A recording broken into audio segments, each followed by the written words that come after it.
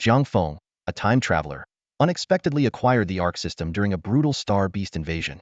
To his astonishment, the system was eerily similar to a game he was obsessed with in his previous life.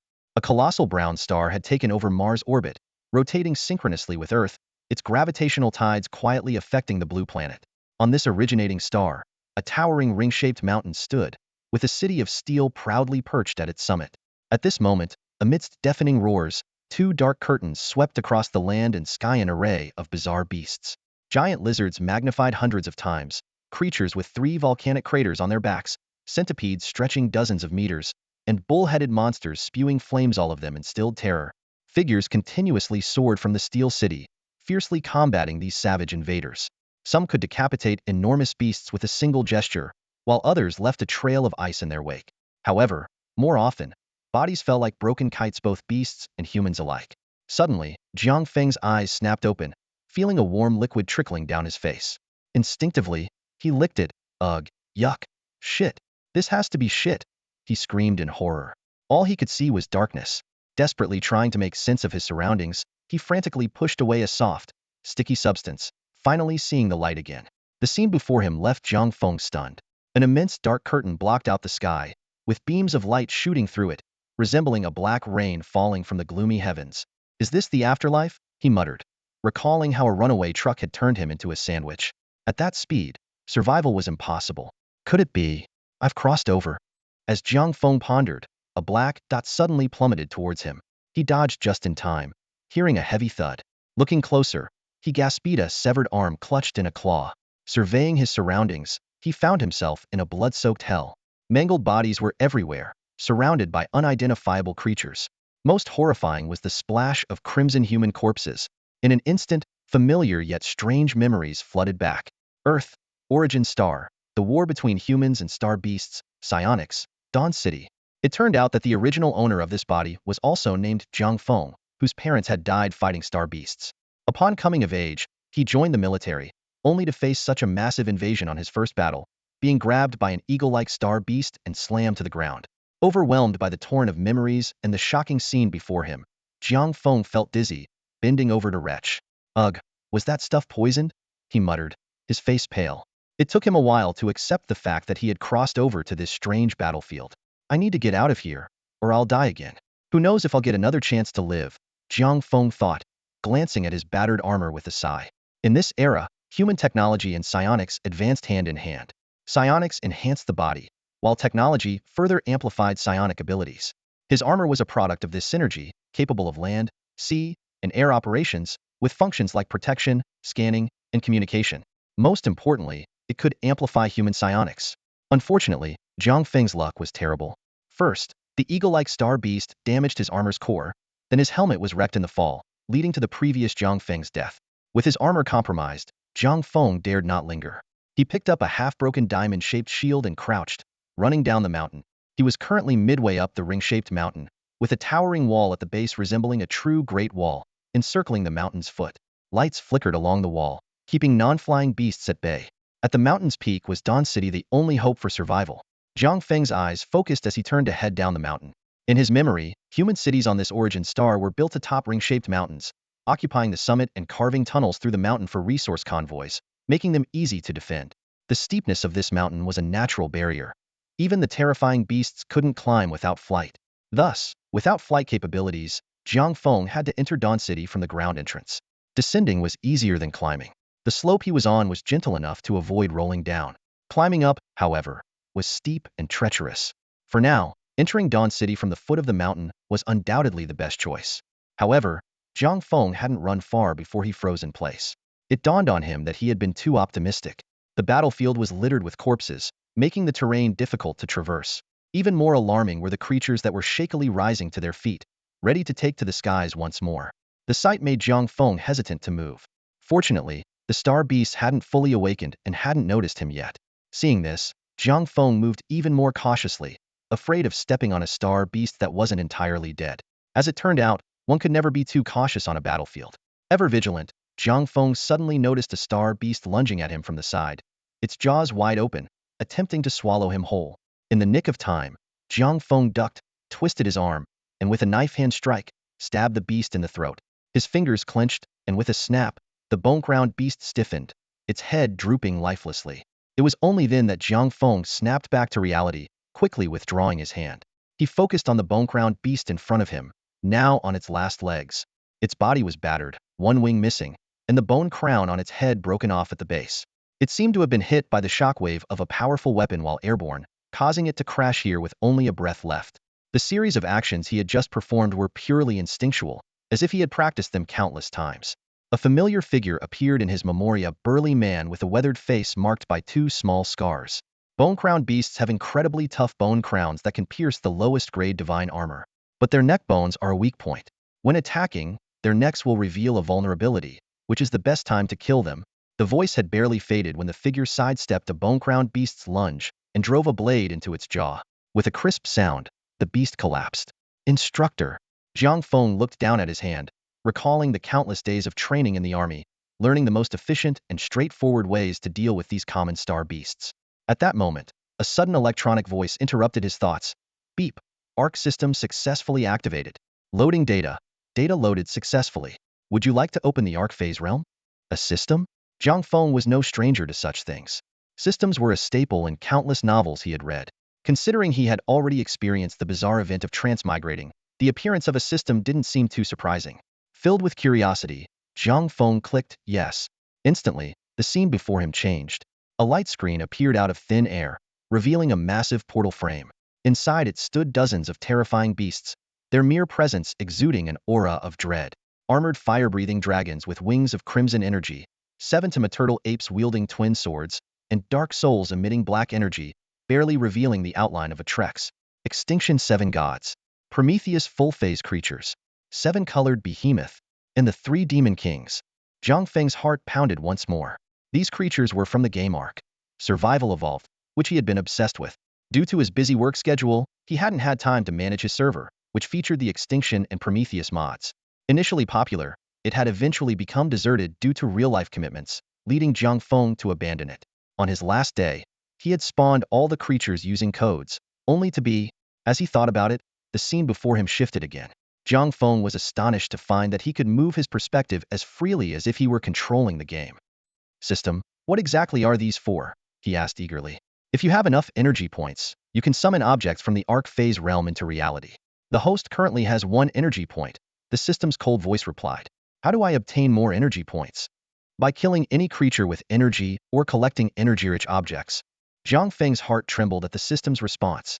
Although he wasn't sure how powerful the creatures from the arc would be once summoned, their sheer size suggested they would be formidable among star beasts. However, when his gaze fell on the small text next to the Tek Fire Dragon, he couldn't help but gasp. Summoning the Tek Fire Dragon required 10 billion energy points. That long string of zeros was like a bucket of cold water poured over Jiang Feng. He had only gained 1 energy point from killing the bone-crowned beast, and while it was a low-grade star beast, the number 10 billion was still daunting. What can I summon right now? Jiang Feng asked, a bit resigned. There are options: Prometheus Spear, Iron Sword, Pickaxe, Axe. Recommended. Prometheus Spear. The system replied truthfully. Jiang Feng's face fell. He had hoped to summon Tek Armor, a powerful tool similar to the divine armor of this world, superior in performance but without psychic amplification. Even without the system's recommendation, he knew that the Prometheus Spear was the most cost-effective choice on the list. The other iron tools and weapons might be useful against large dinosaurs, but against these bizarre star beasts, they wouldn't stand a chance. Summon, Jiang Feng ordered without hesitation. A pitch-black spear materialized from the void, and Jiang Feng grasped it in his hand, examining it closely.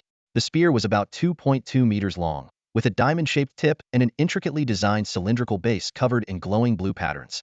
He wielded the seemingly weightless spear with ease, thanks to his body's years of rigorous training. Feeling the cold touch of the unknown metal, Jiang Feng quickly surveyed his surroundings and chose a relatively safe path to continue down the mountain. Navigating the battlefield was no easy task. Falling corpses and not-quite-dead star beasts posed significant obstacles for the poorly equipped Jiang Feng.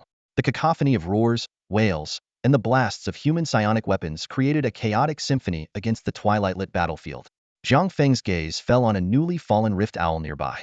This bat-like yet larger creature, standing about 1.5 meters tall, had a gruesome wound on its back. Despite its dire state, the rift owl noticed the human before it.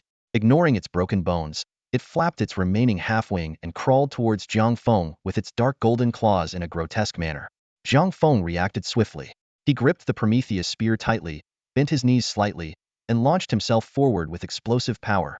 The Rift Owl, grounded and without awakened psionic abilities, relied solely on its physical prowess but was swiftly struck by Jiang Feng's spear at the shoulder of its remaining wing. The pain only fueled the Rift Owl's ferocity. Ignoring the spear in its shoulder, it raised its dark golden claw and struck at Jiang Feng's abdomen. Glancing at his intact armor, Jiang Feng grunted and took the hit directly, simultaneously withdrawing the Prometheus spear and delivering a powerful strike to the Rift Owl's midsection. The already unstable Rift Owl staggered from the blow, desperately clawing at the ground to maintain its balance. But Jiang Feng's relentless assault followed, the spear's ghostly blue tip piercing the Rift Owl's abdomen twice, leaving 2 gaping holes. With a piercing screech, the Rift Owl's grip faltered, and Jiang Feng's spear lifted it 2 meters into the air. Jiang Feng crouched slightly, eyes narrowed at the struggling Rift Owl on the ground.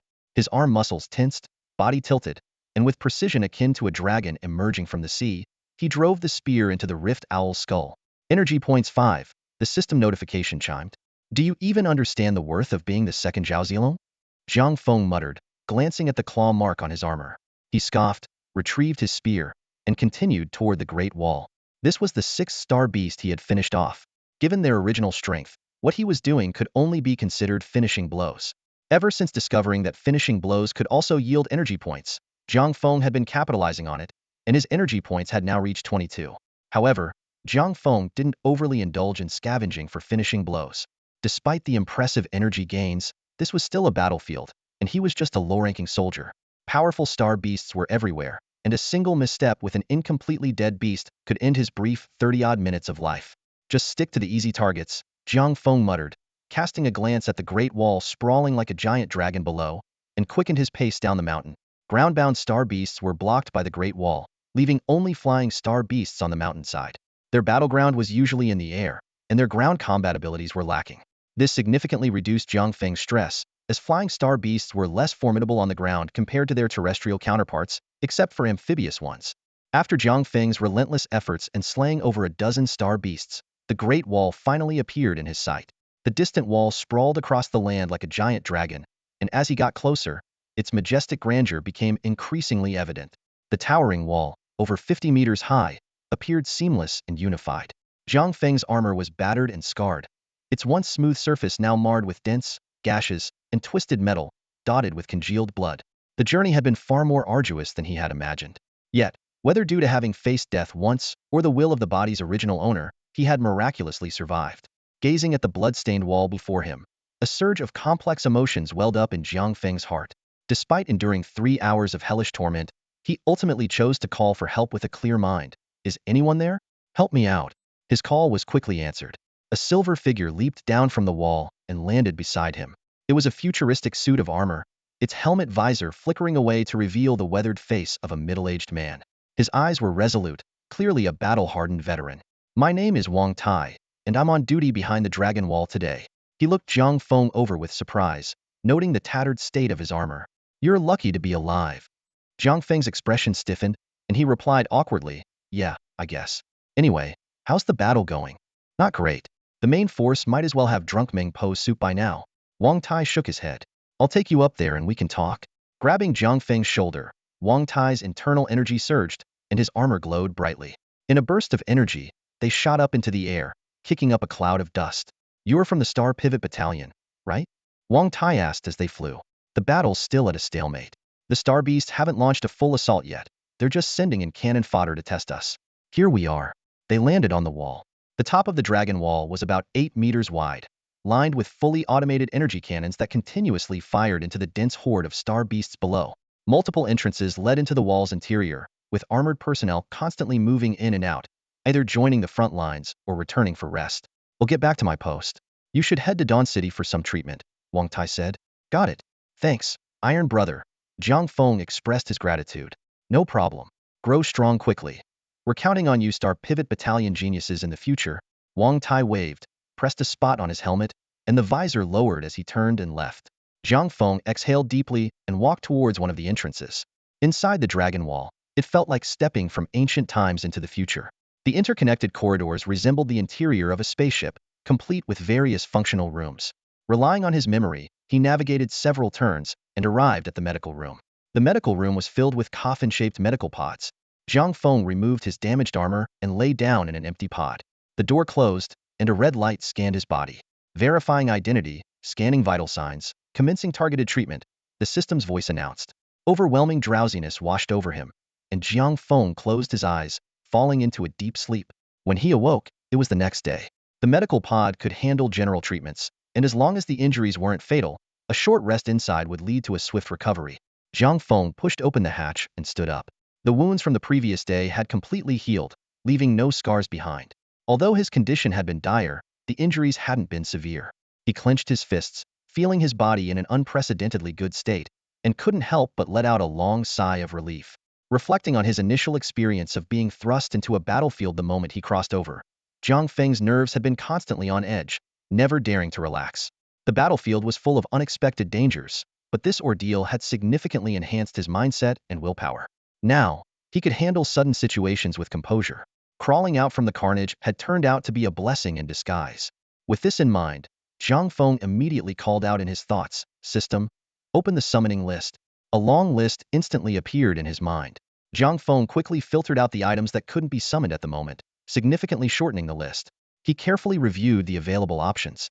Energy points, 64. Mechanical. Prometheus Spear. Energy required, 1. Tek Rifle. Energy required, 2. Tek Laser Cannon. Energy required, 2. Tek Armor Standard Version. Energy required per piece, 5. Biological. Raptor. Energy required, 3. Triceratops. Energy required, 5. Stegosaurus. Energy required, 5. Tek Raptor. Energy required, 10. Tek Stegosaurus. Energy required, 15. Jiang Feng weighed his options. Summoning biological entities was clearly not suitable at the moment, and the strength of the available dinosaurs might not hold up in this world. He was more interested in the dinosaurs enhanced by Tek, Prometheus, and extinction technologies that would come later. Considering his armor was already damaged, his top priority was to rearm himself. He carefully found a secluded spot without surveillance cameras and quietly called out, "System, summon Tek chest armor, leggings, gauntlets, boots, helmet, and the Tek laser cannon." The system immediately responded, phase realm activating, additional dimensional imaginary axis engaged, energy points deducted, summoning successful. A dimensional portal with a diameter of about half a meter suddenly appeared in front of Jiang Feng. Instantly, the Tek battle armor seemed to gain a mind of its own, disintegrating into countless fragments that flew with precision to various parts of his body. Within the blink of an eye, these fragments seamlessly assembled into a complete suit of armor, tightly fitting onto Jiang Feng. This Tek battle armor resembled the Iron Man suit from his past life, but had more defined edges. The seams of the armor glowed with visible Tek energy lines, currently gray in color. The helmet's faceplate was made of a black energy grid, obscuring Jiang Feng's expressions from the outside while allowing his vision to remain unobstructed. A propulsion device was mounted on the back, the core component of the chest armor's flight system. Each part of the Tek battle armor had independent functions, and when combined, they formed a more powerful unit, making it a versatile suit for land, sea, and air. The chest armor handled levitation and flight. The wrist sections could channel Tek energy to deliver powerful punches, the leg guards greatly enhanced running speed, and the footgear effectively absorbed impact, making the wearer adept at cliff jumping. The helmet was the most feature-rich, capable of distinguishing friend from foe, providing night vision, thermal imaging, and oxygen, and most importantly, connecting the entire suit to Jiang Feng's commands as if it were an extension of his body. At that moment, a thought crossed Jiang Feng's mind, and the helmet thoughtfully displayed a message. Tek energy not equipped, unable to activate armor. He then noticed a section at the bottom of the summoning list. Energy elements 10 units, 1 energy. Clearly, the operation of Tek equipment relied on these energy elements. With no other choice, Jiang Feng exchanged for 100 units of energy elements in one go, as both the armor and the Tek laser cannon required them. Once he installed the energy elements into the armor, the previously dull energy lines lit up, and vibrant blue Tek energy began to flow through them. Simultaneously, the helmet displayed the Tek battle armor's control panel. With a single thought, the propulsion device on his back emitted a surge of Tek energy, lifting him gently off the ground. Jiang Feng was delighted to find that the system's design was incredibly user-friendly. With the helmet on, the entire suit felt like an extension of his own body, operating smoothly and effortlessly. After familiarizing himself with the armor, Jiang Feng began to examine the Tek laser cannon. Although called a laser cannon, it resembled a heavy sniper rifle, with a barrel length of 1.5 meters and a futuristic design featuring a blue and silver color scheme. Each side of the scope had a blue energy slot. Considering the environmental constraints, Jiang Feng refrained from testing the cannon's power and temporarily stored it in the system space. With these preparations complete, Jiang Feng retracted the armor and got ready to leave.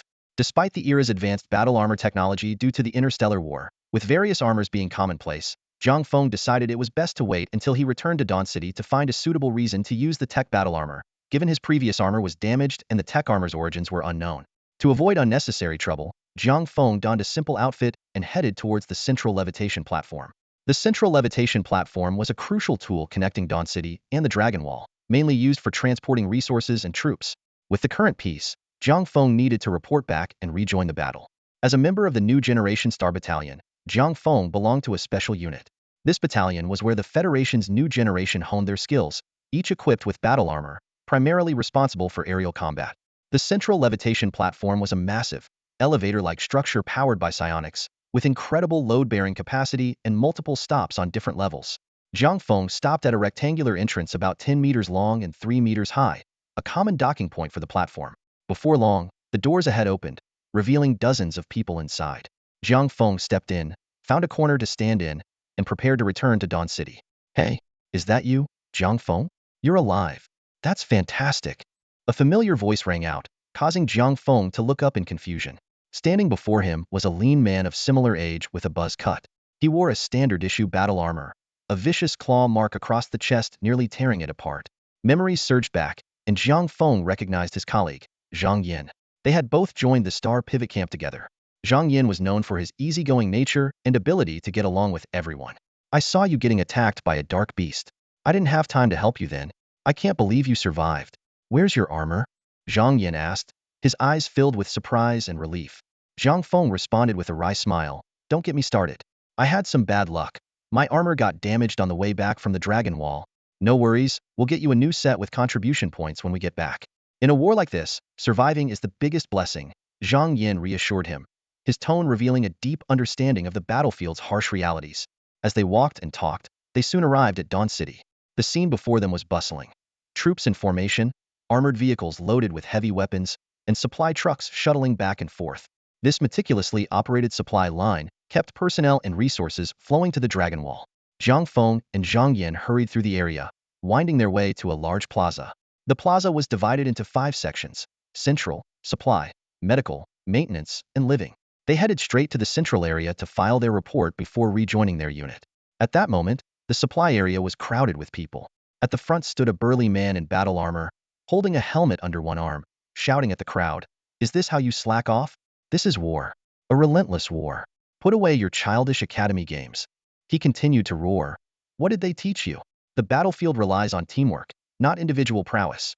300 men. How many came back? Huh. 43. A whole 43 didn't return. Why? Because of your arrogance."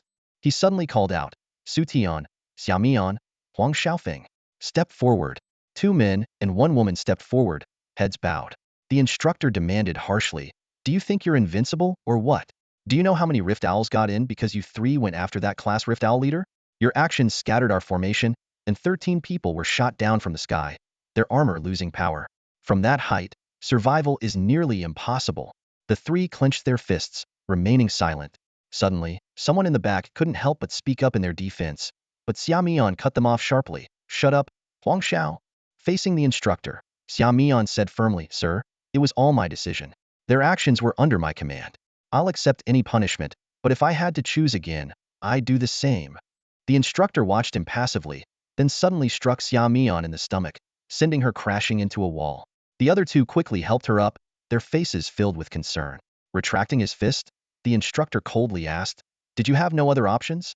Coughing, Xia Mian stood up, her eyes resolute. "Cough, cough. I'm fine. It was the best choice at the time." "The best choice?" the instructor retorted. "Did you try extending the formation? Did you consider splitting into 2 groups, or taking more people with you? I understand your intentions, but don't bring your academy bravado here. This place demands absolute obedience and order. If you hadn't succeeded in killing the Rift Owl leader, you'd all be facing a court-martial." The 3 lowered their heads further. Though still angry, a trace of helplessness flickered in the instructor's eyes. He continued, "Killing the Rift Owl leader is a major achievement, but it doesn't erase your mistakes. You 3 are demoted for 6 months and will forfeit all pay." "Understood," they responded loudly, standing straight. At that moment, Jiang Feng and Zhang Yan arrived. Unaware of the situation, they stood at attention and announced, "Reporting, sir, Jiang Feng and Zhang Yan, requesting to rejoin the unit." Their arrival brought a moment of silence to the entire squad.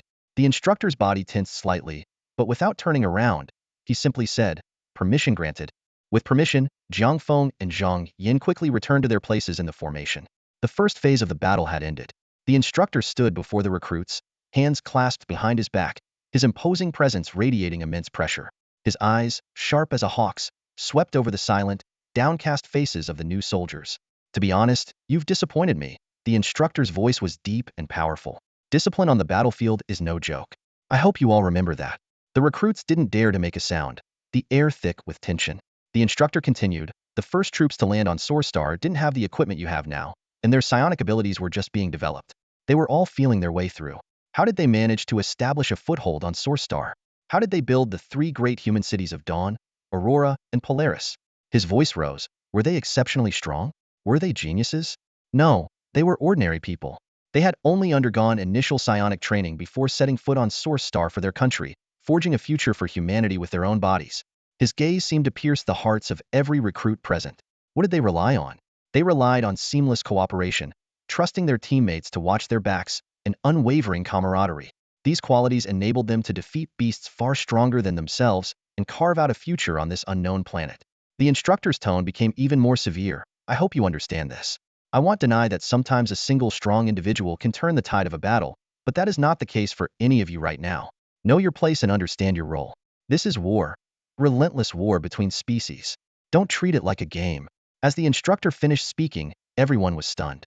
The expressions on the recruits' faces shifted from shock to contemplation, clearly moved by his words. For a long time, the comfort of campus life and secondhand stories about war had painted a picture of heroism and glory in their minds. It wasn't until this moment that they were jolted awake by the instructor's words, realizing the brutal reality of war. Seeing the recruits deep in thought, the instructor nodded in satisfaction. "I'm not afraid of you making mistakes. I'm afraid of you not reflecting on them. Think about it. We'll meet here again tomorrow." He pointed to Jiang Feng and Zhang Yan. "You two, go get your standard armor. If you have your own gear, remember to register it." Dismissed. With that, the instructor turned and left, and the recruits began to disperse. Most left in small groups, but Jiang Feng walked away alone, his head down. He didn't mind the solitude. He was contemplating how to register his Tek Armor. Jiang Feng found a quiet spot and donned his Tek Armor, pulling down the visor. Following his memory, he made his way to the armor registration area. It was a room the size of a basketball court, with four spider-like metal arms at the front and a humanoid mold in the center. The back half was a large enclosed space with only a dark window visible. At that moment, someone wearing armor was standing in the mold, with the tips of the metal arms glowing red, scanning the armor. About half a minute later, the arms retracted, and the person stepped out to register at the window. Due to the wartime conditions, there was a constant stream of people coming to replace their armor. Jiang Feng waited in line for half an hour before it was his turn. He pressed a spot on his temple, and a dark, grid-like energy mask covered his expression. Jiang Feng stepped into the mold, feeling a faint suction as the armor connected with the mold. The metal arms began to scan. At the registration window, a woman in a white hoodie was staring at the data on the screen. Her eyes, shadowed by dark circles from lack of sleep, suddenly lit up. She quickly pulled her long legs off the control panel. Jiang Yin bit down on her lollipop, her eyes gleaming with excitement. Leaning forward, her hands moved swiftly over the controls. The screen rapidly updated with information. Armor data. Unknown. Creating new record. Strength. Class. Psionic amplification. Unknown. Basic systems. Unknown. Capable of land, sea, and air operations. Jiang Yin stared intently at the flickering information on the screen, her hands moving across the console like a precision machine. She was simultaneously creating a profile for the battle armor and inputting code, her fingers moving so fast they left a blur on the keyboard. Lines of complex code cascaded down the screen like a waterfall, seamlessly integrating into the vast network. New battle armor, huh? Jiang Yin muttered to herself, her eyes gleaming with excitement. She quickly analyzed the data. While the overall performance is pretty standard, this modular design is quite ingenious. Each small component integrates multiple functions. The level of detail is truly astonishing. She casually tossed the remaining stick of her lollipop into a nearby trash can, a confident smile spreading across her face. Most people would assume this is the work of one of those big companies, but I know their styles too well. The creator of this armor is definitely someone else. Just as Jiang Yin was immersed in the thrill of her analysis, a scarlet warning suddenly popped up, hovering over the code she had just entered. Alert! Colonel Jiang Yin, cease your actions immediately. You are violating Article 3 of the Federal Battle Armor Privacy Protection Act, which prohibits using the military registration system to analyze battle armor. Cease your actions immediately. Jiang Yin's fingers froze, and she reluctantly deleted all the code. Rubbing her temples, she muttered to herself, ugh, there I go again.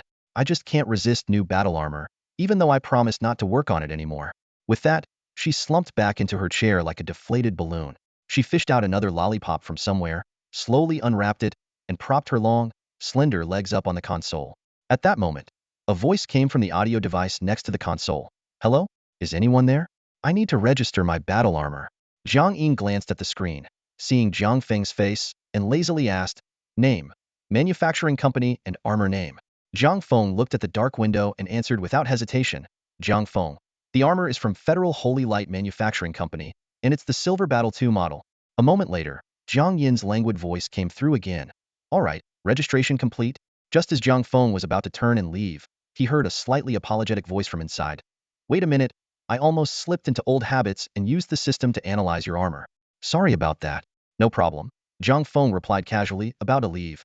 But then he heard an unusually serious voice. Be careful of the Shenchi company. If your armor's information accidentally gets to them, head to Yanlong. The words struck Jiang Feng like a bolt of lightning. He wanted to ask more, but a man behind him patted his shoulder. Hey buddy, it's my turn, the man said, pointing to the window number. Jiang Feng had no choice but to leave with a head full of questions, constantly replaying Jiang Yin's well-meaning warning in his mind. He realized that this mysterious female officer not only had the skill to analyze high-tech battle armor, but was also risking herself to warn him about Shenchi Company. This information left Jiang Feng deeply contemplative. Jiang Feng had some understanding of the backgrounds of Shanshi and Yanlong companies. On the surface, the Federation appeared unified, but internally it was divided into three major factions led by Huaxia, the United States, and Europe, with smaller countries aligning themselves accordingly. Shanshi was backed by the United States, Yanlong was affiliated with Huaxia, and Shengguang represented European interests. These three companies nearly monopolized the mid to high-end market, leaving only a small space in the low-end market for other independent armor companies. Jiang Feng was puzzled as to why Jiang Yin wanted him to be cautious. In his view, the Tek Armor was nothing special. Its strength was merely average and unlikely to attract the attention of the major corporations. However, what Jiang Feng didn't realize was that the seemingly ordinary multi-part linkage feature he took for granted was exactly what Jiang Yin was warning him about. This difference in understanding stemmed from their distinct perspectives. In Jiang Feng's memory, the armors from the three major companies all had this feature. Coupled with the constant emergence of new models in the market, he believed the Federation would not intervene, thinking his product wasn't worth noticing. On the other hand, Jiang Yin astutely perceived that the multi-part linkage of the Tek Armor might signify a completely new system. With the major companies' systems reaching a bottleneck, such a new system could potentially be a breakthrough. This disparity in insight was due to the difference in their outlooks. Recognizing the uniqueness of the Tek Armor required intimate knowledge of the internal systems of the three major companies, a level of understanding that would exclude most people. Moreover, one would need to gather data through system testing to make an informed judgment. Despite some minor hiccups during the armor registration process, Jiang Feng remained unperturbed. In his view, even if the Tek Armor's technology fell into others' hands, it wouldn't matter.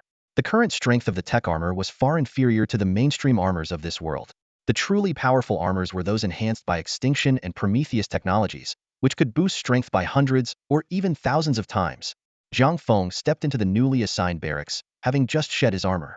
The large room, meant for 10, currently housed only 7 occupants, and the atmosphere was heavy with unspoken grief.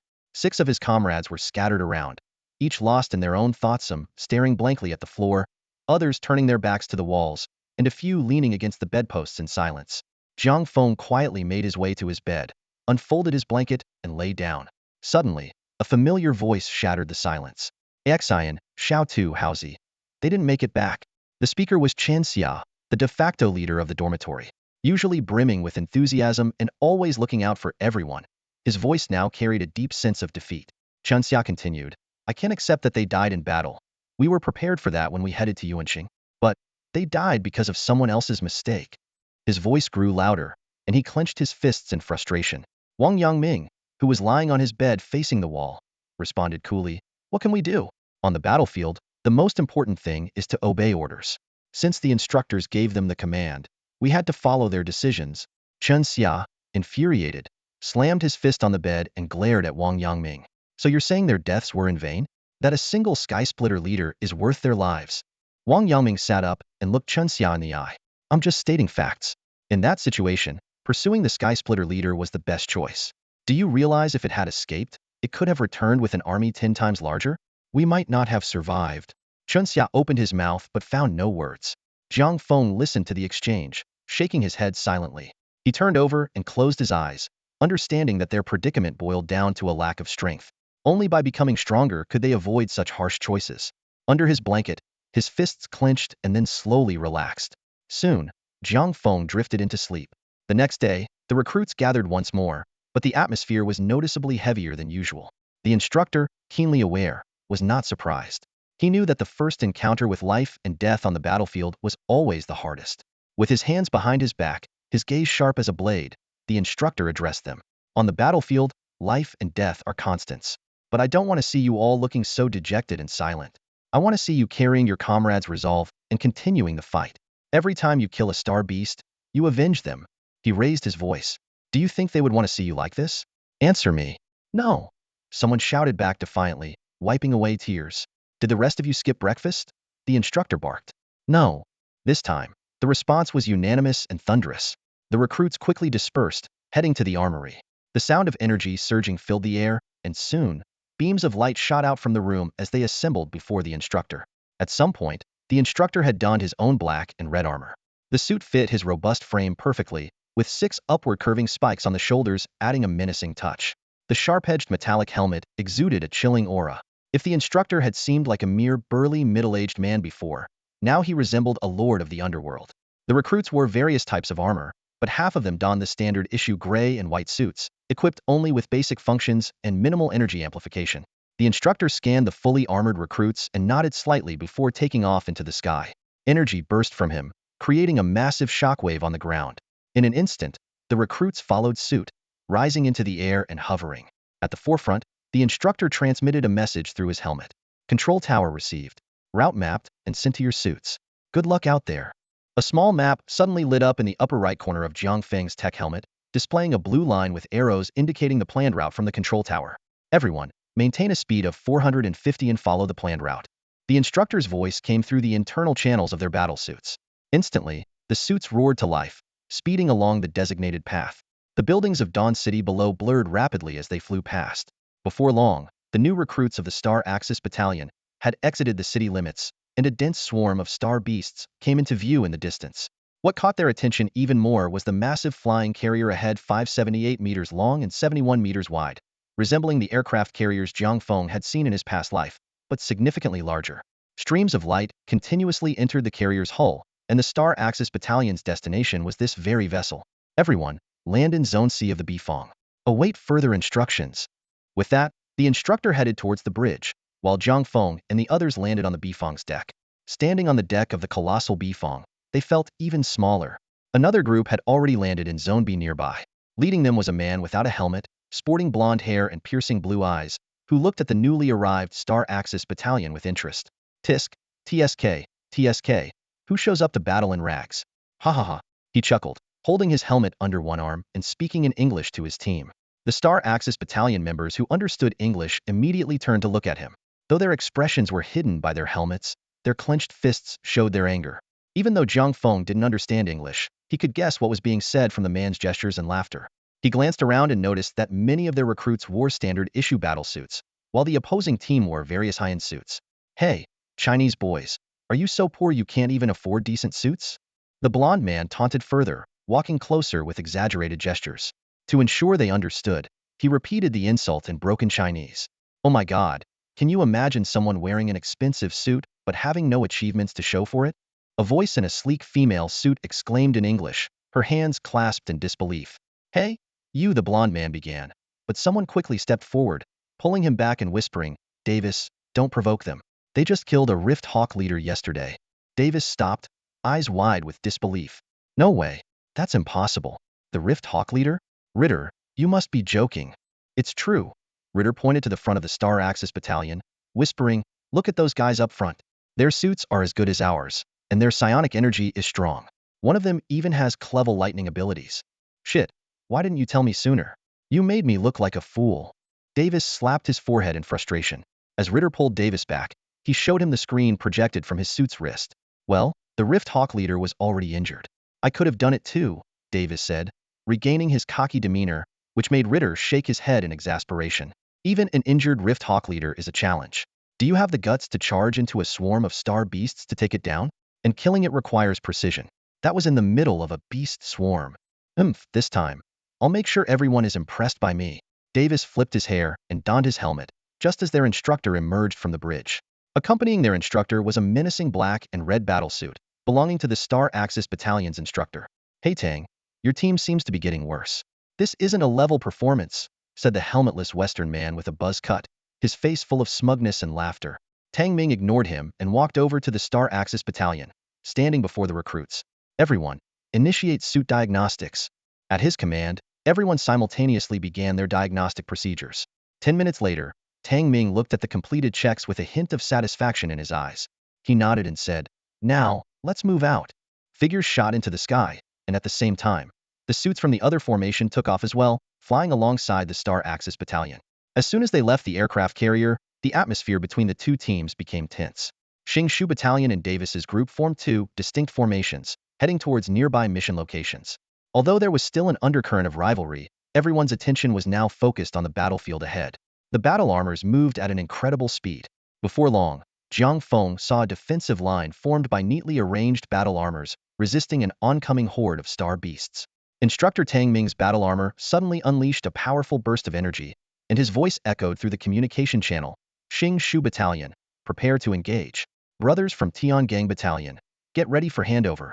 Before he finished speaking, Tang Ming shot through Tiangang Battalion's formation like a black and red lightning bolt, charging towards the oncoming horde of ghost thorn beasts. These star beasts had humanoid bodies, reverse-jointed legs, fleshy wings on their backs, menacing ghostly faces, and a long, slender horn that took up nearly a third of their height. Tang Ming reached the front lines, his internal energy surging into the arms of his battle armor. From behind, one could faintly see the black and red energy coalesce into two giant demonic claws. Dark claws.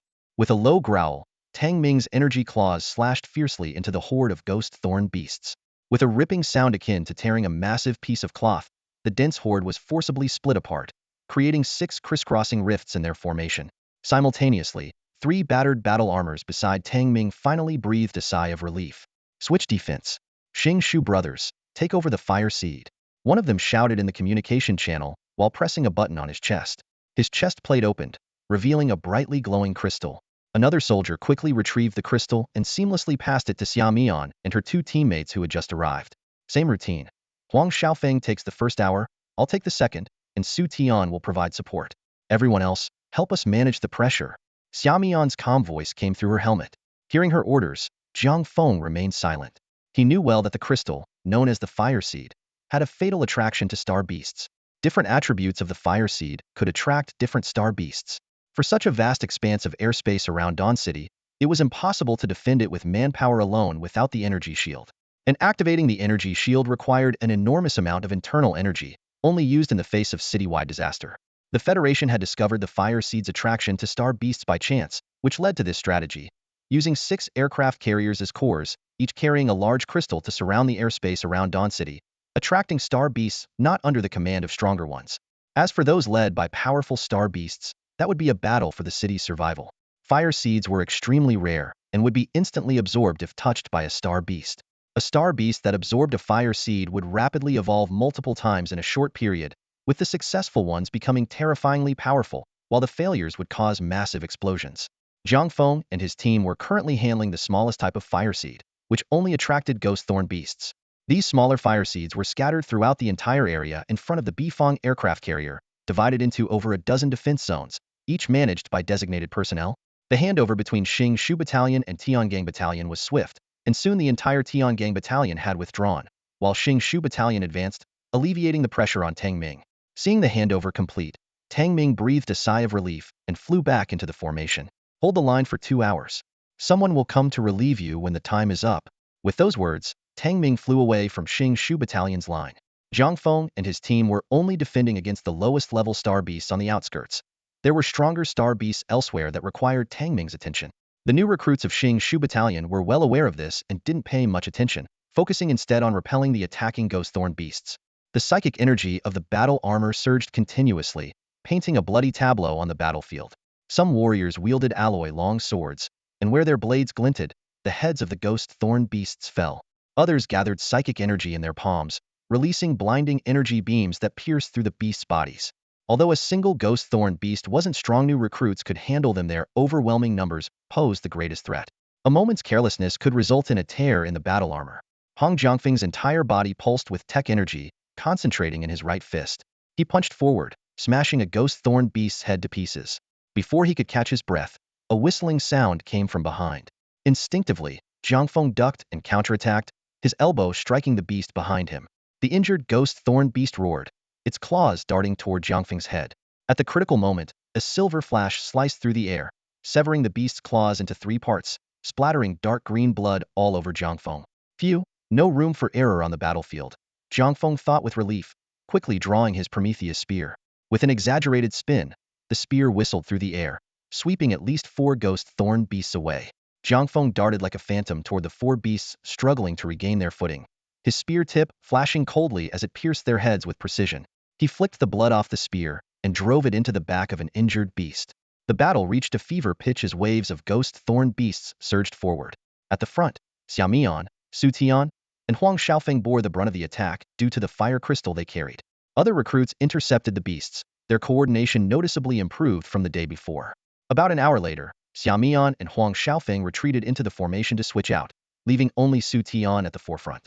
2 gaps suddenly appeared in the formation, increasing the pressure on the nearby warriors.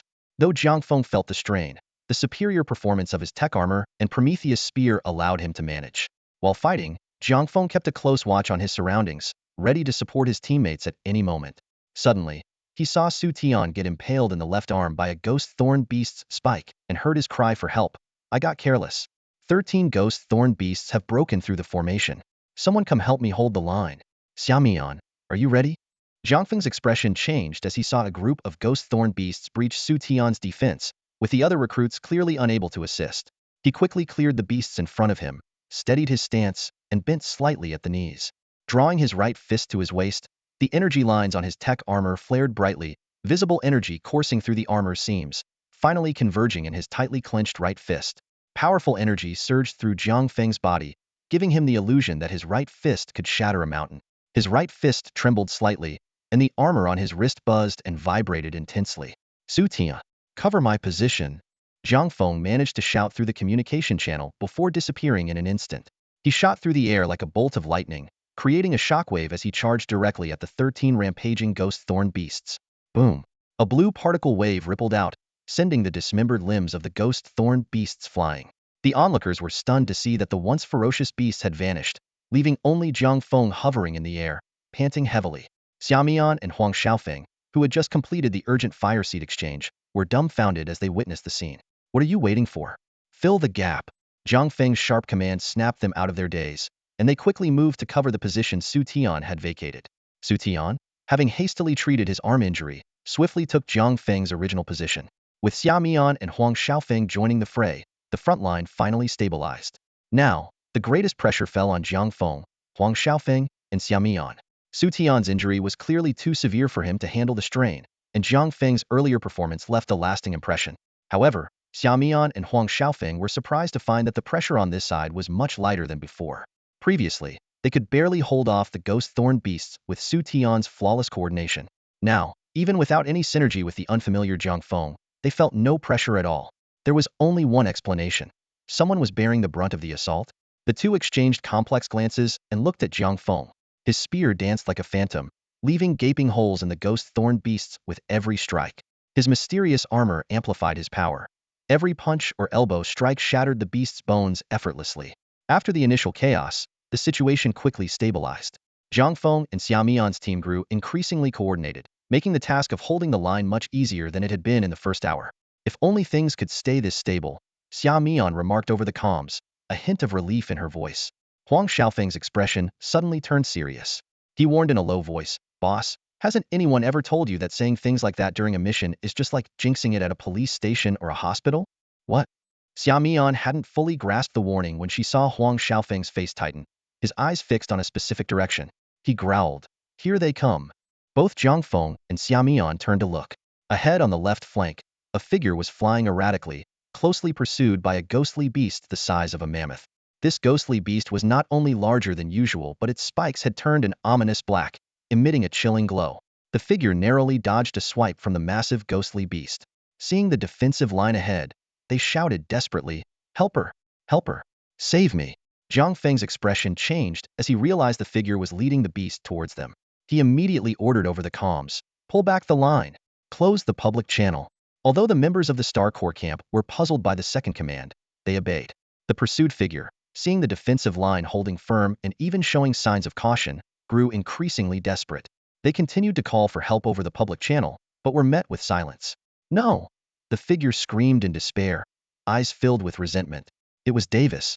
He had been stationed not far from the Star Corps camp, where his task had been comparatively easier. This had given him other ideas. When the massive ghostly beast appeared, Davis had led 2 subordinates to engage it, hoping to replicate the Star Corps camp's tactics to prove himself. However, he underestimated the cunning of the beast. It initially pretended to be overwhelmed, luring Davis and his team deeper in, before leading a horde of ghostly beasts to surround them. In the end, only Davis managed to escape at great cost. In his panic, Davis had lost his way and stumbled towards the Star Corps camp. Seeing their indifferent response, he grew even more desperate. With a determined look, he charged headlong towards their line. At that moment, a strong sense of danger hit him. Davis shuddered and used the last of his energy to slide downward just in time. Whooshed, a solid beam of light shot through where he had just been, followed by an eerie sound. Davis stared in disbelief at the air distorted by the heat. Back at the Star Corps camp, Xiaomian, Huaxia, and the others were dumbfounded, staring at Jiang Feng. He calmly stowed away the laser cannon, the energy gauge slowly shifting from overloaded red back to normal blue. Jiang Feng casually took out a Prometheus spear and easily dispatched a few ghostly beasts that had slipped through. Seeing the others still in shock, he asked, "What are you standing around for?" "The ghostly beasts are breaking through." The group snapped back to reality. Huang Xiaofeng stammered, "Are we just going to let him die?" "Letting someone die implies we had the ability to save them," Jiang Feng replied, thrusting his spear through 2 ghostly beasts in quick succession. "I'm merely mitigating risk." Xiaomian shook her head. "If that ghostly beast charges in, with our current strength, what will happen? Even if we save him, we'll lose a lot of people." She thought to herself, though the logic was sound, she hadn't expected Jiang Feng to act so decisively. The moment he saw Davis heading their way, he had immediately taken out his laser cannon and fired. Seeing Davis obediently turn and fly in the other direction, Jiang Feng squinted his eyes slightly. He knew full well that his recent act of not coming to the rescue was hardly a big deal in the Federation. Even if it went to a military court, he would come out unscathed. If letting Davis in had led to the ghost spikes breaching their formation, that would have been the real disaster. Jiang Feng watched Davis's retreating figure, noting how he kept glancing back. Facing death, and still thinking about revenge, he mocked silently. In an instant, Jiang Feng's focus returned to the increasingly coordinated new recruits of the Star Corps camp. Observing their performance, he quickly made a decision. Just then, 3 ghost spikes attacked from different directions. Jiang Feng gritted his teeth and swung his gun, managing to fend off 2. But the third ghost spike struck the propulsion unit on the back of his Tek Armor. With a loud explosion, the chest propulsion unit shattered. The burst of flames instantly engulfed the ghost spike, while Jiang Feng plummeted like a kite with a broken string. This sudden turn of events caught Huang Xiaofeng and Xiaomian off guard. They were about to dive in for rescue, but seeing the ghost spikes flooding in through the gap left by Jiang Feng, they had no choice but to hold the line. "Don't panic. Stabilize the formation. The mission time is almost up. We'll search and rescue after the handover." Although Jiang Feng wasn't familiar with the Star Corps camp members, his heroic efforts had left a deep impression. His sudden fall caused many to be anxious. Fortunately, after prolonged combat, their coordination had greatly improved. Despite the pressure increasing in Jiang Feng's absence, they managed to hold their ground. Meanwhile, Jiang Feng was in free fall. He calmly adjusted his posture, squinting at the rapidly approaching crater. Bang! Clad in Tek Armor, Jiang Feng hit the ground hard like an arrow. The impact was absorbed by his Tek boots, raising a cloud of dust and scattering nearby corpses with the shockwave. In the midst of the dust, Jiang Feng slowly stood up, retracting his damaged Tek Armor into the system space and spending 5 energy points to equip a brand new one. After 2 hours of fierce combat, he had accumulated 386 energy points from killing ghost spikes, expanding the range of items he could summon from the system. Jiang Feng quickly recharged the energy elements for his Tek chest armor, activating the leg and ankle functions. A powerful thrust propelled him forward like an arrow. In just 3 seconds, A sonic boom echoed as Jiang Feng broke the sound barrier. The surroundings blurred, and he could barely make out the direction Davis had gone, sprinting towards it. He couldn't risk flying yet, as his next moves had to remain undetected.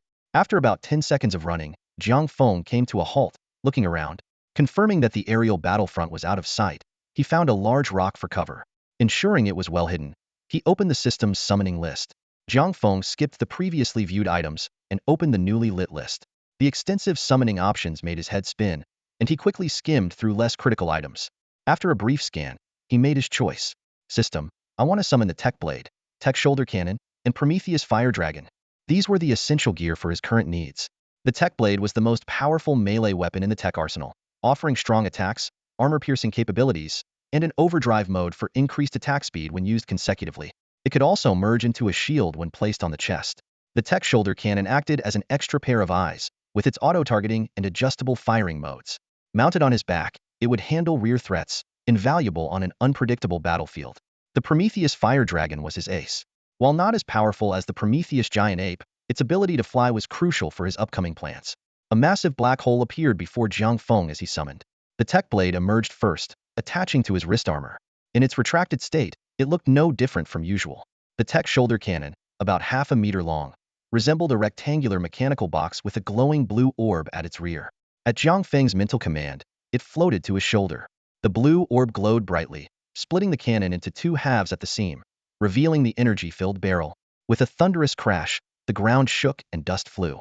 A metal claw emerged from the black hole, followed by a dark dragon belly. Jiang Feng looked up to see a pair of gleaming talons, protected by iron bracers. His gaze continued upward to a menacing dragon head, now staring down at him. The Prometheus Fire Dragon stood tall before Jiang Feng, its majestic presence far more awe-inspiring than its in-game depiction. Its form resembled a Western dragon, but its body was a blend of armor and flesh, exuding a chilling aura of mechanical and biological perfection. Most striking were its wings, glowing with a blue light silver-gray metal frames supporting membranes of blue energy that pulsed with a ghostly glow in rhythm with its breathing. Jiang Feng couldn't help but swallow nervously as he cautiously approached the unique dragon beast. The Prometheus Fire Dragon seemed to sense his goodwill and lowered its head, allowing Jiang Feng to gently stroke it. With a slight push of his Tek Armor, Jiang Feng leaped onto the dragon's back. Instantly, a strange connection formed within him, as if his every thought could directly communicate with the dragon beast. I can't keep calling you Prometheus, Jiang Feng said, gently stroking the dragon's neck, his eyes falling on its glowing blue wings. From now on, I'll call you Blue Wing. As soon as he finished speaking, Blue Wing let out a low roar, as if acknowledging its new name. Smiling, Jiang Feng focused his mind, and Blue Wing understood immediately. It crouched slightly, then with a powerful beat of its energy wings, it soared into the sky, kicking up a cloud of dust. Amazingly, these energy wings not only supported the dragon's massive body, but also propelled it faster than a standard battle suit, continuously accelerating. The powerful airflow was perfectly blocked by Jiang Feng's Tek Armor. He squinted slightly, thoughts racing through his mind about all the possible escape routes Davis might take. His true target was Davis, and being shot down earlier was merely a carefully orchestrated ruse. Given Jiang Feng's strength, it seemed improbable that he would be brought down by 3 ghost thorn beasts, but who would have thought that with his battle suit damaged and unable to fly, he could reappear elsewhere and ambush the airborne Davis? From their first encounter to the subsequent provocations, Davis's outdated American supremacist mindset was blatantly obvious. In such dire moments, Jiang Feng's refusal to save him would undoubtedly leave Davis harboring a grudge. However, what truly ignited Jiang Feng's killing intent was Davis's background. When Davis left, Jiang Feng had used his suit system to look up his information. The results were startling. Davis's father was a federal general, and his mother a high-ranking executive at God Enlightenment Corporation. The battle suit he wore was 2 generations ahead of what was available on the market, explaining why he survived while his teammates perished. But this was just publicly available information. Given the Davis family's status, his parents' influence was undoubtedly far-reaching. It would be child's play for them to target a soldier with no background. From the countless novels Jiang Feng had read in his past life, protagonists often left hidden dangers due to their indecisiveness and mercy. Determined not to repeat their mistakes, Jiang Feng resolved to eliminate Davis unless he personally witnessed him fall to the ghost thorn beast. This time, he intended to leave no loose ends. At this moment, Davis's eyes were filled with venomous hatred as he cursed incessantly. The recent attack had indeed made him feel the threat of death. Jiang Feng's cold, grid black mask was deeply etched into his memory. Damn it! Once I shake off this ghost thorn beast, I'll make you wish you were dead, Davis muttered through gritted teeth. Glancing at the damage status displayed at the top right corner of his helmet interface, Davis felt a pang of distress. This was the latest Thunder Shadow battlesuit he had begged his mother to get for this gilded mission. The suit not only significantly amplified his psionic abilities, but also housed a rare Thunder Core. When psionics were abundant, activating the Thunder Core could double the suit's speed and attack power, but it came at the cost of overloading and massive energy consumption. Now, Davis's psionic energy was nearly depleted, and he had already used the Thunder Core once to break through the Ghost Thorn Beast's encirclement. Although the overload had just cooled down, he dared not activate it again lightly. He feared that even with the Thunder Core, he might not defeat the relentless Ghost Thorn Beast. Once his psionic energy was exhausted, he would be defenseless. Suddenly, a piercing metal clash rang out as the Ghost Thorn Beast's claw struck the back of Davis's suit. Although the high-quality material withstood the blow, the impact sent him plummeting like a broken kite. Damn it! Damn it! Davis cursed. Where the hell are the front lines around here? It's all that damn Chinese monkey's fault for not helping me. Seeing the damage status of his suit's back rise again on the system display, Davis's heart sank, and his hatred for Jiang Feng deepened. The latest generation of Thunder Shadow armor from Davis performed exceptionally well, allowing him to barely hold on under the relentless pursuit of the giant ghost spike beast. Ordinary armor would have struggled to even break through the beast's encirclement. In his despair, Davis glanced at the map and his eyes lit up, thinking to himself, "You didn't save me first, so don't blame me." He deftly dodged the beast's sharp spikes, a sinister smile forming on his lips. But just then, a terrifying heat wave surged from behind. Davis turned around in horror, his pupils dilating rapidly. The giant ghost spike beast that had been chasing him was now engulfed in blue flames. Behind it, a massive shadow began to take form, a terrifying dragon with fused armor and flesh. Blue dragon breath spewed from its maw filled with sharp teeth, and the ghost spike beast let out a final wail before collapsing as a charred husk. Davis was stunned, paralyzed with fear. The eerie dragon, known as Blue Wing, hovered in the air, its pale golden eyes coldly fixated on him. It turned out that Jiang Feng had ridden Blue Wing at full speed to the scene, witnessing Davis being pursued, leading to the dramatic turn of events. The two sides stared at each other tensely for over 10 seconds before Davis couldn't withstand the pressure any longer. He activated Thunder Mode, and the armor's energy erupted, arcs of lightning dancing across his body. He shot away like an arrow, leaving 3 afterimages. However, he hadn't flown far when a tremendous wind pressure hit him from behind, throwing him off balance. Blue Wing followed closely, its ferocious head held high, radiating scorching energy from its mouth. Davis was terrified, frantically draining all his internal energy in a desperate attempt to fly faster. Suddenly, a figure appeared in front of him. Jiang Feng had maneuvered his Tek Armor from below to intercept him while he was affected by the wind pressure. Although Davis was momentarily confused, he quickly recognized the distinctive black mesh visor of the unconventional armor. "It's you!" he exclaimed, despite thinking it was impossible. Everything began to make sense. The unprecedented fusion of armor and flesh in the Star Beast, Jiang Feng's sudden appearance, it all clicked for Davis. "If I'm going down, I'm taking you with me." Davis snarled, barely dodging the dragon breath, and recklessly charged at Jiang Feng. "You overestimate yourself. You don't have that kind of resolve." Jiang Feng sighed, sidestepping Davis's attack. Davis, ignoring everything, continued his frenzied escape. Enraged by the mist dragon breath, Blue Wing let out a furious roar and chased after Davis with renewed vigor. Jiang Feng shook his head, realizing that Davis's armor performance and agility made it difficult for Blue Wing to easily kill him. Blue Wing was more suited for large-scale Star Beast brawls. "But taking out your limbs should be enough," Jiang Feng muttered, activating his Tek Armor to catch up with Blue Wing. The Tek shoulder cannon floated over his shoulder, and he wielded a Tek laser cannon in his hand. The core of the shoulder cannon glowed a brilliant blue, terrifying energy coursing through the barrel, forming an electromagnetic rail. Boom! Zap! 2 energy beams shot out, one after the other, from the Tek shoulder cannon and laser cannon. Davis, fleeing ahead, was filled with rage and desperation, thinking, "Just wait until I get back. Damn it, I don't know how you control that Star Beast." But his chaotic thoughts made him oblivious to the approaching energy beams. By the time he realized, it was too late. Davis twisted his body with all his might, barely dodging the first beam, but the second was unavoidable. The terrifying energy struck his back, causing the flickering arcs of his armor to abruptly cease. The armor was forced out of Thunder Mode, slowing him down significantly. The propulsion system is damaged? Davis felt a chill in his heart. He realized that his opponent knew from the start that such energy beams couldn't penetrate his latest armor, so the target was the propulsion system. They knew his energy was strong and his danger sense keen, so they disrupted his thoughts to increase the hit probability. All this was to drastically reduce his agility, leaving him vulnerable to the dragon breath that could incinerate the ghost spike beast. I lost fair and square, Davis thought as the last thing he saw was the torrent of blue dragon breath raining down. That should do it, Jiang Feng said, satisfied, clapping his hands and signaling Blue Wing to cease fire. He then used his foot to kick some dirt over a pile of ashes on the ground.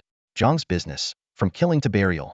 After Davis was burnt to a crisp and fell from the sky, Jiang Feng went directly to the spot where the body landed, ensuring Blue Wing continued to incinerate the remains until only ashes were left. He knew well that if the body were found, the energy weapon damage to the propulsion system would cause significant trouble. Ensuring that Davis left no trace, Jiang Feng decisively took action. He retrieved the Prometheus flame dragon back into the phase realm, swiftly activated his Tek Armor, and flew at full speed in the direction he came from. To maintain the illusion of an accidental fall, he decided to return to the initial crash site. The high speed of the Tek Armor quickly brought Jiang Feng back to the vicinity of the incident. He cautiously observed his surroundings and, seeing no signs of a search, let out a sigh of relief. Jiang Feng quickly changed into the heavily damaged Tek chest armor and, after confirming the location of the dragon wall, activated the energy systems of his leg armor and boots. With a roar, Jiang Feng shot into the sky like a phantom. His departure carved a deep trench in the ground, pushing aside the corpses of star beasts, rocks, and dust, forming a straight, empty path. Shortly after Jiang Feng left, several figures flew in from different directions. Leading them was Xia Mian, who, along with a few new recruits, seemed to be searching for something as they moved. Still can't find him? Xia Mian asked over the squad's communication channel. A hesitant new recruit in standard armor replied, "No, the star beast corpses are everywhere. And from that height, with the armor losing power, it's likely that..." Huang Xiaofeng, stroking his chin thoughtfully, said, "I don't think so. I observed his armor before. It's definitely not ordinary. There's energy flow in the legs and ankles, and there are energy cores in the boots. An armor designed like that must have some kind of cushioning system." Xia Mian nodded thoughtfully. "You're right. I saw him kick a ghost thorn beast to pieces with one foot. He might be heading towards the dragon wall.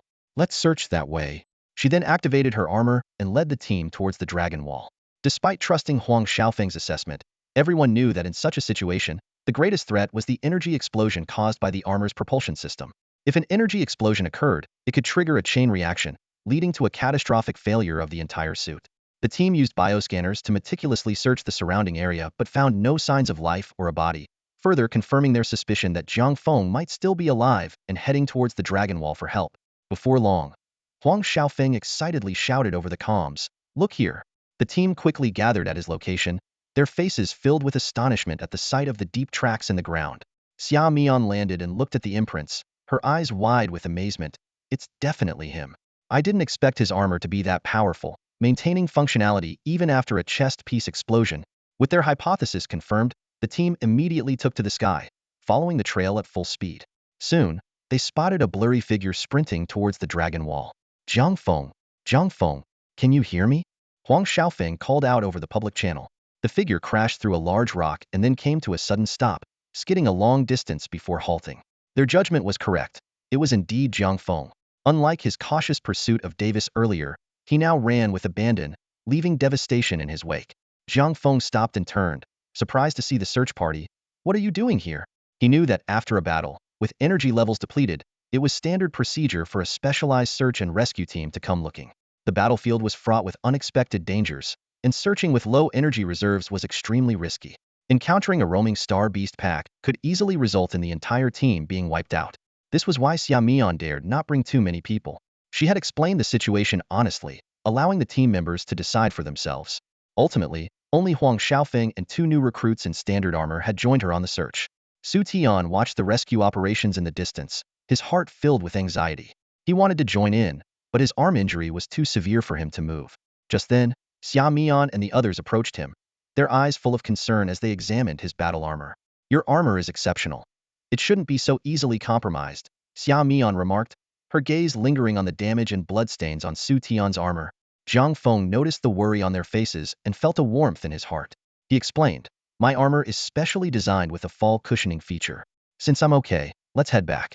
I can already imagine the instructor's angry face if we don't return after this mission." Huang Xiaofeng patted Jiang Feng on the shoulder, a wry smile on his face.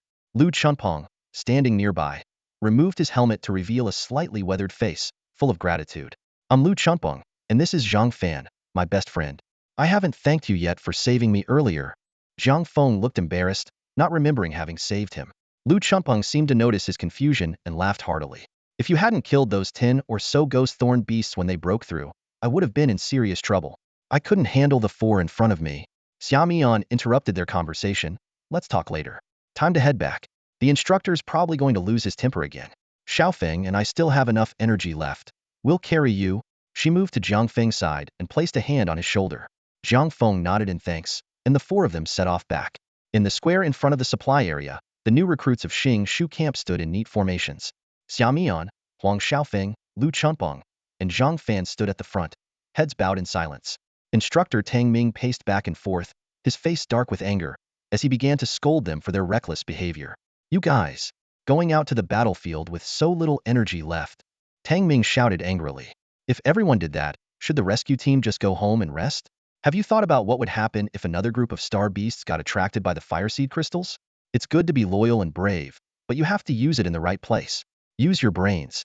The battlefield is not a place to show off. Finally, Tang Ming announced their punishment. Lu Chunpeng, Zhang Fan, 3 months pay docked. Xiaomian, Huang Xiaofeng, 5 months. No promotions for a year. Dismissed. With that, he stormed off. The 4 accepted their punishment silently, knowing it could have been worse. Tang Ming's anger mainly stemmed from his fear that they might not return. When they found Jiang Feng, his anger had already subsided considerably. After the dismissal, Xiaomian waved at Jiang Feng from a distance. Feng, let's go eat. Huang Xiaofeng was about to respond, but Xiaomian shot him a glare. You stay out of this. Jiang Feng saw this and laughed. All right, let's go. Back in the dormitory, the atmosphere was a bit tense. The others felt guilty for not participating in the rescue, but Jiang Feng didn't mind. He lay on his bed, pondering the source of items on his summoning list. The Tech series equipment was too conspicuous, and as his strength grew, its uniqueness would inevitably draw attention. He needed to find a suitable explanation for its origin. Jiang Feng realized that when he killed Davis, his armor's performance was not much different from the opponent's. But summoning biological entities was trickier, as no one had yet seen the kind of energy needed to control star beasts. Suddenly, Jiang Feng thought of the diversity of energy types. He took out his phone and searched for types of energy. A website with a starry background appeared. 9 elements forming 9 stars in a circle, with countless stars dotting the space within. Jiang Feng typed summoning into the search bar, and dozens of results popped up. His eyes lit up as he carefully read through them, hoping to find inspiration to solve his problem. Blood Realm Descent. Summon otherworldly demons using blood as a medium, potential rating. B. Dimensional Pull. Summon an army of lesser beings from interdimensional layers, employing a strategy of overwhelming numbers, potential rating. B. Jiang Feng carefully read through the list of supernatural abilities in his hand, his eyes scanning the rows of special summoning powers. While each ability summoned unique creatures, their overall strength was generally unimpressive. However, 2 particular abilities caught his special attention. Dimensional Mastery. Control the pathways between dimensions to summon powerful dimensional monsters. Danger level. High. Jiang Feng muttered to himself, furrowing his brow. Realm of Fantasy. The soul traverses the void, allowing the summoning of imagined creatures at a terrifying cost. Danger level. Extremely high. This information made him gasp. Jiang Feng's thoughts began to race. These abilities might explain the origin of the creatures from the phase realm. Especially Dimensional Mastery, which summoned bizarre and varied creatures, perfectly explaining the strange biomechanical entities like the ones used by the Promi extinction. Even if someone tried to investigate, it would be nearly impossible to uncover the truth. With this realization, Jiang Feng's tense nerves slightly relaxed. The constant battles of the past few days had left him exhausted. Unknowingly, he closed his eyes and fell into a deep sleep. The next morning, Jiang Feng woke up on time. Years of training had honed his internal clock to wake him with precision. He quickly groomed himself and headed to the assembly point. After the routine basic training, Tang Ming approached the group. With his hands still clasped behind his back and his face expressionless, his tone carried a rare hint of cheerfulness. There are no tasks today, but there will be an inspection from above. Show me your best. A big shot is coming, so don't mess this up. With that, Tang Ming turned and left, leaving the members of the Star Pivot Camp standing at attention. They exchanged puzzled looks, clearly shocked by Tang Ming's unusual demeanor. Usually, if they didn't receive a scolding after training, they would suspect Tang the Devil had been replaced. But today, not only was there no reprimand, there was even a hint of anticipation, making everyone curious about the incoming big shot. Once Tang Ming was out of earshot, a few bold recruits began to whisper. Who could it be? Could it be the commander of Huaxia on Origin Star? Lu Chumping asked in a low voice. Not likely. That commander has been at Dawn City on the front lines for over a decade without leaving. Why would they suddenly come here? Another recruit responded. Listening to the murmurs, Jiang Feng felt a pang of worry. Tang Ming had strictly forbidden such gossip, and if he overheard, the entire Star Pivot camp would be in serious trouble. At that moment, Huang Xiaofeng glanced around to ensure Tang Ming was gone, then lowered his voice. It's definitely one of the commanders under Dawn City. I've got some inside info. Tang the Devil used to fear nothing, not even a lieutenant general. The only person he respects that much He deliberately paused, prompting the others to eagerly ask, Who? Who? Huang Xiaofeng smiled smugly and was about to speak when he suddenly felt a chill down his spine. Turning slowly, he saw Tang Ming standing behind him with a dark expression. One of the 4 Grand Marshals of Huaxia guarding Origin Star, the Skybreaker Isong. Huang Xiaofeng finished, his voice trembling. A collective gasp filled the camp, followed by an eerie silence. Everyone stared at Tang Ming in fear, sensing the impending punishment. Huang Xiaofeng stood frozen, feeling his presence shrink as the oppressive fear magnified around him. Why is my view so wide? And why are my feet off the ground? Huang Xiaofeng was lost in this strange sensation when he suddenly realized that everyone around him was staring at something behind him. His smug expression froze instantly, and he hurriedly began to explain. I've been under Boss Tang's training for so long that I must have grown taller without noticing. Boss Tang's training is amazing. Other methods are just rubbish. Boss Tang is like the brightest star in the universe. That's enough. Tang Ming interrupted harshly, his face darkening as he released his grip on Huang Xiaofeng's collar. He shot a stern look at the entire Star Corps camp and commanded, Everyone, 20 laps around the track. Huang Xiaofeng, 30 laps. And remember to lock your spiritual energy. The others, who had been finding some amusement in Huang Xiaofeng's predicament, suddenly froze at the severity of the punishment. But seeing Tang Ming's grim expression, no one dared to protest. They could only obediently start running towards the track. Meanwhile, on the vast tarmac of Dawn City's military base, a starship as enormous as the Bifong was slowly descending. The tarmac was already packed with people. Tang Ming, clad in battle armor, stood at the forefront with a fully armed 10-member squad. Behind them was a dense crowd, cheering loudly. General Yi, mighty and strong. The waves of cheers were deafening, a testament to General Ye's immense prestige on Source Star. In front of Tang Ming's squad stood a group of high-ranking officials, not in armor, who were the actual welcoming committee. They surrounded a girl in a knee-length dress. She wore a pale white dress that reached her ankles, her flawless feet adorned in white silk. A delicate linen belt cinched her slender waist. Though her chest was modest, her face was as breathtakingly beautiful as a celestial being from a painting. The girl's eyes, bright as stars, were filled with anticipation as she gazed at the slowly opening hatch. A burly, middle-aged man with a crew cut was the first to step out. He wore a pristine military uniform adorned with numerous medals, exuding an aura of commanding authority forged through countless battles. Following him, a fully armed squad escorted a transport vehicle out of the hatch. As the vehicle emerged, the crowd erupted in astonished murmurs. On the transport vehicle was an irregularly shaped boulder about 8 meters long and 5 meters wide. The stone emitted a faint energy that distorted the surrounding space. Hey, what is that? Could it be a dark core? Someone in the crowd exclaimed. There's no way a dark core could be that big. Another immediately countered. Feel it carefully. The energy waves from it are very similar to those of a dark-type star beast's core. Holy crap, it does feel like that. What kind of star beast could produce a core of this size? The discussions grew louder, almost turning into a heated argument. However, someone said something that instantly silenced the entire crowd. A week ago, the S-class dark star beast Lingyu appeared 1,000 miles from Dawn City. 3 special forces teams went to investigate but vanished without a trace. Coincidentally, this location was on General Ye's route back from Morninglight City. As clues started to piece together, a startling truth seemed to be emerging. However, Yi Tsong was indifferent. As he disembarked from the starship and spotted a petite figure waiting in the distance, his face lit up with joy. He hurried over, almost running, and shouted excitedly, Ha ha ha, my Choner has grown taller. I've missed you so much. He reached out with his calloused hand to ruffle the girl's hair. To his surprise, her face turned icy cold in an instant. Awkwardly, Yi Tsong retracted his hand and chuckled nervously. Look, I brought you a gift. He turned and pointed to the massive star core on the transport vehicle behind him. The girl named Choner remained expressionless, but her eyes slowly reddened, and her cheeks puffed up, clearly furious. She glared at Yi Tsong, then turned away without a word. Seeing this, Yi Tsong hurried to catch up, trying to console her. This scene left everyone present stunned. Who would have thought the formidable General Yi could be so humble? Reporters quickly raised their cameras, capturing the retreating father and daughter. After Yi Tsang left, the crowd gradually dispersed, still buzzing with excitement. His actions today had undoubtedly become the talk of Dawn City. Both the gigantic star core and his mysterious daughter became hot topics on every street corner. In a park, a few old men chatted while playing chess. Did you hear? General Yi killed an S-class star beast and got even stronger, one old man said. That's old news, another old man dismissed. I've got some hot gossip just in. General Yi is actually a doting father. This caught the attention of the nearby dancing grannies. Seeing their interest, the old man looked smug. Hey, what does General Ye's daughter look like? Is she pretty? One of the grannies asked. Does my grandson stand a chance?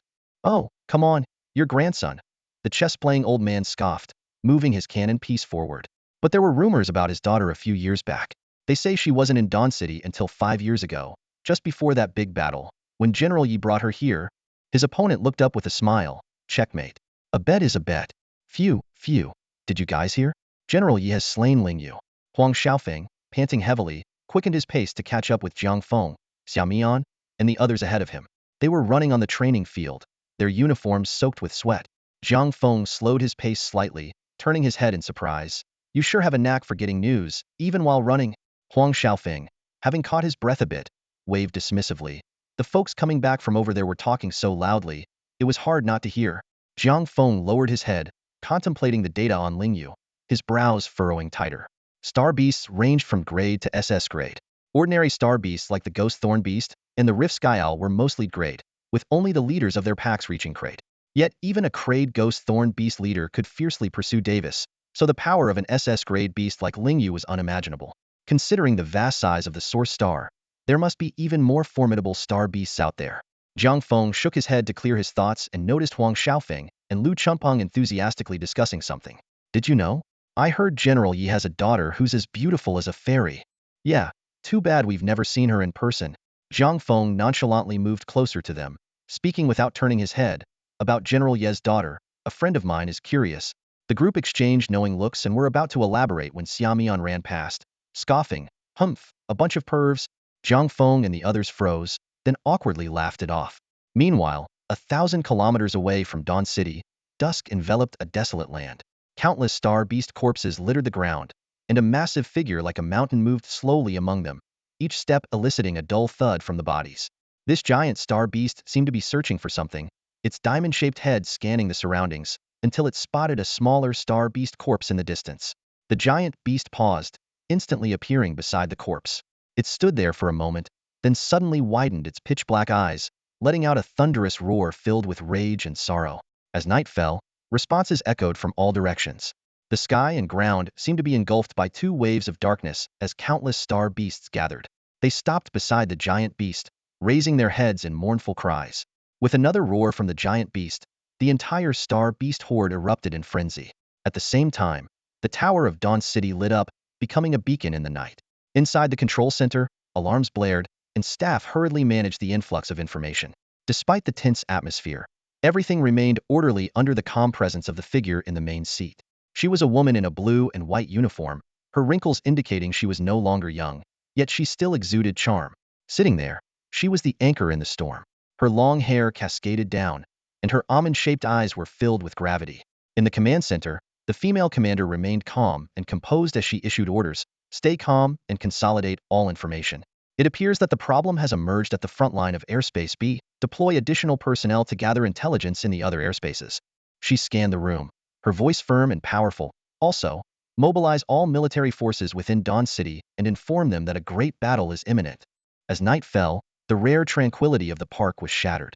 Jiang Feng strolled through and unexpectedly found Xiao Mian sitting alone on a bench, engrossed in a book. He approached and caught a glimpse of the title, Laws of Wartime on Origin Star, raising an eyebrow. Never thought you were into this kind of reading, Jiang Feng said softly, his gaze lingering on Xiao Mian's focused profile. Xiao Mian looked up and smiled brightly. Why? Do you find it boring? Jiang Feng shook his head, a hint of resignation in his tone. Not really, just that I feel this kind of leisure time should be used for relaxation. It's not too bad. Xiao Mian closed the book, gently stroking its worn cover. You may find law books dull, but I think they're quite interesting. She stood up. Shall we walk? Sure, Jiang Feng agreed, following Xiao Mian's lead. Walking side by side, Xiao Mian hugged the cherished book. She began, actually, before you took down that group of ghost thorn beasts, I had no impression of you. Later, I realized our star pivot camp had such a skilled fighter like you. If it weren't for you that time, we would have been in serious trouble. Jiang Feng replied nonchalantly, most of the credit goes to the battle armor. Anyone else in that situation would have stepped up. Xia Mian's lips curved into a slight smile as she asked, do you know why humans are so fixated on Origin Star? Jiang Feng thought for a moment and answered, isn't it because it's a buffer zone and also a bridgehead to Earth? A bridgehead? Initially, yes. But after discovering the function of the ghost core, everything changed. Xia Mian shook her head. The ghost core itself is a massive psionic amalgamation, and it can also be an energy source. Energy means profit, and where there's profit, there's conflict. Don't be fooled by the unified appearance of the Federation. Internally, it's divided into several factions, constantly at odds.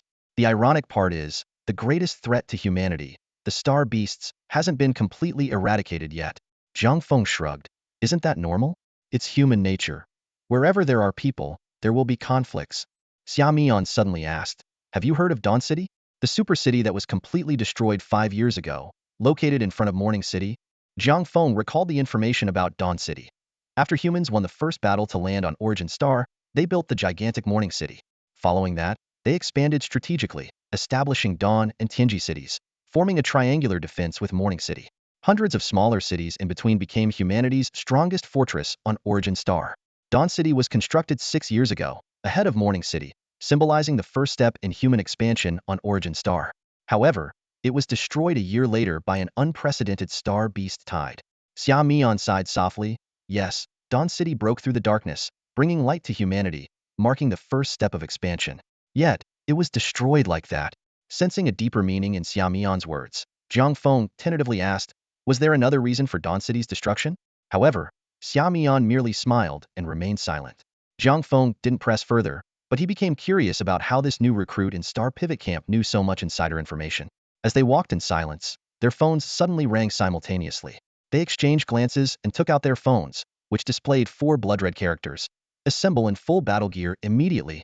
Jiang Feng and Xia Mian quickly donned their battle armor and arrived at the square, where many were already gathered. Tang Ming, fully armed in black and red armor, stood at the front with a serious expression. He announced gravely, all sub-airspaces under airspace B have lost contact. A total of 150 small crystalline entities are missing. These are beyond our control now. Small crystalline entities can at most allow star beasts to break through to level. The crowd was shocked, and Tang Ming continued, our primary mission now is to retrieve the 7 fire seed crystals. The previous 8 medium fire seeds swallowed by star beasts have already created 2 S-level star beasts.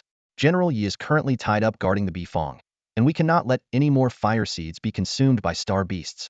Someone couldn't help but ask, but can we find the medium crystals with our current capabilities?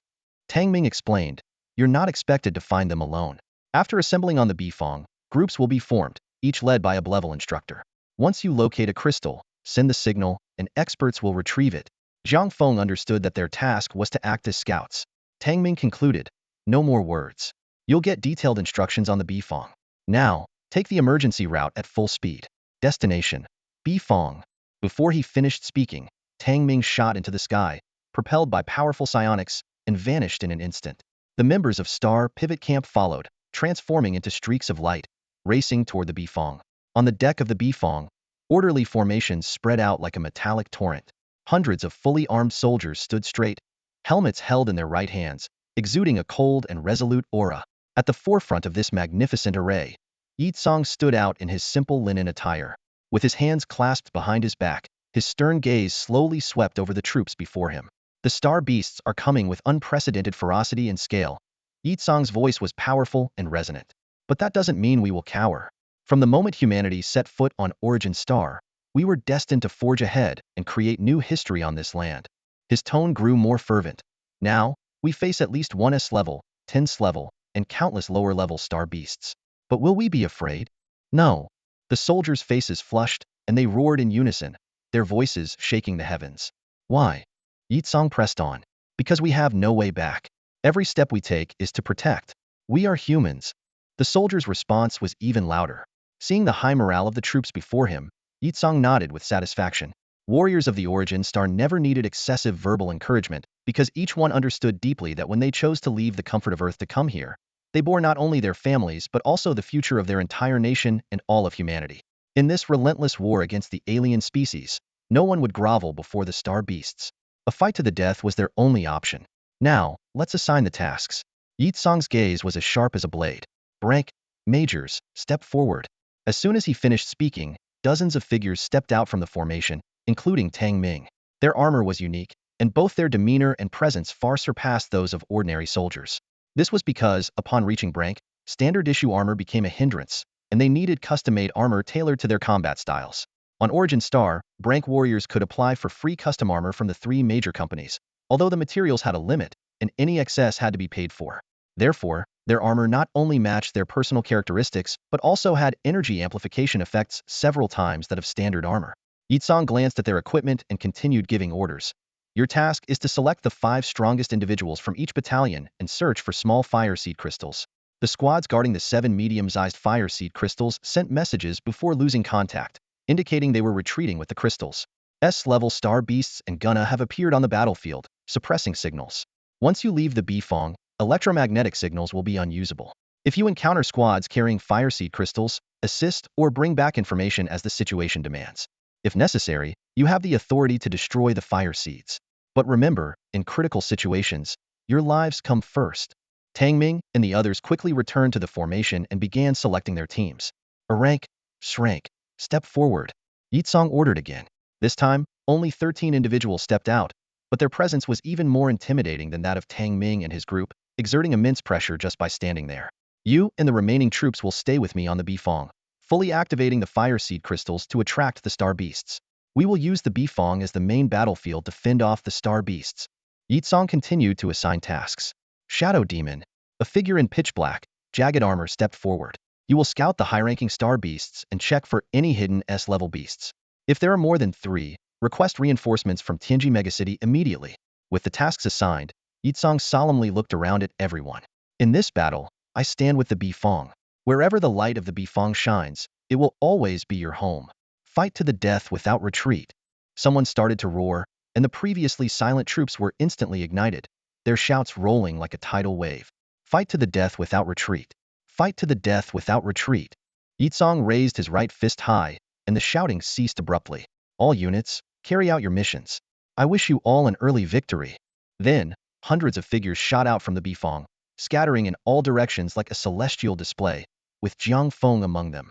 Given his performance in the last mission, it's almost certain that he will be selected for the Fire Seed Retrieval mission. Jiang Feng joined the task force, which included Xia Mian, Huang Xiaofeng, Su Tian, who had just recovered from an injury, and a mysterious woman named Li Xiaolian. Jiang Feng recalled information about Li Xiaolian.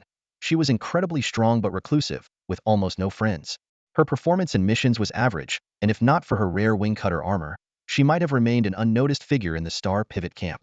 The rarity of her armor even surpassed the thunder armor of Xia Mian, the camp's strongest warrior. If Li Xiaolian's psychic abilities were on par with Xia Mian and the others, she could have been the strongest in the camp.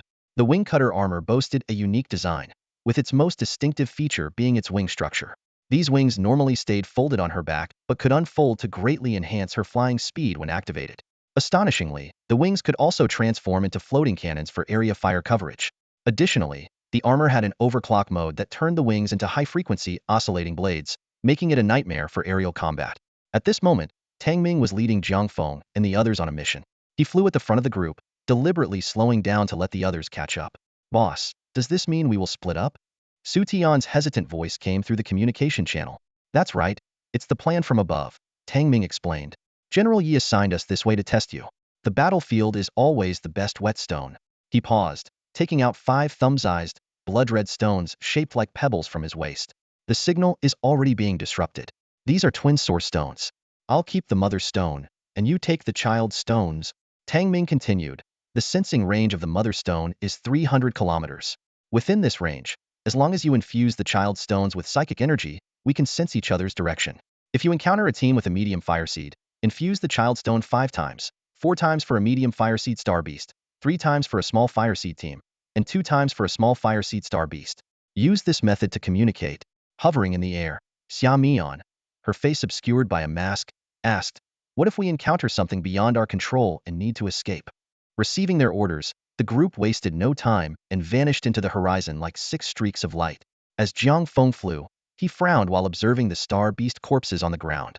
Since they had split up, The ground had been littered with star beast bodies, mountains were shattered, and the earth was cracked as if a fierce battle had taken place. His search area was to the west, and the further he went towards the edge of the region, the fewer star beast corpses he saw, but the ground became more pitted. Suddenly, the tech energy from Jiang Feng's back propulsion device dissipated, and he plummeted to the ground like a meteor. His tech boots absorbed the impact, allowing him to land smoothly. Once on the ground, his expression grew even more serious. Details that were indistinguishable from the sky were now clear. Those pits were actually star beast footprints. The footprints varied in size, from the size of a human foot to half a meter, and even 2 meters. Farther away, there was a claw-shaped pit about 5 meters in diameter. Jiang Feng couldn't help but imagine the earth shaking and mountains quaking as such a massive star beast horde passed through. Suddenly, he noticed a splash of bright red not far away. He quickly approached, removing his tech gloves and pinching some blood-stained soil between his fingers. Human blood. His heart tightened. Did someone escape in this direction?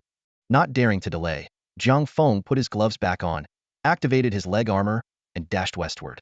After running several kilometers, the area was still filled with countless star beast footprints, but the blood trail had vanished.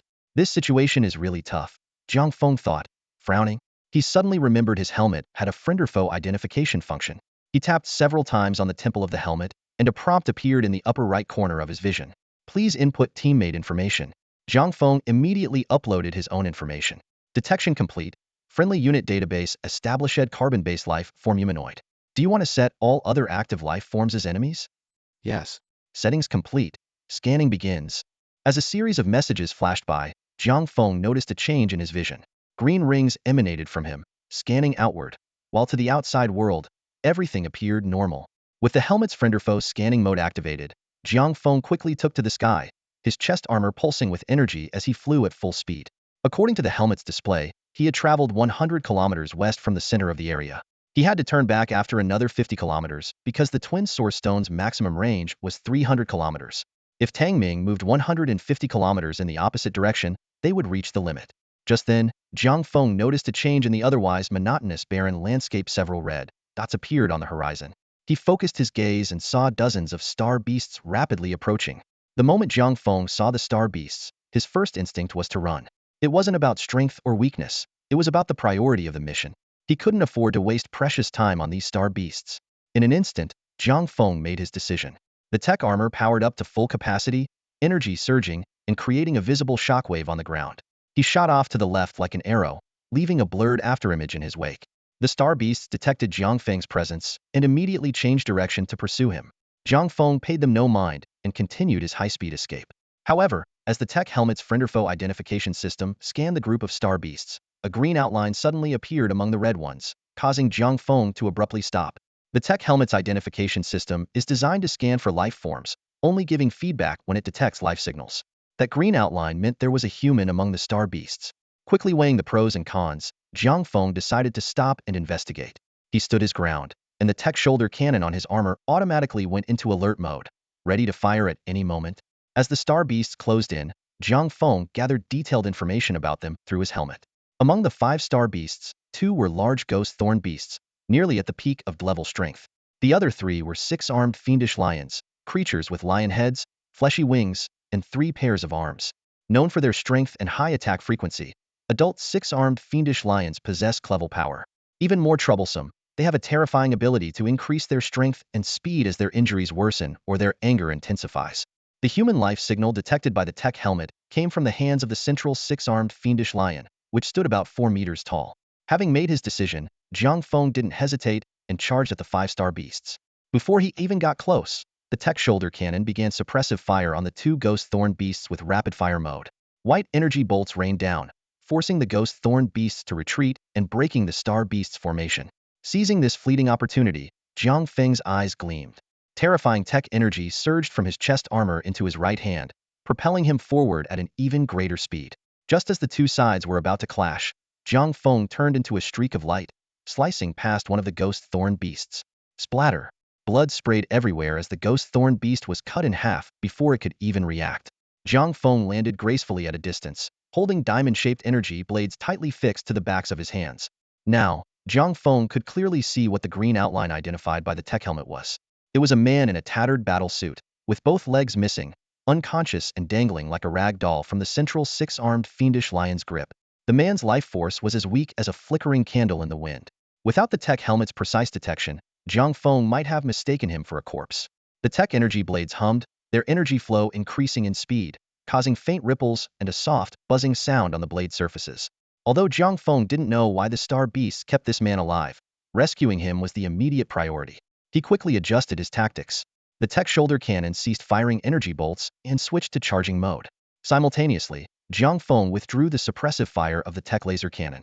As the remaining 3 six-armed fiendish lions and 1 ghost thorn beast rallied for a counterattack, the 2 advanced weapons from the phase realm unleashed their power simultaneously. 2 intensely focused laser beams pierced through the remaining ghost thorn beast in an instant. Although it reacted swiftly, it only managed to divert the laser beam from its heart to its shoulder.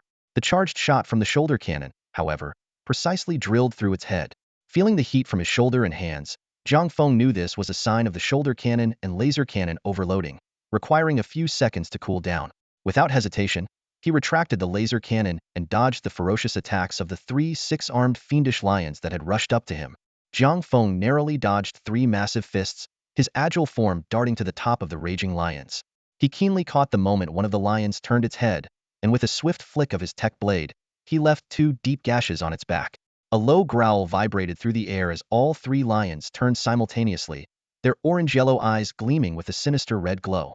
Undeterred, Jiang Feng dashed forward again, using his nimble movements to inflict 2 more wounds on the belly of the lion he had already injured. The furious roars of the lions echoed one after another, their increasing rage evident as they missed Jiang Feng repeatedly. Seeing this, Jiang Feng maneuvered like a butterfly among flowers, his tech blade slicing through the air to draw 2 elegant arcs that produced sprays of blood. This only served to enrage the lions further, their arms swinging wildly, causing the man they held to sway like a ship in a storm. Slight scratches, Jiang Feng muttered with a sigh. Despite having the upper hand in these exchanges, the damage he inflicted on the lions was superficial at best. Quickly considering the lions' innate abilities and the tech blade's overload potential, he decided to take a risk. Jiang Feng leaned forward and charged into the midst of the 3 lions without hesitation. Instantly, dozens of fists, accompanied by a terrifying whoosh of wind, descended upon him from all directions, covering every visible corner. The sheer force made Jiang Feng doubt whether his tech armor could withstand the blows, but there was no time for second thoughts in battle. He decisively deactivated his tech chest plate, dropping sharply to narrowly avoid the barrage. As the tech chest plate's energy flow resumed, Jiang Feng relentlessly charged towards the lion holding the man. Anticipating his move, the lion launched a ferocious punch, striking Jiang Feng's tech chest plate with immense force. The impact sent Jiang Feng flying several hundred meters through the air with no way to brace himself. Careless, he coughed, stabilizing himself midair using the tech chest plate's thrust power. Clutching his chest, he warily eyed the 3 pursuing lions. Jiang Feng hadn't expected the lion's innate boost to escalate so quickly. Normally, such berserk abilities would trigger under severe injury, but these lions had gone berserk after mere minor wounds. So sensitive, he quipped, glancing at his slightly deformed chest armor with a hint of frustration. The 3 lions gave him no respite, charging with overwhelming force once more. Now alert, Jiang Feng divided his focus, mainly watching the already berserk lion. To his surprise, the berserk state had increased the lion's bleeding. This realization sparked an idea, prompting Jiang Feng to alter his combat strategy. Engaging the 3 lions, Jiang Feng found the pressure less daunting than expected. Due to the size disparity, the lions struggled to land simultaneous attacks on him, often hindering each other instead. In this situation, Jiang Feng deftly maneuvered, inflicting more wounds on the injured lion. After carving 3 more wounds into the berserk lion with his tech blade, the tech energy surged, transforming from a gentle blue stream to a turbulent flow with a faint red glow. Jiang Feng's eyes lit up. Here we go. Time for some real damage, he declared, dodging an incoming punch. With a swift motion, his tech blade struck out. The overloaded tech blade's attack power and speed had dramatically increased, turning Jiang Feng's hands into a blur. Before the lion could lower its raised fists, its belly was riddled with over a dozen holes. Blood gushed out like a broken dam, and the lion's wings failed to keep it aloft. It looked down in disbelief at its abdomen, feeling its life force ebb away. The other 2 lions hesitated briefly, their fury peaking after failing to capture Jiang Feng for so long. With their comrade's death, they both entered a berserk state simultaneously. Jiang Feng's expression shifted. Before he could retreat, one lion grabbed him tightly. Its remaining arms swung towards him with deadly force. Fire ring! Jiang Feng shouted, ready to summon Prometheus the fire dragon when he felt a wave of heat from behind. A powerful thrust followed, causing the lion holding him to lose control, allowing Jiang Feng to break free. A quick glance revealed the man the other lion had been holding was awake, a faint flame flickering from his outstretched hand. Jiang Feng gave him a grateful nod, but knew now was not the time for words. The lion, realizing its toy had interfered, angrily tightened its grip on the man's arm, three fists poised to strike. At that critical moment, a piercing energy beam struck the lion's chest, causing it to stagger back. Jiang Feng evaded the other lion's attack, feeling a momentary relief. Noticing the man's assistance, his overheated Tek shoulder cannon charged up, narrowly interrupting the lion's move. Seeing the gory wound on the lion holding the man, Jiang Feng ignored the pursuing lions, his Tek chestplate at full power as he charged forward. The lion struggling to regain its balance saw Jiang Feng's fierce approach. In desperation, it shielded its chest with all 6 arms. However, the ferocious lion underestimated the power of the Tek blades in their overdrive state. With the terrifying speed boost, Jiang Feng's hands became a blur, and the Tek blade sliced through the lion's 4 arms like a reaper's scythe, reducing them to bare bones. Blood and flesh splattered everywhere, and the lion lost most of its combat strength before it could even feel the pain. Roar! The lion let out a painful and trembling roar. A red gleam flashed in its eyes as it used sheer willpower to fling the man aside, and its remaining pair of arms lunged fiercely at Jiang Feng. Jiang Feng had the strength to meet the lion's remaining fists heated with his Tek blades, but he chose a more cautious strategy. Another lion had taken the opportunity to attack, and engaging the one in front of him would put him in a pincer attack. Without hesitation, Jiang Feng turned and dashed towards the man who had been thrown. However, the lion was not slow either, and Jiang Feng took 2 heavy punches to his back. Flames flickered from his Tek chest armor, indicating the immense impact it had absorbed. Ignoring the searing pain in his back, Jiang Feng gritted his teeth, grabbed the man with one hand, and quickly turned to aim his Tek laser cannon. A blinding beam pierced through the lion's chest, leaving a gaping, bloody hole that exposed its bones. Yet, this seemingly fatal wound didn't bring the lion down. Instead, it became even more enraged, charging at Jiang Feng alongside the other lion. Jiang Feng's eyes were sharp as he stared at the 2 lions. He whispered to the man in his arms, "If you fall from here, will you die?" The man immediately understood Jiang Feng's intent. He responded in a deep voice, "Don't worry, just let go. My battle armor still has energy. I can handle it." Without further hesitation, Jiang Feng released his grip. The man plummeted towards the sandy ground below. Although summoning the Prometheus fire dragon would have been the best option at that moment, Jiang Feng remained cautious. He didn't know much about the man, and exposing his ability to control star beasts could bring unnecessary trouble. Before he could think further, the 2 lions were already upon him. With one less burden and having severely injured one lion, Jiang Feng felt the pressure lessen significantly. He quickly retreated while charging the Tek wrist cannon. The 2 lions, having missed their initial attack, became even more frenzied. Their fists swung like a blur, intent on pounding Jiang Feng into pulp. However, Jiang Feng's reactions were faster. The fully charged Tek wrist cannon unleashed a tremendous force, propelling him like a lightning bolt towards the one-armed lion. Jiang Feng's entire arm plunged deep into the lion's chest, and the tip of the Tek blade pierced out of its back. The violent energy ravaged the lion's insides, splattering dark green blood everywhere. Meanwhile, the other lion circled around to attack Jiang Feng from behind, all 6 fists descending simultaneously. It failed to notice that the Tek shoulder cannon on Jiang Feng's shoulder had finished charging, aimed directly at its head. In its final moment, the lion's eyes saw nothing but a blinding white light. That was tough. Jiang Feng exhaled deeply, retracting the Tek blades as he quickly flew towards the spot where the man had fallen. Soon, he found the man lying on the sand, looking at him with a complex expression. Jiang Feng landed beside him, administering first aid from his portable kit while asking, "I'm Jiang Feng, a scout from the Star Pivot Camp. What's the status of your team?" The man's face contorted in pain as he struggled to reply, "My name is Yang Kai. When the star beasts attacked, our team was guarding a medium fire seed. But there were too many star beasts, and our signals were jammed by the gunna. We had to retreat from our post. The captain and a few of us stayed behind to cover the retreat, while the vice-captain Chen Shun took the fire seed and headed towards the Bifong." Jiang Feng nodded and pressed on.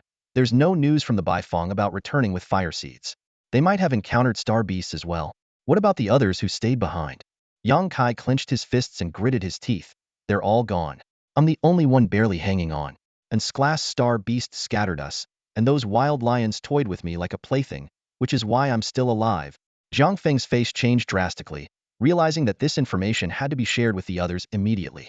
And Sklass star beast nearby meant that splitting up was suicidal.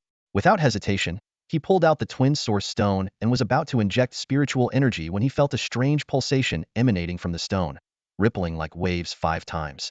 Jiang Feng instantly sensed the locations of the others. We found medium fire seeds. Jiang Feng's initial joy was quickly overshadowed by the threat of this glass star beast. No time to explain. Our scouting team has located Qinshan. I'll take you to regroup first. We must inform them about this glass star beast. Yang Kai's face also turned pale at this news. The twin source stone connecting with others meant they weren't far apart, which was both good, and Badan's glass star beast was also nearby. Jiang Feng quickly slung the tech laser cannon over his back, grabbed Yang Kai, and with the tech chest armor at full power, launched into the sky. Elsewhere, Huang Xiaofeng put away the twin source stone and turned to Chen Chun and the others. Captain Chun, I've contacted the other team members. We'll wait here for them. Use these emergency medical supplies first. It was Huang Xiaofeng who had found the medium fire seeds. He was lucky. While flying north, he was spotted by Chen Chin's group, who were lying in ambush on the ground. However, Chen Chin's team was in bad shape. After Yang Kai and the others stayed behind, they hadn't gone far before encountering another group of star beasts.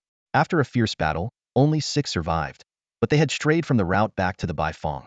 After sealing the fire seeds in a specially made box, the 6 cautiously moved back, lying low until they encountered Huang Xiaofeng. I wonder how the captain and the others are doing, said Jilan, a female soldier in relatively better shape, as she treated the others' wounds with a worried look. Don't worry, the captain is a class. He'll make it. A soldier missing half an arm reassured her, trying to endure the pain. Huang Xiaofeng remained silent. The 6 before him were severely injured. One missing half an arm, another with 3 massive gashes across the chest and abdomen, and one unconscious. The others were also covered in wounds, their battle armor in tatters. They had paid a heavy price to protect the fire seeds. The group temporarily took cover behind a large rock. Soon, Xiaomian and Su Tian arrived, urgently inquiring about the situation. Huang Xiaofeng recounted everything in detail, and the 2 felt a pang of sorrow, immediately administering emergency medicine to the wounded. Shortly after, Tang Ming and Li Xiaolian also arrived. Where's Jiang Feng? Tang Ming asked, frowning after exchanging information. He's not here yet. When we last sensed his position, he was about the same distance away. The others shook their heads, indicating they didn't know. That's odd. His armor is better than yours. He shouldn't be the last to arrive, Tang Ming said, taking out the twin source stone and injecting spiritual energy. Jiang Feng, flying towards the rendezvous point, immediately sensed the others' positions and thought they must be waiting for him. Although carrying Yang Kai slowed him down, the officers actively signaling for contact suggested no major issues. Jiang Feng gauged the distance and continued flying. He's on his way. This isn't his armor's top speed, so it might be damaged or something else. Let's head in his direction. We can't stay here too long to avoid any unforeseen events. After a brief moment of contemplation, Tang Ming made a decisive choice. Since the central fire seed had been located, the dual source stones were no longer crucial. They could keep tracking each other until they regrouped. Jiang Feng sensed the intermittent positioning signals and couldn't help but praise his companion's ingenuity. At this critical moment, he held vital information that he struggled to convey. Any further delay could lead to an encounter with this glass star beast, with unimaginable consequences. Tang Ming and his team moved closer, significantly reducing the time needed to regroup. Before long, Jiang Feng spotted several figures rapidly approaching from the distance. As soon as they met, Yang Kai, ignoring their astonished expressions, solemnly relayed all the information he had. And glass star beast. The captain, he? Jilan couldn't hold back her shock and sorrow, covering her mouth. Chun Chun also showed signs of grief, murmuring softly, is it just you now, old Yang? Understanding the gravity of the situation, Tang Ming immediately cut them off. The current battle situation is dire. There are already 10 glass star beasts on the surface. Humanity's top combat forces are spread thin. If more glass star beasts appear, it could tip the scales of the battlefield. We need to get this information back as soon as possible so they can prepare. Scanning his team, Tang Ming quickly issued orders. You 5, take them and move on the ground. Be cautious of the star beasts in the air. I'll take the fire seed and the information back. It was a necessary choice.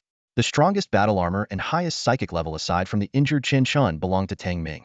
Him carrying the fire seed back was undoubtedly the best option. However, this meant that with the current combat strength of Chen Chun and the others, even encountering a single A-class star beast could lead to their annihilation. Despite this, no one voiced any objections. The importance of the fire seed and the information about the glass star beasts far outweighed their own safety. Seeing the determined looks in their eyes, Tang Ming nodded approvingly and took the sealed box containing the fire seed from Chen Chun. That's the spirit of soldiers I've trained. Impressive. Tang Ming commended. As soon as these words left his mouth, a surge of blood-red energy erupted from his shoulders, back, and waist. The powerful shockwave forced everyone to shield their eyes. Boom! Tang Ming's figure transformed into a streak of blood-red light, disappearing into the sky in an instant. With Tang Ming's departure, the remaining team members dared not continue flying. After all, they had injured comrades with them, and it was best to avoid combat if possible. Jiang Feng, Xiaomian, Li Xiaolian, and Su Tian each took a direction to guard, encircling Chen Shun and the other injured in the center. Those whose armor was still functional carried their immobile companions, forming a tight defensive formation as they swiftly moved across the desolate surface of Origin Star. Jiang Feng led the way, using the friend-or-foe identification system to minimize encounters with star beasts. Su Tian followed closely behind, casually remarking, "Boss Tang is fast. He'll be back to the Baifeng in half an hour. Even though we're on foot, it shouldn't take us too long either." Jiang Feng shook his head and warned, "Stay alert. We're still in a war zone, and in a class star beast could appear at any moment." Su Tian was about to make a comment but was cut off by Jiang Feng. People who say things like that on TV usually don't make it to the next day. Xia Mian couldn't help but laugh as she saw Su Tian's hopeful expression turn sour. Suddenly, Huang Xiaofeng exclaimed, "Wow, really?" He was chatting with Yang Kai, who was on his back. Yang Kai reminisced. Brother Jiang Feng held his own against a three-headed, six-armed berserk lion. At his age, I could barely handle one head, let alone three. Huang Xiaofeng asked in confusion. How did he get so strong so quickly? Yang Kai praised. I did help him a bit, but he actually had a trump card back then. Chun Xin chimed in skeptically. Hey, old Yang, are you exaggerating because he saved you? Yang Kai rolled his eyes. Why would I lie? Exaggerating would only put him in danger. Zhilan suddenly pointed out. Have you noticed his armor is almost undamaged? Everyone's eyes turned to Jiang Feng, and Yang Kai and Chun Xin exclaimed in unison. Whoa, this young man. Huang Xiaofeng quickened his pace and walked beside Jiang Feng. Brother Feng, how did you manage to take on a six-armed berserk lion and still come out unscathed? Jiang Feng pondered for a moment before deciding to reveal his secret. He clenched his fist over his chest, and with a hiss, Tek energy surged, quickly forming a light blade on the back of his hand. Huang Xiaofeng's eyes widened. Whoa, Brother Feng, do you need someone to wash your feet? I'm your man. Jiang Feng replied helplessly. If you have that kind of time, you'd be better off getting a sword from one of the big three companies. Huang Xiaofeng excitedly responded. But that's different. The big three companies' weapons are powerful but expensive. Jiang Feng retorted. Who said my light blade isn't expensive? Huang Xiaofeng's expression froze. Yang Kai added. Even if you had this light blade, you wouldn't be able to use it like he does. Huang Xiaofeng's face fell even further. Yang Kai was passionately describing the scene of the three-headed wild lion attack, as if he had been there himself. He vividly detailed how Jiang Xiao skillfully dodged the ferocious assaults and seized a fleeting opportunity to launch a series of precise, deadly strikes on one of the lions. Completely absorbed in his narration, Yang Kai didn't notice the light fading from Huang Xiaofeng's eyes. And then came the climax. Yang Kai continued, the remaining two lions went berserk after their companion's death, and you had to fend off their frenzied attacks simultaneously. I was just there being a burden. Enough. Huang Xiaofeng suddenly cried out in anguish, interrupting Yang Kai. His eyes were vacant as he muttered, so star beasts do exist. Then aliens that look like humans might not be impossible either. Hearing this, Jiang Feng's expression instantly darkened as he ran swiftly. Su Tian chuckled maliciously from the side. Haha, you're just making things difficult for yourself. Ever since I took that punch last time, I knew Funga was no ordinary guy. Xiaomian shook her head and laughed lightly. You guys really know how to flatter. Jiang Feng's voice came from ahead, rekindling hope in Huang Xiaofeng's eyes. Stop exaggerating. If it weren't for Brother Yang's help, I would have been pulverized. The only reason I could take on three at once was because I'm just that strong. Huang Xiaofeng's eyes lit up again. Yeah, at that time. Old Yang also? Suddenly, he realized, pounding his chest in frustration. Damn. Fell for it again. Su Tian suddenly turned serious and asked, Funga, seriously, have you thought about joining a higher-level team after this war? With your current strength, the Star Hub camp isn't really suitable anymore. Jiang Feng pondered for a moment and replied, well, I haven't decided yet. Let's focus on surviving this war first. True. The mention of war cast a somber mood over everyone. Although the Star Hub camp had no casualties yet, the dire situation of Chen Chen's squad highlighted the war's brutality. Sensing the heavy atmosphere, Huang Xiaofeng quickly changed the topic. Hey, let's talk about something else. Funga, do you have a girlfriend? I have a sister. And so, the group continued their casual banter as they headed towards the Bifeng. By this time, the Bifeng was already surrounded by a sky full of star beasts. Not long after Yi Tsong had organized his squad to search for fire crystal fragments, he fully activated the large fire crystal on the Bifong. Soon, star beasts began to appear on the horizon. The Bifong responded by sending out battle armors to engage, and a fierce battle ensued. Compared to the overwhelming number of star beasts, the soldiers on the Bifong were pitifully few. Yet these brave warriors, like rocks in a raging sea, tenaciously defended the Bifong, preventing any star beast from boarding the ship. As time passed, more and more star beasts gathered, and high-level star beasts joined the fray, forcing the humans to deploy their elite fighters. The battle grew increasingly intense. The ground-based star beasts, unable to attack the air, could only roar in fury and hurl rocks, but their true target wasn't the Bifong. They coveted the bodies of fallen star beasts and humans from the aerial battle. This was their gruesome feast. As the death toll rose, the ground star beasts stopped attacking the Bifong and ceased their roaring. Instead, they turned their fangs on each other, fighting over the corpses. The sky and ground became a blood-soaked tableau. Countless star beasts blotted out the sky, and the twilight added a somber touch to the hellish scene. Amidst this inferno, the Bifong stood defiantly. On the Bifong, Yi Tsong's brow was furrowed as he watched the names and faces on the screen turn gray one by one. He clenched his fists tightly, yet he dared not act rashly. Though he could inflict significant damage on the star beasts, it would be futile and waste his spiritual energy. If an S-level star beast showed up, along with 10 other S-level beasts, he would struggle to protect the Bifong in his weakened state. Losing the large fire crystal's lure would make Dawn City the star beast's next target, and the human blood there would drive them mad. Just then, Yi Tsong's expression shifted as he picked up a fist-sized twin source stone in front of him. Feeling the two streams of spiritual energy within it, his face darkened as he muttered, "Two of them? This is going to be troublesome." Meanwhile, Tang Ming, who had left with the fire crystal earlier, paused in midair, staring intently at the medium fire crystal in his arms. After a long sigh, he looked up and resumed his peak flight speed. Morningstar City, one of the 3 major bases of the Federation, located in the United States. Unlike Dawn City, which was built in a crater, Morningstar City lay within a vast canyon. The canyon was narrow at the top and wide at the bottom, with the city suspended in midair, connecting both sides of the canyon, giving the impression of floating in the sky. Below the canyon flowed a rapid river, its destination unknown. Morningstar City was long and narrow, with an unassuming industrial area on one edge.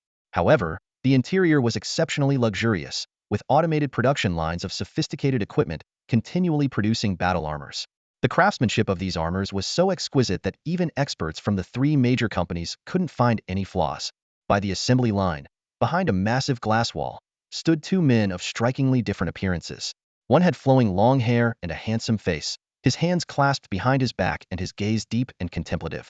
The other was burly with a close-cropped haircut, his gray eyes cold and devoid of emotion, as if he had emerged from the depths of hell. "I heard there's a beast tide near Dawn City?" the handsome man asked, his voice low and resonant. "Yeah, a large one. At least 10 S-class beasts and 1 S-class," the burly man replied succinctly. "Who's guarding it?" "Yi Tsong." "Yi Tsong, huh?" A flash of memory crossed the handsome man's eyes, quickly turning to a chilling coldness. "It's time to settle the debt from 5 years ago. Do you want to mobilize our people over there?" the burly man asked calmly. A sharp glint appeared in the handsome man's eyes. "Make a move. I want Yi Tsong to fall with the Bifong." Meanwhile, Jiang Feng and his team were swiftly heading towards the Bifong, but they encountered unexpected trouble. As they drew closer, the number of star beasts around them increased dramatically. Swarms of star beasts flew overhead, emitting piercing screeches, and the ground was teeming with them, forcing the team to slow down to avoid detection. Sensing the worsening situation, Jiang Feng signaled his companions to halt. "There are star beasts in the air now, all heading towards the Bifong. I suspect the Bifong has become the epicenter of the battle." Chen Chun, standing beside Jiang Feng, looked grave. "You're right. If a battle has broken out, the Bifong will be using its fire crystal to divert the star beast's attention. Heading there now is a dead end. We need to reroute to Dawn City." The group trusted Chen Chen's judgment and immediately changed direction. However, they hadn't gone far when Jiang Feng's expression turned grim. He pointed into the distance, his voice tense. "We've been spotted by star beasts reed mantises. At least 1,000 of them." The news brought a heavy silence over the group. Given their current state, facing such a large swarm was almost certain death. Although reed mantises were generally class and not individually strong, their 2-meter-tall bodies and gleaming scythes were intimidating. Jiang Feng quickly assessed the situation and spoke decisively. "Engaging the mantises on the ground is futile, but taking to the air is even worse with our current armor. We'll be caught soon at this pace. I'll hold them off for a bit." "Feng," Yu Sutian looked at him with concern. Chen interjected. He's right. If we face the mantises heat-in, our injured members will only be a burden. Splitting up is the best option now. He glanced at his teammates, his expression somber. Jiang Feng tried to reassure them. Don't worry. If I can't handle it, I'll escape by air. My armor is intact. I can get away safely. Despite his calm demeanor, everyone knew the peril of facing such a large beast swarm. Chen forced a nonchalant tone. You all go ahead. We veterans have relied on you younger ones for too long. It's time we did our part. He cracked his knuckles for emphasis. Jiang Feng gave him a flat look. If your hand hurts, don't hide it. Admit you're getting old. You brat. Chen's attempt at a serious moment was instantly shattered. Jiang Feng waved dismissively, cutting off any further argument. Enough with the melodrama. Even if we all stay, we can't win. Trust me on this. At that moment, Xiaomian and Su Tian stepped forward with determined expressions. We're staying too. Huang Xiaofeng, standing nearby, wanted to join but remained silent due to his injuries. Jiang Feng glanced at Xiaomian and Su Tian, his tone firm but calm. If you stay, there'll be no one left to protect the others if we encounter more star beasts. Heroes shouldn't die in obscurity. They're the ones who safeguarded the medium fire crystal and brought back news of this glass beast. Before they could respond, Jiang Feng waved his hands, and 2 Tek light blades shot out. Without hesitation, he charged towards the incoming swarm of reedied mantises. Xiaomian and Su Tian stopped in their tracks, looking back with complex expressions. Chen watched Jiang Feng's back, feeling a lump in his throat and a sudden surge of emotion. He realized that his persistence all this time had been worth it. Memories flooded his mind. The hesitation when the star beast devoured Lao Zhang, the struggle when a Ming shielded him from a fatal blow, the doubt when Mingya tearfully self-destructed, and the despair and rage when one comrade after another fell.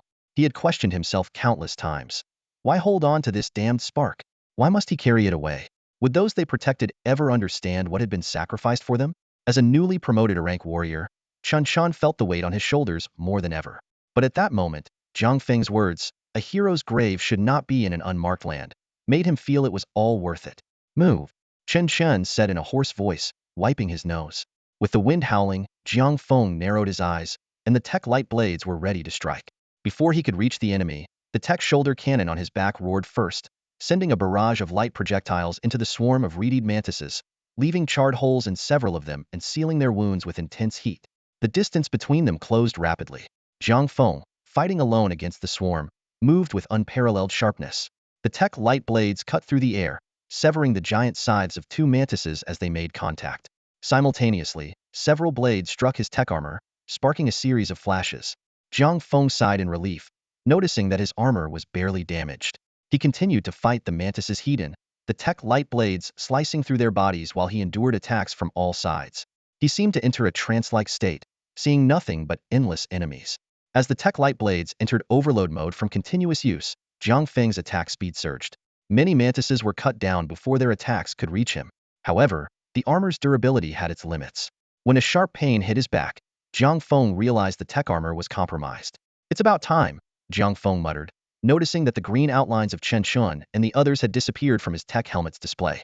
Suddenly, a massive black hole appeared out of nowhere.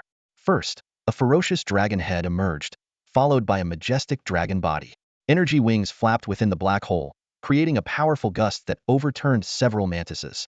Those that fell could only glimpse a dragon soaring through the air before being consumed by a torrent of blue flames. Jiang Feng leaped onto the dragon's back, eyes filled with excitement. These are all energy points, he thought. After killing the 6-armed berserk lion, his energy points had surpassed 100. If he could eliminate the 1,000+ mantises before him, he would gain over 5,000 energy points at 5 points per mantis. Can't wait to see the new summoning list. Jiang Feng patted the dragon, which roared and unleashed another breath of dragon fire, incinerating over a dozen mantises. System notifications rang out. Energy points 5. Energy points 5. Energy points 5. Jiang Feng was ecstatic, confident that with the dragon's aerial advantage, eliminating the mantis swarm was just a matter of time. However, things were not so simple. The reedied mantises were not foolish. Realizing they couldn't defeat Jiang Feng, they quickly scattered. Some hid behind rocks, while others fled. This significantly reduced Jiang Feng's killing efficiency, but a bigger problem loomed. The dragon's 10-meter-long body had attracted the attention of other airborne creatures. Soon, flying star beasts originally heading for the Baifeng battlefield began swooping towards them. Jiang Feng's expression changed as he realized the urgency of the situation. If more star beasts gathered and formed a surround, he would be trapped. He swiftly recalled the dragon, donned a new set of Tek Armor, and dashed towards Dawn City before the encirclement could form. That was close. Jiang Feng glanced back at the pursuing star beasts, feeling a lingering fear. Even so, he was pleased with the adventure's rewards. Jiang Feng quickly called up the system in his mind to check his energy points. Current energy points, 752. Over 700, enough to summon another creature on par with the dragon. Jiang Feng pondered. I have aerial combat covered with the dragon, but I need something for the ground. If I had a land creature of the dragon's caliber earlier, my efficiency would have been much higher, and ground combat would be more flexible. He weighed the pros and cons. While the dragon had the advantage of flight, its turning and maneuvering required a certain arc, whereas a land creature could turn directly, offering an edge in some situations.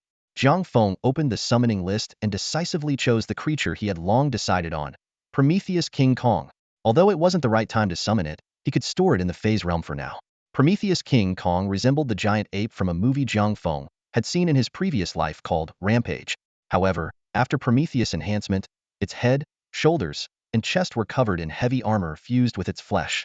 Two menacing horns jutted from its shoulders, and its head was encased in angular metal, with only a shaped slit revealing its eyes, glowing with a faint blue light. As Jiang Feng swiftly broke free from the encirclement of star beasts, Tang Ming brought new information to the Bifong.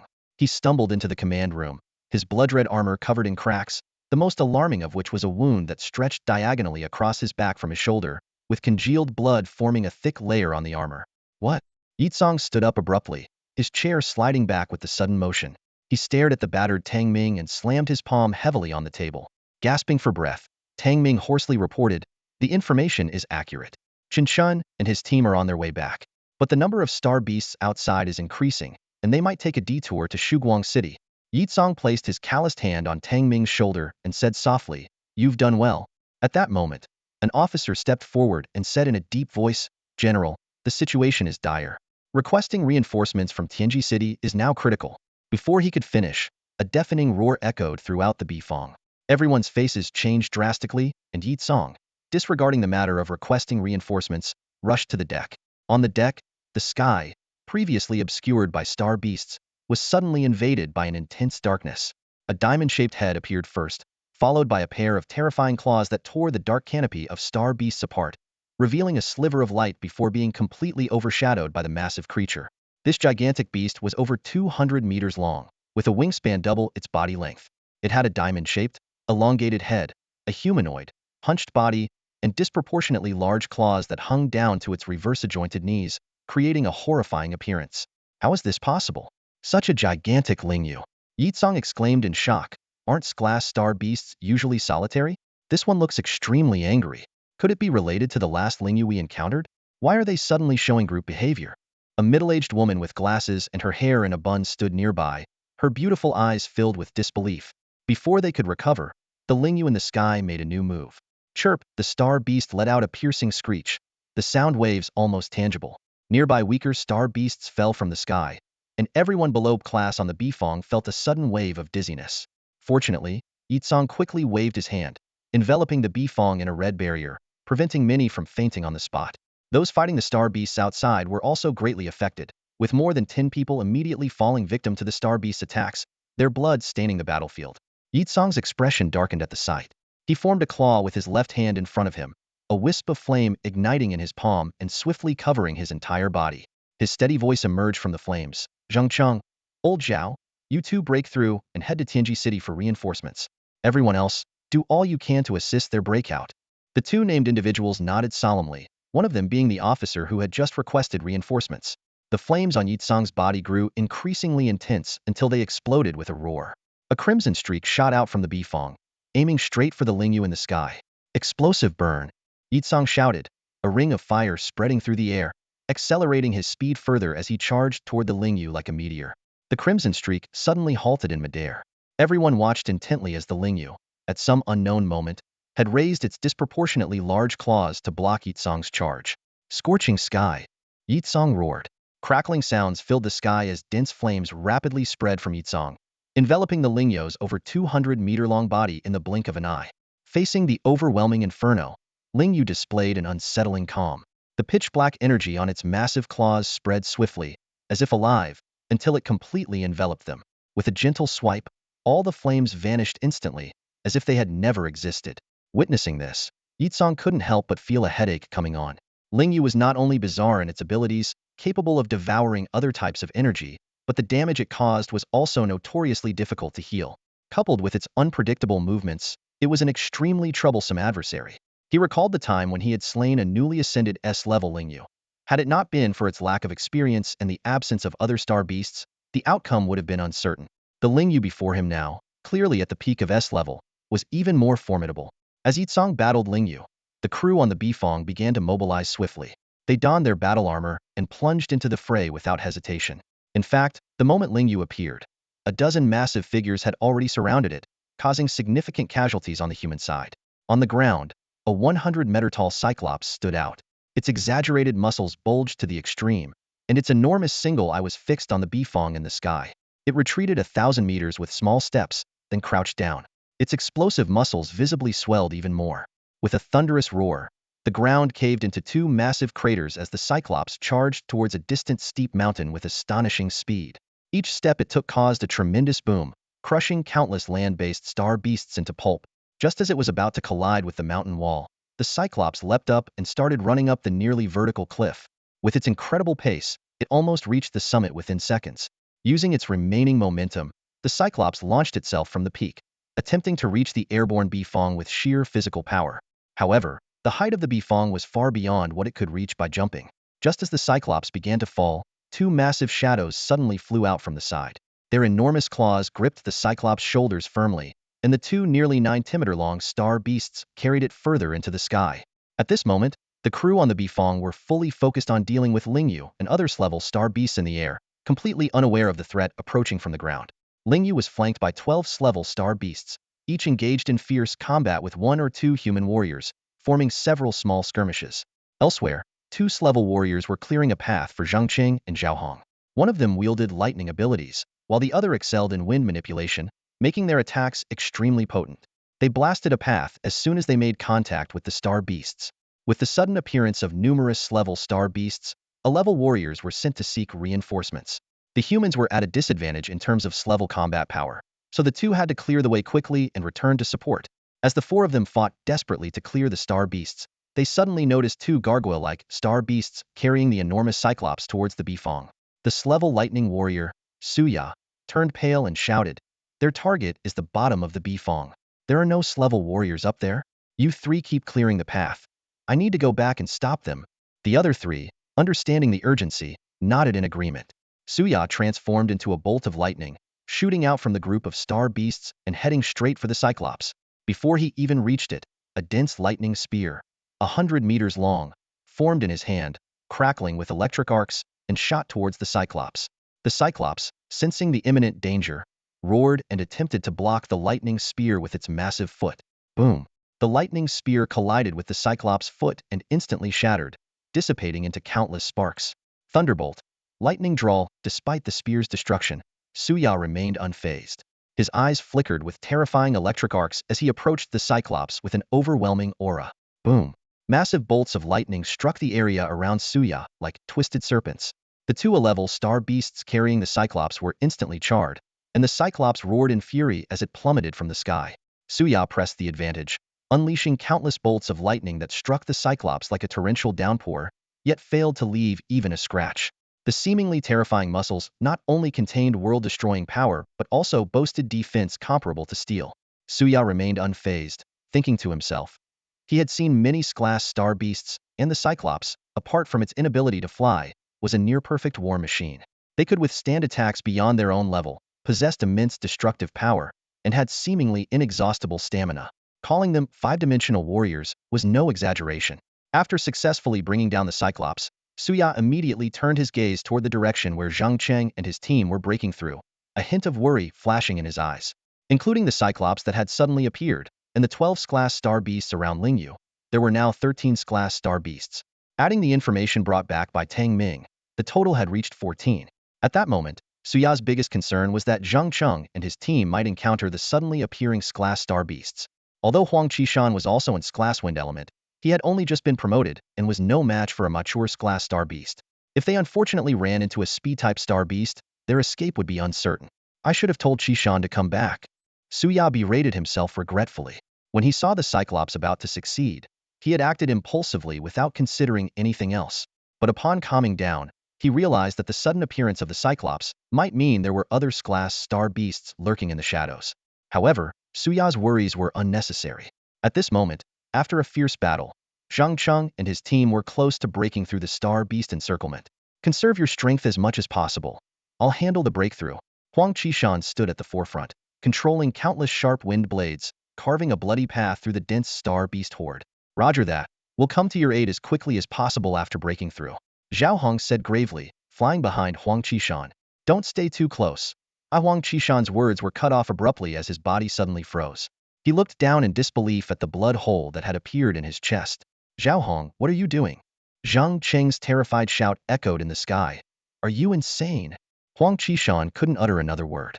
The wind blades he controlled dissipated instantly without the support of his energy. Life was rapidly draining from his chest as Huang Qishan fell from the sky. The surrounding star beasts went into a frenzy, rushing towards his body. Zhao Hong, with a fierce expression, turned his gaze to Zhang Cheng and said coldly, "This is your deserved retribution. You're next." Before he finished speaking, a terrifying aura erupted from Zhao Hong, and dense darkness transformed into countless tendrils, lunging at Zhang Cheng. Zhang Cheng's face turned pale as he exclaimed, "Shrank? You've been hiding it all along." Without hesitation, he mobilized all his spiritual energy, emitting a blinding light that significantly boosted his speed. In the blink of an eye, he dashed out of the star beast swarm. However, despite Zhang Cheng's impressive speed, it still paled in comparison to the Shrank Zhao Hong. Zhao Hong had chosen to ambush the Shrank Huang Qishan first, knowing that Zhang Cheng posed no real threat to him. With a sinister look, Zhao Hong rapidly closed the distance between them, carried by the dark tide. He sneered, "Do you know how long I've waited for this day? 5 years. It seems you've all forgotten about the fall of Dawn City." Zhang Cheng was shocked. He hadn't expected Zhao Hong's betrayal to be connected to Dawn City.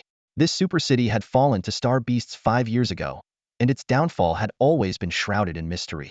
The Federation had claimed that the sheer number of star beasts, including several SS rank ones, had been overwhelming, even leading to the death of the most powerful SS rank human warrior at the time. Zhao Hong continued to roar, "For everything the Federation did to that great one, we will make you pay tenfold." Darkness consumed his body, making him look like a vengeful spirit. The gap between them was insurmountable. Zhang Cheng felt the approaching darkness behind him and his heart sank. He had no intention of directly confronting Zhao Hong. Instead, he stopped, took a deep breath, and gathered all his spiritual energy. Light Nexus. Path of 1,000 worlds. Blinding light burst from Zhang Cheng, forcing even Zhao Hong's dark energy to retreat temporarily. Zhang Cheng's voice echoed from within the radiant glow. "General Yi chose me as the messenger not just because of my speed, but because I can escape from a Shrank opponent." As soon as he finished speaking, the light reached its peak brightness and then scattered into countless rays. In an instant, Zhang Cheng disappeared without a trace. Zhao Hong's expression changed. He hadn't expected Zhang Cheng to have such an escape technique. He sneered, "But how far can you run? You can't return to the Bifong, and the only place you can go is Dawn City." I doubt this move came without a cost. Glancing at the star beasts swarming the Bifong, Zhao Hong smirked and flew towards Dawn City. Meanwhile, a beam of light streaked through the sky and crashed into a valley. Zhang Cheng crawled out of the crater, spitting blood and looking bitter. "Damn, if I can't get the message to Dawn City or Tianji City, the Bifong is doomed." Zhao Hong had guessed correctly. Zhang Cheng's Path of 1,000 Worlds was a powerful escape technique, but it came at a great cost. His spiritual energy was nearly depleted, and he couldn't sense light-based energy for a while. As Zhang Cheng slowly walked out of the valley, he pondered his next move. Zhao Hong, or whoever is behind him, has big plans. They won't let me easily get this message to the Federation. Returning to Dawn City is the best option, but he won't be foolish enough to not guard it. Is Tianji City the only option? Zhang Cheng muttered to himself. But in my current state, I can't sense any spiritual energy. Despair began to creep in. If he waited for his energy to recover before heading to Tianji City and then bringing reinforcements back, it would take too much time, and the Bifong might already be compromised by Zhao Hong's accomplices. With a bitter expression, Zhang Cheng resolved, "I'll use the backup energy in my battle armor to fly as far as I can. If that doesn't work, I'll have to figure something else out." He touched the ring in his hand, a flicker of determination in his eyes. Although he was not afraid of death, the trust from Yitsong and the distress signal from the Bifong required him to shoulder a heavy responsibility. With 2 class pathfinders and 2 class members crossing the wilderness, this team had a formidable lineup that should have been enough to complete the mission. However, An unexpected internal conflict disrupted all their plans. Yitsong did not send a second wave of reinforcements, and the dire situation of the Bifong did not allow for any forces to be spared for help. Jiang Feng could only rely on his meager reserve of spiritual energy to fly close to the ground, searching for a way out. Meanwhile, Jiang Feng finally managed to shake off the pursuing star beasts. He stopped, panting, next to a concealed mountain, carefully identifying his location. To his dismay, he realized he was still within the signal-blocking range of the star beast known as the Gunna. This realization made his heart sink. Gunna is a unique star beast capable of significantly blocking human electronic signals. Even the Bifong requires an S-class expert to use spiritual energy to forcibly isolate the interference to function properly. Although human battle armor operates on spiritual energy and is unaffected by Gunna, communication remains a significant challenge. Establishing communication stations in the wilderness requires vast resources and constant vigilance against star beast attacks. Humanity is already struggling to defend 3 megacities and hundreds of smaller cities, leaving no capacity to build a communication network. Moreover, if Gunna appears during wartime, the communication stations would fail, further discouraging efforts. Jiang Feng sighed inwardly, wishing for a teleportation array. This thought reminded him of a mod from a past life game, the teleportation array. He quickly opened the summoning list and searched for the teleportation mod. The system promptly returned the results: teleporter and teleportation array. The teleporter required 100,000 energy points for 10 uses, while the teleportation array needed 10,000 energy points. Jiang Feng's eyes lit up, but then furrowed at the massive energy requirements. He carefully compared the game settings with the real-world version before him. The real-world teleporter had many restrictions: a fixed teleportation range, spatial cuts if the range was exceeded, the need for charging, and limited usage. But upon reflection, these limitations made sense, given that this involved real spatial technology, not just a game. While Jiang Feng pondered, his friend or foe identification system suddenly detected a figure flying close to the ground. With no urgent tasks at hand, he decided to investigate and quickly approach the mysterious person. As Jiang Feng descended, he noticed a figure cautiously flying close to the ground. The person also noticed Jiang Feng and seemed a bit startled. However, upon recognizing Jiang Feng's battle armor, he visibly relaxed. It turned out to be Zheng Cheng, who had been cautiously flying towards Tianji City using his armor's backup energy, trying to avoid star beasts. At this point, Zheng Cheng could only manage basic flight and had completely lost his combat abilities. Upon seeing Zheng Cheng, Jiang Feng immediately introduced himself. "I'm Jiang Feng from the Xingshu Battalion, just finished a mission. And you are?" His attitude was devoid of any wariness, stemming from the education he received on Yuanxing humans should unite and trust one another. This mindset explained why Huaxia Mountain was so easily ambushed. Although Zhao Hong's strength was a major factor, the defender's negligence was also to blame. Zheng Cheng's eyes lit up upon hearing this, and he answered with relief. "I'm Colonel Zheng Cheng of the Bifong's 3rd Army. I'm aware of Xingshu Battalion. Tang Ming has already relayed the news. Where's the rest of your team?" Jiang Feng instinctively saluted and reported. "The others have returned to Dawn City. We encountered a swarm of reed mantises, and I lost contact with them while covering the retreat." Covering the retreat? Zheng Cheng pondered for a moment before his expression turned serious. "I have a very important urgent mission right now, but I was severely injured while breaking through the Star Beast swarm. As a colonel of the 3rd Army, I am enlisting you to help me complete this mission." His tone was firm, but his eyes carried a plea. Jiang Feng immediately stood at attention and solemnly responded. "Jiang Feng of Xingshu Battalion, ready for duty." Good lad." Zheng Cheng's eyes flashed with admiration, thinking that Zhao Hong and his men hadn't infiltrated the new generation of the Federation. He continued, "I can't use my energy right now. We need to get to Tianji City quickly. Do you have any ideas?" Jiang Feng pondered for a moment before suggesting, "Sir, I can fly you until your psychic energy recovers. It should be much faster than our current pace." Zheng Cheng waved his hand dismissively, looking relaxed. "No need for formalities, just call me Brother Zheng. It's just the two of us here, so there's no need to be so formal." His tone indicated that the earlier probing was over. Catching on quickly, Jiang Feng adjusted his demeanor. "All right then, Brother Zheng. I'll take the lead from here." He swiftly issued a harness ticket to Zheng Cheng and grabbed hold of him. The energy in his Tek Armor surged, and powerful thrust propelled them into the sky. The Tek Armor was capable of breaking the sound barrier, and even with an added passenger, their speed approached subsonic levels. Jiang Feng kept his eyes glued to the helmet display, cautiously avoiding the star beasts they encountered as they sped toward Tianji City. Meanwhile, Zhao Hong, having failed to ambush anyone in Dawn City, stumbled upon the unsuspecting Xia Mian and her group. His expression turned cold as he prepared to strike, but then he felt a slight fluctuation in his dark energy. With a snort, he dispelled the energy gathered in his hand, cast a deep, calculating look at the cautious group, and turned to leave. During the flight, Jiang Feng used the newly established close-range communication channel to ask, "Brother Zhang, when do you expect your psychic energy to recover?" Although Zhang Chang hadn't explicitly stated it, Jiang Feng suspected their mission was a call for reinforcements. Every second counted, as warriors could fall at any moment. Shaking his head, Zhang Chang replied, "It'll take about 30 more minutes." He added, "Ghana can significantly block signals, but it can't completely block close-range communication like ours. I wonder how many Ganas the star beasts brought. The interference range is enormous." After another 15 minutes of flying, Jiang Feng suddenly halted, his expression grave. "Brother Zhang, will taking a detour impact the mission?" Zhang Cheng's heart sank. "My mission is to seek reinforcements from Tianji City. The Bifang battleship is facing numerous glass star beasts. Every second we delay is bought with their blood." Jiang Feng's heart also sank. His vision was filled with a sea of red, seemingly endless on both sides. "Brother Zhang, there's a large swarm of star beasts ahead. I can't determine their numbers. I'll fly to the side to check." Despite being mentally prepared, Zhang Cheng felt a wave of despair. "All right, let's see if we can find a way around them." In their current state, cutting through the swarm would be suicidal. Jiang Feng changed direction but grew increasingly desperate. The endless swarm of star beasts seemed infinite, and their high-speed flight had already attracted some attention. "Let's land for now," Zhang Cheng suddenly sighed. Though puzzled, Jiang Feng followed the instruction and descended. Once on the ground, Zhang Cheng opened his visor, revealing a weathered face. With a solemn expression, he asked, "Brother Jiang, are you willing to sacrifice yourself for the mission?" Jiang Feng hesitated, realizing that Zhang Cheng might be considering a direct passage through the star beast swarm. Truth be told, he didn't have a strong attachment to this world yet.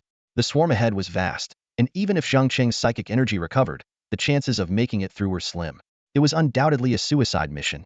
Seeing Jiang Feng's hesitation, Zhang Cheng didn't get angry. Facing a near-certain death, anyone would hesitate, as the stakes were their very lives. Before Jiang Feng could respond, Zhang Cheng continued, his tone resolute, "Next, I will burn all my spiritual energy to briefly enter S-class mode. With my light-based abilities, as long as the number of star beasts is not as large as those around the Bifang, I am confident I can break through." Jiang Feng instantly understood Zhang Cheng's plan. He was risking his life.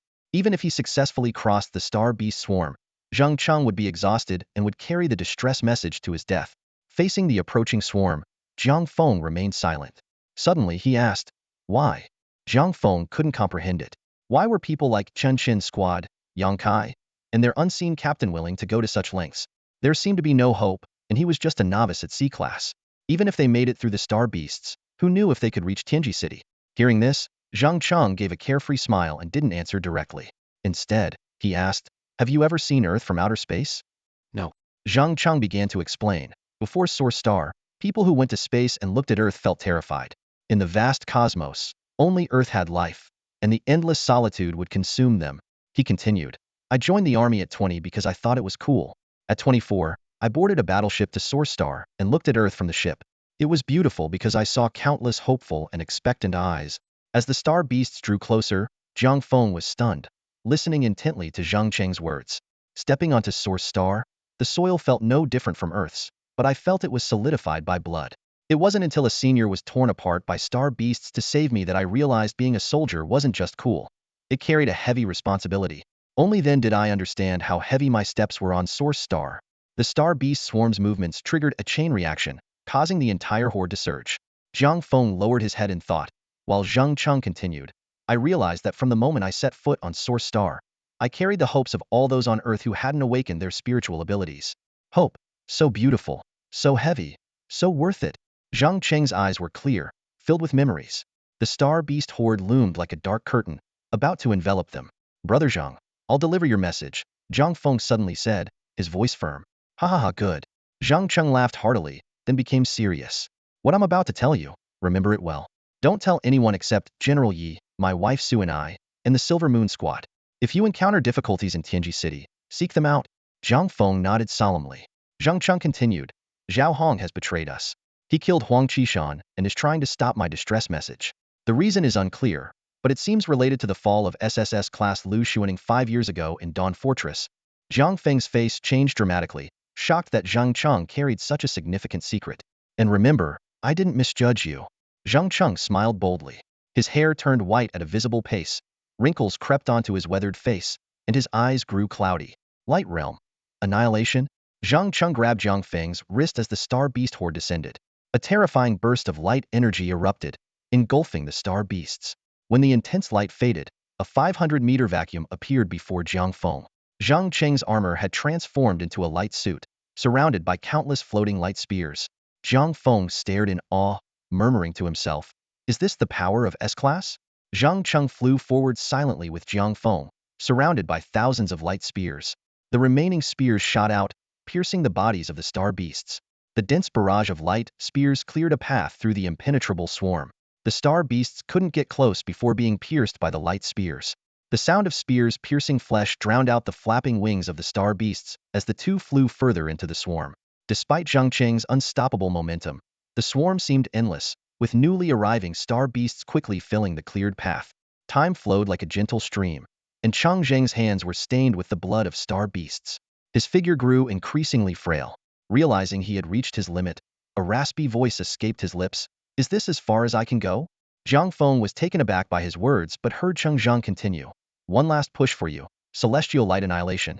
Before he finished speaking, the surrounding light spears surged back like a tidal wave, merging into Chang Zheng's body. In an instant, a terrifying sword, stretching 1,000 meters, formed before him.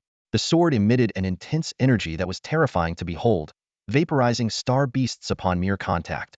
As its power peaked, Cheng Zhang swung the sword forward with all his might. With a crack, Jiang Feng witnessed a breathtaking scene. The ground split open with a massive fissure, and amidst the black curtain of star beasts, a sliver of light appeared. This single strike eliminated countless star beasts, and the terrifying sword energy continued to spread for thousands of meters, forming a vacuum corridor devoid of any star beasts. Jiang Feng was stunned, raising his head to see the giant sword disintegrate and the dazzling light gradually fade away. A ring fell from the sky, and Chang Zheng's figure vanished. Jiang Feng leaped forward, catching the ring in his hand, his expression blank as he stared at the corridor carved by the sword, now slowly being filled by star beasts again. Suddenly, two dark vortices appeared out of nowhere. First, Blue Wing roared as it flew out, followed by the ground trembling. A pair of muscular arms punched the ground, and Promi Titan stepped out of the vortex. Roar! The two giant beasts let out earth-shattering roars simultaneously. Jiang Feng jumped and landed steadily on Promi Titan's back, while Blue Wing flew low. Promi Titan's taut muscles unleashed incredible power, charging forward like an unstoppable war beast. The lingering force of Chang Zheng's celestial light annihilation kept the star beasts at bay, and Promi Titan crushed any that dared to approach. The star beasts that tried to block its path were ruthlessly knocked aside by its massive strength, and its thick armor on its arms, shoulders, and chest made its impact even more devastating. Countless star beasts were shattered to pieces, while Blue Wing in the air unleashed its full firepower, incinerating one star beast after another with its fiery breath. The two beasts coordinated seamlessly, carving a bloody path through the swarm of star beasts, racing towards the horizon. Information about gaining energy points flashed continuously before Jiang Feng's eyes, but he had no time to pay attention. The situation at hand was far more urgent. Jing Cheng's path was about to be blocked by the surging star beasts. Suddenly, the Jin Gang let out a deafening roar. It swung its fist fiercely, smashing into a boulder as large as itself. Spiderweb cracks spread instantly across the stone surface. Without pausing, Jin Gang struck again. The boulder shattered into countless pieces, scattering in all directions. Jin Gang quickly grabbed a large fragment of the stone, muscles bulging as it leaned back slightly. With explosive force, it hurled the rock forward. The stone flew like a cannonball, crushing numerous star beasts into pulp before finally coming to a halt. Seizing the moment, Jin Gang and Lan Yi sprinted forward a short distance. However, their speed was still insufficient.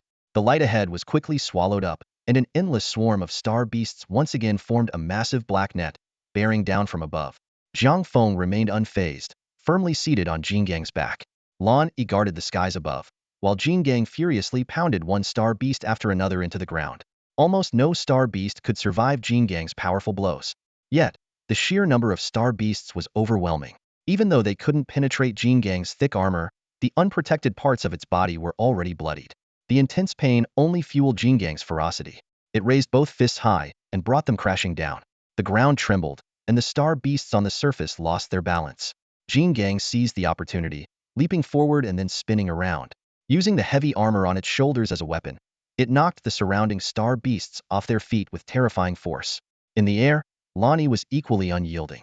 Despite being covered in wounds, it held its head high, breathing dragon fire and flying swiftly, leaving a trail of blue flames in its wake. However, despite the valiant efforts of these two phase creatures, Jiang Feng's mood remained heavy. Even with such a one-sided slaughter, the sheer numbers of the star beasts meant they still couldn't break through the encirclement. Gritting his teeth, Jiang Feng muttered in his mind, "System, I need to summon 6 Tek cruise missiles." Without hesitation, he invested 300 energy points. As soon as he spoke, 6 uniquely designed weapons appeared in his phase space. He summoned one and examined the shoulder-mounted launcher. It was slightly larger than a standard rocket launcher, with a complex structure and grips at both ends. The most striking feature was its flat barrel, resembling a track for the cruise missile's tail to slide along. Wasting no time, Jiang Feng pulled the trigger. The cruise missile shot out along the barrel's track, its square-shaped tail emitting blue flames as 4 tail fins unfolded rapidly. Although the missile could be controlled from a first-person perspective, Jiang Feng had no time for that now. Besides, in such a dense swarm of star beasts, any target would result in significant damage. The missile streaked forward, diving into the star beast horde ahead before exploding. The deafening blast and blinding blue light obliterated star beasts within a 100-meter radius. Limbs and debris rained down, but Jiang Feng remained unfazed, directing Jingang to charge forward. As the star beasts began to regroup, Jiang Feng's expression hardened. He reloaded another cruise missile, clearing another patch of ground. In this manner, he used all 6 cruise missiles in succession, allowing Jingang and Lan Yi to advance significantly. By now, a faint light was visible ahead. Jiang Feng realized that the star beasts were drawn to something, gathering in such large numbers. This was why Zhang Cheng had decided to cut through this area. Although the battle had been intense, with Zhang Cheng risking his life and Jiang Feng employing every tactic, this was merely a minor disturbance at the edge of the star beast horde. The truly powerful star beasts were concentrated in the center, engaged in unknown activities. Thus, as long as Jiang Feng could break through the area where the star beasts were densely packed, the number of pursuers would dwindle, leading to their eventual escape. This realization gave Jiang Feng a glimmer of hope. Clenching his teeth, he continued to charge forward. From the beginning until now, the uncovered parts of Lan Yi and Jingang's armor have been the primary targets of the star beast attacks. At this moment, both giant beasts are covered in wounds, and even Jiang Feng on Jingang's back hasn't escaped unscathed. The armor on Jingang's chest and shoulders has deformed from the intense combat, and the originally silver surface is stained dark green with the star beast's blood. Drenched in blood, Jingang has lost its initial imposing appearance, but now looks even more fierce and menacing. In the sky, Lan Yi's condition is slightly better, relying mainly on fire attacks, but its wounds are still bleeding continuously. Watching the two giant beasts suffer ongoing injuries, Jiang Feng's expression darkens as he summons 6 more cruise missiles. Despite having consumed 300 energy points earlier, the energy accumulated from the continuous slaughter has now surpassed the 2,000 mark. Boom, boom, boom. The missiles clear a path, tearing a gap through the swarm of star beasts. Seizing the opportunity, Jingang leaps forward with all its might. Lan Yi reacts even faster, flying out first and clearing the way with its dragon breath for Jingang. The massive body of Jingang lands heavily, creating a deafening roar and opening up the view. Breakthrough achieved. However, the crisis is not over. The surrounding star beasts quickly react, surging forward like a massive black curtain. Jiang Feng is well prepared. Jingang doesn't pause for a moment, and Lan Yi's energy wings flap furiously. Although the two giant beasts are in a sorry state, managing to break through the overwhelming swarm of star beasts is a remarkable feat. Jingang roars triumphantly upon seeing daylight again. Jiang Feng also feels a bit dazed. Although some star beasts continue to pursue them, many give up after realizing they can't keep up and turn away. The immediate threat is temporarily lifted. At this moment, the condition of Jiang Feng and the two giant beasts is dreadful. Jingang's armor is almost entirely deformed, with uncovered areas riddled with wounds, more star beast blood than its own. Lan Yi, apart from its purely energy-based wings, is covered in scars. Despite being on Jingang's back, Jiang Feng hasn't been spared either. The ordinary Tek armor seems exceptionally fragile amid the dense swarm of star beasts, with only the head being well protected. The rest of the armor has almost lost its basic protective function. The thrusters are damaged, and nearly every part is cracked and torn. Thick blood covers the armor, obscuring its original color. Although Jiang Feng hasn't directly participated in the battle, his defense is far inferior to the two giant beasts. He had considered changing his armor, but with star beasts surrounding him, a single misstep could be fatal. The suffocating feeling of being unable to stop, constantly chasing a slim chance of survival, is enough to break anyone with a weaker will. Some star beasts continue to pursue relentlessly. Jiang Feng, riding on Jingang's back, occasionally sees a few star beasts flying ahead, only to be incinerated by Lan Yi's dragon breath. With the number of star beasts decreasing, Jiang Feng decides to change his armor. Just as he places his hands on his helmet, the friend or foe identification system signals an anomaly.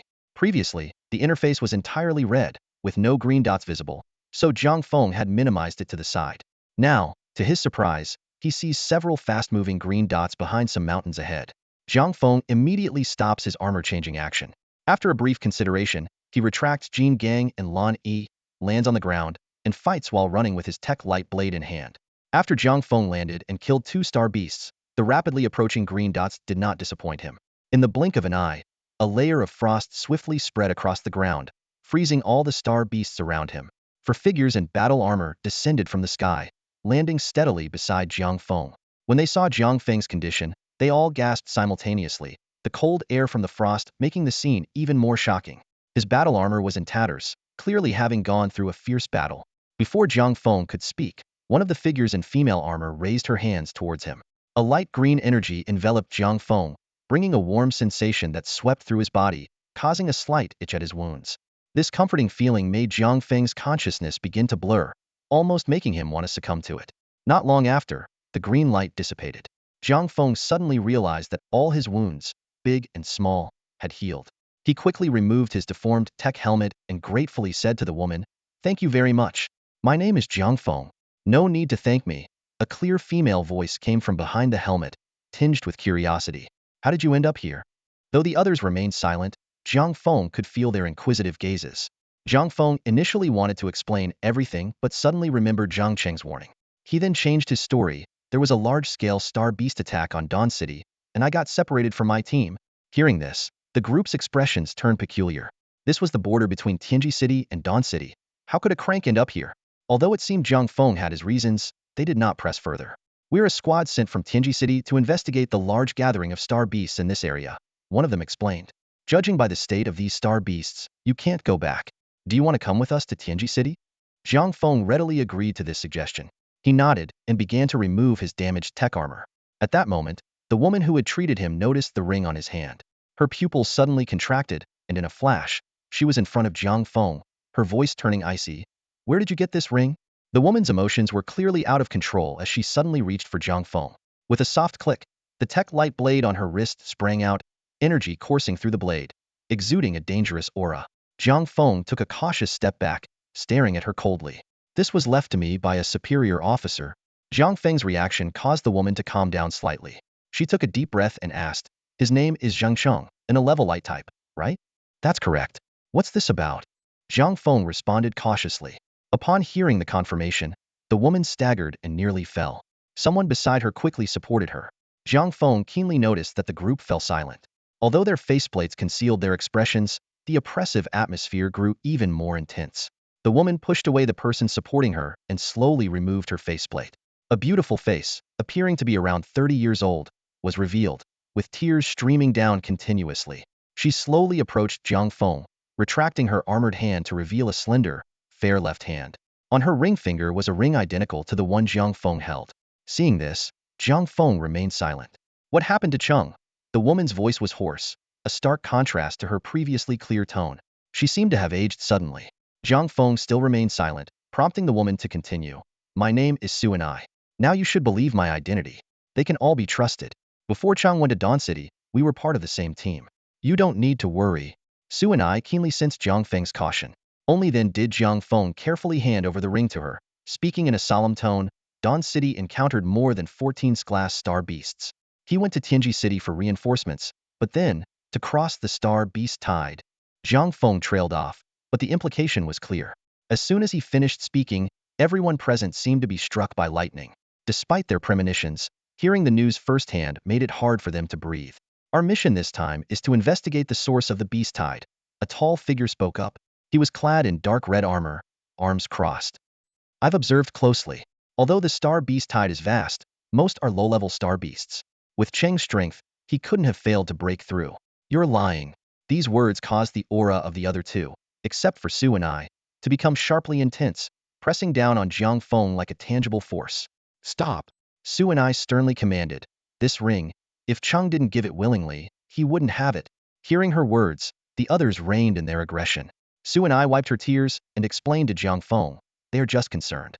Cheng was very close to us, and it's hard not to get emotional hearing such news. Jiang Feng nodded. I'm not lying, but I can only discuss the details with Sister Su. The remaining three snorted but didn't cause further trouble, activating their armors to fly away. Seeing this, Jiang Feng finally breathed a sigh of relief and recounted the events surrounding Zhang Cheng to Su and I in detail. He was a hero, but he shouldn't have died like that. Finishing, Jiang Feng looked seriously at Su and I. After hearing the whole story, Suni's tears flowed even more. It took a long time for her to dry her eyes, now filled with rage. Her voice low and hoarse, Zhao Hong, our Silver Moon squad will make you pay in blood. Jiang Feng was taken aback. Sister Su, Silver Moon squad, that's you? Su and I nodded. No wonder you were so cautious earlier. Given the secret you were carrying, what do we do next? First, we return to Tianji City, then head out for support. Su and I regained her composure, stood up, and put on her helmet. Let's go, time to head back. She informed the Silver Moon squad members through the comms channel, and soon, the three landed in front of Jiang Feng. Knowing they were from the Silver Moon squad, Jiang Feng didn't object to Su and I sharing Zhang Cheng's news with them. After learning the truth, they clenched their fists, itching to tear Zhao Hong apart. The man in dark red armor, who had earlier questioned Jiang Feng, apologized generously after understanding the situation. Sorry about earlier. Let me introduce ourselves. We're the Silver Moon squad. I'm the deputy leader, Su Bin. Xiao and I is my sister. The one in black armor is Lin Tian, and the one in yellow armor is Li Shaoqi. Jiang Feng didn't mind the reactions of the others. He understood their concern as Zhang Cheng's trusted subordinates. He carefully observed each person's armor. Su Bin's dark red armor accentuated his towering and robust figure, exuding an undeniable strength. Lin Tian's black armor suited his preference as a dark energy user, supposedly enhancing the flow of energy on its surface. Li Shaoqi's yellow armor was exceptionally heavy, bearing a massive cross-shaped shield on his back and wielding a tumper-long greatsword, creating an imposing appearance. In contrast, Suni's light green armor had softer lines, lacking the menacing look of the others. Everyone agreed with Suni's suggestion to return to Tianji City immediately. Su Bin calmly instructed, we'll head back first. Xiao Tian, you stay here to meet the captain, explain the situation, and then return. We need to resolve the matter with the Baifeng ship first, and then deal with Zhao Hong. Mentioning Zhao Hong, his expression turned noticeably colder. Lin Tian nodded in agreement, and Su Bin hoisted Jiang Feng onto his back, enveloping him in a protective shield of dark red energy. Then, they took off, breaking the sound barrier as they flew towards Tianji City. Jiang Feng was astonished to realize that their energy levels were all around a grade, with Su Bin and Lin Tian reaching the peak of a grade. During the flight, Jiang Feng was securely protected within the energy shield, feeling no pressure at all. The mountains and valleys below whizzed by, and soon, a colossal city appeared on the horizon. Tianji City spanned across the edge of a bottomless chasm, larger by a third compared to Dawn City. Most astonishingly, this city had no walls. Sensing Jiang Feng's surprise, Su Bin explained, Tianji City is the only city on Yuanqing without walls. Do you know why? Why? Jiang Feng instinctively asked. Walls can keep enemies out, but they also block our way out. Su Bin's answer was filled with unparalleled confidence and boldness. As they drew closer, Jiang Feng was increasingly awestruck. Unlike Dawn City, there were no signs of star beasts outside Tianji City. It wasn't until they entered the city that he understood why. At the top of the tallest building hung a gigantic star beast's head, the size of a basketball court, with broken horns and a demonic visage. The terrifying aura emanating from the head assaulted Jiang Feng's senses like crashing waves. He felt as if those blood-red eyes were staring at him, roaring in unwilling rage. Su Bin promptly snapped Jiang Feng out of his daze, explaining, that's the only star beast that surpassed SSS level. We call it the Demon Emperor. This information left Jiang Feng even more shocked. Stop staring. It's not good to look at it too much. We need to report to the military headquarters now, Su Bin reminded him. A silver-gray driverless hovercar stopped in front of them. They quickly boarded and sped through the futuristic city. Skyscrapers towered above, with elevated bridges and hover trains crisscrossing, and private hovercars everywhere, far surpassing Jiang Feng's memories of Dawn City. Jiang Feng couldn't help but feel a sense of pride. Tianji City was directly under Huaxia's control, while Dawn City was managed by European forces. Although he didn't know much about Tianji City, its advanced nature left him in awe. The hovercar soon arrived at the entrance of the military headquarters, and Jiang Feng had yet to fully take in the dreamlike scenes of the city. Standing at the entrance of the military headquarters, Jiang Feng looked up and was astonished to find that the building was the one with the Demon Emperor's head on top. Despite the head's eerie appearance, Jiang Feng felt no discomfort standing below it. Su Bin skillfully parked the hovercar in the underground garage, led the group into the elevator, and pressed the button for the 91st floor.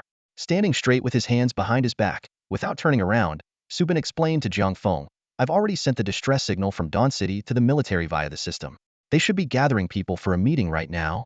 Su and I turned to Jiang Feng and carefully instructed, many top teams will arrive soon.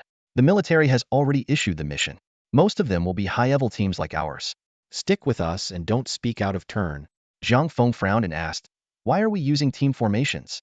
Won't the military get involved? Su and I patiently explained, the military only intervenes in city-destroying crises. The Star Beast's total assault on Source Star could happen at any time, so the support comes from self-organized teams. Each military unit has its own area to guard. She paused and continued, civilian teams don't enter cities for free.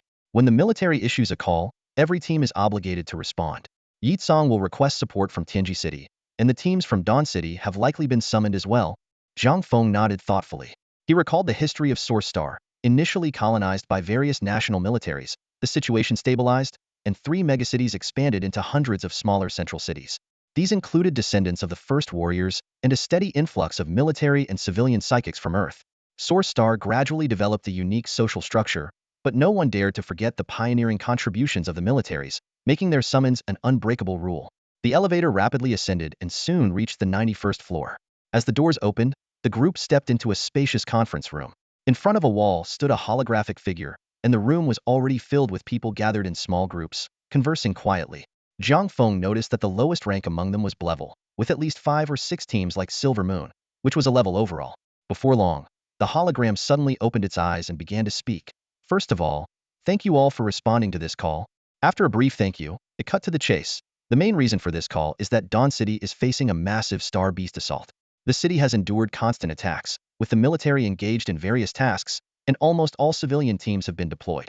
However, the Baifeng ship's airspace has encountered an S-level Star Beast and over a dozen S-level Star Beasts, making the situation dire. As soon as the words were spoken, there was a moment of stunned silence, followed by excitement among the crowd. To outsiders, this was a brutal war, an invisible meat grinder, but for these teams, it was a prime opportunity to earn military contribution points and a significant amount of star currency.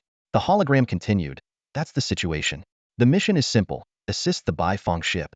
Once there, you'll be under Yitsong's command, and your achievements will be converted into contribution points and star currency by the military. Teams wanting to sign up can submit their information to me now. A long-range starship will be stationed next to the military headquarters, departing in 10 minutes. After finishing, the hologram disappeared with a ripple, and the teams in the room erupted in cheers. Watching Subin register on his phone, Su and I turned to Jiang Feng and asked, isn't it strange that support is organized this way? Jiang Feng nodded. Su and I explained, although the Federation is united, internal factions still compete. The armies of the 3 major cities represent different factions within the Federation. The support personnel can't be too weak or too politically sensitive. In this context, strong, independent civilian teams like ours become the best mercenaries. Hearing this, Jiang Feng couldn't help but sigh. The books he had read were indeed incomplete. What frustrated him the most was that the previous Jiang Feng had believed them completely. After completing the registration, the people in the room filed out. As they stepped through the door, an invisible beam scanned them, instantly uploading the team data to the military headquarters. Descending the stairs, they were greeted by a surprising sight. A massive starship had docked beside the building, its large hatch open and a steady stream of people boarding. Subin turned to Jiang Feng with a serious expression. Are you sure you want to go together?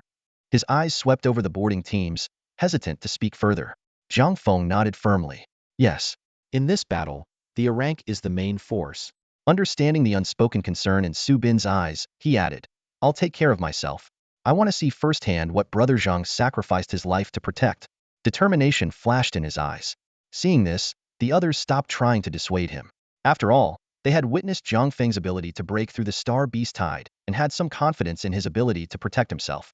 Entering the ship's hold, they saw rows of neatly arranged seats, each with a golden star on it. Everyone took a seat and pinned the star to their chest.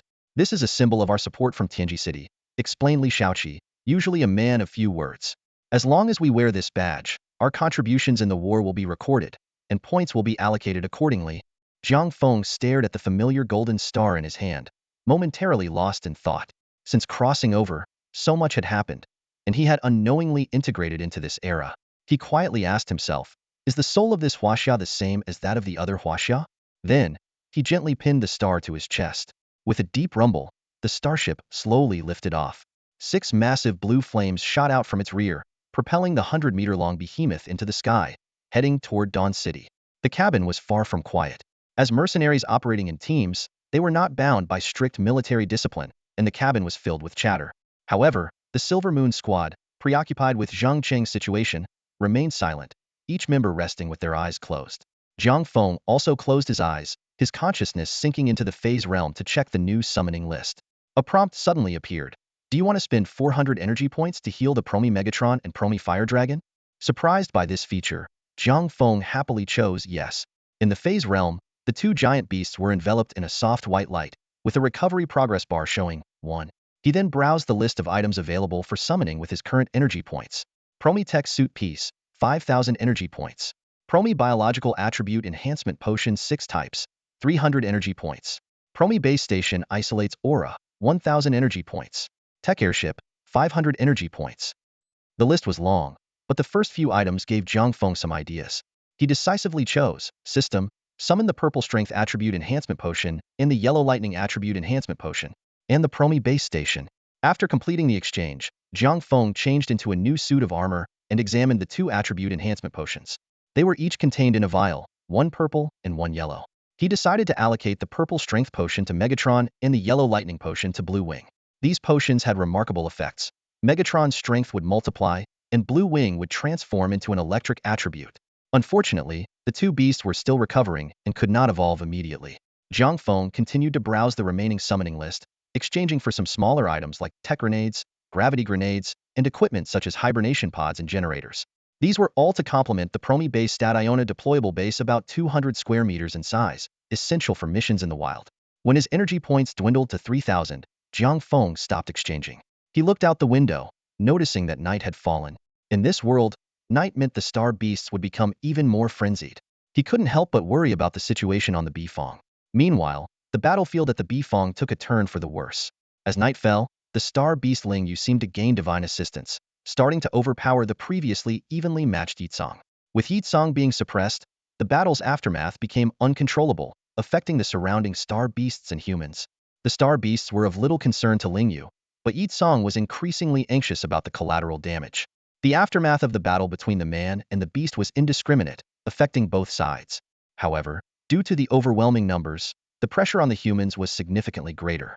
The sheer number of star beasts was staggering, and from the start of the battle until now, the dark shroud covering the Bifong remained unbroken. Despite the prolonged fight, the number of star beasts seemed undiminished. Yet, Yitsong and his comrades could not retreat, as Dawn City lay behind them. Dawn City faced a constant onslaught of star beasts even on regular days.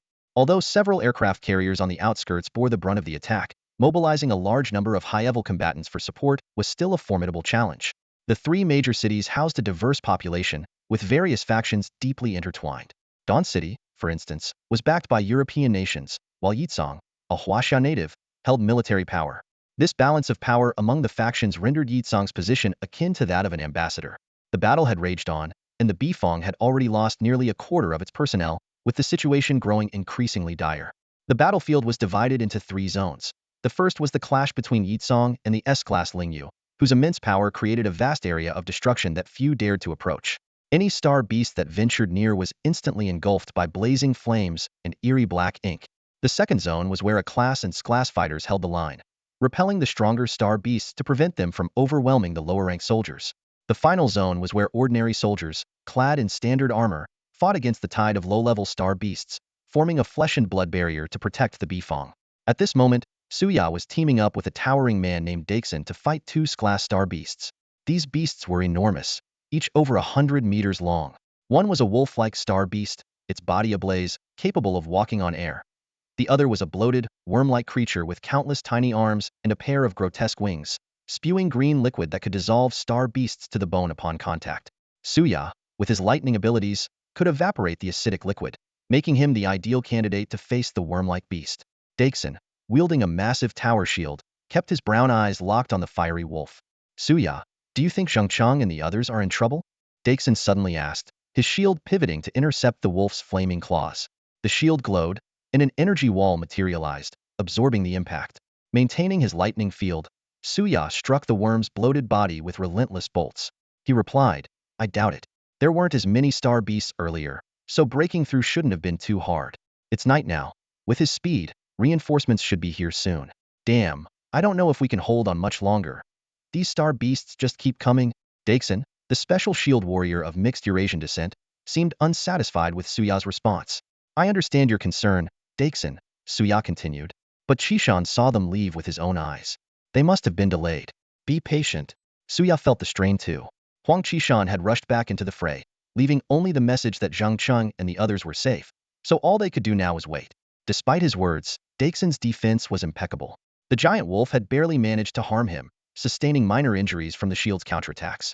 Generally, speed-type beasts had the upper hand against defense-type warriors, but Daxon's shield always blocked the wolf's attacks in advance. Frustrated by the stalemate, the wolf's patience wore thin. It crouched low, baring its fangs. Sensing the change, Daxon's heart pounded as he warned, "Watch out! That wolf's going for a big move." Hearing this, Suya didn't dare let his guard down and quickly turned his attention to the wolf's actions. The flames on the giant wolf's body spread rapidly, engulfing its massive form in an instant. The fire swelled continuously, eventually coalescing into a colossal beast made entirely of pure flames. The intense heat distorted the surrounding space, and Daxon, not daring to underestimate his foe, took a deep breath and channeled his raging psionic energy, a faint shadow appearing behind him. A long, resonant howl echoed across the battlefield. The flaming giant wolf opened its gaping maw and leaped forward, closing the distance to Daxon in a flash. Just as the wolf's fangs were about to reach Daxon, a shield materialized out of thin air. Centered on the shield, an enormous phantom arm emerged, with the part beyond the elbow hidden in the void. The size of this arm matched the 200-meter-long flaming wolf. Accompanied by the sound of mechanical gears turning, the relatively small shield rapidly expanded, transforming into a towering shield through a series of complex mechanical changes. The moment the flaming wolf collided with the shield, it disintegrated, the terrifying flames splitting to either side of the shield, incinerating numerous lower-tier star beasts before dissipating into the air. The shield then vanished as well. The wolf, now restored to its original form, fixed its dark golden eyes intently on Daxon in the distance, as if etching his image into its memory. The previous attack had drained a significant amount of the wolf's energy, dimming the flames on its body, which were no longer as fierce as before. Daxon, however, was in worse shape, having nearly exhausted all his psionic energy. He could only maintain a facade of confidence, hoping to intimidate the wolf into retreating. Yet, this star beast had inherited the cunning nature of a wolf. Sensing its own weakened state, it began to prowl around, neither leaving nor approaching, patiently waiting for an opportunity. Daxon, at a loss for what to do, could only pray that Suya would finish off the worm and come to his aid soon. At this moment, Suya was also locked in a fierce battle. Although his lightning attacks could evaporate the worm's acid, they were ineffective against the worm's folded skin. This left Suya, usually known for his offensive prowess, feeling unprecedentedly powerless. He couldn't help but grumble, "This star beast is really tough to deal with. Never encountered one like this before. No data on it makes it so hard to kill." Just then, a voice suddenly rang out, "Oh, my old friend. Your thunder in Europe couldn't even do what my Aunt Maria next door could. Shut up and speak plainly." Suya's face darkened as he conjured 2 lightning spears in his hands. He unleashed all his psionic energy, his figure becoming a blur as he charged at the worm. Massive arcs of electricity danced across the worm's 100-meter-long body, yet still failed to inflict any damage. Despair began to creep into Suya's heart. Meanwhile, the battle between Lingyu and Yitsong grew more intense, but neither side seemed likely to prevail anytime soon. To turn the tide of the battle, they would have to rely on Suya and the other class warriors to make a breakthrough. However, across the battlefield, most class human warriors were being suppressed by the star beasts, with only Suya and a few others holding their ground. If Suya failed to make progress and reinforcements didn't arrive soon, the Bifong would be gradually overwhelmed by the star beasts. The skin can't be pierced, I'll have to go for its mouth. Suya gritted his teeth and decided. Lightning began to spread across his body, forming a suit of armor crackling with electricity. He stomped on the worm's fat body, leaving a dent before flying towards its head. The worm, like an erupting volcano, continuously spewed acid from its mouth. Without Suya's lightning to neutralize it, the acid sprayed out, instantly reducing nearby star beasts and humans to pools of black liquid. Seeing this, Suya's heart sank, and he quickly leaped above the worm's mouth. Facing the terrifying acid jetting out like a high-pressure stream, Suya gritted his teeth and unleashed 10 Directions Thunder Prison. From his position at the center, thick bolts of lightning spread outwards, evaporating large amounts of acid. From a distance, he looked like a spider at the center of a web. "Turn for me," Suya roared, raising his arm. The massive lightning bolts twisted like serpents, converging towards his arm. As the lightning gathered, the surrounding force field grew increasingly terrifying, causing the worm's acid to vaporize before it even reached him. At this moment, Suya was bleeding from his 7 orifices, looking like a demon, yet he didn't forget to taunt, "Aren't you tough? Come on." With a thunderous crash, all the gathered lightning was hurled by Suya directly into the worm's mouth. The worm, previously impervious to lightning, convulsed violently, unable to even make a sound. The unending stream of lightning poured into the worm's body, eventually bursting out from its tail, creating a charred crater on the ground, surrounded by the scorched remains of star beasts. At that moment, the lightning in Suya's hands dissipated entirely, and the massive worm lost all signs of life, plummeting to the ground. Suya's figure, like a kite with a broken string, slowly drifted down from the sky. Dixon stood there, dumbfounded by the scene before him. It wasn't until Suya plummeted from the sky that he snapped out of it, quickly activating his battle armor and rushing to catch him. Suya's face was covered in blood, his psionic energy nearly exhausted, and he looked incredibly weak. Dixon was so shocked that he could barely speak, managing to mutter, "That was insane. Save it, the giant wolf is coming." Suya suddenly shouted, as if jolted awake from a near-death state. Dixon then realized this was no time to be stunned. A blazing giant wolf was glaring at them menacingly. The wolf's speed was astonishing, and Dixon could only hastily position his tower shield in front of them. Boom! The impact was tremendous. Although the tower shield was large, it was dwarfed by the wolf's massive claws. The force sent Dixon flying, tumbling several times in the air before he managed to absorb the shock. Looking at the now deformed shield, Dixon said with a pained expression, "You were incredible, taking out that worm, but now it seems we can't handle this wolf together." Suya, equally helpless, replied, "Just try to buy time until I recover my psionic energy." They tried to hold their ground, but the giant wolf wasn't going to give them that chance. It sensed that the human who had unleashed the terrifying thunder was now spent, making it the perfect time to strike. Despite its own weakened state, the wolf had a clear advantage over the two of them. It launched a relentless assault, its claws hammering Dixon's shield repeatedly. If Dixon wasn't naturally skilled at defense, they would have already fallen to the wolf's attacks. Meanwhile, other class fighters were also struggling. Star beasts of the same level had advantages in all aspects, from endurance to resilience. Without the amplification from their battle armors and the agility from their smaller size, humans would have been defeated long ago. Even so, this class battlefield looked grim. Most were being suppressed, with only a few managing to hold their own. Even those who, like Suya, had managed to kill a star beast with a burst of power, were now out of commission due to depleted psionic energy. While humans had some victories, star beast losses were minimal. Since the battle began, 3 humans class fighters had fallen, with over 7 A-class fighters also perishing. In contrast, only 2 class star beasts had been taken down, including Suya's recent kill. This near-suicidal fighting style was barely a concern for the star beasts, who had a much larger population. The balance of the battlefield was tipping increasingly in favor of the star beasts. Elsewhere, the much-anticipated reinforcements for the Bifong were cutting through a swarm of star beasts. With no high-level star beasts detected, the military decided to force their way through. 3 class fighters stood at the forefront of the starship, each wielding powers of ice, fire, and wind. Unlike Jiang Feng and Zheng Cheng's desperate crossing, the presence of these 3 made the starship's passage a breeze. Gales roared, enveloping the starship, slicing any approaching star beast into pieces with wind blades. At the front, a clear red and blue barrier formed by fire and ice respectively, incinerated beasts on one side while freezing them solid on the other. No star beast could withstand even a second against the trio. In mere minutes, the starship broke through the beast swarm. The engines flared with psionic energy, boosting the starship's speed until it vanished into the horizon. Inside the starship, Jiang Feng sat in a daze, recalling the scene. The once terrifying star beast swarm that had nearly driven him and Zheng Cheng to despair was effortlessly obliterated by the glass fighters. Through the window, he saw countless tiny wind blades dissipate around the starship, and he clenched his fists tightly, thinking that if you had that kind of power back then. Su Bin's voice broke the silence. "This is Yuanxing. Weakness is a sin here. Against star beasts, you have no choice but to grow stronger. This is just how it is." Jiang Feng remained silent. Meanwhile, on the outskirts of the star beast swarm surrounding the Bifong, an unexpected visitor arrived. Zhao Hong. His face was so dark with anger, it seemed it could drip with water. After guarding Dawn City for half a day without seeing any sign of Zheng Cheng, Zhao Hong felt increasingly uneasy despite the slim chance of Zheng Cheng reaching Tianji City. He tirelessly searched between Dawn City and the Bifong, even risking a probe towards Tianji City, only to be driven back by a massive tide of star beasts. "Curse that light-based energy," Zhao Hong muttered under his breath, activating a dark energy seed within himself.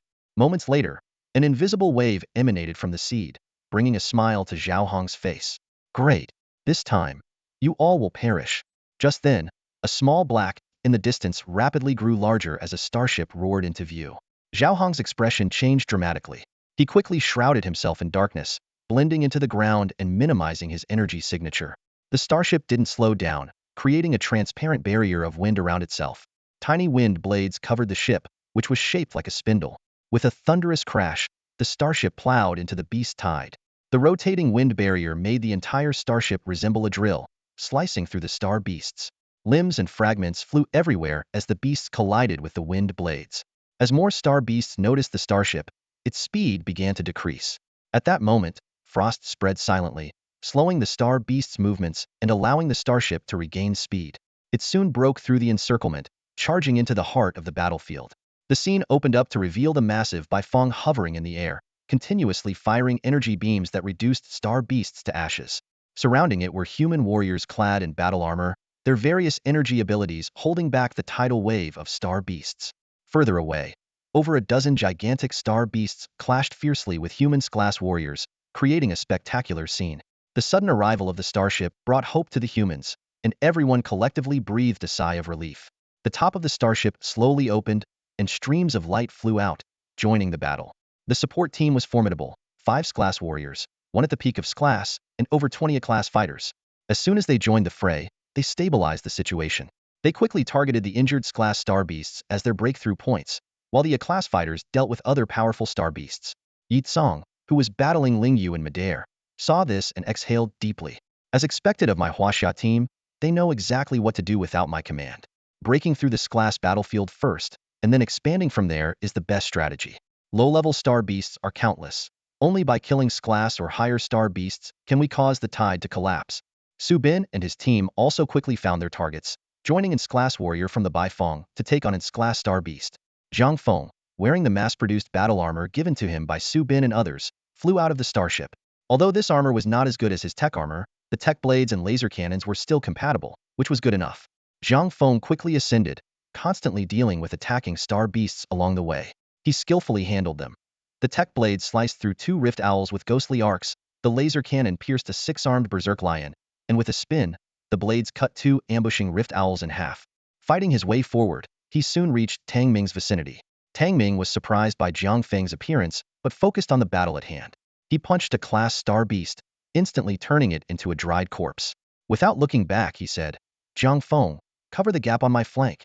Without hesitation, Jiang Feng activated his battle armor at full power, quickly reaching a spot over 100 meters to Tang Ming's side.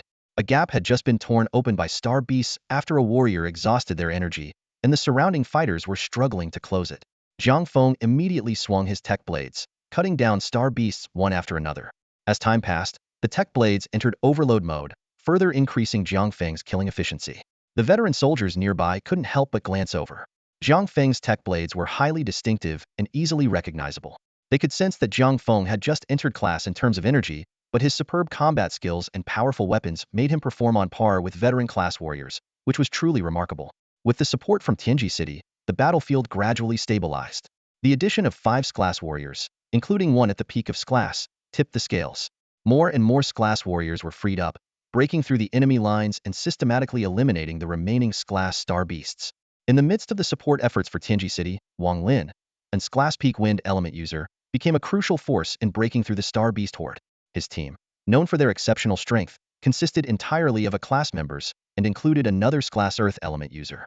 As soon as Wang Lin joined the battlefield, the high mobility of his wind element powers immediately showcased a significant advantage, especially against the massive star beasts. His attack strength was formidable. He had barely entered the fray when he teamed up with an class warrior from the Bifong command to take down an class star beast. In the distance, the battle between Yi Tsong and Ling Yu raged on, with both sides evenly matched. Although Ling Yu could devour spirit energy, its own attacks had limitations, making it difficult to completely suppress Yi Tsong. Wang Lin quickly assessed the situation and realized that Yi Tsong could no longer manage the overall command.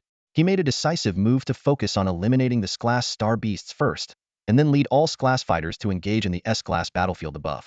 As Wang Lin and his team began to clear out the class star beasts, these colossal creatures sensed the threat and attempted to regroup. However, The human side had already anticipated this, and their combat style suddenly became aggressive. Within minutes, two Morse-class star beasts were slain by the combined efforts of Tianji City's support team and the class fighters from the Bifeng command. Ling Yu, noticing the shift in the battlefield, grew increasingly agitated. It suddenly unleashed a powerful attack, dispersing the flames on Yi Tsong with its massive black claws and diving towards the glass battlefield. Yi Tsong would not stand idly by. In an instant, fiery dragon as large as Ling Yu formed from the flames and roared in pursuit, its claws gripping Ling Yu fiercely. Though the fiery dragon began to dissolve upon contact with Ling Yu, it persistently coiled around it, using its entire body to suppress the foe. Yi Tsong, now standing atop the dragon's head, knelt down and continuously channeled violent spirit energy into the dragon, causing the dissolved parts to rapidly regenerate. Ling Yu's fury ignited completely. It realized that the human warriors below posed a threat to the glass star beasts, and once they were cleared, it would face the danger of being surrounded. Even though it could devour spirit energy, facing so many human warriors at once could lead to its downfall. Ling Yu's pitch-black eyes revealed no emotion, but the dark spirit energy on its body grew increasingly frenzied. The eerie darkness spread silently, and the spirit energy on Ling Yu's body surged, engulfing the dragon's claws like a tide and rapidly climbing up its body. Yi Tsong's expression changed dramatically as he found that his spirit energy could no longer repair the dragon's body. He decisively leaped away from the dragon.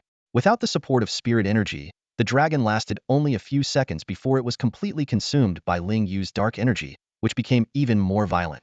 Witnessing this, Yi Tsong frowned deeply. Ling Yu's spirit energy was too strange, capable of devouring other elements without apparent consumption. However, Yi Tsong believed that Ling Yu's abilities couldn't be flawless. Otherwise, it would have already broken through to SS class. There must be some unknown cost. Despite his racing thoughts, Yi Tsong's actions did not slow. As Ling Yu devoured the dragon, he had already flashed in front of it, instantly erecting a towering wall of flames to block its path.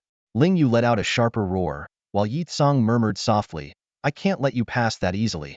The blazing wall of fire roared, the flames exploding with such intensity that the surrounding air began to distort from the heat. Yi Tsong continuously infused spiritual energy into the wall of fire, causing the flames to gradually shift to a blue hue. Ling Yu grew increasingly agitated, concentrating its pitch-black energy on its head and claws, revealing large patches of gray-black skin. Suddenly, disregarding the devouring black tide of energy, Ling Yu charged directly into the wall of fire.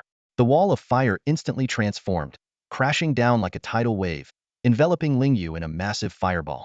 A sharp, agonizing wail erupted, and Yi Tsong's expression tightened. Had finally managed to inflict harm on Ling Yu. Yi Tsong felt a surge of joy. Ling Yu's strongest defense was its ability to devour all things with its black energy, but this ability had its limits. The previous Ling Yu he had defeated couldn't fully absorb his raging fire energy. However, he had yet to see the limit of the current Ling Yu's absorption capacity. Now, with Ling Yu willing to sacrifice the energy on its back to break through the wall of fire, it signaled that it was nearing its limit. Yi Tsong, invigorated, increased his output of spiritual energy, causing the fireball to expand rapidly. After a dozen seconds, the fireball suddenly became extremely unstable, contracting and expanding repeatedly. A low growl emanated from within, and the fireball shrunk rapidly, disappearing in the blink of an eye. Yi Tsong's pupils constricted as he saw Ling Yu emerge unscathed, with traces of flames tainting its black energy and a red streak appearing in its eyes. Yi Tsong was stunned. Ling Yu still hadn't reached its critical point. He glanced at Wang Lin, who was harvesting glass star beasts, and set his jaw. "Even if it's not at its limit, you're almost there. I'll ignite the final spark." Yi Tsong retracted the flames around his body, revealing a crimson battle armor covered in fiery patterns. He clenched his right hand, summoning a seemingly weak but terrifyingly potent flame that captured Ling Yu's attention. The flame gradually formed into a tumtor-long spear, solidifying into a real weapon, its burning flames forming intricate patterns on its surface.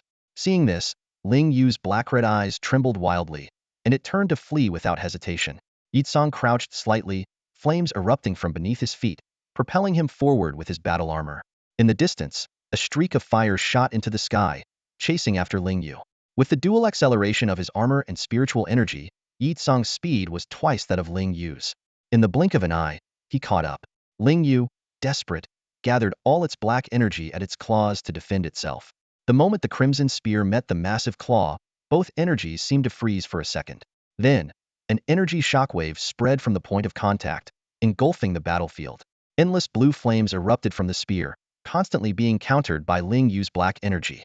The area around them became a clear divide of blue and black, with the black tide endlessly consuming the blue flames, while Yi Tsong's spear continuously emitted more fire.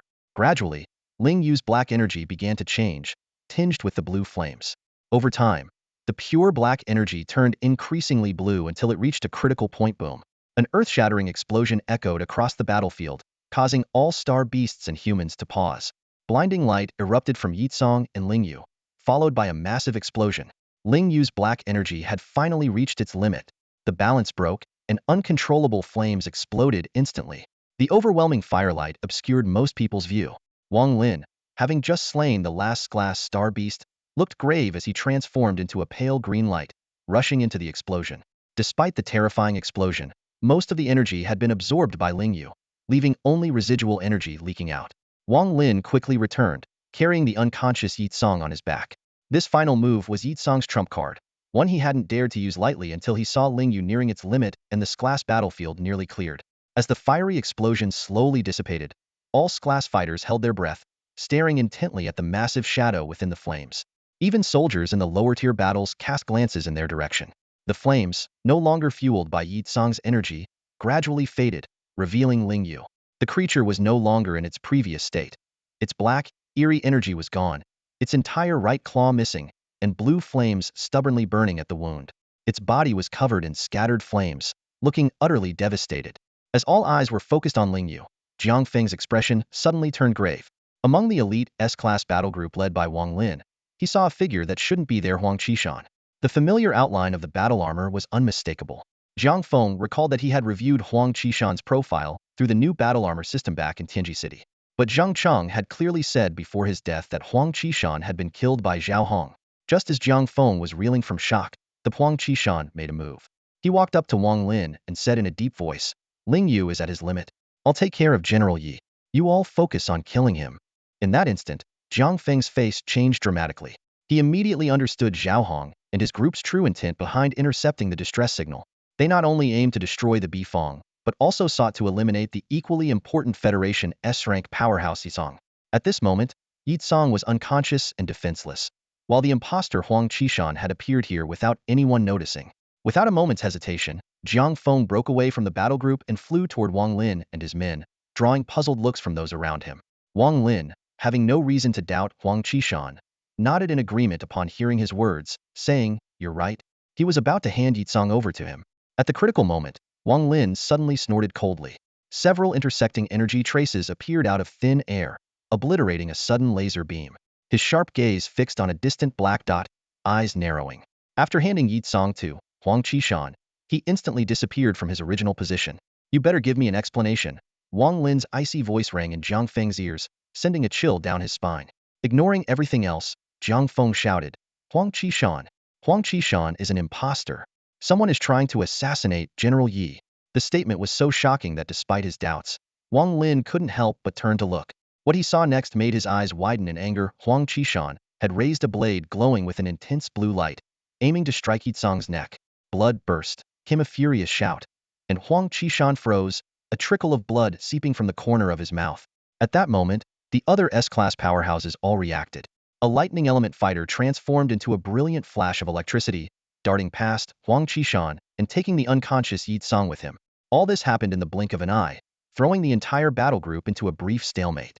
Seeing this, Ling Yu in the sky decisively flew toward the Star Beast horde. "Captain Wang, kill Ling Yu first. The opponent's strength is only at the regular S-class level." Jiang Feng's eyes lit up as he noticed Su Bin near the fake Huang Qishan. Hearing Jiang Feng's words, Wang Lin gritted his teeth and dashed toward Ling Yu.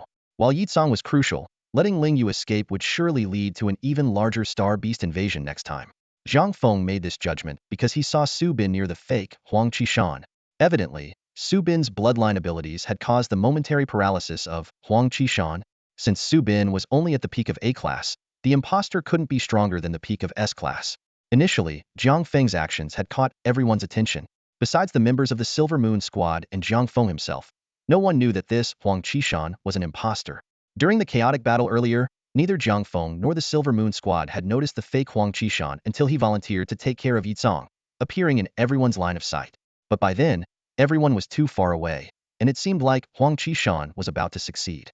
Thankfully, Jiang Feng had delayed just enough for Su Bin to enter his psychic sensing range and remotely control Huang Qishan's blood, causing him to freeze and giving others time to react. While Wang Lin chased after Ling Yu, the S-class battle group was now on edge. Suya, on the back of Daixin, looked at Huang Qishan in disbelief and asked tremblingly, "Qishan? Why?" The fake Huang Qishan had no intention of answering. Although Su Bin was only A-class, the earlier sneak attack had inflicted significant damage. Now, he only wanted to buy time to recover and escape. The mission had failed, and his and Zhao Hong's identities were exposed. Anger surged within him, all thanks to that meddling kid. He's a fake. The members of the Silver Moon squad quickly arrived and revealed the truth to everyone. Although they weren't sure if Zhao Hong had any accomplices lurking around, they decided to stop hiding the facts. "You found out, huh?" The imposter Huang Qishan let out a cold laugh. Though his face was covered by a mask, his tone was dripping with mockery. "Sooner or later, dawn, morning light, and Tianji will all fall, and the break of dawn will return to the world." His laughter grew increasingly maniacal as a dense dark energy surged from his body, making his voice falter. Suddenly, his tone shifted to one of terror. "No, I can escape. I won't say anything. Don't kill me." Before he could finish speaking, his body vanished, leaving only an empty suit of armor clattering to the ground. Break of dawn. Suya's face turned pale. He's one of them. The atmosphere grew tense as everyone processed the gravity of the situation. In the distance, Jiang Feng saw that Yi Tsong was safe and breathed a sigh of relief. He silently thanked his luck for living up to Zheng Cheng's expectations. Just then, a gust of wind swept by, and Wang Lin's figure materialized beside him. Jiang Feng was about to ask a question when his attention was drawn to a massive shadow overhead. Looking up, he saw a ghost core twice the size of the one Yi Tsong had brought back earlier. "Captain Wang, the ghost?" Jiang Feng stared at Wang Lin, astonished that an S-rank peak warrior could so swiftly defeat an S-rank star beast. Noticing Jiang Feng's surprise, Wang Lin explained, "The ghost is different from other star beasts. Its strength lies in its eerie external energy. Once that energy is gone, its body is weaker than even a regular S-rank star beast." Jiang Feng nodded, somewhat understanding. Wang Lin sighed, "We owe you one this time. If Yi General had died here, it would have been a disaster for both Dawn City and Tianji City." He shuddered, thinking how close they came to losing Yi Tsong, whose sensitive status would have sparked major internal conflicts if he had died on Dawn City's turf. "Kid, how did you figure out Huang Qishan was a fake?" Wang Lin asked curiously. Even he hadn't seen through the disguise, yet Jiang Feng had exposed it with a single remark. Jiang Feng recounted the details of Zhao Hong's betrayal. "So, you were the one who relayed the information? You've really made a significant contribution this time," Wang Lin exclaimed, looking at Jiang Feng with newfound respect.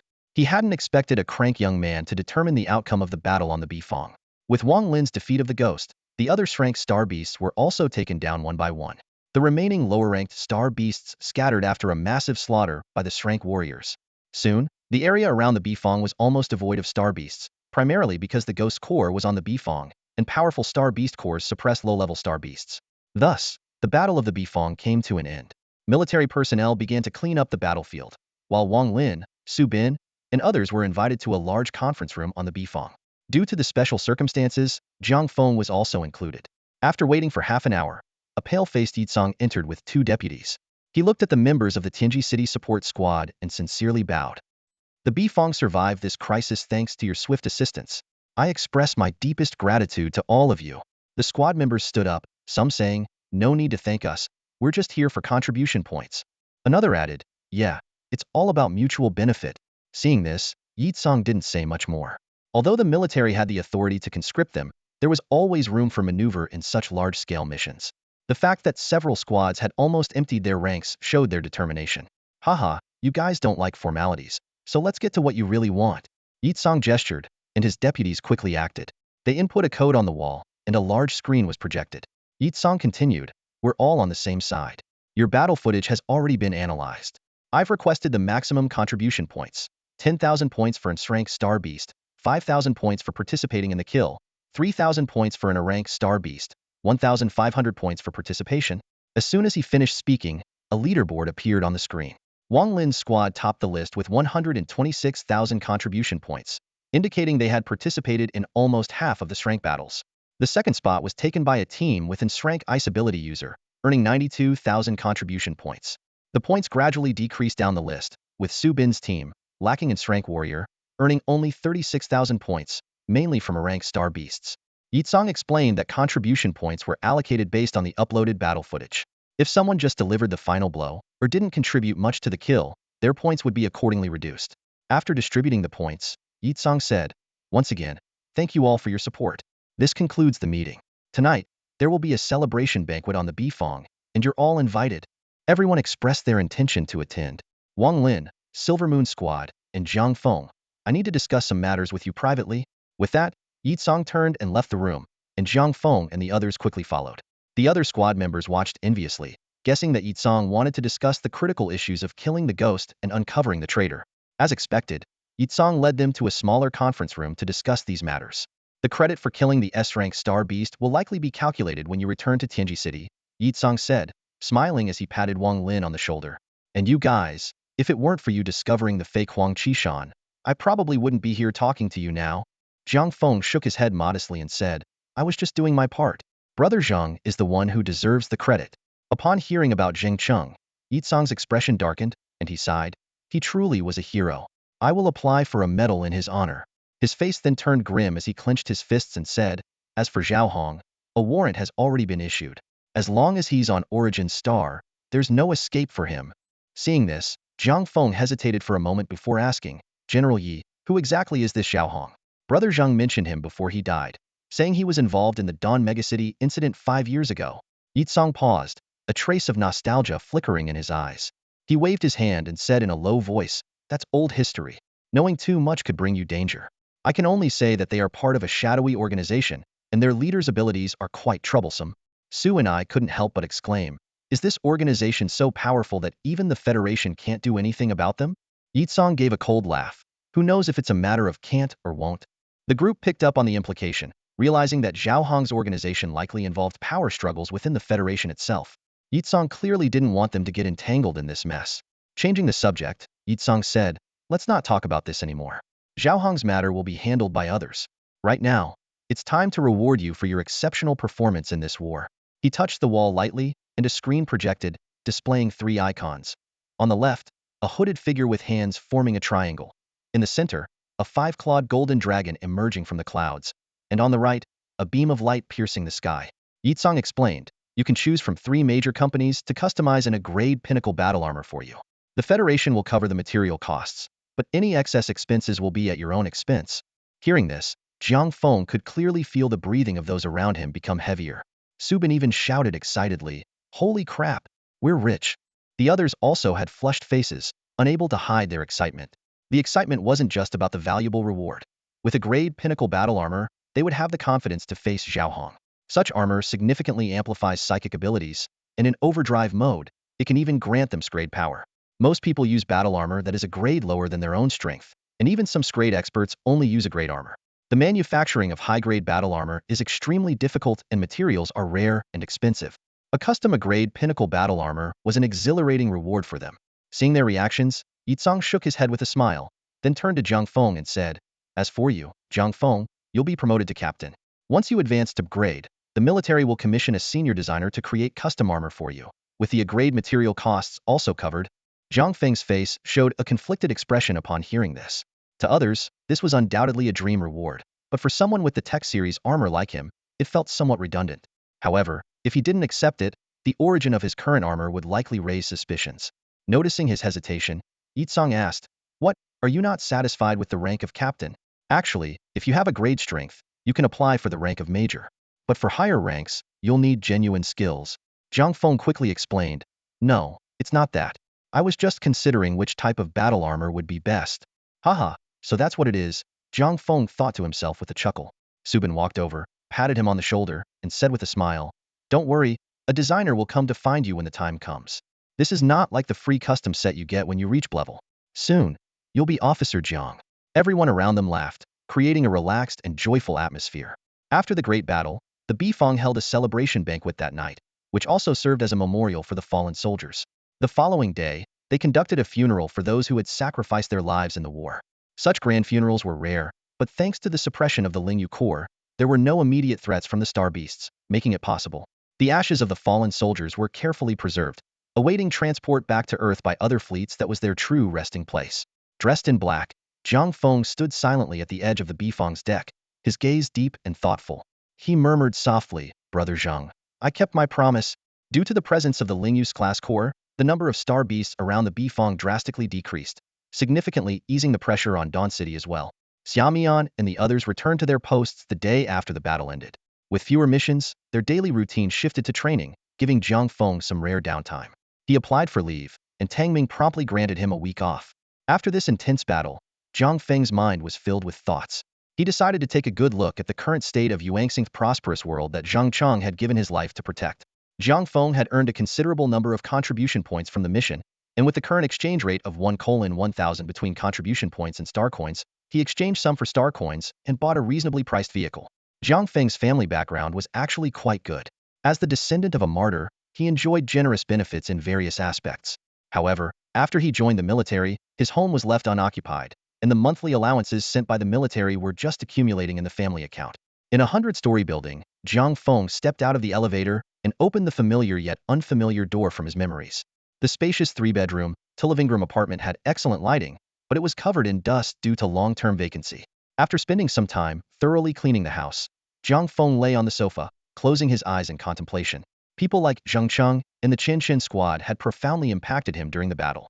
When he first crossed over, he didn't feel a sense of belonging here. Even though he had accepted Jiang Feng's memories, they felt like a book he could flip through at any time. It wasn't until he witnessed firsthand their unwavering dedication to the Federation and the people behind them, even in the face of betrayal, that this spirit deeply moved Jiang Feng. The hectic period had left him no time to think. It wasn't until the pace slowed down that he realized he had become a part of Yuanxing. He was no longer the ordinary young man from his past life. He was now the person who had turned the tide in the great battle on Yuanxing. With this realization, Jiang Feng suddenly burst into laughter. This lifetime, he thought, is truly just beginning. The next day, Jiang Feng woke up leisurely. After using the daily necessities he had bought the previous night to freshen up, he looked in the mirror and changed into casual clothes before heading out. Since arriving in this world, he hadn't had the chance to explore its splendor. Reflecting on his past life, where he was just an ordinary person drifting along, working and going home day after day, he had grown weary of the monotonous life. Now, with the opportunity to live in such a dazzling era, he wanted to experience it fully. The area around Jiang Feng's residence was filled with many tall buildings, with a living area right downstairs. Most of the shops were restaurants, with burger and fried chicken joints making up the majority, alongside a few Western-style restaurants. However, in a distant corner, Jiang Feng was pleasantly surprised to find a bun shop. Seeing this, he couldn't help but marvel at humanity's persistent love for food. Even on Yuanxing, the food industry was thriving. Jiang Feng approached the bun shop, glanced at the menu, and said, Auntie, 2 meat buns and a cup of soy milk, please. Coming right up. The shop owner, a slightly plump woman, wore an apron, her face flushed from the steam of the buns, and her hair damp with sweat. Inside the shop, a middle-aged man was kneading dough, suggesting they were likely a couple. Auntie Wang swiftly prepared the steamed buns and soy milk. As she handed them to Jiang Feng, her eyes suddenly lit up. Hey, you're little Feng, aren't you? When did you get back? Her face was full of surprise and joy. Jiang Feng took the breakfast, momentarily puzzled, but familiar memories slowly resurfaced. This bun shop was a childhood memory for him. The couple who owned it had been running it for years, making it a well-known establishment. With his parents in the military and his lack of cooking skills, Jiang Feng had relied on this shop for most of his breakfasts. Yes, Auntie Wang, the battle at the front lines is over, and I'm on a short break, Jiang Feng replied with a smile. Upon hearing this, Auntie Wang immediately shouted towards the kitchen. Oldly, come and see who's back. There was a flurry of footsteps from the kitchen, and a man came out, wiping his hands. Oh my, little Feng, you've grown so much. We haven't seen you much since you joined the army. Seeing the two elderly folks so excited, Jiang Feng felt a warmth in his heart. Uncle Li, long time no see. You're stationed on the Bifang, right? Uncle Li asked. I heard there were many casualties, and even an S-class star beast. It's a relief you're okay. Auntie Wang started to chatter as well. I saw the news yesterday. It was terrifying. They said if it weren't for the support from Tianji City, the Bifang would have sunk. Little Feng, in such big battles, you must prioritize your safety. Staying alive is the most important thing. Ah, what do you know? Uncle Li glared at Auntie Wang. A man goes to the battlefield to achieve great things. If everyone retreated at the sight of a star beast, who would defend humanity? Hey, are you growing wings now, daring to glare at me? Auntie Wang retorted. What, do you think you can fly? Seeing the two about to argue, Jiang Feng quickly intervened. Uncle Li, Auntie Wang, I understand your concerns. I have some errands to run, so I won't bother you any longer. He scanned the code to pay and hurriedly left. Hey, why are you paying? And why are you running so fast? Andy Wong called after him. Jiang Feng walked down the street, a faint smile on his lips. These ordinary, everyday moments made the world feel more real to him. Of course, passersby found it a bit odd to see someone walking alone and smiling. Jiang Feng paid no mind to the curious glances. The hustle and bustle of everyday life was the true essence of the world. The subtle emotions were its colors. As he walked, he realized that this era wasn't so different from his previous world. The advent of spiritual energy had shifted the societal focus, but the lives of ordinary people remained largely unchanged. Reaching the garage, Jiang Feng got into his newly purchased car and drove out. Dawn City had limited space, and expanding territory on Yuanqing was even more challenging. To make the most of the available land, the buildings here were exceptionally tall. Thanks to the use of spiritual energy materials, these skyscrapers were impervious to collapse and natural disasters. After a brief tour around the city, Jiang Feng decided to check out the battle armor shops. Dawn City had a dedicated street for selling battle armor, so he set his GPS and drove there. The street was reminiscent of a fashion district from his previous life, lined with shops displaying various battle armors. Luxury cars and even hovercars were a common sight. Jiang Feng's goal was to gain a deeper understanding of battle armor, which would help him with future projects involving Tek Armor. He parked at a large parking lot and walked into a well-presented shop. "Hello, welcome." A young woman in uniform greeted him. "Handsome, are you looking for any specific type of battle armor?" "I'll just browse." Jiang Feng gestured dismissively. Seeing this, the woman stepped back with a smile, not wanting to disturb him. These salespeople were quite perceptive, able to gauge a customer's spending power based on their age and attire. If Jiang Feng had appeared to be a wealthy young man, they would have persisted in their sales pitch until he grew impatient. Jiang Feng walked straight to a silver-white battle armor and began examining it closely. This is a streamlined suit of armor, with smooth and lightweight lines that emphasize its design for agility and speed. Jiang Feng lowered his head to carefully read the introduction. Class Tianyu Illusion Spirit, Total Enhancement Strength 50, Speed Enhancement 70. This suit is made from high-strength materials fused with the bones and feathers of the class Star Beast, Black Feather Beast. It has a certain affinity for wind energy and is equipped with a black feather core, which can temporarily increase the enhancement level to 70 when activated. Jiang Feng nodded to himself, acknowledging the excellent performance of this armor. Both its enhancements and core skills far surpassed ordinary suits. However, when he saw the price, he was instantly enlightened. 10 million star coins. That was no small amount. In this era, the purchasing power of star coins was almost equivalent to his previous lives' RMB. Moreover, armor could be considered a consumable to some extent, with maintenance and repairs being a bottomless pit of expenses. At this moment, Jiang Feng realized how extravagant his past behavior of discarding a set of Tek armor after each use had been. Of course, it was out of necessity since each time he changed armor, it was because he had been beaten to a pulp. He silently estimated that the strength of ordinary Tek armor should be around class. As for the specifics of the Prometheus series, he was still uncertain. After careful comparison, Jiang Feng found that his Tek armor was not significantly different in style from the displayed armors, all belonging to the close-fitting type. He couldn't help but wonder how the staff member registering the armors had noticed the differences. Suddenly, a crucial distinction dawned on Jiang Feng: these armors could enhance spiritual energy, whereas his Tek armor seemed to lack this function. He was stunned to realize that the Tek armor did not amplify his abilities, but directly provided a class strength upon wearing it. This realization was frustrating, meaning that as his strength improved, the Tek armor would no longer be a match and would eventually be obsolete. With questions in mind, Jiang Feng asked the system, can Tek armor really not enhance spiritual energy? The system's response was unexpectedly hesitant. 3? Jiang Feng looked suspicious. Why do you seem so guilty? The system stammered an explanation. Ordinary armor cannot be enhanced. This system cannot enhance it. The Prometheus armor will naturally have enhancement functions. Were you about to say too lazy to enhance? Jiang Feng asked skeptically. The system hurriedly defended itself. Absolutely not. You must know that when someone is too handsome, they may experience hallucinations. The host is currently in such a state. Oh, really? Jiang Feng squinted his eyes, his tone filled with doubt. The system insisted. Yes, absolutely. Jiang Feng sighed and decided to drop the topic for now. Fine, my spiritual energy enhancement wouldn't amount to much anyway. Right now, relying on armor is more practical. However, at that moment, Jiang Feng suddenly noticed the system's unusual behavior. He quickly realized something and focused his mind, only to see his energy points decreasing bit by bit. 387, 138, 703, 869. You're consuming my energy points. Jiang Feng screamed like a groundhog, drawing strange looks from other customers in the store. The system quickly explained. Energy points are used to maintain the system's daily operations. After Jiang Feng's outburst, the decrease in energy points immediately stopped. Ignoring the reactions around him, he roared in his mind, "You're lying. The system never deducted energy points before." The system retorted, "Previously, I couldn't help you activate armor enhancements either." Jiang Feng's face turned from pale to white and finally to a look of defeat.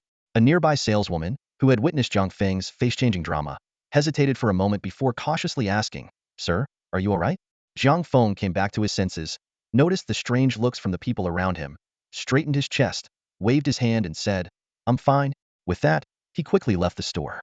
"As long as I'm not embarrassed, you're the ones feeling awkward," Jiang Feng shouted in his mind, still confronting the system. "Tell me, why are you consuming my energy points?" The system honestly replied, "To maintain daily operations." Jiang Feng felt his carefully maintained image collapsing. "Can my pitiful 3,000 energy points even sustain you like this?"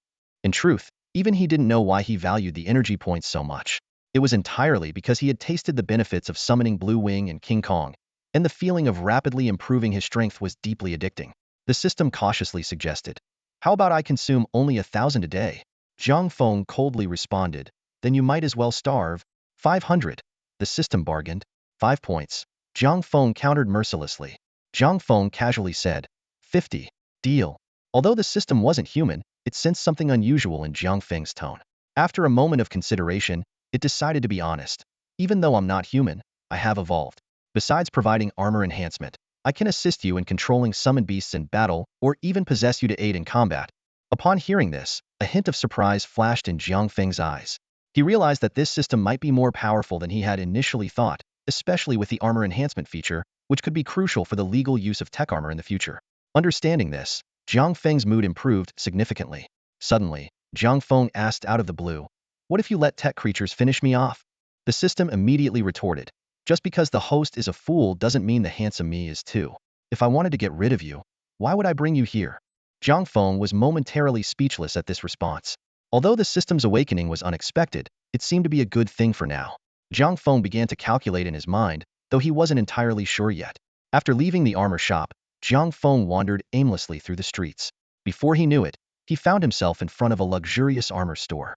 Through the window, Jiang Feng saw a suit of armor with an exorbitant price tag and muttered to himself, "You've got to be kidding me. My tech armor is cheap and effective. Who would buy yours?" With that, he turned and continued walking. Jiang Feng spent the entire afternoon roaming the streets, but didn't find any armor that caught his eye. In fact, the top-tier armors of this era were almost exclusively produced by 3 major companies, whose arrogance meant they wouldn't sell their armors in such a manner. It wasn't until evening that Jiang Feng decided to drive back. By then, he had reached the outskirts of Dawn City. Unlike the bustling city center, this area was poorly lit due to the surrounding mountains. Over time, it had become a place of stark social divisions. The infrastructure and building quality were far inferior to those in the inner city. Most residents here wore simple clothing, and the streets were littered with trash, with no one to clean it up. The river separating this area from the inner city had turned green. Standing by his car, Jiang Feng couldn't help but sigh. Wherever there are people, there are classes. He realized that the complexity of human society was similar, regardless of the era or place. After getting into the car, Jiang Feng turned on the navigation system. He lived far from the city center, and after wandering around all day, he had forgotten the way back. As the sun set, Jiang Feng drove leisurely, feeling a rare sense of peace. Suddenly, a shadow used the hood of Jiang Feng's car as a springboard, leaping into the nearby slum. "You've got to be kidding me!"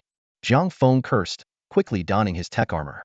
He kicked open the car door, leaving 2 deep pits in the ground, and swiftly chased after the figure. With the power of the tech armor, he effortlessly leaped over the river and landed on the streets of the slum. The surrounding pedestrians scattered, looking at Jiang Feng with a mix of awe and envy. "Something just flew by. Where did it go?" Jiang Feng demanded, his voice stern as he scanned the area. His dark, grid-like mask exuded a sense of intimidation, quickly causing someone to point towards the deeper parts of the slum. Jiang Feng activated his armor again, charging in the indicated direction. Deep in the slum, a small figure darted through the maze of alleys. She seemed to know the terrain like the back of her hand, never getting trapped in a dead end. "Got you, you little rat." A cold voice echoed from above as a shadow swiftly passed by, barely slowing down. The small figure made a sharp turn, her weak-looking body displaying incredible agility. She pushed off a wall to change direction and darted into another alley. "Still running? When I catch you, you'll wish you were never born." The pursuer's voice grew more menacing. The small figure was a gaunt little girl with sunken eyes and hollow cheeks, clearly suffering from severe malnutrition. However, her running speed was astonishing, defying her frail appearance with bursts of extraordinary energy. Hearing the malicious threats behind her, a slight flicker appeared in the girl's lifeless eyes, but she didn't slow down. Instead, she ran even faster, desperate to escape. The chase came to an abrupt halt. A man clad in ornate purple armor sneered, "You can't escape. Still hoping the enforcement team will rescue you? Give it up, they don't care about the lives of people from the slums." His words shattered the last bit of hope in the little girl. She stumbled and fell to the ground, her frail body trembling with fear. "Found you." The armored man laughed menacingly, activating his armor. The walls in front of him were as fragile as paper. In the blink of an eye, he tore through 2 buildings and arrived where the girl had just fallen. However, he only saw her disappearing into another alley. "Damn it, you're a fast little rat." He roared in anger, the energy in his armor humming, a streak of frost appearing. The temperature around him plummeted, causing the residents hiding in their homes to shiver in fear. The cold spread quickly, and the girl, wearing only a dirty little dress, shivered violently but continued to run with gritted teeth. The armored man stood still until the frost reached the girl, then he leapt into the air. "You know, using my energy to catch you is quite embarrassing." He clenched his fist and dove towards the girl. By then, her legs were already encased in ice, and she lay helpless on the ground, the light in her eyes fading. The man removed his helmet, revealing a long, thin face. He spat in disgust and said, "That look in your eyes, it disgusts me. Keep struggling. Why did you suddenly give up?" For some reason, her appearance ignited his fury. "Run, damn it." He rushed forward and kicked her hard in the stomach. The ice shattered, and her small body, stained with blood, slammed against the wall.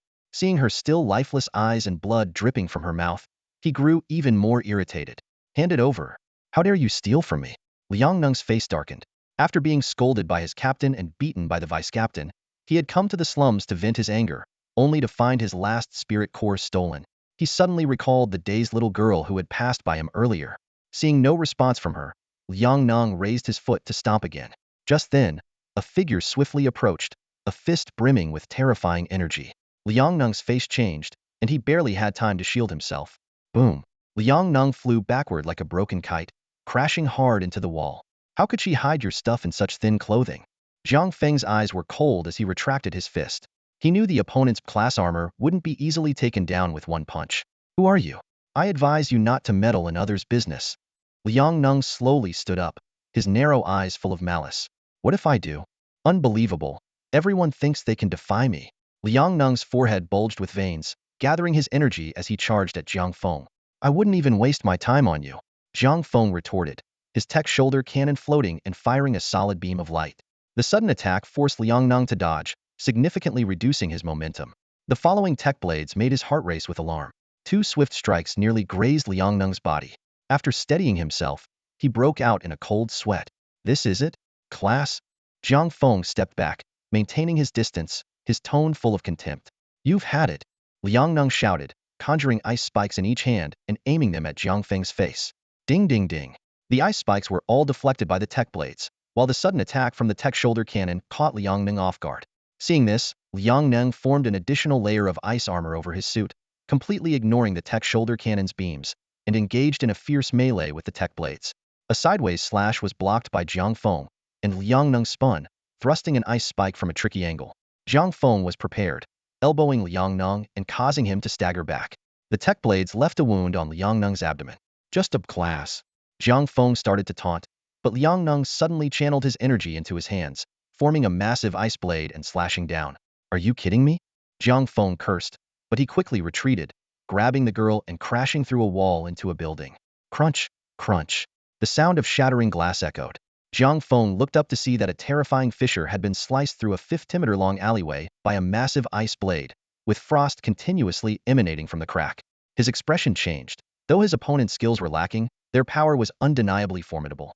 In this situation, summoning Promethean creatures seemed almost necessary for victory. However, being in the city, doing so recklessly could lead to unforeseen consequences. Besides, he was holding a little girl in his arms. Jiang Feng glanced down and saw the girl staring at him in a daze. He gently reassured her, "Hang on, we need to get out of here first." With that, his tech armor activated again, and he phased through the wall to the other side. As soon as he entered another alley, roar echoed from above. Run? Think you can escape? Jiang Feng looked up to see Liang Neng descending, wielding a massive ice blade, ready to strike. The surrounding residents had already fled far away during the battle. Compared to inner-city dwellers, they knew better how to survive in dangerous situations. Ignoring the chaos, Jiang Feng shielded the girl with one arm, turned a corner, and drew his Tek laser cannon. Without hesitation, he fired a shot behind him. A blinding beam of light shot out from the corner, catching Liang Neng off guard. Instinctively, he shifted slightly, and the beam, aimed at his chest, seared his arm, leaving a charred mark on the armor. Feeling the intense pain in his shoulder, Liang Neng's fury peaked. Die! Frost shimmer.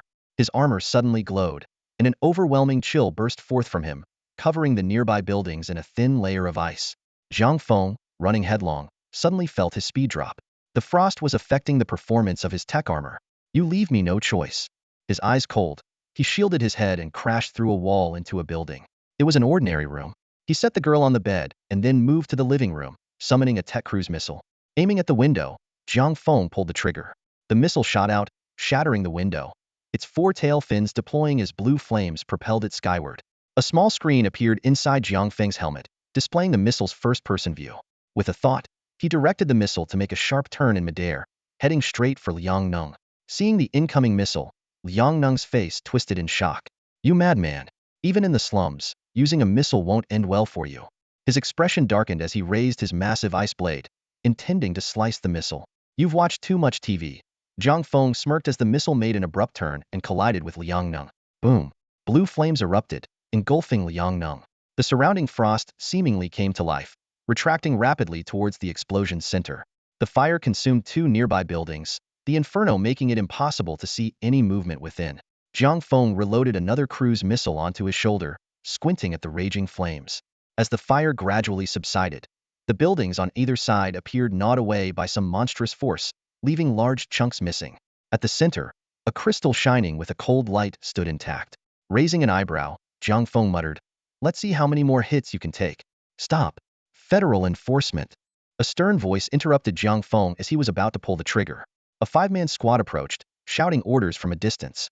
With a sigh, Jiang Feng muttered, "Looks like I'll have to finish this another time." He stored the Tek cruise missile back into his system space and walked into the room, opening the door. The little girl sat quietly on the bed, saying nothing. When she saw Jiang Feng enter, her eyes lit up. Jiang Feng gazed at her with a mix of pity and determination, gently picking her up and leaping out the window. He didn't intend to leave immediately. His movements in the slums had likely been captured by cameras, and leaving now would only raise more suspicion. Confronting Liang Neng face-to-face was the best course of action. After all, he was only acting in self-defense. Yes, self-defense. At this moment, Liang Neng was surrounded by 5 law enforcement officers clad in armor. With the ice melting, he was unable to move. Jiang Feng flew up from below, his gaze sweeping over the federal law enforcement badges on their shoulders as he steadily approached them. One officer stepped forward, consulting his data before questioning. "I am Yang Zhe, captain of this enforcement squad. You are Liang Neng from the Wild Hunt squad. Psychic power level B, correct? Why were you causing a disturbance in the slums?"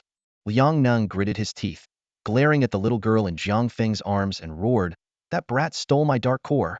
Yang Zhe turned to Jiang Feng, his imposing presence inevitably bearing down on the girl. Jiang Feng frowned and said sternly, "Cut the crap. If she really stole something, show us the evidence." "Where's the evidence?" Yang Zhe pressed. Liang Neng was momentarily speechless. He had no proof, only baseless suspicion. He hurriedly shouted, "Search her. She must have hidden it." Yang Ze's expression turned grim. The situation was tense, with one person making wild accusations and the other ready to snap. He coldly said, "Do you think you can treat the law enforcement squad like this?" Remembering his connections with the Wild Hunt squad, he directed his attention to Jiang Feng. "Both of you will come with me. She will be searched separately." Jiang Feng was taken aback, not expecting the law enforcement squad to be so biased. He gently asked the little girl, "Did you take anything from him?" She trembled and replied in a shaky voice, "No, I didn't." Jiang Feng smiled and said to the law enforcement squad, "She said she didn't. Didn't you hear her?" Yang Ze's body flickered with fire, and the other officers subtly surrounded Jiang Feng. "So, you're resisting the law enforcement squad?" Seeing this, Liang Neng became even more arrogant. His reckless behavior in the slums was not without reason. His captain had connections with several law enforcement squads. As long as his actions weren't completely unjustifiable, the enforcement squad would always lean in his favor. Jiang Feng's expression turned icy as he said sharply, "Watch your words." Are you challenging the federal military? Yang Zhe's face changed slightly. You're with the military? Show me your ID. Jiang Feng sneered, attacking a federal officer in broad daylight and attempting to enforce the law forcibly. Your enforcement squad is really something. The warriors out there are risking their lives against the star beasts to protect useless people like you? Yang Zhe and his team were visibly shaken, their expressions fluctuating under their helmets. One officer couldn't hold back and said, "Captain, I think he's bluffing. Let's take him down and sort it out later."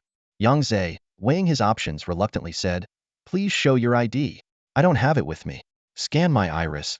Jiang Feng casually took off his helmet, revealing his young face. Instantly, Jiang Feng's information appeared in their helmet displays. Basic details flashed by until they reached the commendation section. Jiang Feng, Federal Captain, in the Battle of Bifang, along with hero Zheng Cheng, escaped from traitors and successfully sent out a distress signal, turning the tide of the battle. Uncovered a traitor's plot and saved Federal General Yi Tsong. Promoted to captain for his exceptional performance, with further promotions pending upon power breakthrough. The officers were stunned, realizing they had seriously misjudged the situation. Yang Zhe quickly straightened up and saluted, then pointed at Liang Nong and shouted, "This man attempted to murder a federal officer. Arrest him." Throughout the process, he completely avoided the accusation of the girl stealing the dark core. Liang Nong dared not resist. He hadn't expected Jiang Feng to be a captain. Yang Zhe respectfully addressed Jiang Feng, "Sir, if there's nothing else, we'll take this man away now." The officers swiftly restrained Liang Nong. Those who rise to such positions are adept at reading situations and adapting. Knowing Jiang Feng's identity, Yang Zhe's earlier aggression vanished completely. Seeing the situation, Jiang Feng decided not to say much. After all, it was just a verbal argument, and no one had taken any physical action. He knew that even if things escalated, it would eventually blow over. So, instead of targeting Yang Zhe, he spoke with a hint of meaning, attacking a federal officer. "I wonder what the punishment is for that. I just feel a bit cold inside. I never thought that after fighting for my life on the front lines, I'd come back to find anyone could just walk all over me. I wonder what the other soldiers would think if they knew." Hearing this, Liang Nong felt a wave of despair. He realized that the other party clearly had no intention of letting him off the hook, not even giving him a chance to argue. His baseless accusation of theft was just an excuse to vent his own frustration. If investigated further, the Federation would never stand up for him, especially since the other party was a decorated captain. Cold sweat trickled down Liang Nong's forehead. Yang Zhe carefully replied, "Rest assured, we will handle this matter strictly according to federal regulations." "I hope so," Jiang Feng said, giving him a deep look before turning and flying towards the outskirts of the slum area. Arriving at the riverbank that bordered the slums, Jiang Feng put the little girl down and gently wiped her face. "What's your name?" he asked. "Moke." She replied in a small voice, as if afraid of making someone angry by speaking. "Is that your first name? What's your last name?" Jiang Feng continued to ask gently. "Daddy said Moke doesn't need a last name because the family doesn't need me. Moke is the name Mommy gave me." It seemed Jiang Feng's kindness had touched her, and Moke began to speak more. "I see," Jiang Feng said, feeling a heaviness in his heart. "Where are your parents?" "They said they were taking my brother to the inner city to find food and never came back." Moke waited for a long time, got too hungry, and went out to find something to eat. "Then I met." Moke's voice trailed off. Jiang Feng felt a pang in his heart and took Moke's small hand. "Come, Big Brother will take you to get something to eat." They returned to the hovercar, where Jiang Feng stored his Tek Armor and checked the engine, finding it had merely stalled. Moke sat carefully in the passenger seat, feeling both curious and uneasy about the vehicle. "This is called a seatbelt. You need to wear it when you're in the car, like this," Jiang Feng patiently explained as he fastened Moke's seatbelt. He then started the car and drove towards the inner city. The bustling sights of the inner city immediately captivated Moke.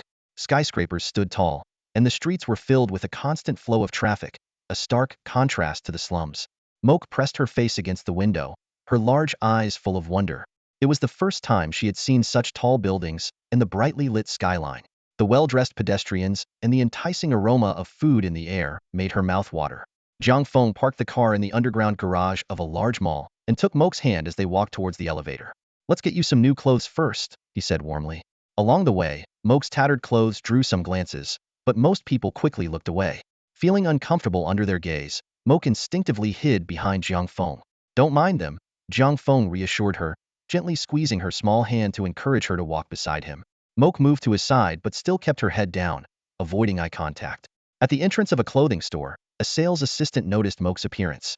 Her professional smile momentarily faltered, but she still greeted them with a welcoming gesture. "Welcome." Jiang Feng ignored her and led Moke into the store. The array of clothes and the luxurious decor left Moke in awe. She had never seen such a beautifully decorated place. A woman in professional attire approached, hands on her hips, and smiled. Sir, how can I assist you? Are you looking to buy clothes for this little girl? The children's section is over here. Despite the presence of other customers, the woman maintained her composure. Although Jiang Feng didn't look like a wealthy individual and was accompanied by a girl clearly from the slums, she continued to offer professional service to uphold the store's image.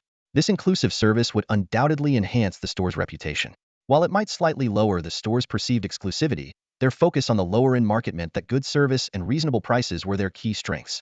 Jiang Feng followed her to another section of the clothing store, this one filled with an array of dresses for young girls. He took a quick glance around and turned to the girl behind him. Imoku, which one do you like? Imoku, shy and hesitant, hid behind Jiang Feng, her large eyes filled with curiosity and indecision as she scanned the beautiful dresses she had never seen before. Noticing the situation, a female store clerk approached with a smile. This little girl is quite slim. She'd look good in ankle-length dresses. Jiang Feng understood immediately. Such long dresses would not only hide Imoku's thin frame, but also look beautiful. Seeing her hesitation, Jiang Feng knew she couldn't choose for herself, so he turned to the clerk and said, "Can you pick a few for us?" "Of course, sir," the clerk replied with a smile, quickly selecting a few ankle-length dresses. "Would you like to try them on?" Jiang Feng looked down at Imoku, who was clutching his coat tightly, her eyes filled with longing but too afraid to step forward. He shook his head. "We'll take them all." The clerk's smile widened. Although the dresses were not expensive individually, the quantity made up for it. Jiang Feng paid promptly, carrying the bags of clothes in one hand and holding Imoku's hand with the other as they left the store. "Let's get something to eat," Jiang Feng suggested, feeling a pang of sympathy for Imoku. She had been silent the entire time, but her reluctance to leave his side showed her fear of the unfamiliar surroundings, so much so that she didn't even dare to try on clothes. They were in a large mall with plenty of dining options. Jiang Feng had wanted to change Imoku into new clothes before eating, but given her current state, he decided against it. As they walked, curious glances were occasionally thrown their way. Jiang Feng remained composed, but Imoku grew more and more withdrawn. All he could do was encourage her, hoping she would slowly overcome her fears. They soon arrived at a restaurant. Just as they were about to enter, Jiang Feng's expression suddenly darkened. He quickly dropped the bags and swatted away a toothpick that had been casually flicked in Imoku's direction. "Where did this piece of trash come from?" a haughty voice sneered. A blond man was picking his teeth, a well-dressed woman clinging to his arm, smiling smugly. "Apologize." Jiang Feng's voice was cold as he stared at the man. "Oh, what do we have here?" The blond man laughed exaggeratedly. "He wants me, Kalen, to apologize to some piece of trash? Wake up, buddy, this is Dawn City." The commotion immediately drew the attention of passers-by, as they were blocking the restaurant entrance. "Kalen, is it?" Jiang Feng clenched his fist, a cold glint in his eyes. "You think people from the slums are weak and easy to humiliate, but in front of me, you are the real weakling." Before he finished speaking, Jiang Feng's fist shot out. With a loud bang, Kalen was sent flying into the restaurant, landing heavily in the center of the hall. His elegant companion screamed and instinctively let go of his arm, running to the side. Jiang Feng's punch was powered by his clever enhanced abilities and years of training, far beyond what a devil like Kalen could endure. The people inside the restaurant finally reacted. A burly man exuding Blevel energy rushed out, his eyes fixed on Jiang Feng. Kalen, still on the floor, touched his nose and found blood. Furious, he began to shout, "Damn it, do you know who my family is?" but was silenced by a single glare from Jiang Feng. The murderous aura Jiang Feng carried from battles against star beasts was something Kalen couldn't withstand. The Blevel man, an employee of the restaurant, had originally come out for a routine check, but now found himself in an unexpected situation. Sensing the blood and fire in Jiang Feng's presence, he knew this was no ordinary confrontation. "My name is Lu Yu. I'm the manager here. What seems to be the problem?" Although Jiang Feng was only clever, Lu Yu didn't dare underestimate him and decided to inquire first. "Just teaching some ill-mannered dogs a lesson," Jiang Feng replied coldly. "You." Kalen's face turned red with anger. At that moment, a calm voice came from upstairs. "What's going on here?" Lu Yu's expression changed suddenly. "Captain Wang, I apologize for the inconvenience. I'll handle this immediately," Lu Yu said as he quickly grabbed Karen and walked out of the restaurant. He turned to Jiang Feng and whispered, "There are important guests inside. Let's talk somewhere else." Seeing that Lu Yu wasn't making a scene, Jiang Feng followed him aside.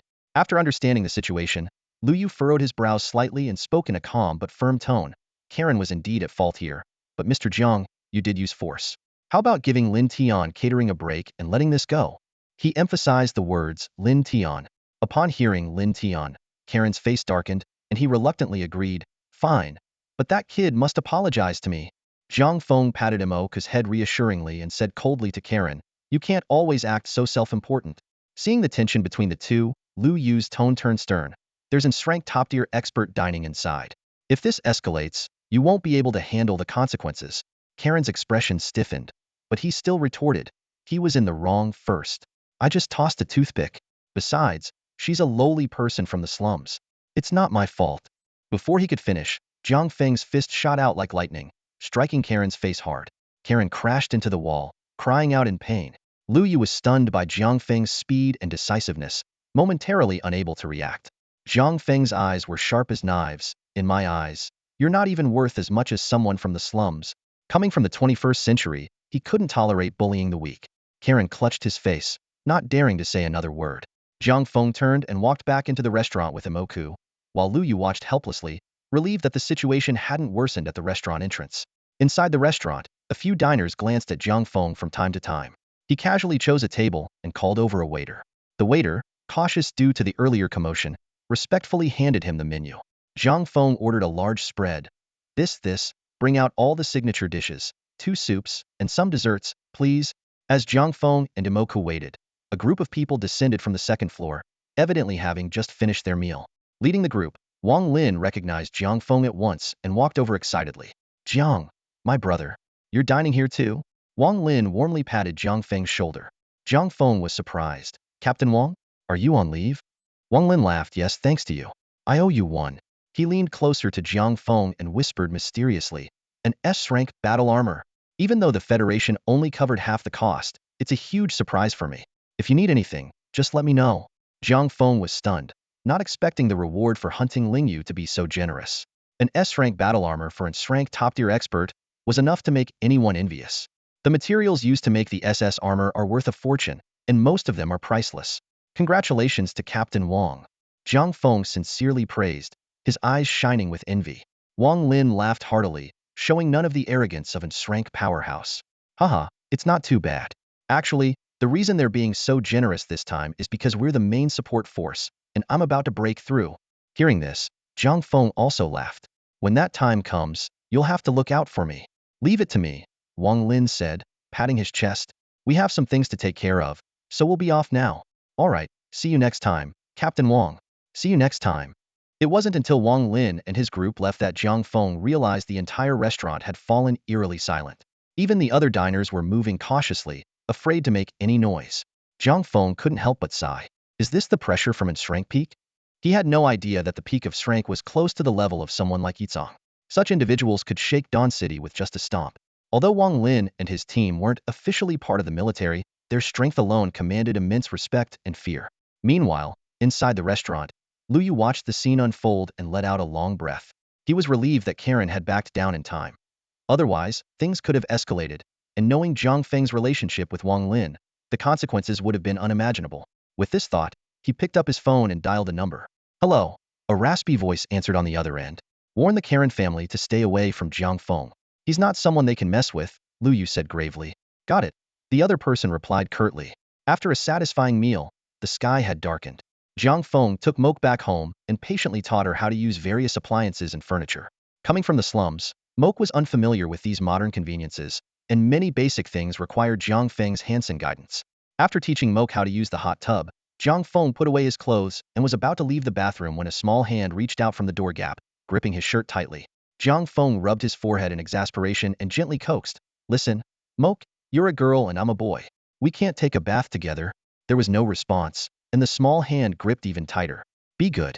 You've grown up now, and you need to learn to bathe by yourself. Jiang Feng continued patiently. Still no answer, and the grip didn't loosen. Jiang Feng decided to try a different approach. Moke, how old are you? 14, came the small voice. Jiang Feng heard it clearly, and his expression stiffened, feeling a mix of emotions. Moke looked like a 7 or 80-year-old girl, indicating severe underdevelopment. Moke, is there anything you want? Jiang Feng asked softly. Can Moke want something? The little girl asked timidly. Jiang Feng couldn't help but feel a headache coming on.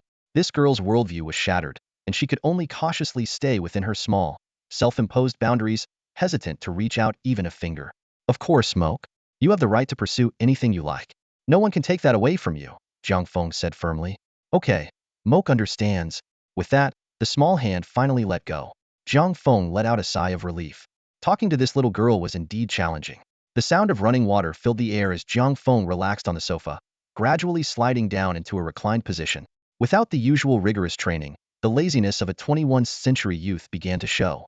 Sometimes, Jiang Feng thought that this era could also be lived comfortably. But whenever he remembered those who bore heavy burdens during the Star Beast attacks, he couldn't afford to stop. In this era, strength was paramount. Only by being strong enough could one survive and thrive. Today's events and Moke's plight echoed in his mind. After a while, Moke, with wet hair, wearing a nightgown, walked out of the bathroom, holding a hairdryer, looking lost. Seeing this, Jiang Feng sighed and beckoned her over. Moke obediently walked over, and Jiang Feng motioned for her to sit down. He took the hairdryer and began drying her hair. Moke, do you ever think about your parents? Jiang Feng asked softly. Yes, Moke replied quietly. Do you want to find them? No, they don't want me to find them. Are you worried that I'll send you away? Moke suddenly asked, catching Jiang Feng off guard. The hairdryer paused for a moment. Tears welled up in Moke's eyes and she choked out. I know, I always knew that my parents don't want me anymore.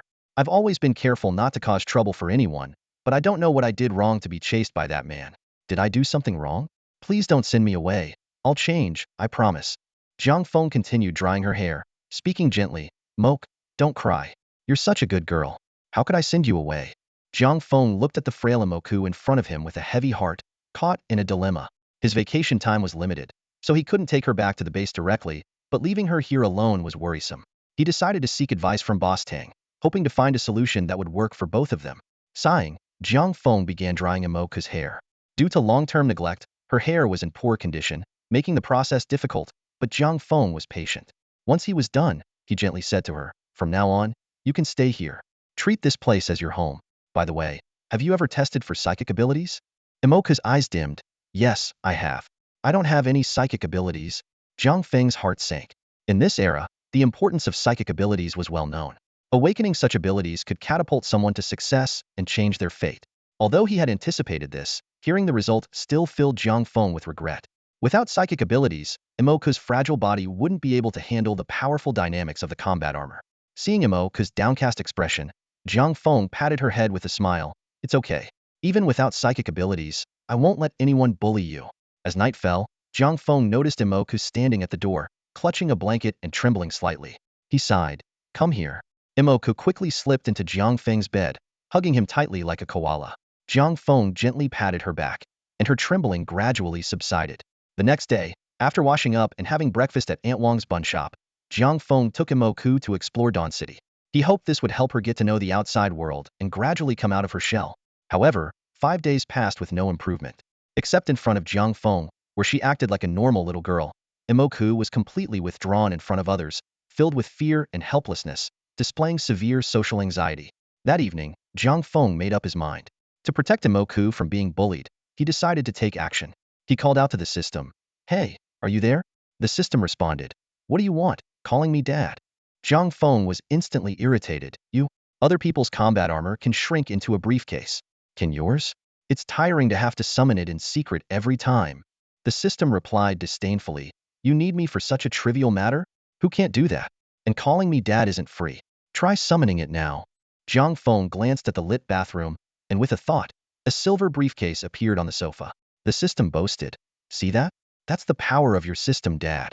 Jiang Feng lightly pressed the latch on the briefcase, and it transformed into a silver metallic flow, instantly enveloping him, equipping him with the Tek Armor. Just then, Imoku emerged from the bathroom, watching in amazement. Perfect timing. Imoku, come here, Jiang Feng called out. Imoku, holding a hairdryer, approached. With a thought, Jiang Feng's Tek Armor disassembled from his body and enveloped Imoku. In an instant, the armor resized to fit her petite frame perfectly. Moke looked at her armored arm, feeling a mix of wonder and unease. The battle armor seemed to be an extension of her body, reacting instantly to her thoughts. This extraordinary sensation made her both excited and nervous. Jiang Feng stood nearby, nodding in satisfaction. The system's capabilities lived up to its reputation, perfectly integrating the armor with the game's adjustable settings. He recalled the exaggerated character customization features in the Ark game, where players could morph their avatars into monstrous forms. Yet, the Tek Armor seamlessly adapted to any body type. Do you like it? Jiang Feng asked with a hopeful smile. Moke, still marveling at her new appearance, hesitated before cautiously replying, "Is it really for me?" Jiang Feng gave her a slightly exasperated look. "How many times have I told you? You deserve to pursue what you like, and to have it. To like it," Moke whispered shyly. Jiang Feng nodded approvingly. "Then it's yours. Use it for protection." But Brother Moke's eyes filled with confusion and concern. "I have plenty," Jiang Feng said nonchalantly. "Get some rest. Tomorrow, we'll show you how to use the armor." Giving Moke the Tek Armor was a decision Jiang Feng made after careful consideration. Moke was too disconnected from the human world, and her timid nature made her vulnerable without him. Strengthening her shell seemed like the best solution. This way, even if she instinctively fled from danger, she would be harder to harm. As for whether Moke might hurt others, Jiang Feng shook his head. How could a sweet angel like her ever harm anyone? Early the next morning, Jiang Feng took Moke to a place called the Radiant Armor Club. Such clubs were common in this era, featuring rooms for battle armor combat that attracted both non-hunters and enthusiasts. Even stressed-out individuals often rented armor for a bout of cathartic combat. After a few days of recuperation, Moke no longer looked like she came from the slums. With some care, her hidden beauty began to emerge, surprising even Jiang Feng. Carrying a suitcase each, they walked straight through the main entrance. The staff, noticing their suitcases, quickly approached. A stunning woman with a bright smile and a revealing neckline greeted them. "Welcome to Radiant Club. Are you members? Here for maintenance or combat?" "Combat room, please," Jiang Feng replied briefly. "If you're not members, there won't be any discounts for the combat rooms." "I suggest," the woman began to pitch their membership services. Jiang Feng, feeling a headache coming on, waved her off. "No need, just the room." Seeing his determination, the woman didn't press further. People with their own armor were not to be trifled with. She turned to complete the paperwork. Soon, she returned with a black card and handed it to Jiang Feng. "This is for a half-day room. Follow me, please." As they followed the woman, Jiang Feng felt like he was walking through a giant cinema, but much larger. They soon arrived at a metal door. "This is your half-day room. It can withstand full combat from class armor. Weapon rentals are listed inside. Since you brought your own armor, I won't go into that." She left after Jiang Feng opened the door. Inside, they found a vast, empty space about twice the size of a basketball court. Only one wall had screens displaying rotating weapons and a set of armor, the club's rental system. Satisfied with the space, Jiang Feng turned to Moke. "Today, we'll teach you some basic combat skills. A girl should know a bit of self-defense. Suit up." Moke obediently nodded, and her suitcase transformed into a smaller Tek armor that fit her perfectly. Jiang Feng also suited up, his voice coming through the helmet. "This armor is called Tek. Each part has unique functions that can greatly aid in combat." Jiang Feng then detailed the armor's features and how to use them effectively. The Tek armor's capabilities were unmatched in its class. When an enemy attacks, dodging is the best option if you can react in time. Never try to go toe-a-toe. You might fall into their trap. Dodging disrupts their rhythm. Though some experts might predict your moves, it's rare. Keep your dodges small to counterattack quickly. Jiang Feng patiently explained every aspect of combat, and Moke absorbed the knowledge like a sponge, quickly applying it in practice. "Now, about attacking. If you can control the pace, your opponent won't last long," Jiang Feng continued. Seeing Moke handle the armor's dynamics well, he decided to teach her offensive tactics. 3 key elements of attacking: speed, precision, and ruthlessness. Speed means not just being fast, but striking before the enemy can react. Precision is hitting exactly where you aim. Ruthlessness, well, that's something you'll learn in real combat. Moke listened intently, her eyes shining with determination to learn and remember every bit of knowledge Jiang Feng shared. In the battle room, Moke's figure darted like lightning. She gritted her teeth, her fists raining down on Jiang Feng with the ferocity of a storm. Each strike was precise and swift, leaving her opponent little room to breathe. As time passed, her movements became more fluid, as if she was born to fight. Jiang Feng marveled silently. Moke was indeed a combat prodigy. In just a few hours, she had mastered numerous techniques and progressed rapidly. He caught her fist, smiling. "Let's take a break. You have great talent, but training takes time. Keep working hard, all right?" Moke nodded enthusiastically, her face lighting up with the praise. Jiang Feng continued, "Moke, try this." He removed the Tek light blade from his wrist and motioned for Moke to extend her hand. As energy flowed into the blade, it materialized, emitting a dangerous aura that made Moke gasp. Jiang Feng patiently explained, "This is the Tek light blade. It increases energy consumption when used but is extremely powerful. Prolonged attacks will trigger overload mode, speeding up your strikes and adding armor-piercing capabilities." Jiang Feng demonstrated how to effectively use the light blade. On Origin Star, strength was the key to survival. Moke understood this well. The two worked in perfect harmony, with Jiang Feng teaching diligently and Moke learning attentively, even mastering the most lethal moves. Over the course of half a day, Jiang Feng taught Moke the basics of using the Tek Armor, self-defense techniques, and light blade skills. Moke's incredible talent allowed her to absorb this knowledge quickly, ready to apply it in the future. On the way back, Jiang Feng drove while saying, "Moke, I have to return to the unit for the next few days. You stay at home and go to the club for training, okay?" Even with his eyes on the road, he could sense Moke's tension.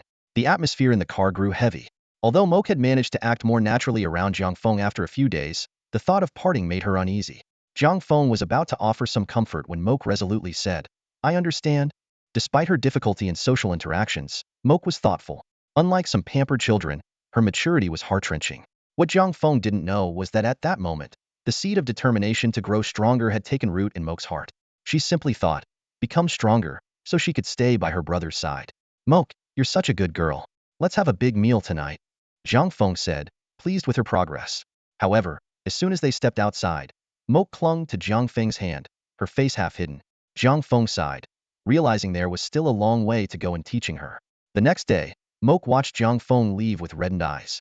She sniffled softly, then wiped her tears and stood tall.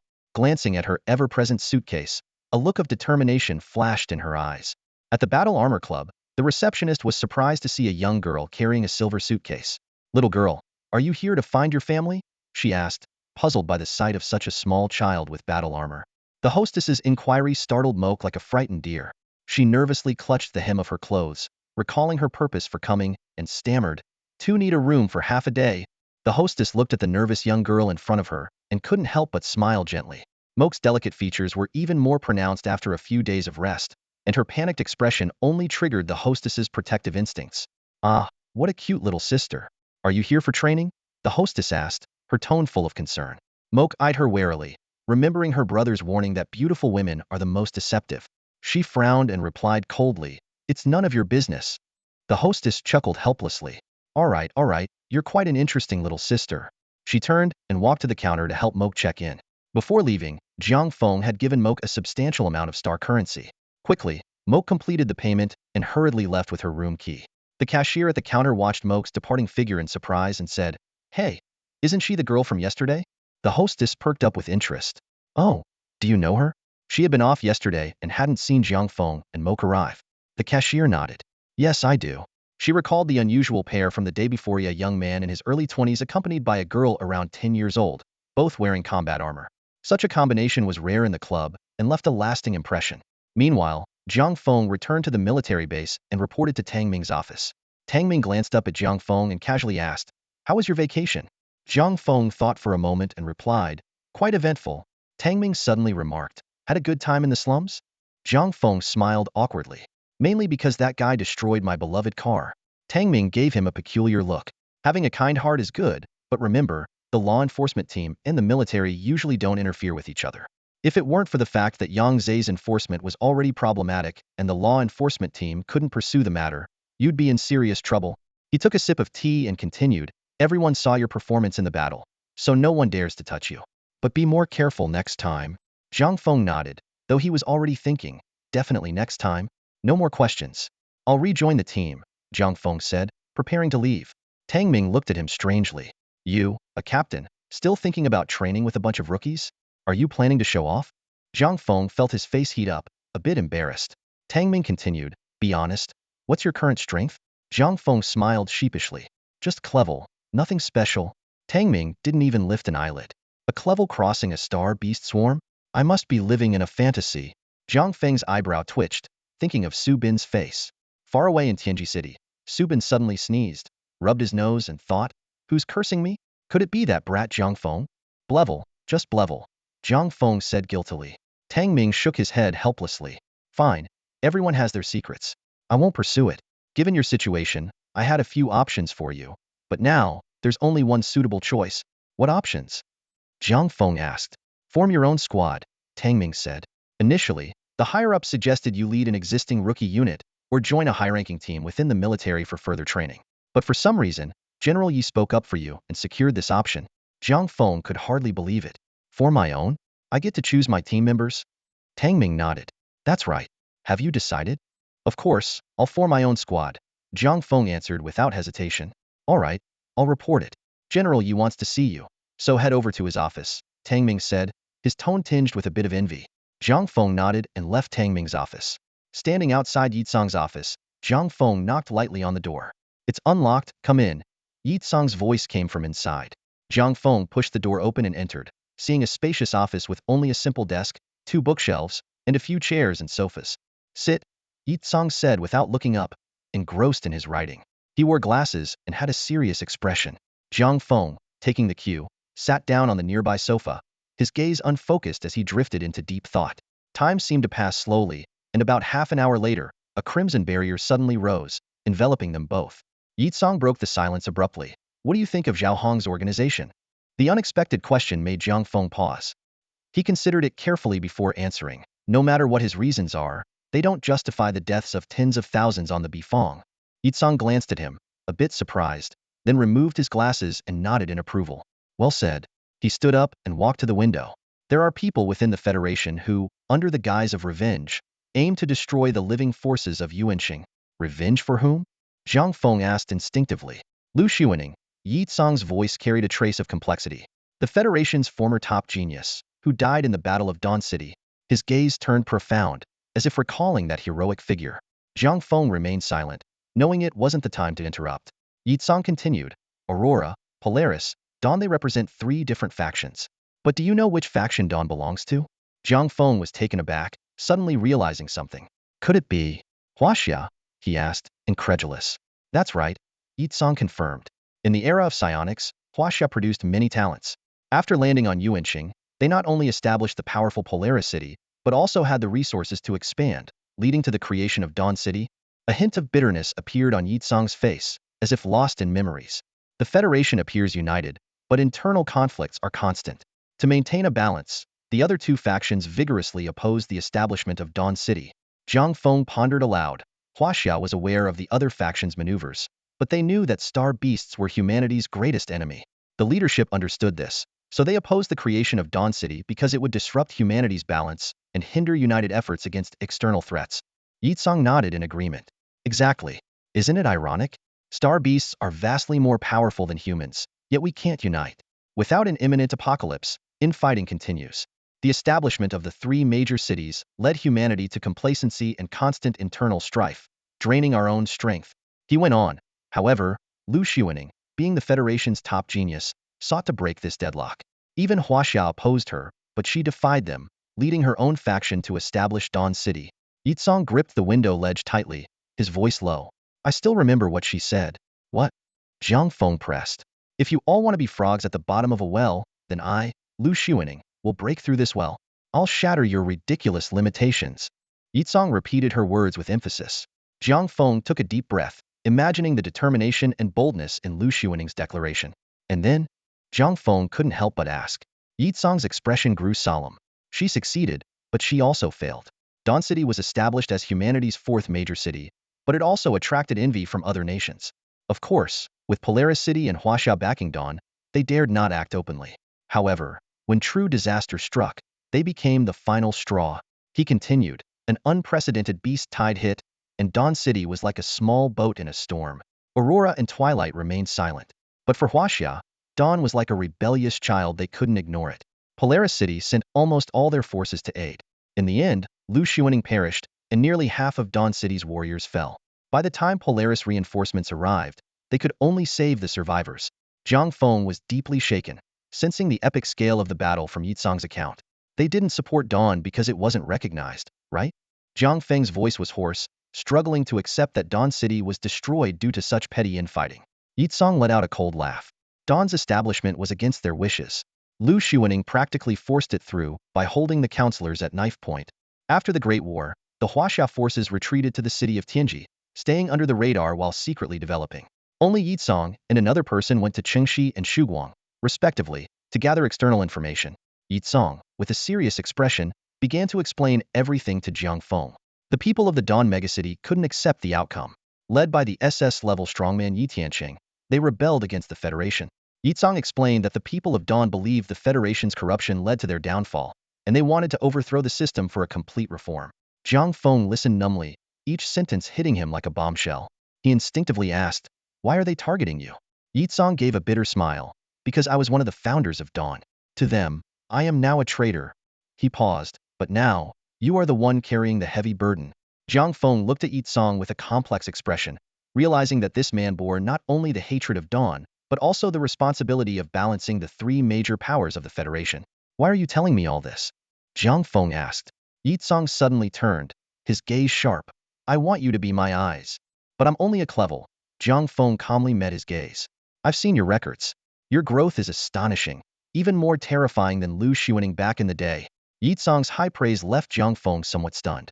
There are many who are stronger than me, Jiang Feng said modestly. But they wouldn't risk their lives for a dying warrior's last wish. Yi Song's eyes seemed to pierce through Jiang Feng's soul. So, what's in it for me? Jiang Feng suddenly asked. Yi Song was taken aback. After all I've told you, you're not moved or shocked. You just get straight to the point? Ha ha ha, interesting kid. There's no immediate benefit, but Huaxia will become your home. Home? Huh. Jiang Feng pondered. All right, what do I need to do? Yi Song shook his head, realizing this kid had his own ideas. Help me gather information, whether it's from Dawn, Chengxi, or Shuguang. I'll assign you to the most independent team. You'll carry out regular missions, but secretly collect information from all sides. Jiang Feng keenly sensed that the long-dormant Huaxia might be preparing for a new move. General Yi, since I've joined your ranks, shouldn't there be some benefits? Jiang Feng leaned closer to Yi Song, rubbing his fingers together mysteriously. Yi Song's face darkened. Your battle armor is produced by the Yanlong Company, and you have an uncle who's a high-ranking official there. That girl is your uncle's daughter. Are you checking my household registry? Jiang Feng exaggeratedly wailed. Do you think your little secrets can escape the scrutiny of the national machinery? Yi Song was exasperated, regretting his choice of this seemingly upright but actually slippery kid. Hey, you are magnanimous, right? My little secrets can't escape your eyes. Let's just forget about it, okay? Jiang Feng patted Yi Song's shoulder familiarly. Get lost. Gather your team soon. Don't end up alone, Commander. Here, use this. Yi Song snapped, tossing him a wristband. Got it. Jiang Feng nodded and swiftly left the office. The moment he stepped out, Jiang Feng's smile faded. He hadn't expected that a little attention from above would result in his background being thoroughly investigated. But it was a blessing in disguise. His equipment now had a legitimate source, and Imoku was no longer an undocumented citizen but a Federation citizen. It seems the waters of this origin star are deeper than I thought. Jiang Feng mused, unsure if getting involved in this vortex was a blessing or a curse. Yi Song's words hinted at significant moves by Huaxia, possibly disrupting the balance of the three major powers. Whatever, as long as I have enough strength, it doesn't matter where I am. Jiang Feng thought optimistically. He suddenly remembered the issue of energy points. Olji mentioned I could take missions. Isn't this a perfect chance to hunt star beasts and gather energy points? Since the last Great War, Jiang Feng's energy points had stagnated. Now that the system had awakened, it consumed energy points daily. He couldn't help but worry about what would happen if they ran out. Just then, the system's wail echoed in his mind. Oh, you wretched groundhog. Even the donkey from the production team wouldn't rest this much. If my Aunt Maria from next street knew, she'd whack you with her 2-year unwashed slippers. Jiang Feng's mouth twitched. Can you speak normally? The system continued to rant, but Jiang Feng instinctively blocked it out. Despite that, he realized the system was right. He indeed needed energy points now. With energy points, he could quickly enhance his strength. Prometheus's enhanced Tek Armor was something Jiang Feng had long coveted. Jiang Feng meticulously examined the wristband given to him by Yi Song along the way. At first glance, it appeared to be an ordinary accessory, but it was actually a highly functional terminal device. Upon close inspection, he discovered that it not only possessed all the features of a standard smartphone, but also included numerous advanced capabilities. Compact and portable, it boasted powerful performance. The most intriguing feature was a special channel on the wristband. Curiously, Jiang Feng tapped into it, and a virtual mission hall unfolded before his eyes. 3 options were prominently displayed: Dawn City, Tianji City, and Morning City. After a moment of contemplation, Jiang Feng chose Dawn City. A line of text immediately appeared on the screen. Please register your team name. Jiang Feng froze at the prompt, a familiar sense of dread washing over him. As someone who struggled with naming things, this situation reminded him of past agonies. He recalled times when he eagerly downloaded games, only to be stymied at the naming stage, transitioning from excitement to despair, ultimately inputting a nonsensical ID. Facing the blinking input box, Jiang Feng's breath quickened, and his eyes reddened slightly. Cursing the sudden challenge in his mind, he finally decided not to overthink it and opted for the name Tek. Despite this, he couldn't help but glare angrily at the wristband. After entering the ID, the interface changed immediately. A series of missions appeared, some marked as unclaimed and others already taken. Jiang Feng noticed that the names of the teams that had claimed the missions were displayed next to them. Upon closer inspection, Jiang Feng observed that the missions varied in difficulty, ranging from level to level. There were level restrictions for claiming missions to prevent certain teams from monopolizing them, ensuring fair resource distribution. Most missions were exclusive to one team, with only a few special ones allowing multiple teams to participate. Curious, Jiang Feng clicked on the team leaderboard. The list featured hundreds of teams, including civilian groups and military units, ranked by strength. The top teams were all S-level, each likely comprising at least one or two S-level powerhouses. However, such elite teams were rare. Most were B-level and C-level, with the level teams being relatively few. Through this information, Jiang Feng gradually understood Yizong's intention. Integrating him into a civilian team, rather than a disciplined military unit, was meant to provide more flexible information channels. In the current environment of obstructed information flow on the source star, these teams, active in the wilderness for years, often obtained unexpected intelligence. Jiang Feng's team was initially set at C-level, sparing him the trouble of starting from the bottom. His immediate task was to accumulate energy points. With his current Strength 2 beasts enhanced by attribute potions and his own agile combat skill, she had likely reached the pinnacle of a level. With his goal clear, Jiang Feng began filtering the missions. He first excluded the already claimed ones, and then reviewed the available list. Scanning through, he noticed that most missions were related to the Bifeng sector, primarily involving fortification tasks. This indicated that the seal on Lingyu was nearing its limit, prompting the military to take preventive measures. Considering his situation, Jiang Feng decided to take on a mission to eliminate a small-scale B-level star beast. This mission appeared in the C-level team list because the military designed it for typical C-level teams, which usually included one B-level or peak C-level member and other C-level members. However, Yizong hadn't anticipated that Jiang Feng would take on the mission alone, without recruiting any teammates. Once the mission was accepted, the system automatically exited the mission hall and displayed detailed route information and related data. Jiang Feng focused intently on analyzing this information, preparing thoroughly for the upcoming challenge. Jiang Feng couldn't help but marvel at the star ring. It was indeed impressive. As he carefully examined the small device, he noticed that the material was similar to the combat armor, providing double protection when worn together enough to handle most combat scenarios. His attention was drawn to a small pop-up window next to the mission information. He clicked on it, and the words Information Hall appeared on the screen. Isn't this just like the world chat in a game? Jiang Feng thought to himself in surprise. Messages scrolled continuously in the pop-up window. Lu Qingqin, there's an A-level mission here, can take 3 squads.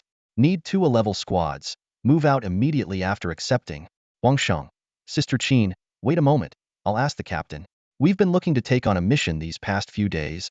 Lu Qingqin, hurry up. Jiang Feng noticed that people here use their real names, with squad names attached, reminding him of various titles and chat groups from his previous life. The familiar scene made him feel like he was in an online game world. However, the atmosphere here was more serious. Most people discussed missions rather than chatting or bragging. After all, these squads took missions to earn contribution points, not just for fun. Shaking off his thoughts, Jiang Feng quickly donned his Tek Armor. To his surprise, the star ring automatically connected with the armor, forming a translucent pop-up window on the left side of his helmet interface. Following the mission information, he activated the armor and flew out from the military base. The system automatically connected to the Dawn City Tower, guiding him along the planned route. The Tek Armor broke the sound barrier, producing a deafening sonic boom. Jiang Feng felt a continuous flow of tech energy surging into his chest plate. He recalled the 100 energy elements he had exchanged earlier, thinking they would last a long time. However, frequent high-intensity battles and sharing with Moke had depleted them quickly. Energy points are more important, Jiang Feng muttered to himself. The system, armor, and summoned creatures all need energy points. Realizing this, he suddenly felt alarmingly poor. After flying for over an hour, the vastness of Source Star was awe-inspiring. Finally, Jiang Feng reached the vicinity of his mission destination, where B-level star beasts had been spotted. He cautiously landed and activated the enemy detection system in his tech helmet. Green light scanned the area, revealing no signs of life. Judging by the ground traces, Jiang Feng deduced that the star beasts had moved in a certain direction. He took off immediately, maintaining high alert. Although the mission described them as land-based star beasts, he remained vigilant, ready to summon Bluewing and King Kong at any moment. Soon, Jiang Feng spotted his target, a group of about 800 to 1,000 star beasts, mostly level with a few C-level, led by a B-level star beast. This beast stood 6 meters tall with exaggerated muscles and twin horns on its head, vaguely humanoid in appearance. The wristband pop-up in his helmet displayed, B-level star beast, Mighty Kaz. The data indicated that Kaz possessed immense strength and a robust physique, capable of contending with higher-level physical power users. For an ordinary C-level squad, Such a group of star beasts could be a nightmare. But for Jiang Feng, they were just walking energy points. Without hesitation, he summoned King Kong and Blue Wing. The two giant beasts appeared out of thin air, roaring thunderously. King Kong radiated violent purple energy, with massive purple energy blades on its forearms. Blue Wing shimmered with golden lightning, its wings transformed into dazzling gold. Standing on King Kong's shoulder, Jiang Feng's Tek shoulder cannon silently emerged. Blue Wing struck first, unleashing a long streak of golden lightning that instantly turned a swath of star beasts into charred remains. King Kong followed suit, charging directly at the leading Kaz, kicking up a cloud of dust. To everyone's surprise, Kaze showed no fear, firmly pressing his arms against Kong's shoulders. The two giant beasts were of similar size, but Kong's momentum was unstoppable. Kaze's feet carved long furrows into the ground, plowing through several star beasts before finally coming to a halt. Kaze let out an earth-shattering roar, his muscles bulging like steel as he attempted to lift Kong. However, he severely underestimated Kong's enhanced strength.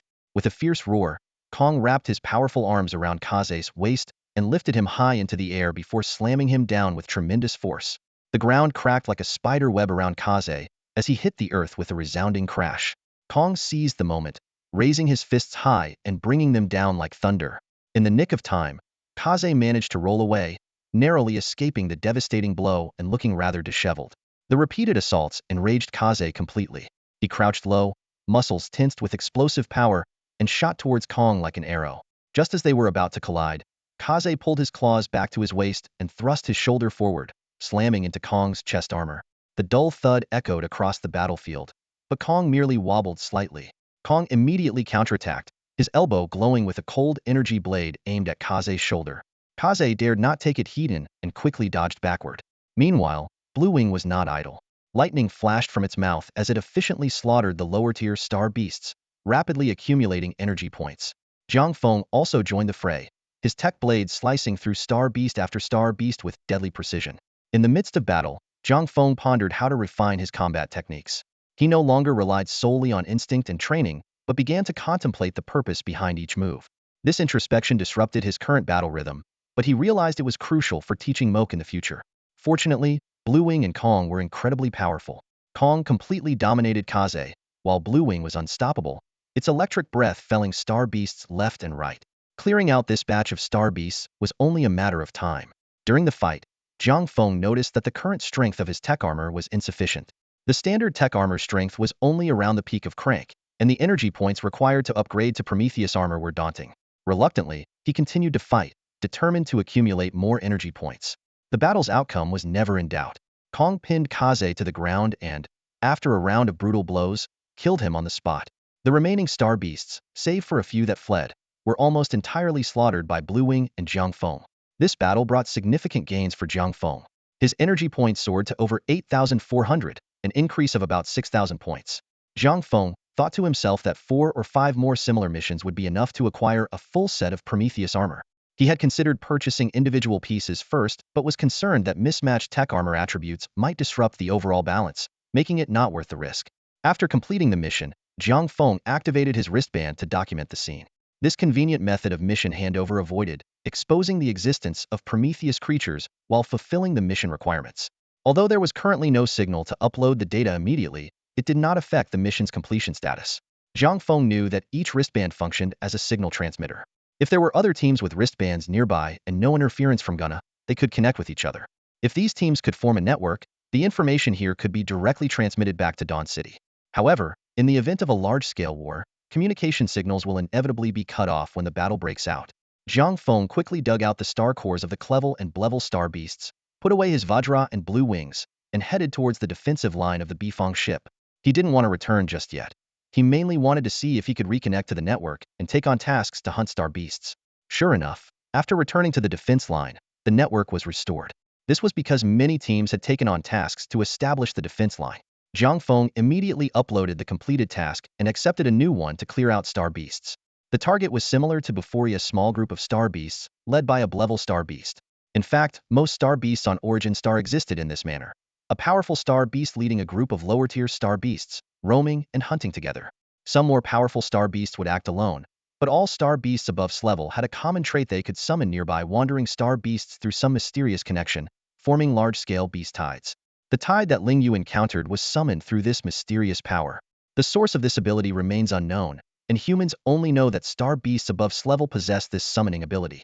As night fell, the desolate origin star was bathed in a layer of silver light, with 2 moons hanging high in the night sky. Jiang Feng, panting heavily, gathered evidence for the task. The valley before him was littered with star beast corpses. This mission had been exceptionally difficult, involving 2 level star beasts.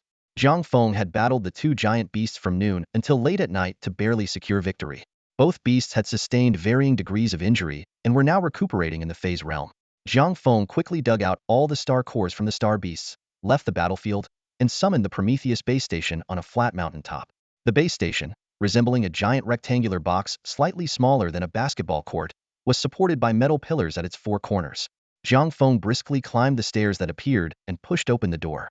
The interior of the base was spacious, with metallic walls that gave the impression of being inside a space station. The space was roughly divided into 3 square sections. Jiang Feng began setting up the living supplies he had prepared in the phase realm: a bed, fridge, air conditioner, and other furniture. Finally, he placed a tech generator. This sci-fi-style generator was trapezoidal with a circular ring at one end. Jiang Feng inserted tech energy elements, and a black energy sphere appeared within the ring. Instantly, all the furniture was powered up, despite not being connected to any power strips. This was the magical application of energy elements in the tech era. Jiang Feng moved to the central position on the top of the base station and installed a tech field shield, a pyramid-like mechanical device about 1 meter high. After connecting it to the generator, the top of the device split open, and a beam of energy shot skyward, stopping at 25 meters and spreading out into a blue, net-like shield that enveloped the entire base station. From a distance, it looked like a giant blue mesh bowl covering the mountaintop. Satisfied with his setup, Jiang Feng returned to the base, took out 2 pieces of level star beast meat, and placed them in the oven. Most star beast meat is edible, except for certain poisonous types. The meat, nurtured by spiritual energy, has an excellent taste. However, given the limited conditions and his inability to bring real-world food into the phase realm, he had to make do with some roasted meat. He resolved to do some proper shopping next time. One must say, for those who frequently go on missions, the base station is a godsend. It avoids the hassle of returning to Dawn City and provides a temporary shelter. The next day, Jiang Feng stored the tech base station back in the phase realm and resumed his cycle of taking on tasks and hunting star beasts. He completed tasks at an impressive speed, managing 2 to 3 missions a day, all involving hunting groups of star beasts. These tasks provided anywhere from 4 to 5,000 energy points, and sometimes even 7 to 8,000. 7 days flew by. On this day, after submitting a task, Jiang Feng received a special notification. His team's rank had been upgraded from level to level. By the 3rd day, Jiang Feng had already donned a full set of Prometheus Tek Armor. The overall style of this armor was similar to the Tek Armor, but it featured more angular shoulder pads and changed from a metallic silver to a blood-red crystalline appearance. The armor, black and red, exuded a powerful sense of oppression. In terms of performance, the Prometheus Tek Armor was several times stronger than ordinary Tek Armor. Speed and strength were significantly enhanced, and its defensive capabilities were greatly improved. The biggest difference lay in the materials. The armor made from Prometheus materials had extremely strong defense. Previously, a level star beast could destroy ordinary Tek Armor with 1 hit, but now, even a level star beast's attack couldn't easily break through the Prometheus armor. The armor was still powered by tech energy, but the tech energy would be enhanced by Prometheus, converting into red Prometheus energy. As Jiang Feng was frantically completing tasks, the outside world was buzzing with curiosity about the mysterious team named Tek. In the discussion forums of Dawn City, various speculations were swirling. Has anyone noticed? There's this team that's been completing tasks at an absurd speed recently. Wang Lang threw the topic into the chat room. Lu Qingqin immediately responded. Are you talking about that team that started at Clevel? I remember all their tasks involve hunting star beasts, and they almost complete 2 to 3 tasks a day. Their efficiency is indeed astounding. That's right, it's them. Lu Qingqin chimed in. I heard this team was only recently formed, and now they've already leveled up to level. Zhang Guobiao exclaimed. They're already level? They must have killed a ton of star beasts. I really want to know what this team strength is like. Are they recruiting? I'm thinking about switching teams. Wang Lang teased Guobiao. If you dare to switch teams, watch out for your captain's wrath. Zhang Guobiao flared up. Don't mention switching teams. It just pisses me off. He paused and continued. Seriously though, that team has been hunting star beasts non-stop for a week. If it were me, I would have puked by now. Anyone who can keep this up must be a tough character with a menacing aura. Keep an eye out in Dawn City. Such people definitely stand out. While everyone was speculating about Jiang Feng's identity, on the Bifeng, Yi Tsong was reviewing a special report. The report detailed all the tasks Jiang Feng had completed in the past week, with accompanying photographic evidence. Did he really complete all these tasks by himself? Yitsong asked in astonishment. The subordinate standing in front of him replied with a bowed head. Yes, sir. Yitsong shook his head in amazement. This guy seems like he's been hiding a lot of his strength. What shocked him the most was Jiang Feng's ability to take on high-intensity tasks for 7 consecutive days. Based on the daily task completion rate, Jiang Feng was almost constantly hunting star beasts, with minimal time for sleep. However, what these people couldn't imagine was that Jiang Feng was actually highly exhilarated during battles. Watching his energy points increase was addictive, not to mention all the things he could summon. 3 more days passed. On a desolate hill, Jiang Feng stood proudly in his blood-red battle armor, surrounded by the corpses of star beasts. Over the past 7 days, he had nearly completed all the star beast eradication tasks. After leveling up, he began taking on higher-level tasks. However, high-level tasks were much fewer in number, and relying solely on King Kong and Blue Wing made completing level tasks increasingly difficult and less efficient. Although the enhanced Blue Wing and King Kong had the strength of entry-level A-grade, level tasks typically involved at least 2 A-grade star beasts. If it weren't for Jiang Feng's upgraded battle armor, completing the tasks would have been impossible. Thus, after finishing this task, he decided to initiate a new summon. Jiang Feng carefully found a secluded spot, set up the base station and tech shield. He opened the summoning list, and the screen displayed current energy value 110922. Jiang Feng carefully browsed through the summoning list, his eyes gleaming with excitement. His energy level had surpassed the 100,000 mark, which meant he now had a wider array of choices. The list contained fewer mechanical options, but was abundant with biological creatures. Jiang Feng skimmed past most options, focusing only on the ones that intrigued him the most. After some deliberation, Jiang Feng decided to prioritize summoning biological entities. He issued a command to the system. Summon 2 cryochambers, a Prometheus griffin, a rock dragon, and a purple chelan. No sooner had he spoken than 3 massive vortices appeared on the open ground outside. Emerging from these swirling portals were 3 colossal beasts, each exuding an aura of overwhelming power. The Prometheus griffin was significantly larger than a regular griffin, its head encased in metallic armor characteristic of the Prometheus series. Its feathers emitted a faint blue glow, giving it a mysterious and formidable appearance. Jiang Feng chose it primarily for its unique speed liberation ability. This skill, derived from a game glitch, allowed the griffin to adjust its direction mid-dive, maintaining its incredible speed. The rock dragon had a bizarre appearance, resembling a cross between a chameleon and a bird. Though it couldn't fly, its gliding capabilities were exceptional, enabling it to glide from high altitudes to the edge of the map. More importantly, it could consume stamina to become invisible, and its suction cup-tip claws made it the perfect scout.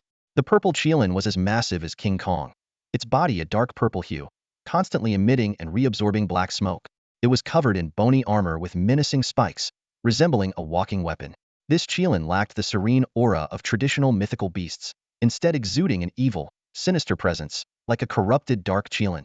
Jiang Feng looked at his powerful summons, filled with anticipation. He knew that with these new allies, the upcoming adventures would be even more thrilling. This was the creature that Jiang Feng primarily fought with the purple chelan. In the absence of the chelan king, it was considered the best among the chelan series. Though it couldn't fly, its powerful physical abilities more than made up for this shortcoming. Jiang Feng's gaze swept over Blue Wing and King Kong, and he had already made up his mind.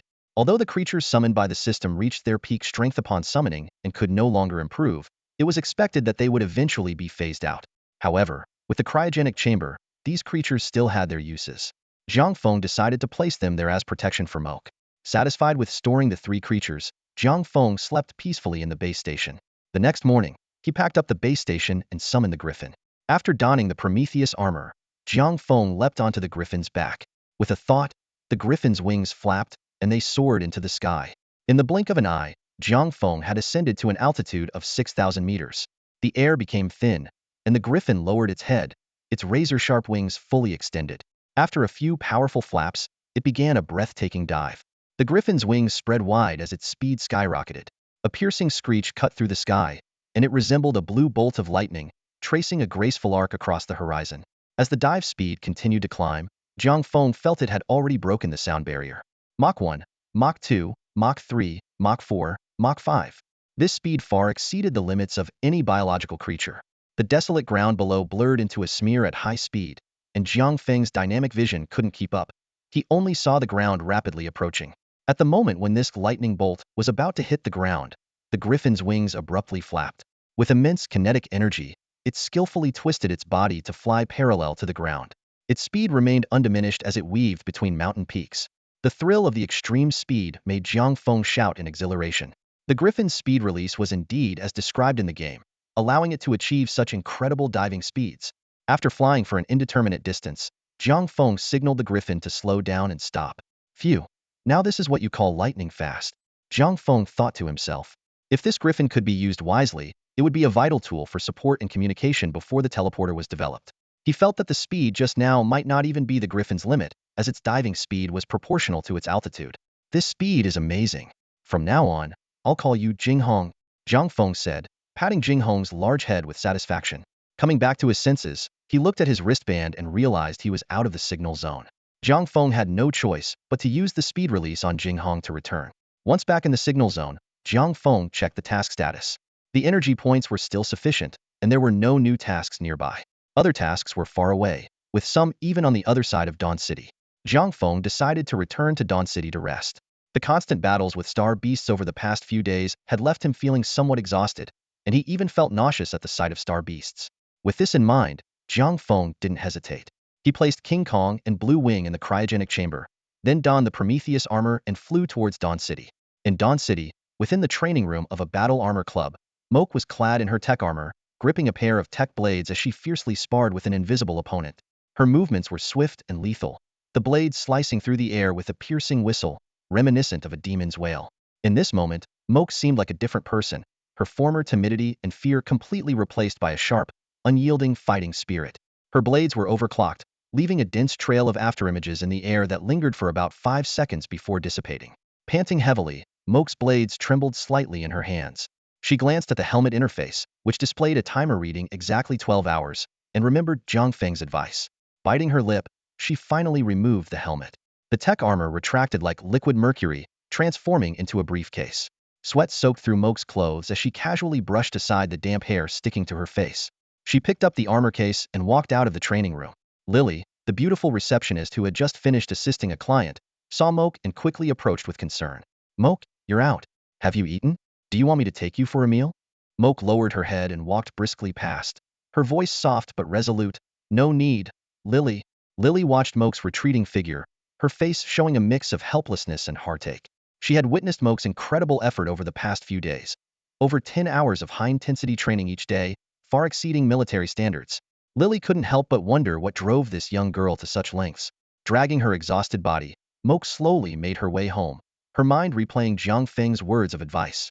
A faint smile appeared on her lips, only to be replaced by a look of longing. She cherished every bit of Jiang Feng's support and was determined not to spend a penny more than necessary, adhering strictly to his suggestions for meals and training.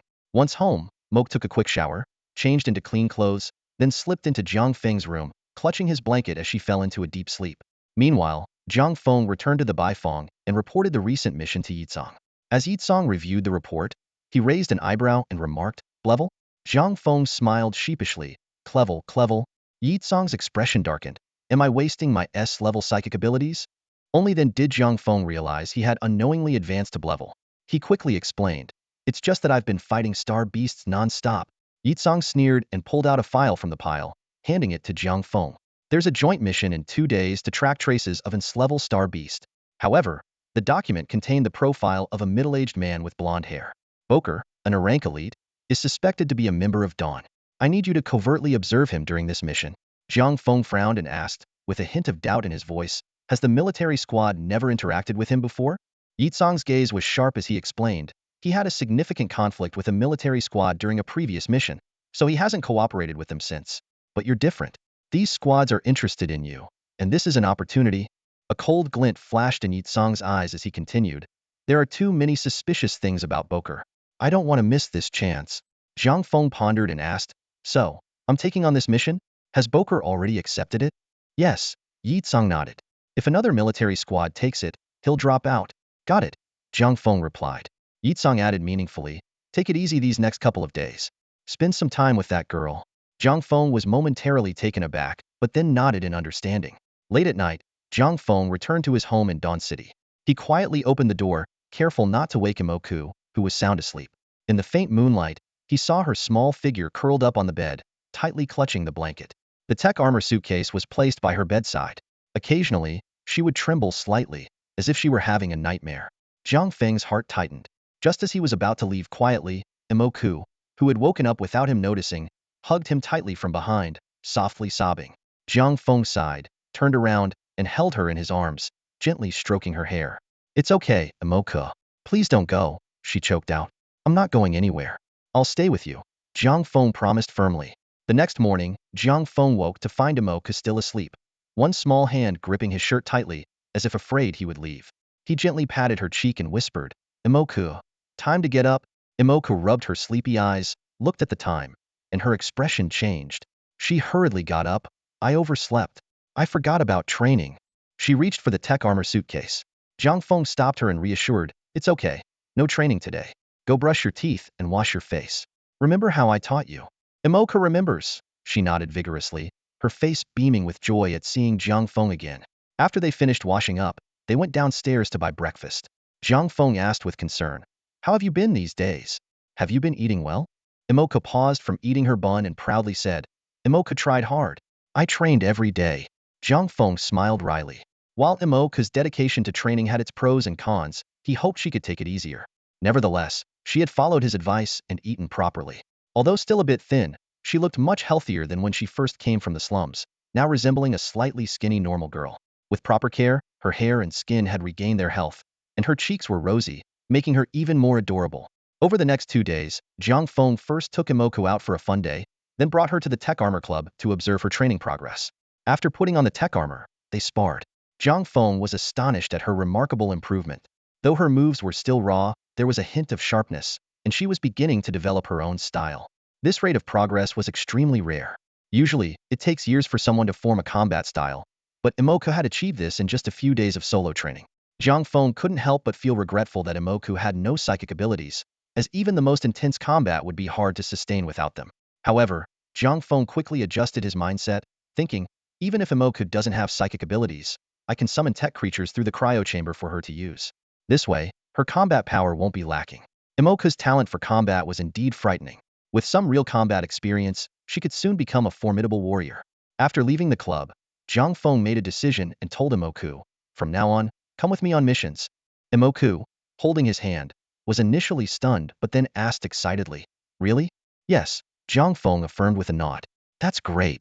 Imoku was overjoyed, feeling that her intense training in recent days had finally paid off. These past few days, Imoku has been pushing herself to the limit every single day. Although she doesn't understand why she recovers by the next day, she grits her teeth and perseveres as long as she can keep going. For more than 10 days, she hasn't taken a single break. At this moment, receiving Jiang Feng's approval, Imoku feels that all her efforts have been worthwhile. Jiang Feng was initially hesitant about this decision, but when he saw Imoku curled up alone on the bed, his resolve began to waver. Leaving her alone at home, while better than the slums, felt like just a larger cage. She was still lonely. Witnessing her combat talent firsthand today only solidified Jiang Feng's determination to take her with him. Some might call it overindulgence, but Jiang Feng no longer cared about such judgments. With his own strength, he was confident he could protect Imoku. The image of her curled up on the bed, lonely and helpless, was something he could no longer bear to see. This resolve stemmed from Jiang Feng's obsession and confidence. The next day, Jiang Feng took Imoku and followed the tower's designated route to the Bifang. They headed straight to Yitsong's office, with Imoku clinging tightly to Jiang Feng's side. Add someone to my team, Jiang Feng said bluntly. Yitsong shook his head with a smile. I knew it. You have the authority yourself. You can do it through your wristband. He then flashed what he thought was a kind smile at Imoku, who was peeking out from behind Jiang Feng. Little Imoku, come over and let uncle take a look at you. However, Imoku ignored him entirely, her big eyes full of wariness as she clung tightly to Jiang Feng's clothes. Yitsong's smile froze, and he scratched his head awkwardly. Are all little girls this cautious nowadays? Imoku is a bit shy around strangers, Jiang Feng explained from the side. Yitsong's expression turned serious as he looked earnestly at Jiang Feng. I've gone through her files.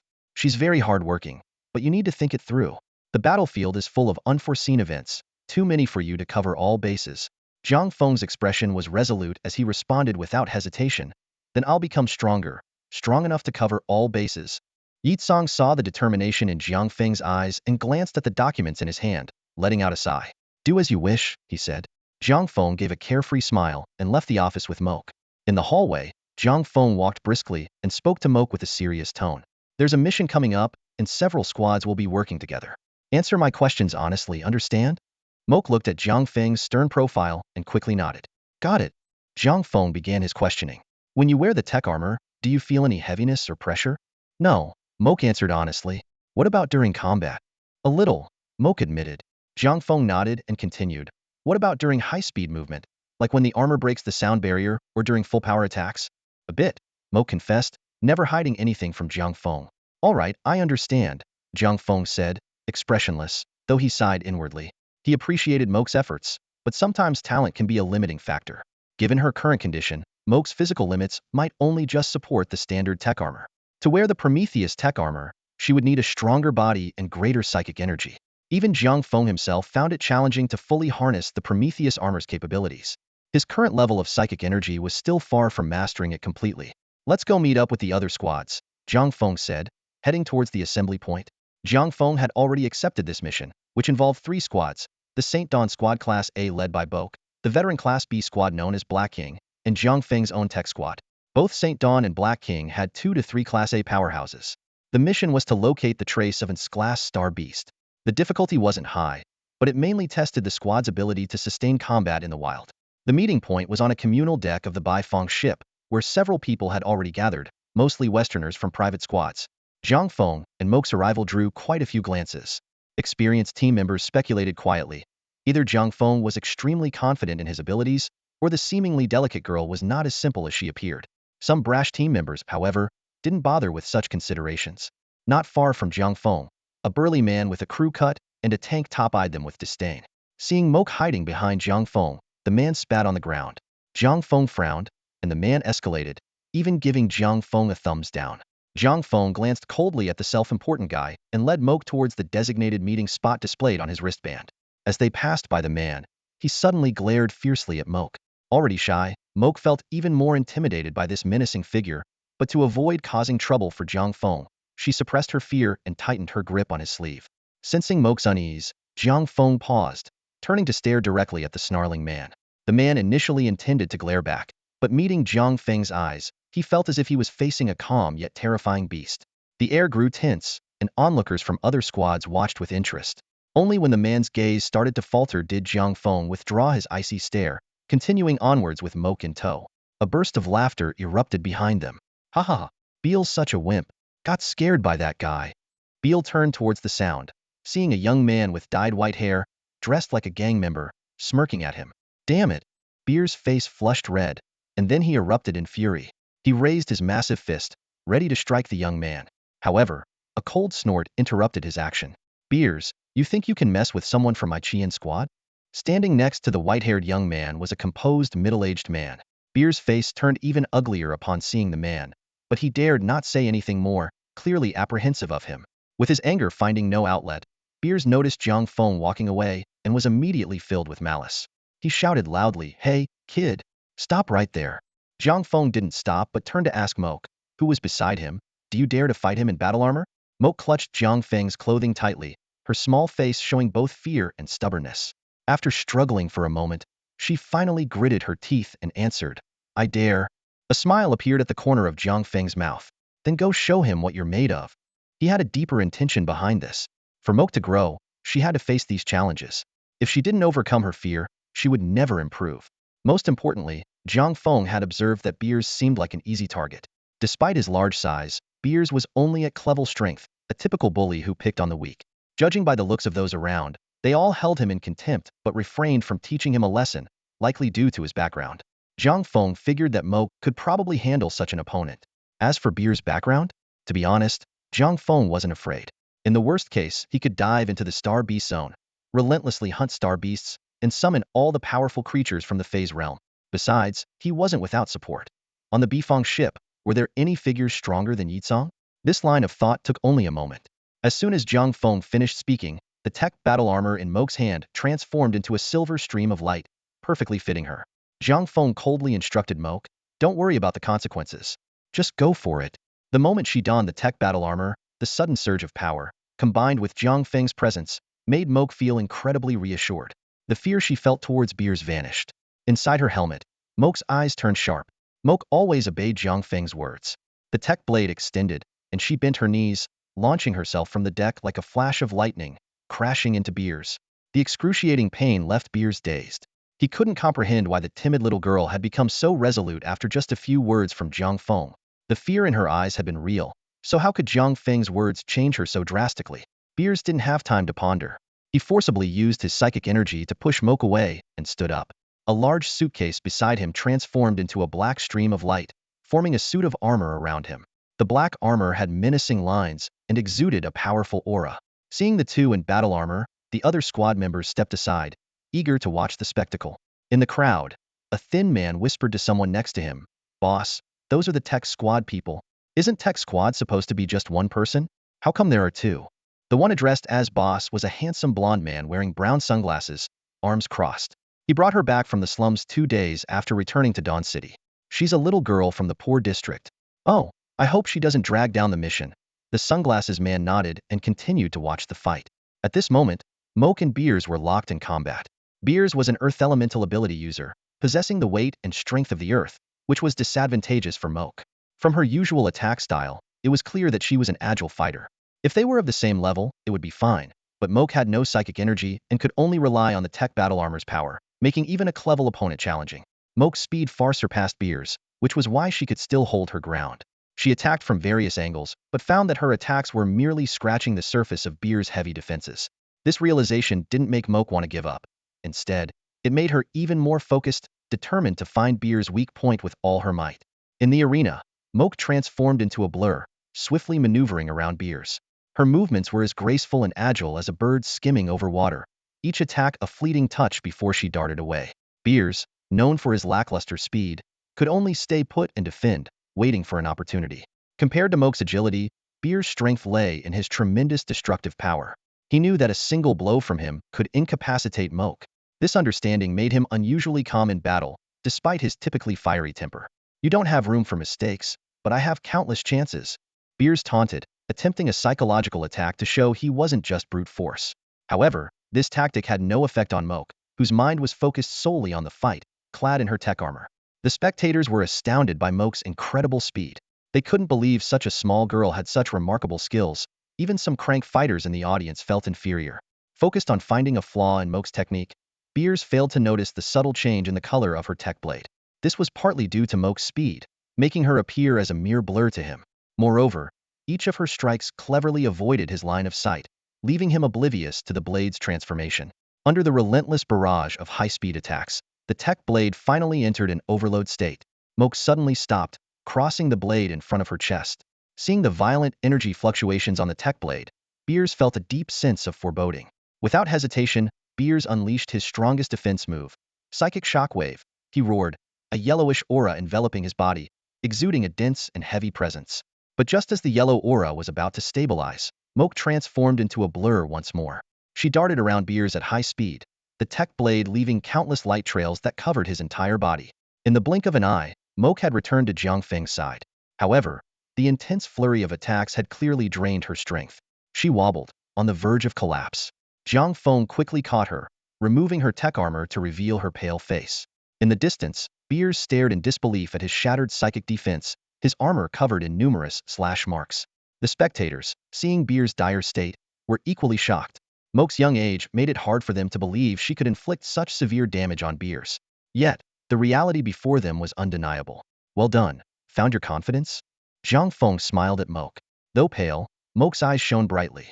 She nodded vigorously. "Good, let's go," Jiang Feng said, leading Moke away without sparing Beers a glance. In fact, from the start of the battle, Jiang Feng had understood Moke's plan. To break Beers' defense, they had to rely on the tech blade's overload state. He hadn't expected Moke to be so astute, disguising her true intentions from the beginning. Even though Beers didn't understand the tech blade's properties, Moke had cautiously hidden her plan, leading to Beers' defense being shattered before it was fully deployed. As they left, the crowd parted, eyes filled with respect. Regardless of Moke's current strength, achieving such a feat at her age was something few could match. This alone earned her their admiration. After this brief interlude, Jiang Feng quickly arrived at the designated meeting point shown on his wristband. 2 other teams were already there, comprising over 10 people, all with Western features. Upon seeing Jiang Feng, they checked their wristbands. A blond man wearing sunglasses spoke first.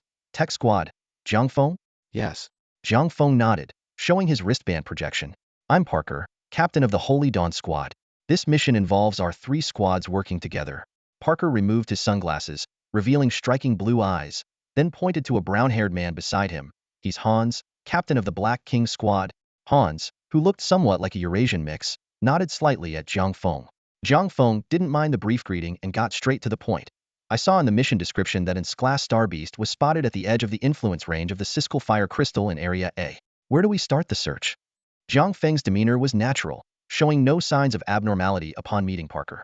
Though he knew this man was connected to the murderer of Zheng Cheng, he had to act as if everything was normal. Seeing both Jiang Feng and Hans were all business, Parker also skipped the pleasantries. He brought up a holographic map from his wristband, showing a warship similar to the Bifong, floating in space. A red circle around the ship represented the fire crystal's influence range. Parker tapped the edge of this circle. This is where the Class Star Beast entered the fire crystal's range, Parker explained. Based on the data, it's a terrestrial star beast, which means it leaves many tracks, so finding it shouldn't be too difficult. Parker glanced at Jiang Feng and Hans before continuing. And Class Star Beast being attracted by a fire crystal isn't unusual. But if it enters the range without attacking the crystal and instead goes into hiding, it becomes a serious issue. For regular task squads, encountering it could mean total annihilation. Jiang Feng and Hans nodded in understanding. Then, Hans, who had been silent, suddenly spoke. So, can we confirm it's within the fire crystal's range? The alert line was only triggered once, and other teams have spotted it elsewhere. Parker nodded and marked another spot within the fire crystal's range. It moved sideways? Jiang Feng asked, frowning at the new mark. Doesn't the fire crystal attract it? Class Star Beasts have a high level of intelligence, Parker explained. They can resist the desire for fire crystals to some extent. Is it deliberately hiding from us? Jiang Feng frowned, a hint of doubt flickering in his eyes. Boker shook his head, his expression serious. The key now is to find it. If we don't eliminate this ticking time bomb, the training of lower-tier squads and new recruits in the military will be at great risk. Hans suddenly spoke up. Instead of talking here, why don't we go to the scene directly? Boker nodded in agreement. You're right. An Class land beast is enormous. It couldn't have moved without leaving traces. There must be more clues at the scene. He quickly sent the coordinates to the wristbands of Jiang Feng and Hans. Anything else? If not, let's move out now. Everyone donned their battle armor and took off from the deck of the Bifong, heading towards the mission coordinates. Before long, they landed in a vast valley surrounded by mountains. Boker pointed to a massive claw print on the ground. This is the place. The claw print was about 7 or 8 meters in diameter, deeply embedded in the solid ground. From this mark alone, it was clear that the creature was extraordinarily large and unimaginably heavy. Boker crouched down, carefully touching the ground, his brow furrowing. This thing is no small fry. Its claw prints appear in multiple directions. We should split into 3 teams to search. Hans crossed his arms and nodded succinctly. Jiang Feng also agreed, thinking that although splitting up would mean losing the chance to closely observe Boker, it would also allow him to lower his guard slightly. Boker added, let's check in every 3 minutes via our wristbands to prevent any accidents. We're tracking a cunning creature. With that, they each led their teams in different directions. Only Jiang Feng and Moke remained. Jiang Feng narrowed his eyes, thinking, if Boker's actions are just standard procedure, that's fine. But considering he might be a mole for Dawn, this is undoubtedly an attempt to hide me in the dark. With this in mind, Jiang Feng waved his hand to summon Prometheus, the rock dragon. The enormous dragon slowly emerged from the dark void, and Moke's eyes widened in shock. Jiang Feng gently ruffled her hair and whispered, don't tell anyone, okay? Moke felt a tremor in her heart, realizing that Jiang Feng's easy disclosure of such a significant secret to her brought a sweet feeling. Jiang Feng leapt onto the rock dragon's broad back and gestured for Moke to join him. Come on, we're going to chase a rat. The rock dragon, nearly 10 meters long, had a back wide enough for 2. Moke obediently jumped on, and as soon as she touched the dragon, Jiang Feng felt a connection with it. In an instant, the rock dragon's form became transparent until it completely vanished from sight. However, everything remained clear to Jiang Feng and Moke. With a roar, the ground erupted in a strange dust as the rock dragon took to the sky, its wings spreading wide, feathers fluttering in the wind, gliding at an astonishing speed. True to its title as the King of Glide, the rock dragon almost seemed to fly without losing altitude. It moved quickly, clinging to cliffs and leaping off again, soon catching up to Boker and the others, who were diligently searching for signs of the Class Star Beast. Jiang Feng directed the rock dragon to keep a distance, silently crawling over the surrounding mountains, neither too far nor too close. At this moment, Boker's team had no idea that a terrifying creature was lurking nearby. They had just discovered a new claw print, and were analyzing its shape to determine the star beast's direction. During the search, the team members spread out, carefully examining the surrounding traces. After inspecting the nearby claw prints, they continued to fly along the trail. The distances between the prints varied, suggesting that the star beast alternated between running and flying while on the move. Jiang Feng and Moke sat quietly on the rock dragon's back, Moke clinging tightly to Jiang Feng's waist. As Boker and the others moved on, the rock dragon swiftly followed. Due to the need for thorough searching, their flight speed was not fast, and the rock dragon could easily keep up by silently climbing. As they continued their journey, Jiang Feng closely observed Pokel's every move. To his surprise, Pokel remained diligent and focused on completing the mission. Jiang Feng quietly noted this in his helmet system and noticed that none of the other team members showed any signs of being part of the Dawn organization.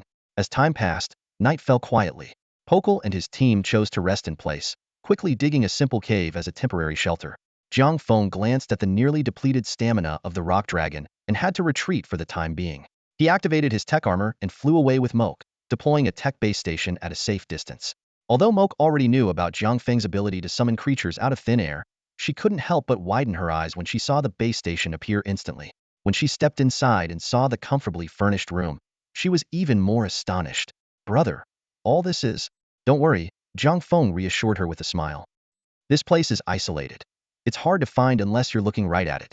Come on, let's grill some meat and rest. We have to continue tomorrow." Moke's thoughts drifted to Pokel and the others. At that moment, they could only spend the night in a crude cave, while she had electricity and a comfortable bed.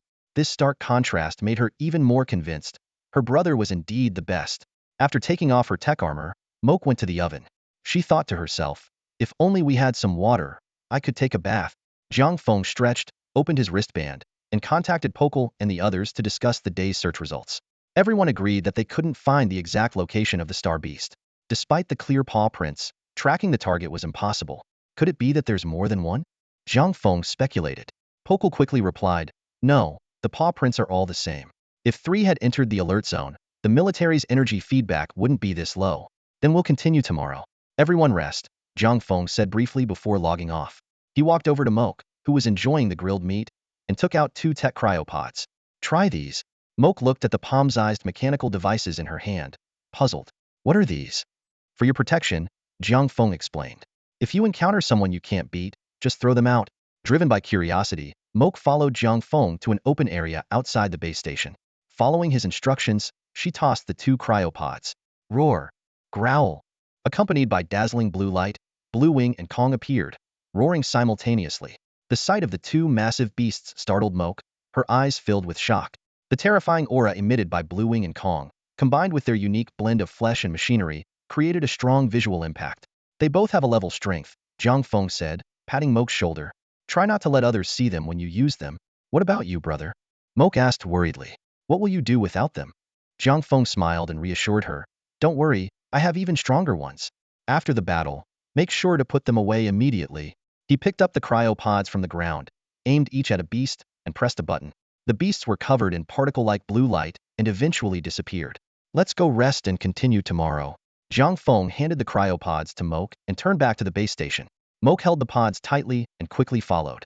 The next day, Jiang Feng and Moke rode the invisible rock dragon, continuing to follow Pokel and his team. Hours passed, and just when Jiang Feng thought they would come up empty-handed again, Pokel made an unexpected move. With a serious expression, Pokel gathered his teammates. "Everyone, come here. I've discovered something significant." The others approached him without suspicion. Suddenly, Pokel erupted with a terrifying blaze. The unsuspecting teammates didn't even have time to put on their helmets before the flames, like vengeful spirits, entered through their necks, incinerating them instantly. The sudden turn of events left Jiang Feng wide-eyed, unable to react in time. Luckily, the rock dragon was far enough away to avoid the blast. Moke covered her mouth in disbelief. She couldn't fathom the betrayal from someone they had fought alongside. This moment cemented a belief in her heart. Apart from Jiang Feng, no one else could be easily trusted. As the flames dissipated, Jiang Feng's eyes narrowed. He directed the rock dragon to silently climb a mountain peak beside Pokel. After confirming his teammates were dead, Pokel activated his armor. This time, Pokel showed no intention of searching for the star beast.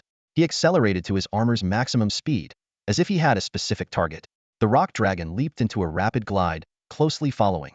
In the game, the rock dragon could glide from one end of the map to the other, making it easy to keep up with Pokel. Each time the initial momentum waned, the rock dragon would generate an upward force, continuing to glide. This incredible ability, achievable in reality, made Jiang Feng even more impressed with the system. Using this repetitive gliding technique, the rock dragon maintained its invisibility and stayed on Pokel's tail. Pokel's purposeful flight made Jiang Feng feel that this time, the tracking might lead to a significant discovery. As Jiang Feng had anticipated, about half an hour into their flight, Pokel abruptly halted and began scanning his surroundings, as if searching for something. Jiang Feng and awoke lay patiently on the back of the rock dragon, closely observing his every move. Suddenly, Pokel's eyes lit up, and without hesitation, he dove in a specific direction, disappearing into a massive chasm.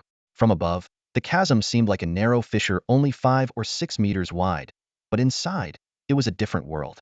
The rock dragon followed silently, gliding into the gorge. As they ventured deeper, the chasm gradually widened until it spanned over 200 meters at the bottom.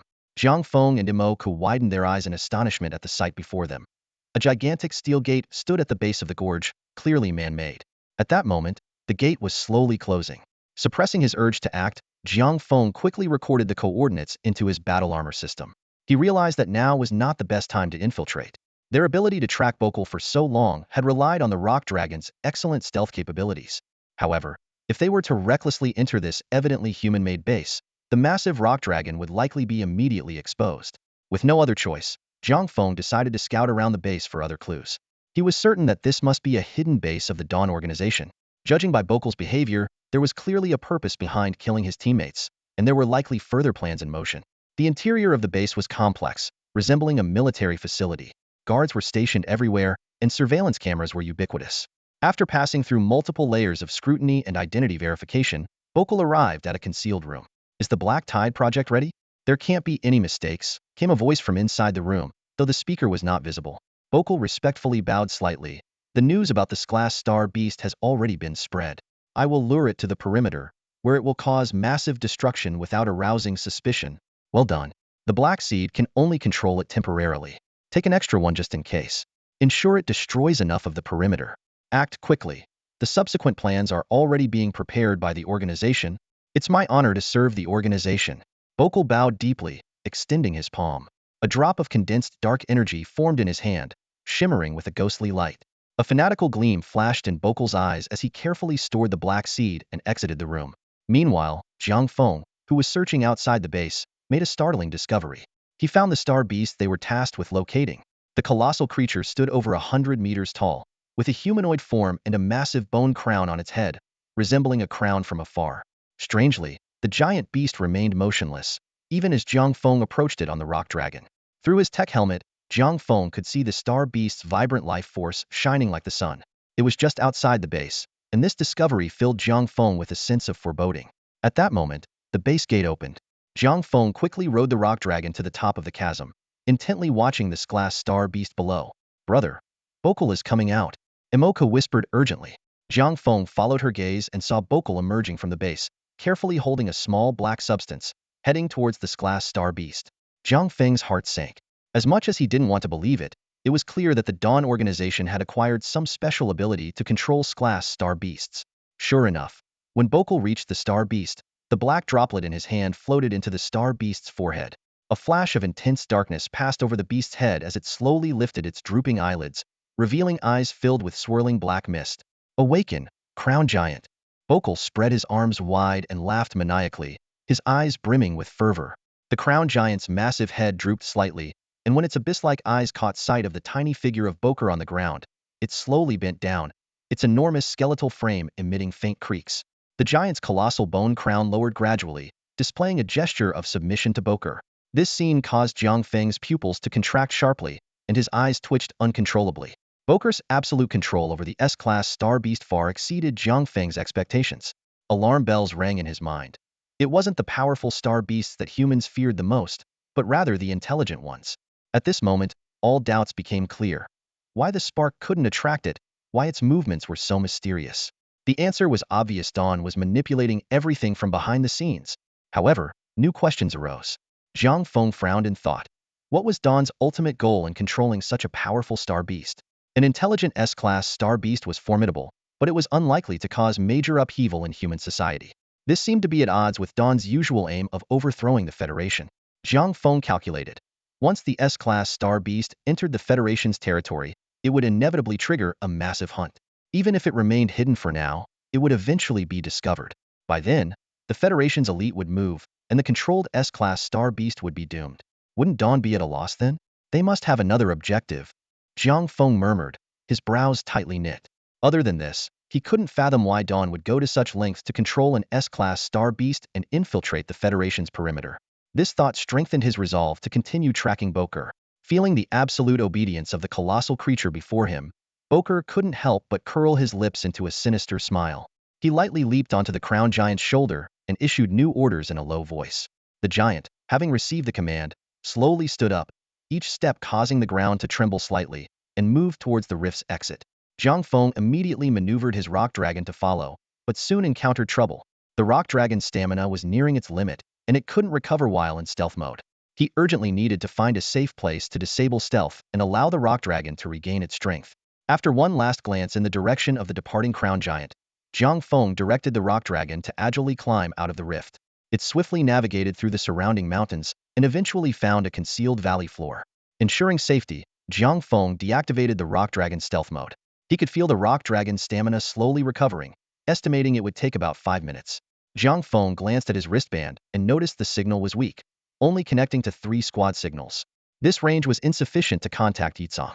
As he pondered his next move, Moke softly spoke up, "Brother, is he trying to leave the perimeter?" Jiang Feng was startled and asked, "The perimeter? Is he heading towards the perimeter?"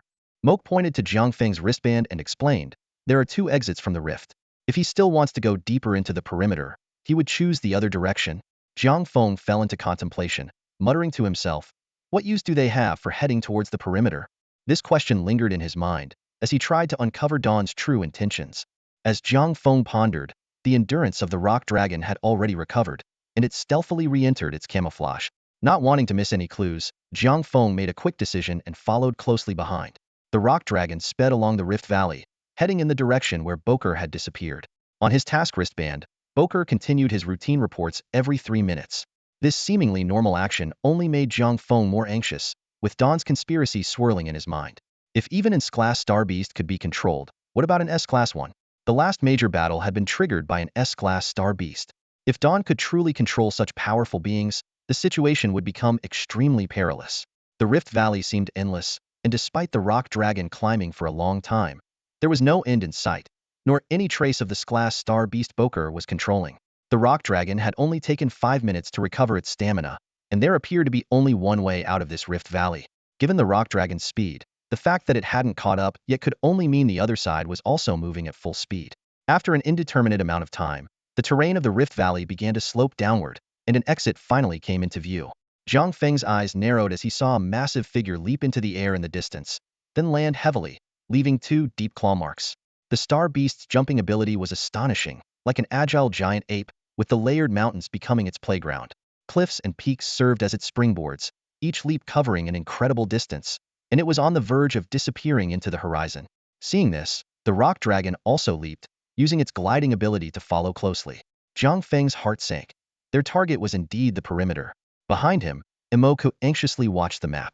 This elaborate infiltration, followed by a hasty retreat, left Jiang Feng puzzled. He could only grit his teeth and continue the pursuit.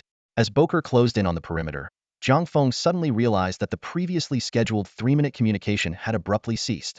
Boker was out of contact. At that moment, Hans sent a message inquiring about the situation, and Jiang Feng responded with feigned calm. Suddenly, Boker reached the perimeter, and the S-class star beast's energy was immediately detected, sounding alarms in the tower. Simultaneously, Boker quickly typed a message into his wristband. "My team has encountered an S-class star beast at the perimeter. We've been discovered. It's fighting us at the perimeter. Hurry back for reinforcements." Hans quickly replied, "Got it. Hold them off. I'm leading the team back immediately." Boker added, "Hurry, I'll try to lead it along the perimeter so you can locate me." At this point, Jiang Feng's face turned pale as all the clues connected. Boker's true target was indeed the perimeter. If Hans relayed this message back, the tower would receive incorrect information. Boker being chased along the perimeter by an S-class star beast. As a result, any perimeter touched by an S-class star beast would be mistakenly attributed to the star beast chasing Boker. In this way, using their ability to control S-class star beasts, they could silently infiltrate several, even dozens, of S-class star beasts into the perimeter. This was a cunning strategy of diversion. Cold sweat broke out on Jiang Feng's back, and he instinctively connected to Han's wristband. Hey, crackle, crackle, crackle. Faced with such poor signal, Jiang Feng had no choice but to manually input text and attach a photo of Boker killing a teammate. On the other side, Hans, seeing the content Jiang Feng sent, fell into deep hesitation. Everything Jiang Feng had described seemed too fantastical, controlling star beasts, Boker betraying them. These scenarios were almost unbelievable, yet the photo was real and hard to ignore. At that moment, a deputy beside Hans noticed his unusual behavior and leaned over to ask, "Boss, what's going on?" Hans turned to look at him, and just as he was about to speak, he saw the deputy's pitch-black eyes and instead said, "Jiang Feng has betrayed us." He then turned to the others and ordered, "Boker's team is being chased by an class star beast at the perimeter. We need to rush back and report this immediately. Also, Jiang Feng from Tek's team has betrayed us. We must request reinforcements at once." Meanwhile, Jiang Feng waited anxiously for a long time before finally receiving a reply from Hans. Jiang Feng's expression was grave as he turned to Awoke and said, "I'm worried about Hans. Help me get this message back to Yitsong, and make sure he receives it." Awoke, sensing the urgency, nodded solemnly. Jiang Feng swiftly summoned the Prometheus Griffin and carefully instructed Awoke on how to use the Griffin's speed release skill. "Remember, you must deliver the message," Jiang Feng reiterated. With a heavy heart, Awoke mounted the Griffin. Its azure wings spread wide, shimmering with starlight as it soared into the sky. Jiang Feng no longer concealed himself. His form as a rock dragon emerged, and he leaped into a rapid glide. Behind him, Awoke rode the Griffin, diving from 10,000 meters high, its wing tips trailing 2 arcs of rainbow light. Just as they were about to touch the mountain peaks, they veered sharply and vanished into the horizon. The wind roared in his ears as Jiang Feng rode the rock dragon, his expression icy. The dragon used the mountainside to launch into the air again, reaching peak gliding speed. The mountain peaks below blurred, and soon, a colossal figure came into Jiang Feng's view. The rock dragon roared as it clung to the cliff. Jiang Feng quickly summoned the Prometheus armor, its crystal-like form replacing the silver-gray Tek Armor. The rock dragon returned to the phase realm as a torrent of Prometheus energy burst from Jiang Feng's back. The Prometheus armor's speed far surpassed that of the Tek Armor, and the powerful force made it difficult for Jiang Feng to move. This was a sign that his psionic and physical strength were insufficient to fully utilize the armor's capabilities. Gritting his teeth, Jiang Feng persevered. The crimson Prometheus armor streaked like a red comet, leaving a long trail as he flew toward the crown giant, which was recklessly breaching the security line. Meanwhile, Hans had already delivered the message to the Bifong. The news caused an uproar. What shocked everyone wasn't the fact that its class star beast had repeatedly breached the security line, but the news of Jiang Feng's betrayal. Jiang Feng was well known on the Bifong, having played a key role in turning the tide during the last crisis. Yitsong had even avoided disaster thanks to his warning. "Is the news true? How could he possibly betray us?" someone questioned. "Yeah, don't talk nonsense. If he had any intention of betraying us, he wouldn't have sent out the message last time. Why wait until now?" another person agreed. "Well, you can't say that. Maybe he didn't have a reason to betray us before, but now that something extremely tempting has appeared, people can change." Someone else started to believe Hans's story. The debate grew more heated. Bierce's cold voice cut through the noise. "If he didn't betray us, why didn't he come back? Why is Hans the one who returned?" At that moment, a rainbow light streaked across the sky, landing on the Bifong's deck in the blink of an eye. The light dissipated, revealing the Prometheus Griffin and Awoke. Awoke leaped off the Griffin, ignoring the stairs, and sent the Griffin back into the sky before heading straight for Yitsong's office. "Stop," a voice commanded, but Awoke paid no heed. Bierce blocked her path, his face twisted with hostility. Awoke had no choice but to stop, her eyes cold beneath her helmet. The Tek light blade silently extended from her arm. Bierce sneered, "You're that little girl from Jiang Feng's team, right? That creature you came with was clearly a star beast, and you're still defending him? This is proof that Jiang Feng has betrayed us." The crowd fell into a stunned silence, all eyes on Awoke. Bierce, gloating, continued, "Ha, a federal hero? What a joke. He's nothing but a traitor." Awoke clenched her fists, and the Tek light blade moved with blinding speed towards Bierce. A yellow light flashed around Bierce, a thick layer of psionic energy enveloping him. The Tek light blade struck the psionic shield, causing ripples but failing to penetrate. "See, not only did she backstab Bokal, now she wants to kill me too. Just as I thought. A traitor's followers are traitors themselves." Bierce shouted loudly. Awoke seemed possessed, her hands wielding the Tek blades in a flurry, so dense it almost formed an illusion. Seeing this, Bierce roared in anger, his entire body bursting with psychic energy that solidified into a visible defensive barrier. The Tek blades that once easily disrupted his psychic defenses now only caused minor ripples on the shield. What are you waiting for? Take down this traitor. Beers, though able to defend himself, couldn't subdue Imoku and had to call for help. His shout split the hesitant crowd into two factions. Those who trusted Beers stepped forward to fight, while supporters of Jiang Feng stood conflicted, unsure of what to do. As more people joined the fray, Imoku felt the pressure mounting. The moment she engaged the enemies, her Tek Armor sustained 2 deep gashes on her back. The combined strength of the crowd far exceeded Imoku's, forcing her to dodge desperately, yet many attacks still landed on her. As her wounds multiplied, she had no chance to counterattack and could only flee in disarray. In this critical moment, a streak of fire shot from the direction of Dawn City, followed by a thunderous roar. What are you doing? With a boom, the flames exploded in the center of the crowd, scattering those attacking Imoku. Yitsong descended from the flames, his eyes narrowing at the sight of Imoku's nearly destroyed Tek Armor, his killing intent surging uncontrollably. What the hell happened? He demanded. Those who hadn't joined the fight quickly explained everything. Ridiculous. Yitsong's expression turned icy, flames igniting in his eyes as he turned to Hans. An invisible flame seemed to flow over him, and Hans, meeting Yitsong's gaze, revealed a sinister smile. A massive black fog erupted from Hans, dissolving as it met the flames. Curses!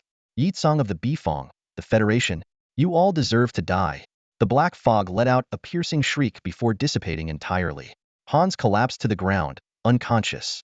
Yitsong walked slowly to the defiant Imoku, asking softly, what happened? Tell uncle. Though looking battered, Imoku wasn't seriously injured. Her Tek Armor had absorbed most of the damage. She recounted Jiang Feng's instructions to Yitsong. After listening, Yitsong's expression changed dramatically, and he shouted, how many times did the warning line flash just now? The tower person quickly checked internally and replied, their faces pale, 23 times. Damn it! Yitsong's eyes, filled with killing intent, swept over those who had attacked Imoku, and he immediately ordered, summon civilian squads from Dawn City. Before Ghana appears, support the other megacities. And find someone to take care of this girl. If she loses a single hair before I return, forget the military court, I will personally judge you. With that, he stood up, his armor materializing out of thin air, ready to take off. Imoku quickly grabbed his hand, pointing to the griffin circling above. I can't take you there. The great griffin is very fast. Yitsong finally noticed the Prometheus griffin in the sky. With his keen eyesight, he could clearly see its unique design. What kind of star beast is this? He asked in surprise. Never mind that now, my brother is fighting Poke alone. Mentioning Jiang Feng made Imoku restless, her little face full of anxiety. Yitsong sighed, knowing Imoku wouldn't be at ease staying behind. He understood better than anyone the importance of Jiang Feng to Imoku. All right, he finally nodded, much to the shock of everyone around. Despite Hans's bizarre situation, the urgency of the almost star beast-like griffin and Jiang Feng's peril seemed more pressing. Before anyone could say more, the griffin landed on the deck at Imoku's call. Up close, everyone was astounded. Though the griffin resembled a star beast, its technologically modified appearance was too evident, raising doubts about whether it was a product of human technology. Imoku mounted the griffin first, followed closely by Yitsong. With a powerful flap of its wings, the griffin surged into the sky, speeding towards Jiang Feng's location. As Yitsong's expression grew increasingly peculiar, the griffin soared higher and higher, eventually reaching an altitude of 10,000 meters. Moke struggled to breathe due to her damaged armor. Yitsong quickly cast a spell, conjuring a crimson barrier that enveloped them both. Suddenly, the griffin changed direction and began a steep dive. Its speed increased exponentially, reaching an almost unimaginable velocity that seemed to defy air resistance. Yitsong's eyes widened in awe at the griffin's astonishing speed. He thought to himself that even if he exerted all his power, he couldn't match this. However, he wasn't worried about the impending impact. He was confident he could protect both of them at this speed. Calmly, he watched Moke's back, waiting for the imminent collision. The red glow from the griffin's dive got closer and closer to the ground, quickly surpassing the Bifong. A massive turbulence followed, and the howling wind made everyone squint involuntarily. Just as they were about to hit the ground, the griffin abruptly adjusted its posture, flying parallel to the ground in a speed liberation state, moving at an incredible speed. When everyone opened their eyes again, they could only see the distant silhouette of the griffin and the raging turbulence desperately trying to catch up. This unimaginable speed left everyone stunned. Someone couldn't help but mutter, is this really a speed that any living creature can achieve? Meanwhile, Jiang Feng stood outside the security perimeter, witnessing a chilling scene. Behind the crown giant, more than 20 massive star beasts stood silently, each of them exceeding glass in size. Even more terrifying, these star beasts were crossing the security line one by one. silently disappearing into the mountains. In just a few minutes, 6 massive star beasts had entered the security line. They did not call for a beast tide, but instead slipped in like ghosts. This sight sent shivers down Jiang Feng's spine. He couldn't help but imagine the terrifying scenario if these glass star beasts suddenly appeared near the Bifong and humans failed to gather advanced forces in time. Dawn, what a cunning plan. Jiang Feng's heart turned cold. Controlling star beasts was a skill that added a powerful edge to Dawn's arsenal. The human defense system was designed for ordinary star beasts, but it was full of holes against this meticulously planned infiltration. Jiang Feng initially wanted to stop Pokol, but seeing these 20-some glass star beasts, he found himself powerless. Even summoning the Qilin wouldn't suffice against so many glass star beasts. At this moment, he could only pray that the message from Hans and Moke would reach them quickly, allowing humans to respond in time. As long as advanced forces could be quickly assembled, humanity still had a fighting chance. Just then, Pokol received a message that made his face change drastically. Realizing that their plan had been exposed, he immediately ordered all the star beasts to cross the security line. 30 glass star beasts surged toward the Bifong like a terrifying flood. Jiang Feng followed the star beast horde from a distance, knowing that Moke's message had already been sent. Pokol sat on the crown giant's shoulder, his expression grim. He had just received another order, to destroy the Bifong at all costs. Pokol realized he had no way out. Regardless of the battle's outcome, he would be the first casualty. Thinking of the many who would perish alongside him, a sickly smile spread across Pokol's handsome face. In the distance, a formidable force of over 20 glass star beasts, led by the crown giant, advanced menacingly toward the Bifong. With their plan exposed, they had no choice but to launch a blitzkrieg, hoping to inflict maximum damage before the Bifong could muster its defenses. Pokol, realizing that concealment was futile, directly commanded the star beasts to summon a tide of lower-level star beasts. Immediately, a chorus of low, eerie roars echoed through the skies, and an invisible wave rippled out to the desolate areas beyond the perimeter. Amidst the rising cacophony, Jiang Feng's face darkened as he realized that Pokol was orchestrating a large-scale war. The sheer scale of the star beast tide, summoned by over 20 glass star beasts, sent chills down Jiang Feng's spine. The crown giant, leading the charge, roared and called out as it advanced. Gradually, faint roars from lower-level star beasts began to respond from all directions. These beasts, already lurking within the perimeter, converged in response to the massive summons. Beyond the perimeter, star beasts gathered like a tidal wave, breaching the defense lines. The tower's alarm blared incessantly as the number of invading star beasts surged exponentially. As the crown giant approached the Bifong, more and more star beasts broke through the perimeter. At this critical moment, a streak of azure light shot across the sky, veering sharply. With a thunderous explosion, a massive fireball appeared out of nowhere, engulfing an area of 5 kilometers. The fireball contracted and then expanded into a gigantic mushroom cloud. From within the cloud came muffled sounds of battle, indicating that someone was fiercely fighting several glass star beasts. The surrounding glass star beasts roared in response and charged into the flames despite the searing heat.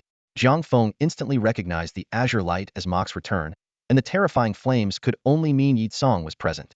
Within the mushroom cloud, flames roiled as Yi Tsong, clad in battle armor and wielding a flaming spear, relentlessly attacked an S-class star beast covered in pale bone armor.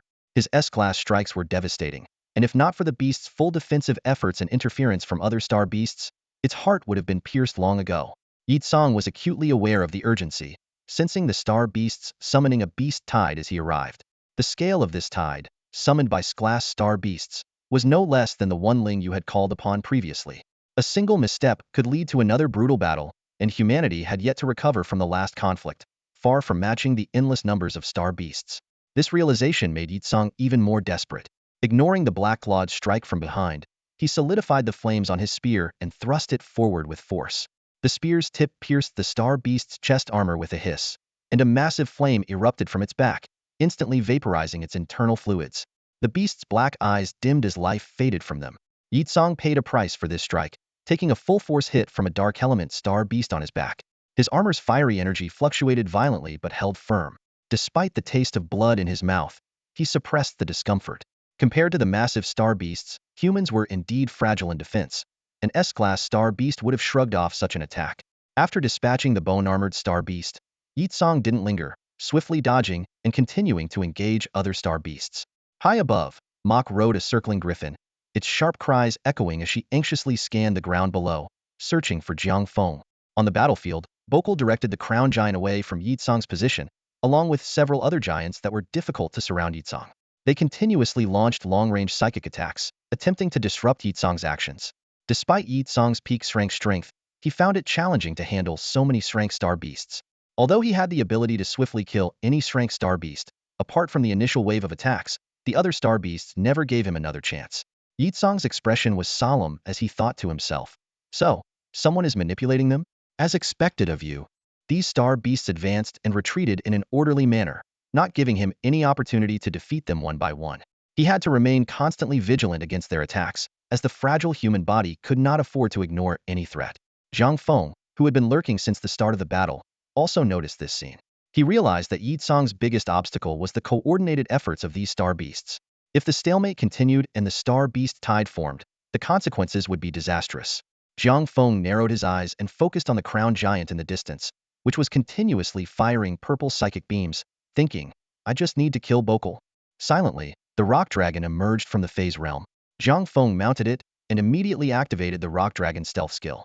Despite its massive size, the rock dragon moved silently, making it a top predator in the Ark world. If not for even more terrifying creatures like fire-breathing dragons and giant gorillas, it would undoubtedly be the apex predator. In the complex mountainous terrain, the rock dragon quickly climbed, soon approaching the group of star beasts. Suddenly, a rapid and strange whistling sound came. Next to the crown giant, a relatively smaller star beast, only about 20 meters tall, suddenly started frantically slapping the crown giant. This star beast had a bizarre appearance, with a face resembling a human but extremely ugly, disproportionately large ears, and a twisted, deformed body. The crown giant abruptly turned, its gaze locking onto Jiang Feng's position. In the next moment, with a thunderous roar, a massive rock spike burst from the ground. In front of this enormous spike, the 10-meter-long rock dragon seemed as small as a lizard. Jiang Feng had already maneuvered the rock dragon to leap to the side as soon as the star beast showed signs of movement. Thanks to the rock dragon's excellent jumping ability, they narrowly avoided the deadly strike. The rock dragon quickly clung to the peak of a mountain, and Jiang Feng coldly observed the giant beast near the crown giant, whose body was almost entirely made of rock.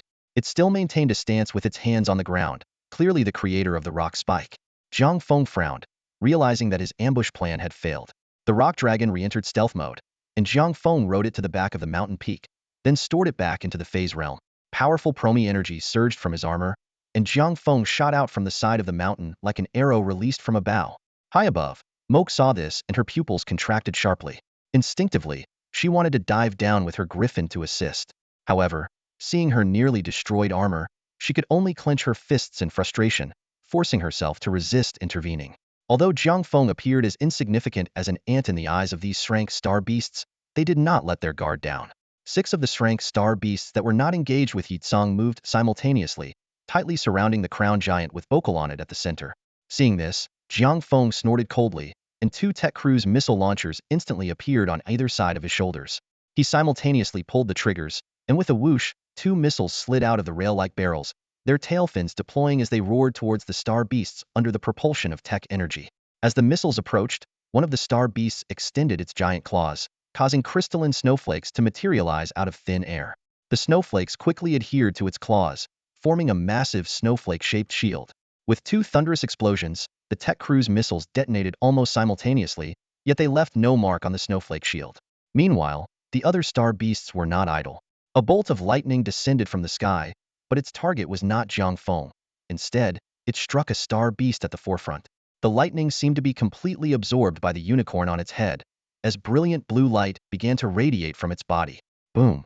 With an ear-splitting explosion, the star beast left a bottomless pit on the ground, its form vanishing without a trace.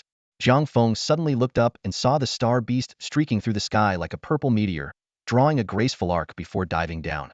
His heart tightened, and he instinctively changed direction, only to be horrified by the sudden rise of 100-meter-high earthen walls, trapping him in a desperate cage. Before he could react, the ground beneath his feet began to tremble violently. Accompanied by a deafening roar, scorching magma burst through the surface like long-suppressed fury. The searing heat wave hit him, and Jiang Feng instantly felt the threat of death. At that moment, he realized he had made a grave mistake. 3 star beasts attacked simultaneously, with the one that first spotted him still gathering power, clearly preparing an even more terrifying strike. To deal with a mere blevel like him, these level star beasts showed no mercy, unleashing their ultimate moves right away. A sense of imminent danger surged from all directions, making Jiang Feng's hair stand on end as cold sweat soaked his back. He finally understood how reckless he had been, daring to infiltrate the territory of 6th-level star beasts alone, an utterly foolish endeavor.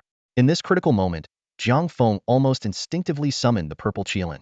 With a thunderous roar, the purple Qilin appeared beside him out of thin air. Jiang Feng swiftly mounted its back. Just as the magma was about to engulf them, the purple Qilin leaped into the air, agilely bounding off the walls several times, carrying Jiang Feng skyward. They faced the lightning-clad, descending unicorn star beast Hedon, their momentum unstoppable. Despite the purple Qilin's nearly 10-meter height seeming diminutive against the 100-meter-level star beast, it showed no fear. Black flames erupted from the Qilin's body, and a stream of fire shot towards the descending unicorn beast. The distance between them closed rapidly, the air thick with tension. In the distance, Bokal, atop the crown giant, watched with a cold smile and a glint of disdain in his eyes. High above, Moke witnessed the heart-stopping scene, her eyes wide with shock. A deep darkness roiled in her gaze, almost losing control. The griffin beneath her tilted slightly, as if ready to dive at any moment. However, it was already too late. Under everyone's gaze, the purple Qilin unhesitatingly collided with the unicorn beast. In an instant, a blinding burst of lightning exploded, with fierce electric serpents writhing and dancing in the air. The area within kilometers turned into a hell of thunder, the intense light completely engulfing both combatants, making it impossible to see what was happening inside. This earth-shattering clash seemed to tear the very fabric of the world apart. The commotion naturally caught Yizong's attention. Although he didn't witness it firsthand, he could sense the tension in the air. Just as the thought of human reinforcements crossed his mind, a massive class star beast lunged at him, forcing him back into a fierce battle. Meanwhile, at the center of Thunder Prison, Jiang Feng was locked in an intense fight, commanding the purple Qilin against the horned beast. The purple Qilin's dark purple claws gripped the beast's electrified horn tightly, while black flames spewed from its mouth, dissolving the lightning like a natural adversary. Despite the flames' peculiar restraining effect on the thunder, their quantity was ultimately limited. Jiang Feng made a swift decision, directing the purple Qilin to use the horn as a springboard to leap onto the beast's broad back. Sensing the weight on its back, the horned beast roared in fury, its body erupting with lightning once more. The purple Qilin ignited with black flames, continuously dissolving the approaching electricity. The beast thrashed wildly, trying to shake off its tiny, yet tenacious opponent. The purple Qilin stood firm like a rock on the beast's back, seizing the opportunity to strike with a heavy claw. The searing pain enraged the horned beast further, its lightning becoming more violent, shifting from blue-white to a purple hue. This sudden change caused the purple Qilin to shudder, and Jiang Feng's face turned pale as he realized this glass star beast's power far exceeded expectations. In a critical moment, the purple Qilin leaped away from the Thunder Prison and landed on the ground. However, the danger was not over. In the distance, ice and earth attribute beasts attacked simultaneously, with frigid winds and endless sand forming a massive curtain that swept through, turning mountains into gravel. The purple Qilin darted into the curtain like lightning, its scales absorbing the relentless impacts without a scratch. Jiang Feng was astonished by the purple Qilin's extraordinary strength. With a thought, he commanded it to swiftly break through the curtain. Seeing this, Boker's eyes flashed with fear. Then he viciously ordered 5 star beasts to attack. Various elemental assaults came crashing down, and the horned beast behind them was readying another strike, its horn crackling with purple lightning. Jiang Feng's heart sank, knowing that the purple Qilin alone couldn't withstand the assault of 5 glass star beasts. At that moment, a thunderous roar echoed across the sky. Spear of Death. A red beam pierced through layers of attacks, instantly penetrating the crown giant's body. For a moment, everything seemed to stand still. The crown giant let out a harrowing scream as its flesh burned. Then, a wall of fire, towering 1,000 meters high, rose from nowhere, stretching to the horizon. Jiang Feng watched in shock as the fire wall obscured the sky, causing the surrounding glass star beasts to halt, their bodies emitting black smoke and dissipating. However, the horned beast seemed fixated on the purple Qilin, undeterred by the chaos. It charged forward, lightning flashing as it aimed directly at the purple Qilin. Jiang Feng suppressed his shock and skillfully maneuvered the purple Qilin to leap sideways. The mythical creature's double-jointed legs bent on a massive boulder, gathering strength before suddenly launching itself. The boulder shattered with a thunderous crack as the purple Qilin shot forward like an arrow, head lowered, directly colliding with the massive one-horned beast that couldn't turn in time. A painful roar pierced the sky. The purple Qilin's 2 curved horns plunged deep into the one-horned beast's body, the powerful impact even pushing the much larger creature sideways until it crashed into a steep mountain wall and finally came to a halt. At that moment, the accumulated thunderous power of the one-horned beast erupted uncontrollably. The purple Qilin trembled violently, and Jiang Feng felt a powerful electric current spreading across his body, causing his pupils to lose focus. Enduring the excruciating pain, Jiang Feng barely managed to stay conscious. The purple Qilin, acting on instinct, withdrew from the range of the one-horned beast's lightning prison without needing Jiang Feng's command. The one-horned beast climbed out of the mountain wall, shaking its head and glancing at the bloody wound on its side, a look of apprehension appearing in its eyes as it regarded the purple Qilin. The Qilin crouched low, black flames licking from its mouth, its claws anxiously pawing at the ground like an agitated giant wolf. Almost simultaneously, the two fierce beasts charged at each other again, engaging in another round of intense clashes. Meanwhile, Yi Tsang, after throwing his deadly demon spear, noticed the surrounding star beasts pausing briefly as dark energy surged from their bodies. Seeing this, he finally breathed a sigh of relief, thinking, as expected, you need a medium to control them. Boker, you must be the medium. Moments later, clarity returned to the eyes of the star beasts. Seizing the opportunity, Yi Tsang eliminated an S-class star beast. The other star beasts, upon seeing Yi Tsang, reignited their fury and resumed their attack. However, without the external control, their coordination and synergy significantly declined, fighting purely on instinct. In this chaotic situation, Yi Tsang began to handle the battle with ease. The massive star beasts frequently hindered each other's attacks, creating a chaotic battlefield. Yi Tsang thrived in this environment, soon taking down another S-class star beast. As time passed, 5 S-class star beasts had already fallen. The remaining star beasts, realizing the dire situation, retreated and kept a wary eye on Yi Tsang and the others. Soon, they seemed to reach some consensus, and their cooperation began to improve. Yet Yi Tsang remained unfazed, thinking, it's much better than before. Besides, reinforcements should be arriving soon given the time that's passed. Sure enough, streaks of light appeared on the horizon, human warriors coming to aid. The news of nearly 30 S-class star beasts appearing had caused a massive stir in Dawn City. Almost all the city's warriors had mobilized, retracting the defense lines of other sectors to converge on Yi Tsang's battlefield. With the reinforcements, the rate at which the S-class star beasts fell accelerated. Meanwhile, Jiang Feng's battle with the one-horned beast was also nearing its end. The one-horned beast was covered in wounds, its brilliant lightning flickering intermittently. Jiang Feng's situation was equally grim. The purple Qilin's body was emitting thick black flames, slowly healing its injuries. Jiang Feng himself was in a dire state. Despite wearing the chrome battle armor, the mere aftermath of the battle had nearly claimed his life. Inside the armor, his body was riddled with wounds, making him look like a bloodied figure. It was sheer willpower keeping him going. Without his control, the Qilin, relying solely on its combat intelligence, would stand no chance against the one-horned giant. Seeing the approaching human reinforcements, Jiang Feng's eyes flashed. He gave the one-horned beast a deep look before making the purple Qilin vanish into thin air. The one-horned beast hesitated, about to pursue, but could only see Jiang Feng activating his Tek Armor and flying towards the human battle group. Facing the increasing number of human warriors, the one-horned giant and several other S-class star beasts that had just crossed the deadly demon spear's firewall had no choice but to flee in disarray. After teaming up with the reinforcements to kill an S-class star beast, Yi Tsang noticed Jiang Feng losing control mid-flight and crashing to the ground. His pupils contracted as he immediately rushed out of the battle group to Jiang Feng's side. "Hannah!" he shouted, supporting Jiang Feng while calling out to the battle group above. A figure in radiant white armor, exuding a holy aura, separated from the group and approached.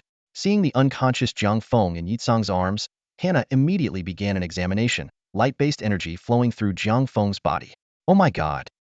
she exclaimed. "What's the situation?" Yi Tsang asked grimly. His Bodis functions are nearly destroyed by the overwhelming lightning. "I can't imagine how he's held on this long." "Cut the chatter. Can you save him?" "Yes." Hannah nodded solemnly, then stood up and raised her arms to the sky. A phantom angel appeared, hands clasped in prayer, 6 wings spread wide. Golden light descended from the heavens, flowing continuously into Jiang Feng's body. Inside the battle armor, his wounds began to heal, and even his internal injuries started to regenerate. After a long while, the angelic phantom dissipated, and Hannah staggered, collapsing to the ground. He's saved," she said weakly, clearly exhausted from the effort. "Thank you." Yi Tsang relaxed, expressing his gratitude sincerely. "It's nothing. Anyone you're this desperate to save must be important. Besides, the battle seems nearly over. Using my energy isn't a big deal." I can always recover it, Hannah replied nonchalantly, waving off his thanks. This technique drains all of one's spiritual energy, making it unsuitable for intense battlefield situations. However, at this moment, the entire battlefield was in clear view. The Slevel Star Beast had been thoroughly intimidated by Yi Tsong, and with the support of numerous human experts, there were no Star Beast tides to hinder them. The remaining Star Beasts were struggling just to escape. In such a situation, someone like Hannah, an Slevel logistician, seemed insignificant, which is why she didn't hesitate to fully heal Jiang Feng. The battle quickly reached its conclusion. After a few Star Beasts paid a heavy price, they fled in panic, while nearly 20 Star Beasts met their end on the battlefield. Human experts began to clean up the scene. Suddenly, a dark shadow flew down from the sky, landing steadily next to Yi Tsong. Yi Tsong had already sensed its presence and did not intervene. Brother. It was Mok who had landed, dressed in a damaged tech battle suit.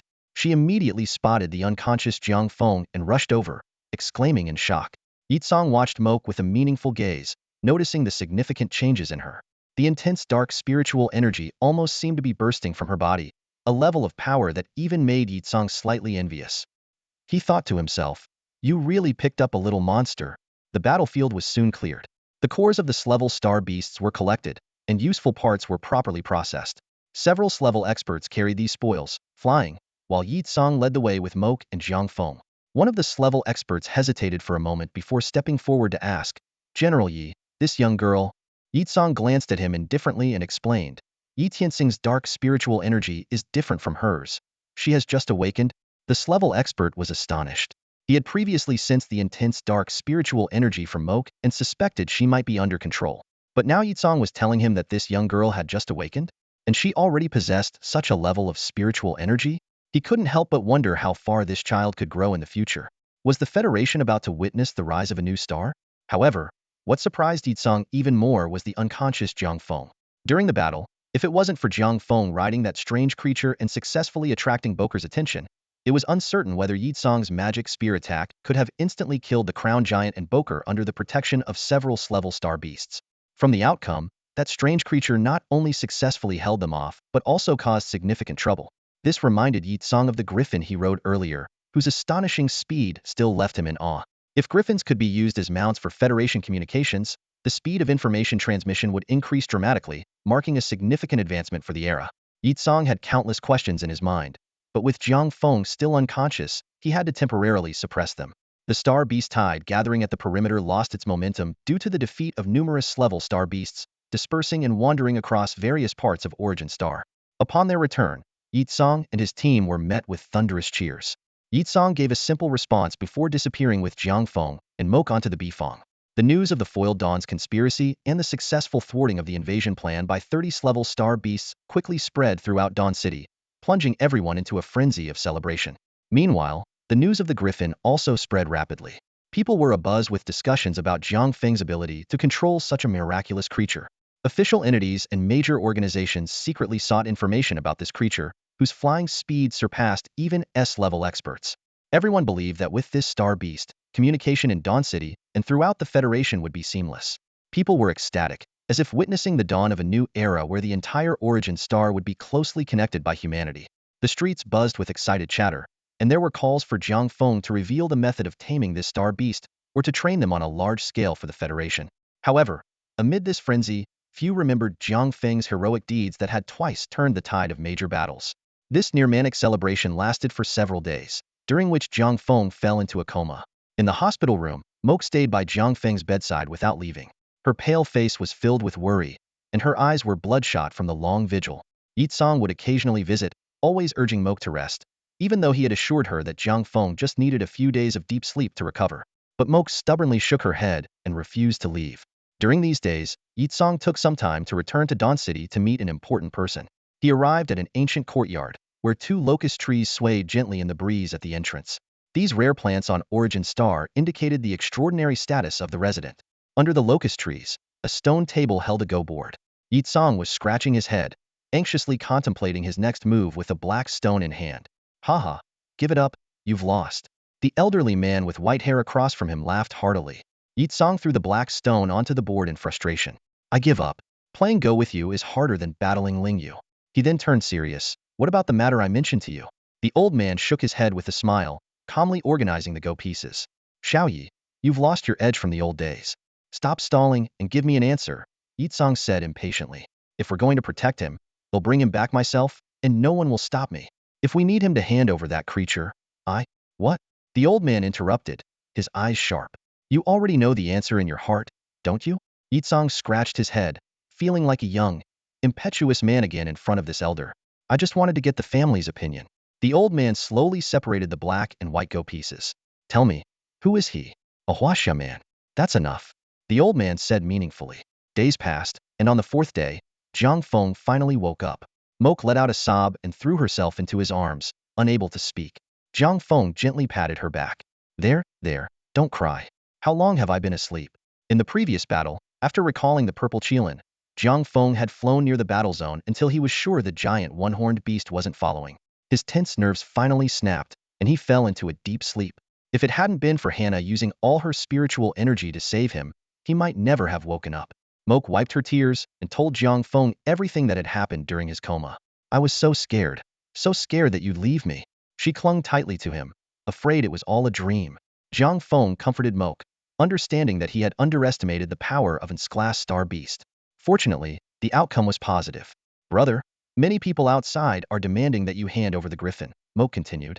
Their expressions are terrifying, like how the people of Dawn City used to look at the slums. If it weren't for Uncle Yi stopping them, they would have stormed in.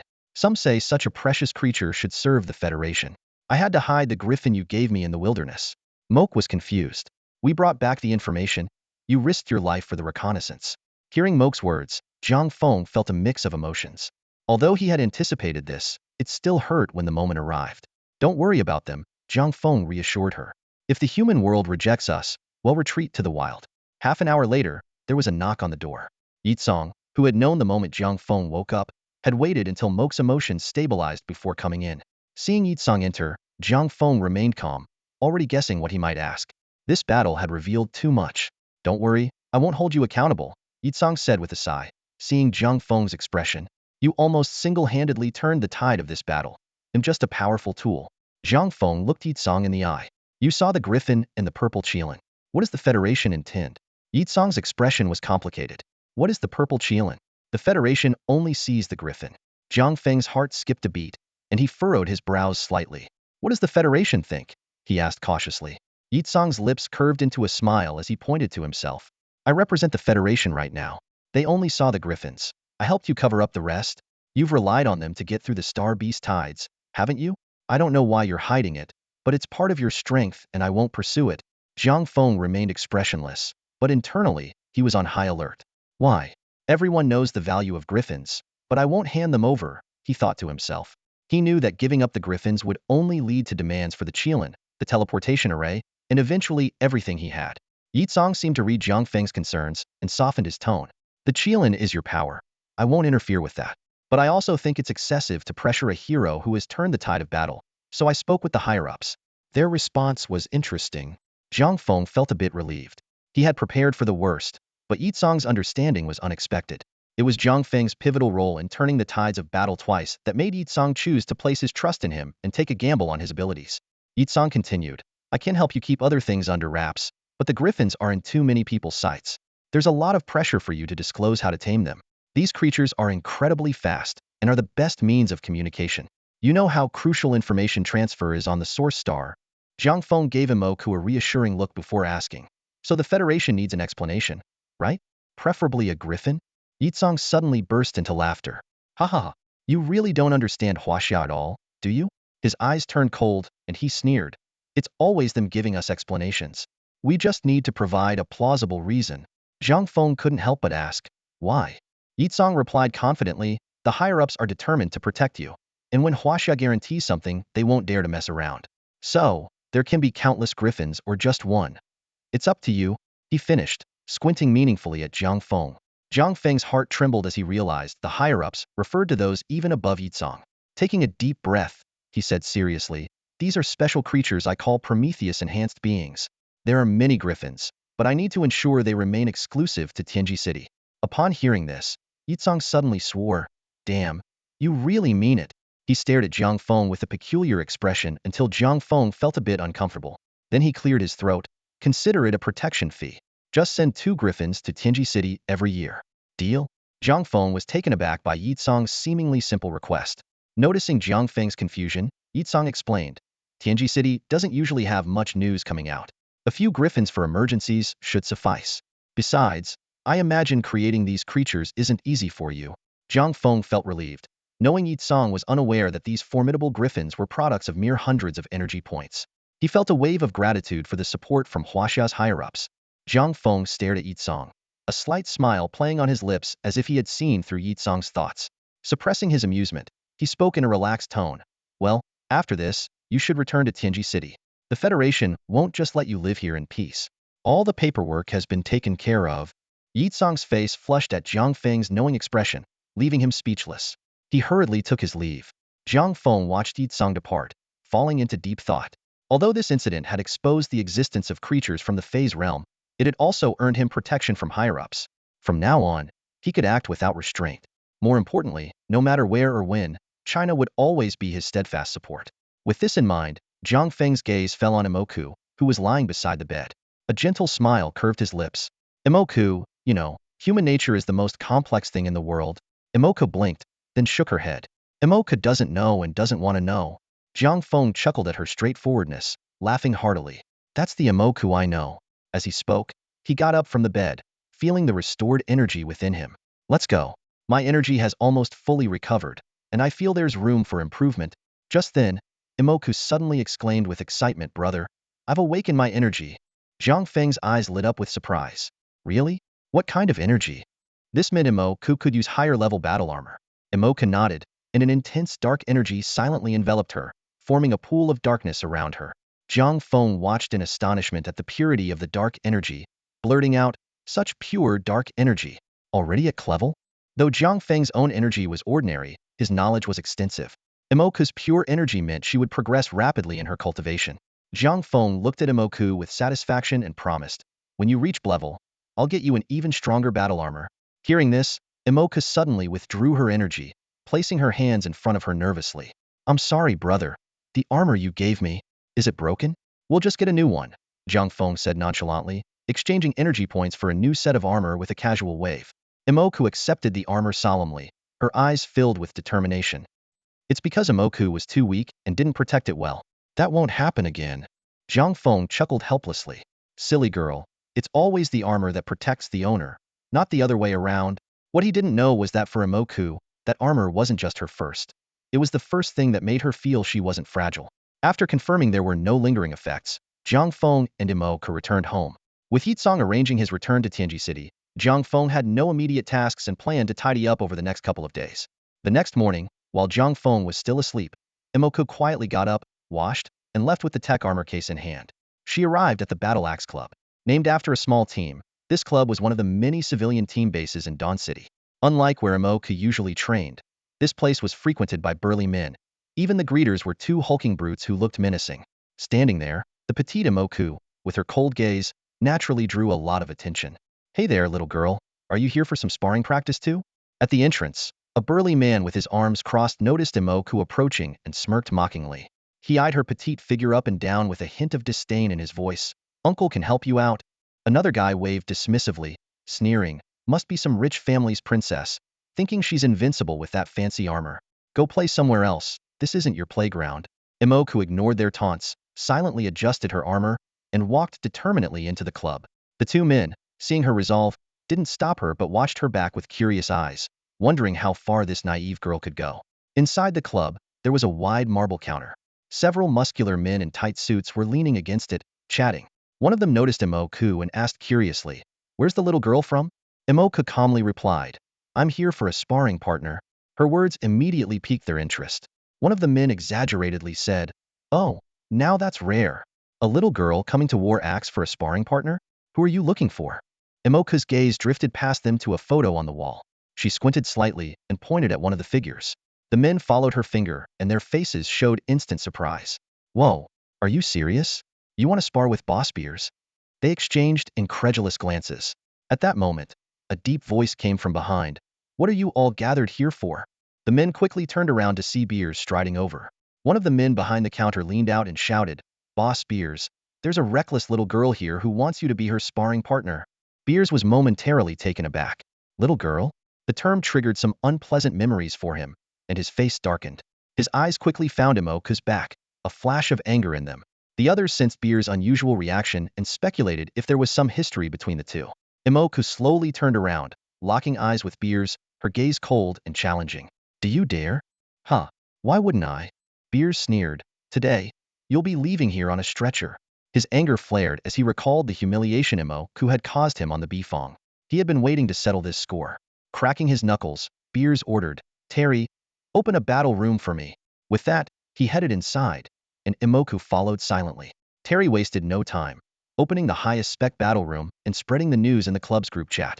The unusual pairing of Beers and Awoke immediately drew attention, and the chat buzzed with excitement as many expressed their desire to watch. Members who were training dropped what they were doing and rushed to the battle room Terry had opened. The room was spacious, even larger than the one where Awoke had previously sparred with Jiang Feng. Several spectator stands were set up around it, and people were already taking their seats. Awoke stood in the center of the arena, silent, as her Tek Armor flowed over her like liquid mercury. Beers also donned his armor, the black suit exuding a menacing power that seemed to compress the air around it. Bring it on. Beers clenched his fists, his voice brimming with confidence. This time, I'll show you what despair feels like, you scrawny monkey. After his previous defeat, he had sought advice on how to counter speed-oriented opponents. This time, he was determined to win. Awoke didn't respond. She simply activated her Tek Armor. The powerful kinetic energy burst forth, and she shot towards Beers like an arrow. A seemingly simple punch landed on Beers' heavy armor, but he didn't budge. Beers reached out, trying to grab Awoke. He knew his strength lay in restricting her movements. Once he did that, he could finish her in one blow. He was confident in his victory. Awoke planted a foot on his knee, using the momentum to execute a backflip. The Tek light blade flicked out midair, carving a dazzling shaped slash. The series of movements was as swift as lightning, leaving the spectators stunned. What agility! Someone exclaimed. Another one of those monkey tricks. Can't they fight Hedon? Another scoffed. Pure strength is what real power is. Take him down, Beers. Crush that monkey. The roars from the crowd were relentless, but Awoke paid no heed. Her mind was focused on one goal, defeating Beers. She remembered every person who had ambushed them that day. If it weren't for them, her brother's Tek Armor wouldn't have been damaged. Seeing that her current attacks couldn't penetrate Beers' defense, Awoke quickly switched to guerrilla tactics. She fully utilized her speed, moving like a ghost around Beers, with the Tek light blade flickering constantly, gradually entering an overloaded state. Beers, having suffered once, was now extremely vigilant. He roared, channeling all his psychic energy to form a thick protective shield around his body. Stonewall! Beers shouted, slamming his hands to the ground. Earthen walls rose from all sides, attempting to trap Awoke, but she was prepared, taking to the air the moment the ground shifted. Unfazed, Beers bent his knees and launched his massive frame skyward like a missile, aiming straight for Awoke. With a nimble twist, she evaded the attack and managed to slash Beers back twice. The energy coursing through the Tek light blade grew increasingly volatile. Just then, the sky darkened suddenly. Awoke looked up sharply to see Beers lifting a gigantic earthen wall, descending like a net to ensnare her. Without hesitation, Awoke darted to the side, trying to escape the wall's range. Ha ha ha! Beers laughed triumphantly. Boss was right, if you can't catch them, limit their movement. Watching Awoke flee, his face was full of glee. You can't escape. Beers bellowed, pursuing her with the massive wall. The confined indoor space quickly cornered Awoke against a wall. As Beers charged with the earthen wall, her eyes turned cold. The blue energy lines on her Tek Armor suddenly turned black. Zoom! Awoke kicked off the wall, leaving two web-like craters, and charged directly at Beers without dodging. Beers was taken aback. Is she crazy? The spectators held their breath, realizing the outcome was about to be decided. As they closed in on each other, Beers threw the wall first, channeling nearly all his psychic energy into his fists. The massive wall blocked his view, but Awoke didn't care. A wisp of dark energy crept onto the Tek light blade, gradually turning it black. Suddenly, cracks appeared on the wall, and with a crack, it shattered into several large stones falling to the ground. In an instant, a figure appeared before Beers. Before he could react, he heard three swift slicing sounds. From a distance, it looked like Beers was pierced by several black lines, and the psychic energy in his fists lost control and exploded. The spectators, still trying to comprehend what had happened, saw Awoke emerge unscathed from the explosion. As she landed, the black Tek light blade retracted, and the Tek Armor flowed like mercury across her body, finally forming a briefcase in her hand. With a soft thud, Awoke walked out the door without looking back. Only then did the crowd notice Beers lying unconscious on the ground, having fallen from the air. The club staff rushed down from the stands. Seeing Beers' condition, they gasped. His armor was shattered into pieces, and several large wounds on his chest were gushing blood. Hurry, go get the boss. Someone's causing trouble. An urgent shout pierced through the club's noise. Boss. Sorry, Lang. Sorry, Lang. Panicked voices echoed one after another. As chaos erupted inside the club, Imoka quietly slipped outside. She pulled out her phone from her pocket, revealing a detailed list on the screen. Her finger gently traced over the name Beers and marked a check next to it. She then opened a map app and locked her gaze on a nearby club named Flaming Lion, a glint of coldness in her eyes. Imoku was no longer the frail girl she once was. The armor gifted to her by Jiang Feng had been destroyed, and with the awakening of her powers, she underwent a tremendous transformation. Yet, no one knew about it. For the past 2 days, Jiang Feng had been resting at home. Meanwhile, Imoka left early and returned late, always appearing exhausted. Jiang Feng had asked out of concern, but Imoku simply responded that she was training, and he didn't press further. Unbeknownst to him, the club scene outside had been turned upside down. A young girl had challenged and defeated over 10 clubs in a row, leaving all the small teams in shambles. This news spread like wildfire, shaking the entire underground circle of Dawn City. Despite her relentless challenges, Imoku always adhered to the standard sparring procedures. Though her defeated opponents were bitter, they couldn't accuse her of unfair play. In Dawn City, they dared not make a big fuss about it, as it would only bring shame to their clubs. Still, the frustration of being unable to fight back gnawed at them. In a dimly lit bar booth, several club leaders sat together, drinking in grim silence. Are we just going to let that little girl run wild forever? A middle-aged man with a lion tattoo on his shoulder smashed his glass in anger. A young blonde man beside him cursed venomously. Damn it! Our club's right there, and she challenges us by the rules. If we can't beat her, what can we do? Unless we... Before he could finish, a sinister-looking man gave the others a knowing glance, suggesting something unspoken. Dale, if you want to get yourself killed, don't drag us into it. She's got ties with Yitsong. Someone immediately warned. Can't do this, can't do that. Are we just going to let her walk all over us? The tension in the booth grew palpable. If it comes to that, we could always turn to those rats underground, someone suggested, plunging the booth into an eerie silence. The next day, Imoku walked out of a club with a Tek Armor, under the wary eyes of onlookers. She checked off the last name on her list and smiled faintly. Made it. Time to go home. Today was the day she and Jiang Feng were leaving Dawn City. In the morning, she had found an excuse to leave quickly and dealt with her last 2 opponents. Just then, a man suddenly appeared in front of her, his eyes glinting with a dark light. He asked with a half-smile, "Where are you off to, young lady?" Imoka looked up and saw the man's head shrouded in a dense black mist, his face obscured by swirling dark energy. To others, he appeared just like a normal man. Alarm bells rang in her mind, and without hesitation, Imoku activated her Tek Armor. Infused with psionic energy, she shot into the sky. The man was momentarily stunned, then his face twisted in shock. Seeing Imoku's intense dark energy, his expression changed drastically. Damn it, I've been exposed. She can see through me. He cursed and vanished into the shadows as a wisp of black smoke. Everyone around was left staring in astonishment, while Imoku, now airborne, was quickly intercepted by the enforcers. Unauthorized use of armor for flight is prohibited in Dawn City. The enforcers in standard armor surrounded her. Imoka glanced back, relieved to see the strange man hadn't followed. She raised her hands and explained, "Sorry, I just got this armor and was too excited." Hearing the young girl's voice, the enforcers exchanged looks. The leader sighed and said, "Come down first. Next time, use the armor in a club. If you can afford the armor, you can afford the fee."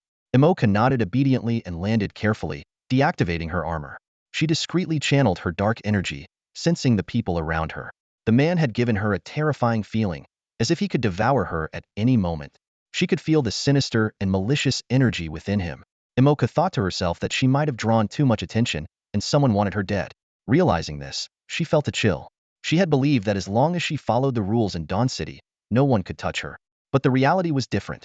Desperate people would break the rules, especially those who lived by the sword. Thankfully, she had taken care of everyone on her list. Now, she just needed to return to Tianji City safely. Thinking of Jiang Feng at home, her steps became lighter. Meanwhile, an ordinary-looking man was walking on a parallel street, keeping an eye on Imoku's prominent dark energy. Who would have thought I'd make such a discovery on a simple mission? If I capture her, it could greatly benefit our plans. The man quickened his pace, closing in on Imoku. Unaware that she was being followed, Imoku still believed in the city's rules, not knowing that for some, rules were meant to be broken. Hey, Is that Imoku?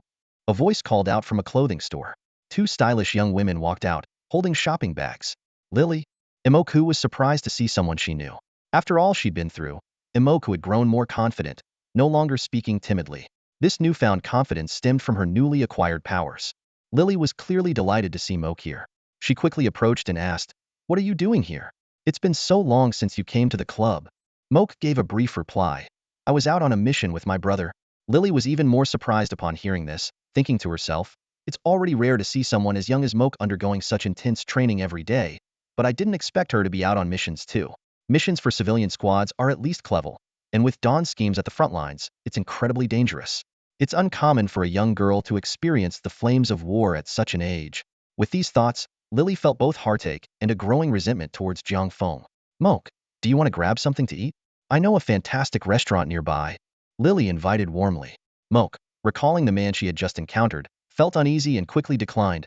"No, I have to head to Tianji City this afternoon. I need to prepare." Tianji City? The blonde beauty accompanying Lily covered her mouth in surprise. Since the Great Battle 5 years ago, it's rumored that Tianji City rarely accepts outsiders. Even if you get there, it's hard to get residency. Lily didn't think much of it, her face full of reluctance. "Will you come back?" Moke thought for a moment and replied, "I don't know yet." Just then, a hand shrouded in dark mist suddenly reached out from beside Lily, aiming straight for Moke. Moke's pupils contracted as she swiftly grabbed Lily and leaped to the side. As she landed, her tech armor was already equipped, and the tech blade in her hand was tainted black by dark energy. Quite alert, but it's useless. A light chuckle echoed. Before Moke could see the attacker clearly, darkness surged like a tide, engulfing the surrounding 100 meters of the street in pitch black. Passers-by panicked, scattering in all directions, and the street quickly descended into chaos. Lily, regaining her composure, saw Moke in her tech armor standing protectively in front of her, wielding two blades infused with dark energy. The thick darkness swept in, and though Moke swung her blades, it was like slicing through water, having no effect. In an instant, the dark tide enveloped Moke and whisked her away. "Got her." The dark tide rapidly retreated with Moke, disappearing in the blink of an eye. Lily was stunned for a second before shouting loudly, "Law enforcement! Someone has kidnapped a child, causing trouble in Dawn City and trying to escape." An angry shout came from above. A figure in silver-white armor, holding a massive broadsword across his chest, descended from the sky. Light's radiance. Blinding light spread from above, illuminating the entire street and significantly dispelling the darkness. In another part of the street, a figure was forcibly thrown from the shadows. The figure in the sky locked onto the target instantly, diving down like a beam of light. "Damn it, Creel." The dark energy formed a giant hand, gripping Moke tightly. The man on the ground, his armor quickly appearing, ran frantically. Creel pursued relentlessly, his pupils contracting upon recognizing the familiar dark energy. Federation traitor. Zhao Hong. The man before him was none other than Zhao Hong, who had defected on the Baifeng. Instead of fleeing, he had been hiding within Dawn City. Creel immediately disseminated this information. In Dawn City, information transmission was unhindered. Almost simultaneously, powerful auras erupted from various directions in the city. Zhao Hong's face changed drastically upon seeing this. He never expected such a commotion. His original plan was to grab Mo quickly and blend into the darkness to escape. But his luck was terrible. If it had been any other attributes class powerhouse, it would have been challenging to find him immediately after the abduction. But it had to be Creel, a light attribute user. While dark isn't absolutely countered by light, tracking him was a breeze for Creel. Seeing Creel, Moke finally breathed a sigh of relief, despite being gripped by the dark hand. The moment Imoka laid eyes on Zhao Hong, she knew he was a formidable dark-type warrior. Unwilling to confront him directly, she chose to flee.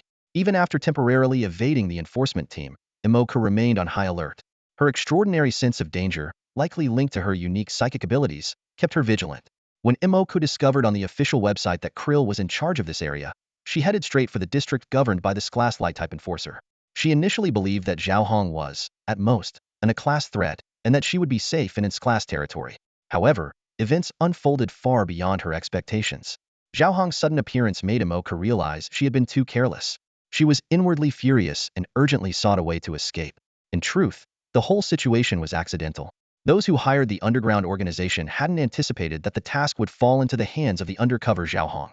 Zhao Hong, recognizing Imoka's exceptional talent at first glance, harbored malicious intentions and was willing to expose his identity to capture her. Zhao Hong dragged Imoka through the city in a frantic escape, with Krill close behind. Soon, Other experts joined the pursuit. Realizing the gravity of the situation, Zhao Hong's expression darkened, and he made a swift decision. He led Imoku into a crowded square and unleashed a terrifying dark energy, controlling everyone present. Krill and the other class experts arrived shortly after, surrounding Zhao Hong. Krill shouted sternly, "You can't escape anymore. Surrender now." Zhao Hong's eyes gleamed with madness as he sneered, "I may not escape, but they will die with me." He pointed to the hostages ensnared by the dark energy, their silent struggles making the class experts hesitate. Zhao Hong coldly demanded, "Bring someone who can negotiate." Meanwhile, Imoku, held by the dark hand, was calmly devising a way out. Suddenly, she noticed a flash of blood red in an inconspicuous building and felt a glimmer of hope. It was Jiang Feng. He had received news the moment Imoku first encountered Zhao Hong and had rushed over, though he was still a step too late.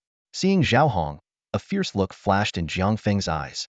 With the Kirin as his trump card, his enhanced abilities, and the Prometheus armor, Jiang Feng was determined not to back down this time.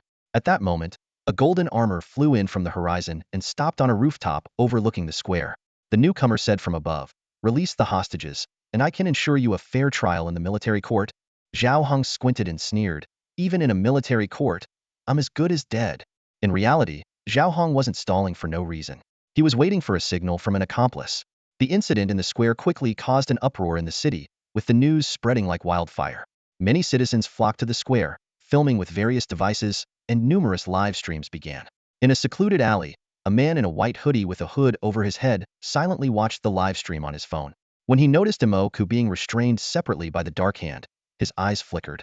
After closely observing and recognizing the organization's code, his pupils contracted sharply, and he activated the dark seed within him without hesitation. Moments later, his eyes were covered in a layer of black mist, and he spoke in a raspy voice, answering his own question, "What's the matter?" "Zhao Hong, he's captured a prime candidate." The man trembled, a resolute glint flashing in his eyes. "I understand. Go protect him first. No matter what, make sure the seed is brought back successfully." As soon as he finished speaking, the black mist dissipated instantly. The man took a deep breath, his legs giving way as he collapsed to the ground. Each time he forcibly summoned the true lord, it drained his spirit immensely. In the plaza, a peculiar stalemate had ensued. Zhao Hong's reaction left those present feeling quite troubled, neither made any demands nor released the hostages. In this situation, everyone was at a loss for what to do. Zhao Hong's mind raced as he covertly calculated. His own death here was inconsequential. The crucial thing was to get the girl with the extraordinarily rare dark elemental talent out of Dawn City. The signal had already been sent, and now it was up to the others to act. Ideally, the message would reach the true lord, and once the true lord descended, Zhao Hong was stalling for time, and the people of Dawn City were waiting too. They were waiting for the arrival of an S-level light elemental expert. As time ticked by, Jiang Feng grew increasingly anxious. He gritted his teeth, opened the summoning list, and fixed his gaze on the Promethean force field shield. Without hesitation, he chose to summon it, instantly consuming 50,000 energy points. Jiang Feng didn't have time to feel the pinch, thinking that such a practical item would need to be exchanged sooner or later. He carefully estimated the distance between both sides, confirming that the shield's 100-meter radius would cover the entire plaza, and then decisively activated the Promethean force field shield. This shield looked almost identical to the standard force field shield, the only difference being the Promethean series mechanical details, which had a slightly somber dark red hue compared to the silver gray of the standard series. Once the shield was in place, the system's voice echoed in Jiang Feng's mind. "Please designate enemies. Enemies will be repelled the moment the shield activates." Designate Zhao Hong as the enemy. Jiang Feng quickly decided. Enemy designated successfully. Shield activation countdown, 2:59. Jiang Feng kept a close eye on every movement in the plaza, his heart racing. He knew the force field shield needed time to deploy, and although the Promethean series was twice as fast as the standard shield, no mistakes could be made during these 3 minutes. As long as he could hold out, once the shield activated, Zhao Hong would be repelled. In the plaza, Zhao Hong continued his standoff with the strongmen of Dawn City. Jiang Feng quietly waited for the right moment, watching the countdown tick closer to 1 minute. When the countdown reached 30 seconds, Jiang Feng suddenly noticed a suspicious person on the outskirts of the plaza. The person's gaze kept darting between the strongmen of Dawn City and Zhao Hong. That person. Jiang Feng was startled, the shield's activation time now down to the last 10 seconds. Without time to think, Jiang Feng made a snap decision. Designate that person as an enemy too. In that instant, the suspicious individual suddenly sprang into action, with hidden armor instantly covering their entire body. They broke through the crowd and charged straight at Zhao Hong. "Stop! Don't be rash!" The strongmen of Dawn City were alarmed, shouting to stop him, fearing Zhao Hong might suddenly take drastic action. Unexpectedly, Zhao Hong's expression remained calm upon seeing the person. He tossed Moke, whom he was holding with his black hand, towards the person, who caught her effortlessly. In a flash, wind elemental energy surged violently, as if a level 15 storm had hit the plaza. All of this happened in a split second. The strongmen of Dawn City finally reacted, ready to intervene. Zhao Hong's expression turned sinister, and black mist instantly flowed from the 7 orifices of an ordinary person, who didn't even have a chance to struggle before dying on the spot. Nobody move, or I'll kill them all. Zhao Hong threatened loudly. Just as Zhao Hong's accomplice was about to escape with Moke, a beam of intense red light shot up from a nearby building. A massive grid-like shield, resembling an overturned bowl, enveloped the entire plaza. Zhao Hong and the Wind Elemental Man immediately felt a powerful repelling force. Not only did it cut off their elemental energy, but it also quickly pushed them away. Their faces changed drastically as they realized that only the 2 of them were affected, while everyone else remained safe within the shield's protection. Freed from Zhao Hong's grip, Moke activated her force armor, landing steadily on the ground and looking towards the room from which the red light had emanated. Although unsure of the red beam's origin, the strongmen of Dawn City seized the opportunity, launching an all-out assault to subdue Zhao Hong and the Wind Elemental Man. To prevent them from taking any more hostages, 3 S-level experts joined forces to create a prison of thunder, earth, and ice elemental energy, containing the 2 along with other S-level experts. Seeing the situation stabilize, Jiang Feng quickly retracted the Promethean force field shield and quietly slipped into the crowd. Shortly after he left, an S-level expert broke into the room, only to find it empty. Jiang Feng stealthily approached Moke, letting out a sigh of relief. He thought to himself, if the appearance of the griffin could drive them to such madness, they would stop at nothing to get their hands on the Promethean shield's formidable defense capabilities. Brother, just now? Moke began to speak, but Jiang Feng quickly gestured for silence. Such powerful equipment couldn't be easily exposed, at least not within Dawn City. At this moment, Zhao Hong and the Wind Elemental Man were struggling against the other strongmen of Dawn City within the prison, but they were at a clear disadvantage. If not for Zhao Hong's elusive dark elemental abilities, the 2 would have been defeated already. However, the aftermath of the battle among the S-level experts was far too intense for the small prison to contain. Zhao Hong was determined to break free and continue taking hostages.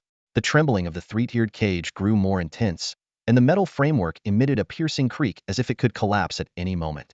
Suddenly, a blinding beam of light descended from the sky like a sword, piercing through the cage and filling the entire square with its brilliance. The cage disintegrated in the intense light, and just as Zhao Hong and the Wind Element Man were about to react, they were horrified to discover that shackles emitting a ghostly blue glow had appeared on their wrists, instantly sealing their spiritual energy. A gaunt man materialized before them. Despite not wearing any battle armor, he managed to restrain the 2 S-class powerhouses with his raw, unamplified spiritual energy. The moment Zhao Hong and the Wind Element Man recognized him, their faces turned pale. Zhao Hong spoke with a heavy voice, blazing light Fry.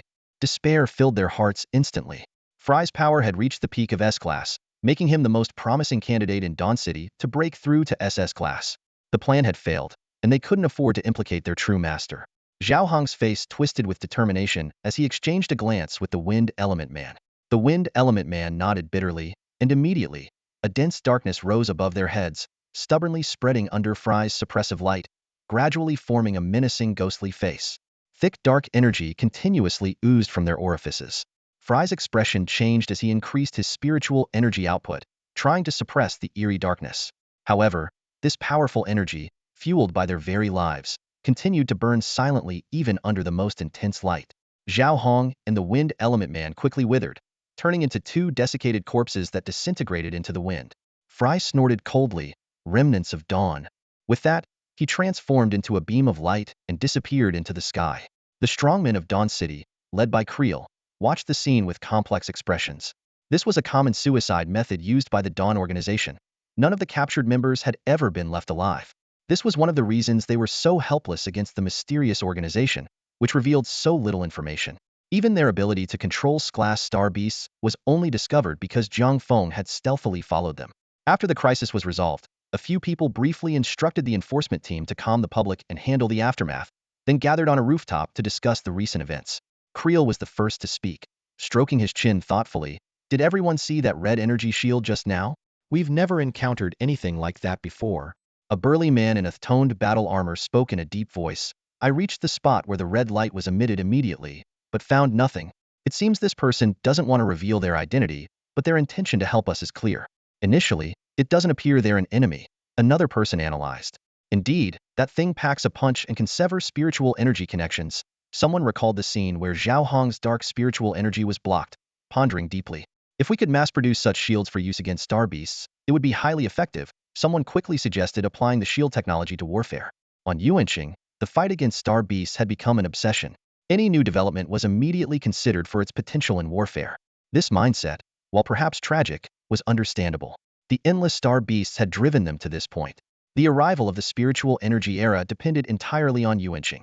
Humanity couldn't afford to abandon this vital land. Without spiritual energy, humans would be nothing but fish on the chopping block against the terrifying star beasts. Though Yuanqing was far from Earth, the continuously evolving star beasts would inevitably set foot on Earth one day.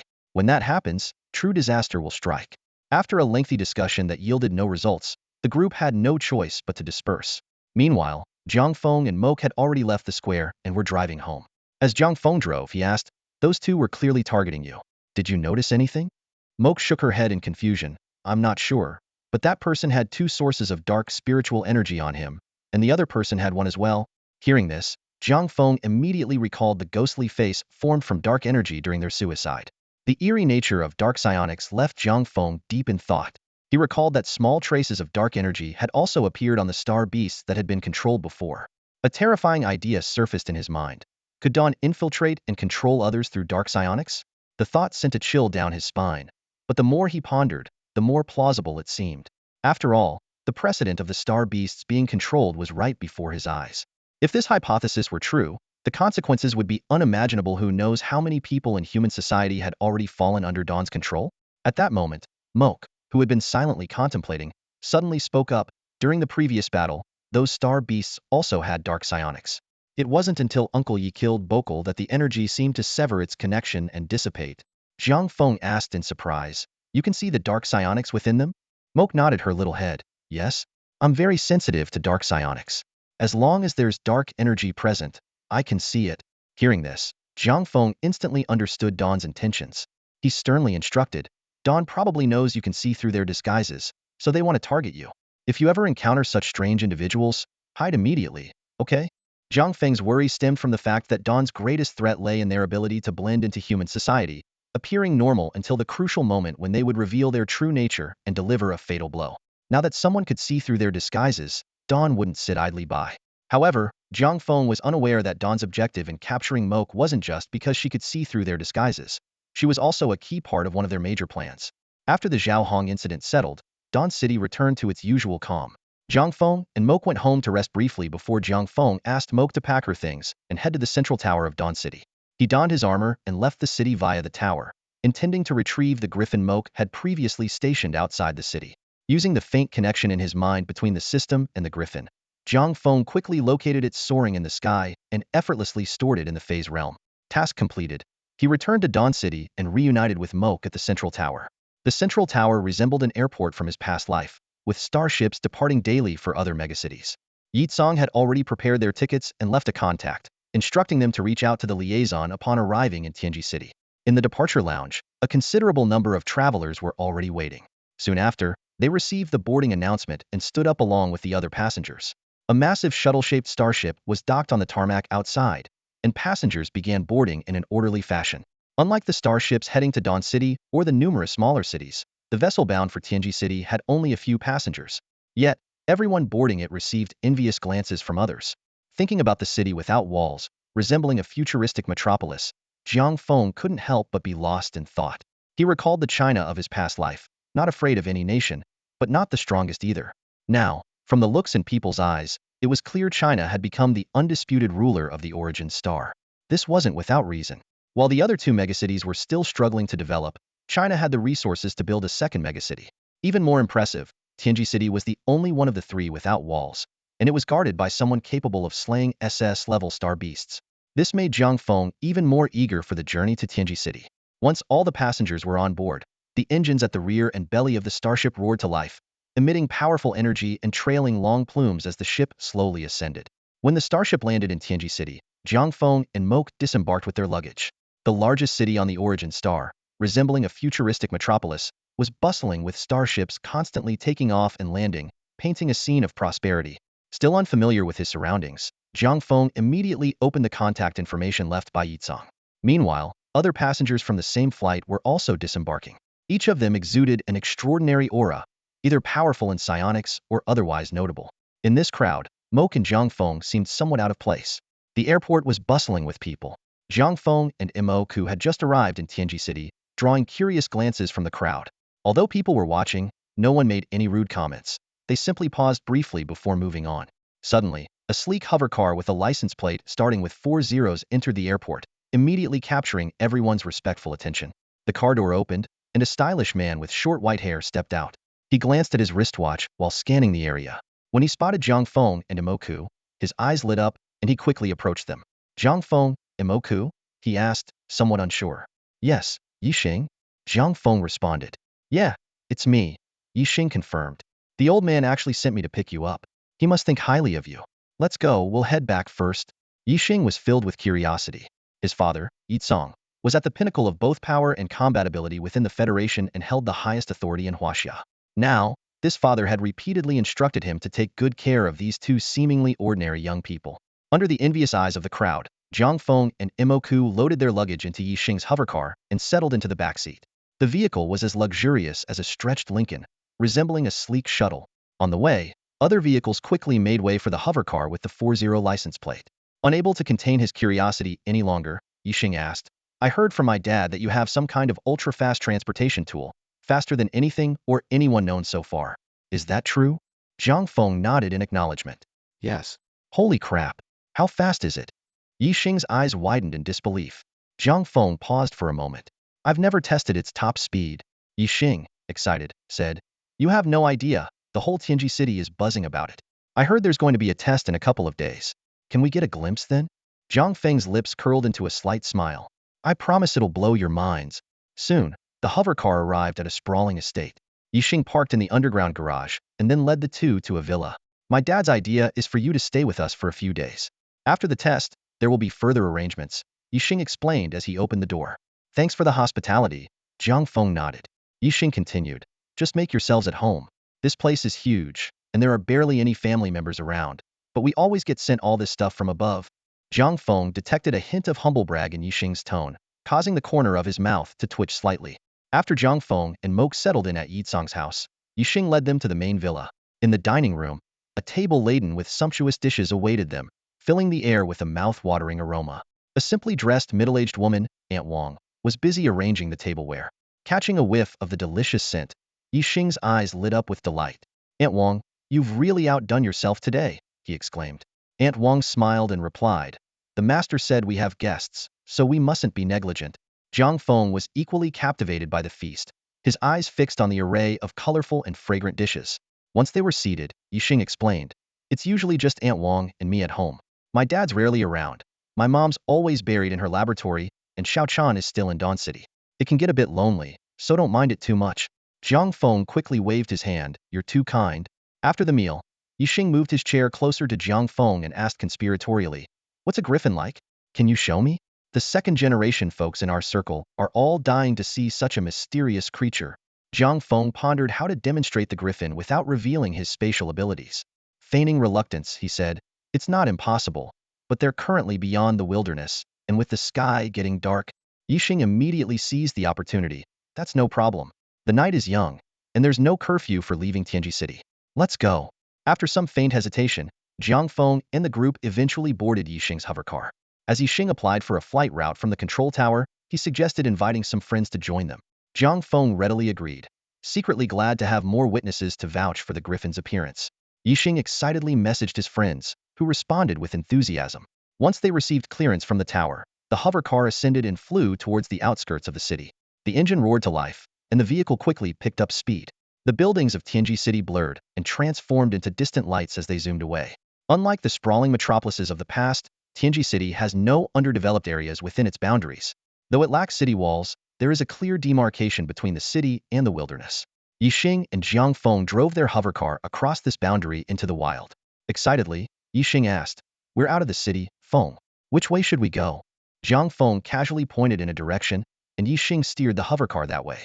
As they got farther from Tianji City, Jiang Feng signaled for Yixing to stop. The hovercar finally came to a halt atop a relatively flat mountain peak.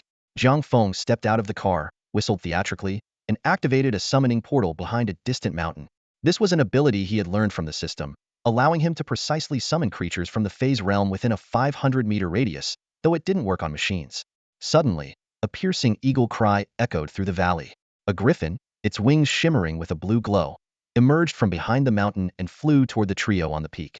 As soon as it landed, Moke ran up, hugged its front claw, and buried her head in its feathers. Yixing's eyes widened at the sight of this extraordinary creature. The fusion of steel and flesh on the griffin didn't make it look grotesque. Instead, it enhanced its majestic appearance. Yixing marveled. Is this a star beast, or a mechanical creation? Is this what they call cyberpunk? Jiang Feng explained. This is a biologically enhanced creature, much stronger than ordinary star beasts. He didn't elaborate on the griffin's origins, as the modification was too obvious, and his own background was too transparent to explain such advanced technology. Yixing thought to himself, holy crap, is the technology in Dawn City this advanced? Even my mom wouldn't dare claim she could pull off something like this.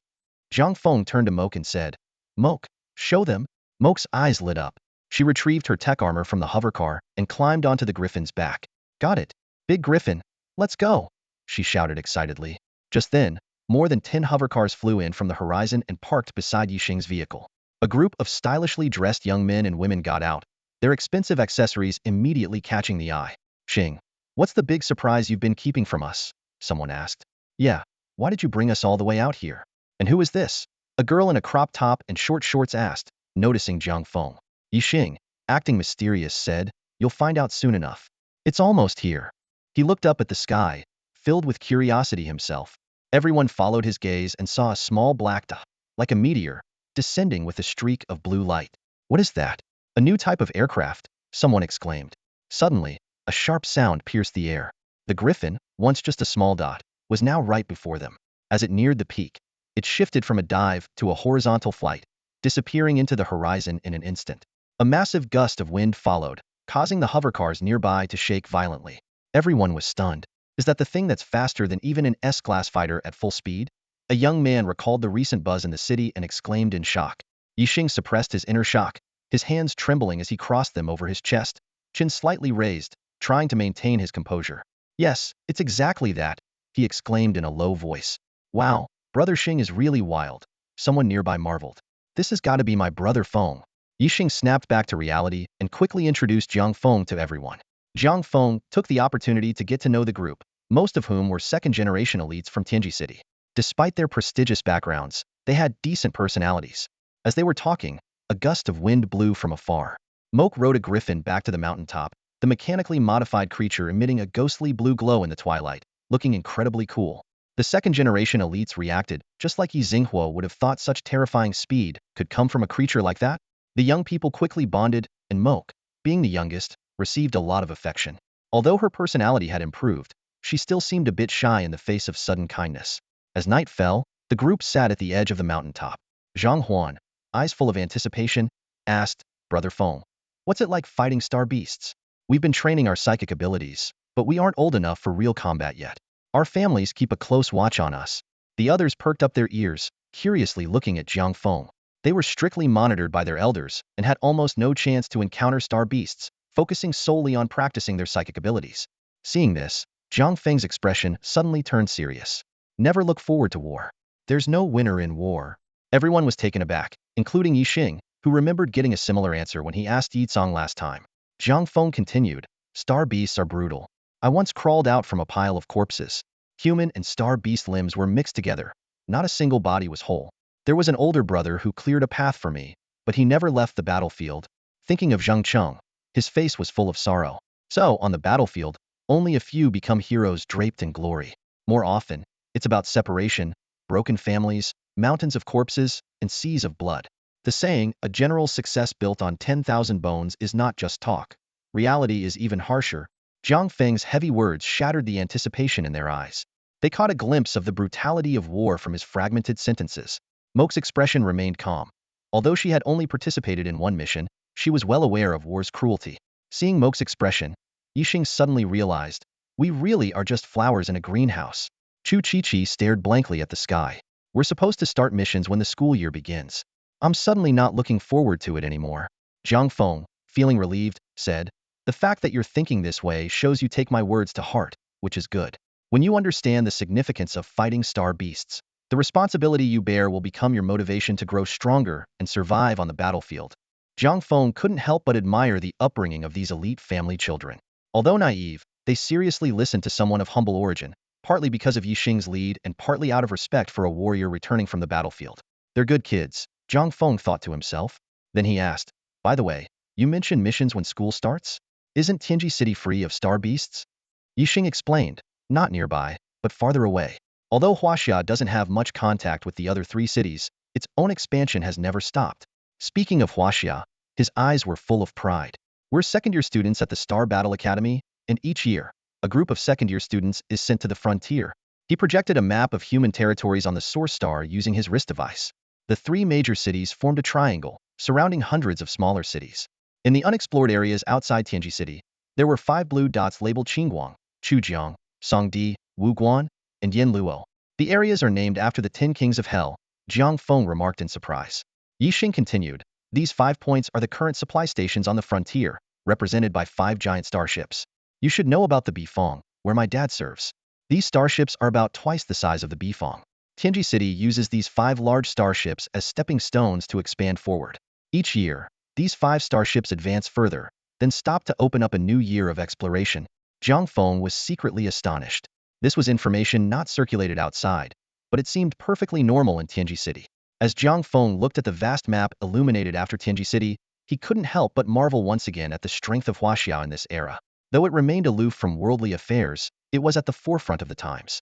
The federal authorities were well aware of Huaxia's movements, but were powerless to stop them. This invisible deterrent left Jiang Feng secretly in awe. Through in-depth conversations with Yixing and others, the true nature of Tianji City gradually emerged. While it ostensibly belonged to the Federation, in reality, it had become an independent and transcendent power. The Dawn incident 5 years ago shattered the existing balance, and now various forces were stirring, with the Federation's influence waning in this region. The elite second-generation members of Tianji City chatted for 2 hours, sharing many insider stories that ordinary people could never know. As night deepened, Jiang Feng stood up and suggested ending the gathering.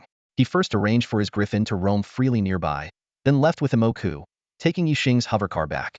The next day, Yixing found Jiang Feng with a grave expression, informing him that a high-ranking official wanted to see him. Jiang Feng knew this must be related to the official testing of the griffin.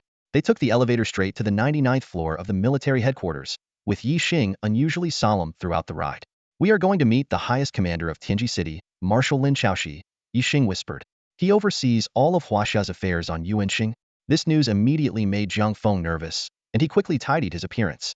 When the elevator doors opened, they walked through a spacious corridor to an elegant office. Several people were already seated inside, including an elderly man with graying hair who was writing something. Jiang Feng's arrival drew everyone's attention, and the elderly man looked up with a kind smile. Jiang Feng, isn't it? No need to be so formal, the old man said kindly. Yes, sir. Hello, Elder Lin. Jiang Feng responded respectfully. Lin Chaoxi continued.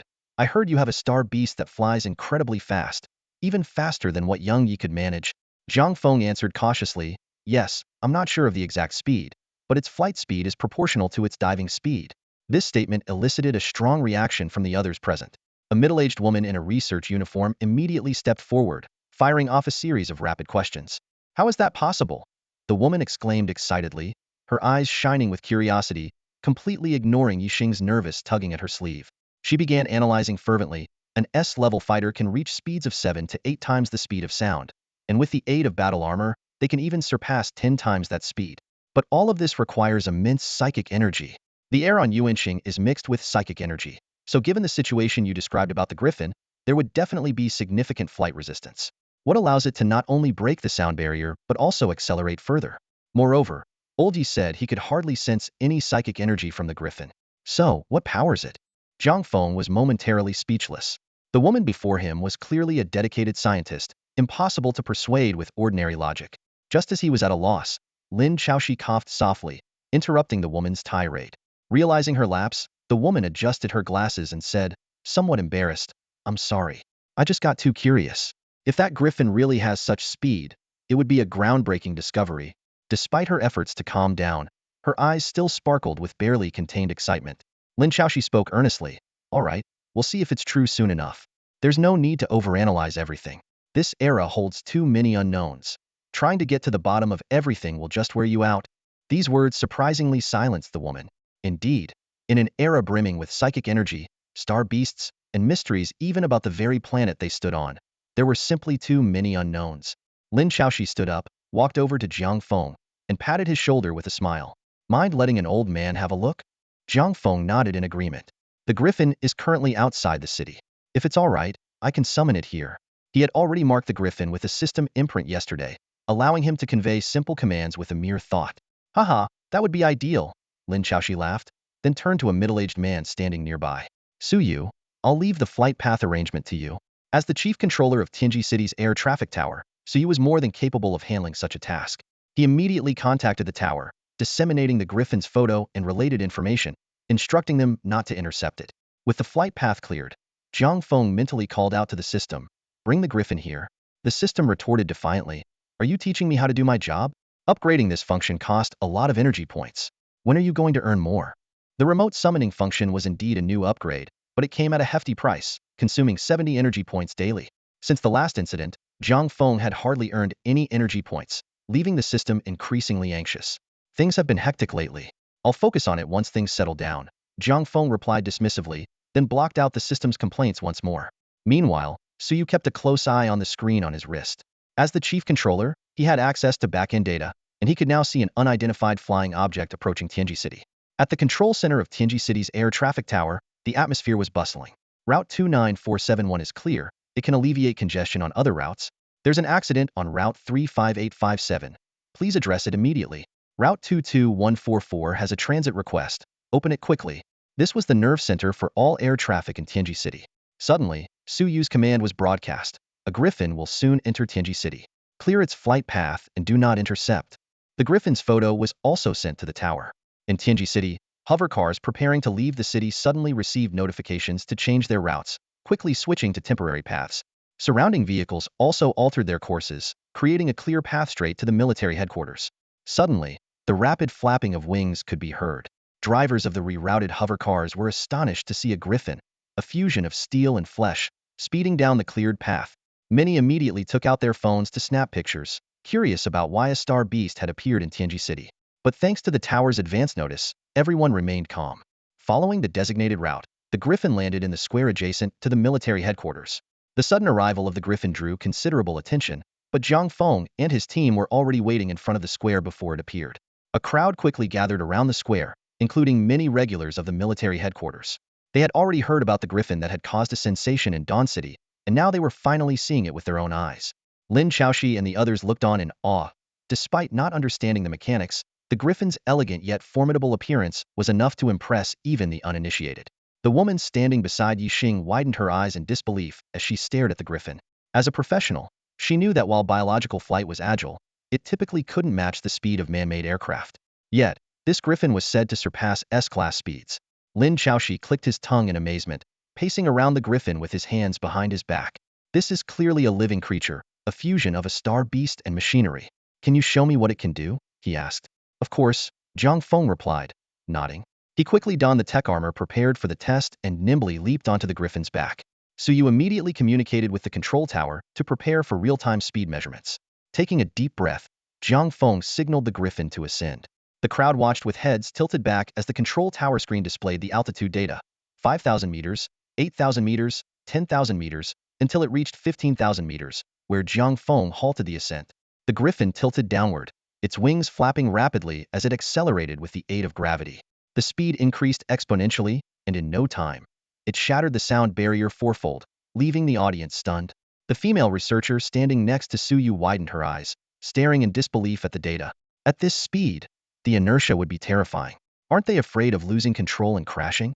The speed continued to climb, reaching 10 times the speed of sound. The griffin became a blur, transitioning from a dive to level flight over the military headquarters. A massive, violent gust roared past as the griffin vanished into the horizon. Lin Xiaoxi and the others were speechless, their eyes glued to the screen in Su Yu's hands, which displayed the griffin's peak speed 11.3 Mach. Impossible. This defies logic, the woman exclaimed. At such inertia, turning would be impossible. Even in a dive, it shouldn't reach this speed. It's too strange.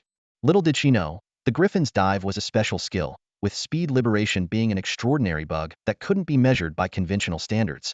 Everyone present, top experts in their fields, instantly grasped the significance of the Griffin's speed. They exchanged glances, seeing the spark of excitement in each other's eyes. After a while, Jiang Feng returned on the Griffin. As soon as he landed, the group crowded around, eager to observe closely. Even Lin Chaoxi's eyes were shining as he stood before the Griffin with his hands behind his back.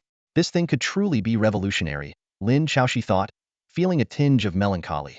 If only it had appeared before the dawn. He quickly gathered his thoughts and turned, waving his hand. From today, the Griffin is classified as the highest grade transportation tool in Huaxia, to be used for critical wartime information delivery. Jiang Feng, your Dawn City unit is now integrated into Tianji City, and you are promoted to Major with a special award of the Star River Badge. As soon as Lin Chaoxi finished speaking, everyone widened their eyes in surprise. Jiang Feng, unaware of the specifics, could tell from their expressions that the reward was substantial. Thank you, Mr. Lin. Jiang Feng bowed sincerely.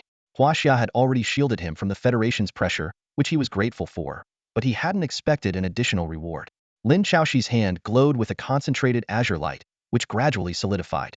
The light shifted shapes, with brilliant blue bursts, finally settling into a circular badge with a flowing star river. Jiang Feng's face was full of shock. He had witnessed Lin Chaoxi compressing and refining terrifying psionic energy to form the badge. Lin Chaoxi handed him the badge, and Jiang Feng accepted it solemnly. The matter of the Griffin was now concluded. As they left the headquarters, Yixing was still in a daze. After a moment, he snapped out of it and jumped up in excitement. Seeing Jiang Feng's puzzled expression, he almost wanted to snatch the badge away. The Star River Badge is awarded only for great contributions to Huaxia. Yixing explained excitedly. It's not just any badge. The condensed psionic energy within it can unleash an attack equivalent to a full-force strike from an S-class warrior. Even defensively, it can withstand several hits from an S-class attacker. More importantly, its honor far exceeds its functional value. Yixing continued, my dad received one after a pioneering battle where he single-handedly defended the Qingguang against 3 S-class star beasts, nearly dying in the process. Hearing Yixing's description, Jiang Feng realized the magnitude of the gift he had received. Enough talking, from now on, you're my big brother. Yixing looked at Jiang Feng with a mix of envy and admiration. Getting the Galaxy Medal at such a young age, that's insane. Jiang Feng gazed down at the shining medal in his hand, feeling a whirlwind of emotions. The Galaxy Medal represented the highest honor, a pinnacle most people could only dream of reaching in their lifetime. But with that honor came a heavy burden of responsibility. The two walked home side by side. As soon as they opened the door, Moke, who had been waiting, rushed at Jiang Feng like a gust of wind. Yixing stood by, watching the heartwarming scene, and couldn't help but think of how his own sister used to cling to him when she was younger. But as they grew older, that closeness faded, leaving him with a sense of melancholy. Noticing the change in Yixing's expression, Jiang Feng raised an eyebrow and asked, what's on your mind? Yixing shook his head and then turned to Moke, asking, Feng, are you planning to keep her with you all the time?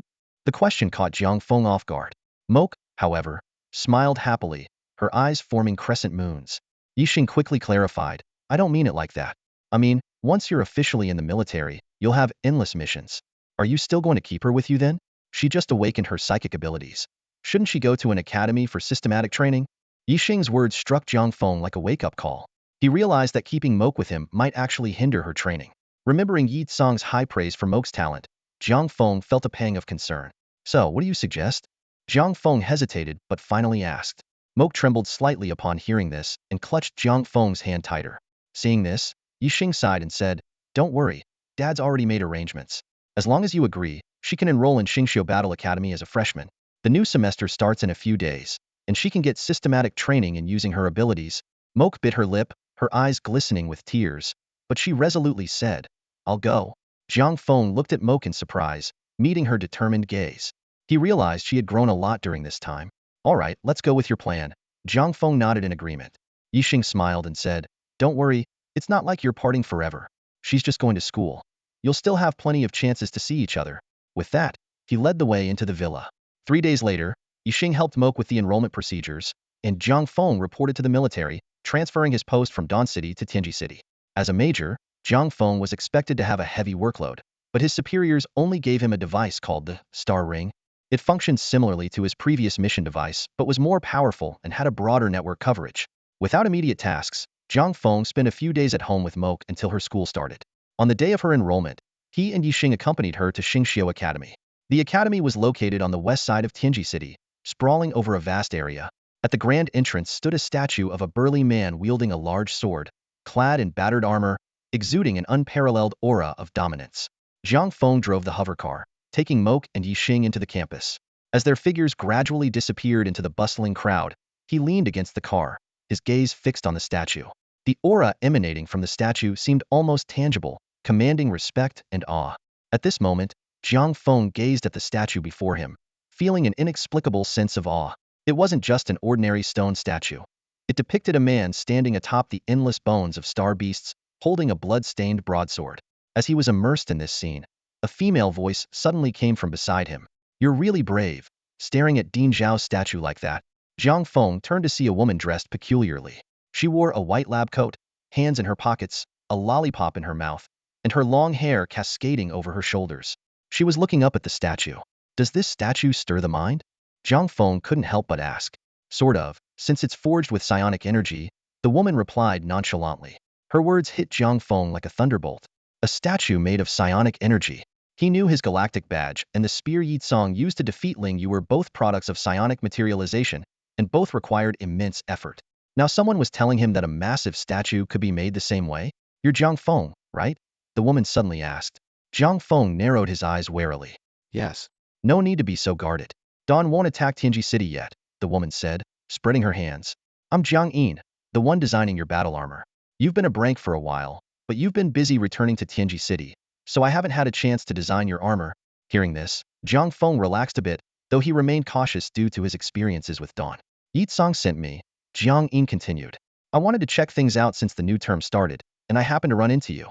But I guess you don't need me to design your armor." She smiled mysteriously. "We've crossed paths before, you know." A light bulb went off in Jiang Feng's head. "You're the one who warned me about Xin Qi. Huh? You remember that from so long ago?" Jiang Yin laughed. "But now that Huaxia has your back, Xin Qi can't do much." She looked at Jiang Feng intently. "You must have another armor master helping you, right? Your armor style might blend in with those from the three major companies, but you can't fool me. None of their designers have this style." Jiang Feng smirked, surprised she had figured it out. "If you already know, why ask?" "Just as I thought," Jiang Yin exclaimed excitedly. "Who is he? Can I meet him? I've never seen anyone outside the three major companies create such independent systems for each part." Seeing Jiang Yin's sudden enthusiasm, Jiang Feng took a step back and quickly explained, "He's a bit of a recluse, doesn't like interacting with people. I barely get to talk to him myself." The light in Jiang Yin's eyes faded quickly. "Oh, I get it. We armor researchers can be a bit odd." She then asked, "So, what do you need?" "Since you don't want armor, I still need to use up the materials somehow." Jiang Feng thought for a moment and tentatively asked, "Can you make a weapon?" Jiang Yin bit down on her lollipop. "Sure. Do you have any combat footage? I need to see how you fight to craft something suitable." Jiang Feng hesitated, realizing he often fought alone and rarely faced evenly matched opponents. Noticing his hesitation, Jiang Yin said, "Take your time. Think it over, and I'll look up some of your combat footage." She tapped his wristband with the back of her hand. "Here's my contact info. Reach out when you decide." With that, Jiang Yin put her hands back in her pockets and walked away. Watching her leave, Jiang Feng felt a mix of excitement at meeting a talented armor designer and a bit of apprehension about the challenges ahead. Jiang Feng leaned against the car, lost in thought, his gaze piercing through the window into the distance. The tech blade had always been his most reliable melee weapon, but due to his limited psychic energy, the blade's power, driven solely by tech energy, was restricted. At this moment, he felt like someone standing before a treasure mountain but unable to find the key, filled with a sense of helplessness. He understood the principle behind the tech blade was an energy compression and purification device. Whether it was psychic energy or tech energy, both could be compressed and refined into a powerful blade. However, limited by his ordinary psychic abilities, Jiang Feng could never unleash the blade's true potential. His thoughts drifted to the phased realm, and he couldn't help but sigh. There, human weapons were almost non-existent, and battles relied more on trained pets. Facing those terrifying monsters, even the most powerful human weapons were hard-pressed to compete. "With my level of psychic energy, I'll have to rely on summoned beasts for the main battles in the future," he thought to himself with a hint of self-mockery. Jiang Feng was well aware that if not for his inexplicably good combat talent, he might not even be able to fully utilize the Tek Armor's capabilities. Improving his psychic abilities had become his top priority. He knew that in the phased realm, although creatures were powerful, Once opponents realized he was the one controlling them, killing him would be easier than dealing with those terrifying creatures. Suddenly, a thought flashed through his mind. Why not choose a defensive summoned beast? Since I can't outmatch the creatures in the phased realm in terms of offense, it would be best to have something agile that can help me escape quickly if necessary. With a clearer direction, Jiang Feng felt slightly relieved. He noticed a new contact from Jiang Yin in his star ring. After a moment of hesitation, he decided to wait until he was fully certain before reaching out to her. Returning home to his empty villa, Jiang Feng seemed to understand Yixing's feelings a bit more living alone in such a large house. The next day, Jiang Feng unexpectedly received an official call from the military, asking him to report for assembly. Although the caller didn't specify the reason, Jiang Feng, filled with curiosity and wearing his armor, headed to the designated location. After storing his armor in the specified area, he joined the assembly. Around 40 to 50 people had already arrived, most of them young, seemingly under 30. These individuals exuded a sense of composure typical of seasoned warriors. They naturally formed lines, and Jiang Feng quietly took the last position. As more people arrived, an officer with a major general's insignia strode in, his sharp gaze sweeping across the crowd. You are all the elite chosen from each unit, he began directly. This assembly is for an important mission. Jiang Feng suddenly realized that everyone present was among the best in the military. The officer continued, the new batch of students at Xingsu Academy has started their term. Some have never seen a star beast, while others have just arrived from Earth. They are the future of Yuanqing, and your task is to teach them the rules of Yuanqing. Despite the officer's serious tone, Jiang Feng initially considered it just another routine military training assignment. However, the Major General seemed to read their thoughts, his expression turning stern. For many of you, this is your first time on such a mission. Do not think this is just ordinary training. These students will be on the battlefield in the future. If they don't learn now, the price they'll pay on the battlefield will be their lives. These words sobered up those who had underestimated the task. The Major General's words were weighty. The Academy's military training aimed to turn these students into real warriors capable of fighting on the battlefield. That's all I have to say. In a month, we will review your results and reward or punish accordingly. Trust me, you don't want to face the penalties. The Major General concluded with a meaningful glance before turning to leave. A lieutenant stepped forward, smiling to ease the tension. No need to be too nervous. Retrieve your armor. There will be a vehicle to take you to Xingsu Combat Academy shortly. The group dispersed to get their armor and reassembled 5 minutes later. A hover bus had silently arrived on the side. Jiang Feng boarded with the others, choosing a window seat and falling into contemplation. Jiang Feng had observed his fellow instructors carefully. Most were warriors in their mid-20s, experienced yet still passionate, likely to connect well with the new students. The military had gone to great lengths to gather elite members from various units, showing their dedication. However, Jiang Feng was puzzled about why he was included. He had only participated in 2 major battles and a few minor missions, making his resume seem unimpressive compared to the seasoned warriors around him. What Jiang Feng didn't realize was that his performance and demeanor in those battles made him more than qualified to be an instructor. But he always felt he was just a messenger in those fights. After witnessing Yi Tsong's prowess, all other battles seemed insignificant in comparison. Jiang Feng stood on the field of Xingxiu Academy, reflecting on his combat experiences. Apart from the 2 missions he undertook right after his time travel, he mostly participated in high-level battles and rarely engaged with low-tier warriors. Even during missions to hunt star beasts in the wild, he mainly relied on creatures from the phase realm. However, he was unaware of how dazzling his 2 major battles appeared in the eyes of others. The hovering bus slowly descended in front of the academy gate, and Jiang Feng, along with other warriors, disembarked in an orderly manner. Several school leaders approached to greet them and guided them towards the field. On the field, a temporary stage was being busily set up. Backstage, a middle-aged man in formal attire with slightly thinning hair stood up and warmly greeted Jiang Feng and the others. Thank you for your hard work, warriors. I am Lu Minghui, the principal of Xingxiu Academy. His eyes scanned the group and lit up. It's a pleasure to meet you. We have a total of 105 warriors this time, all of whom are rising stars in their respective armies, corresponding to the 105 classes on your list. An adjutant quickly stepped forward to shake hands with Principal Lu. Although Lu Minghui did not hold a military rank, the status of Xingxiu Academy was formidable. This historic academy had cultivated countless talents and strong individuals for both China and the Federation, boasting an extensive network of connections. Lu Minghui cast a special glance at Jiang Feng, sensing the condensed spiritual energy of the warriors present. This aura could only be formed through extensive battle experience. He exclaimed, "Excellent," 3 times, then invited everyone to attend the opening ceremony before assigning them to their respective classes. By this time, the field was already filled with a sea of students, mostly freshmen with eager and curious faces.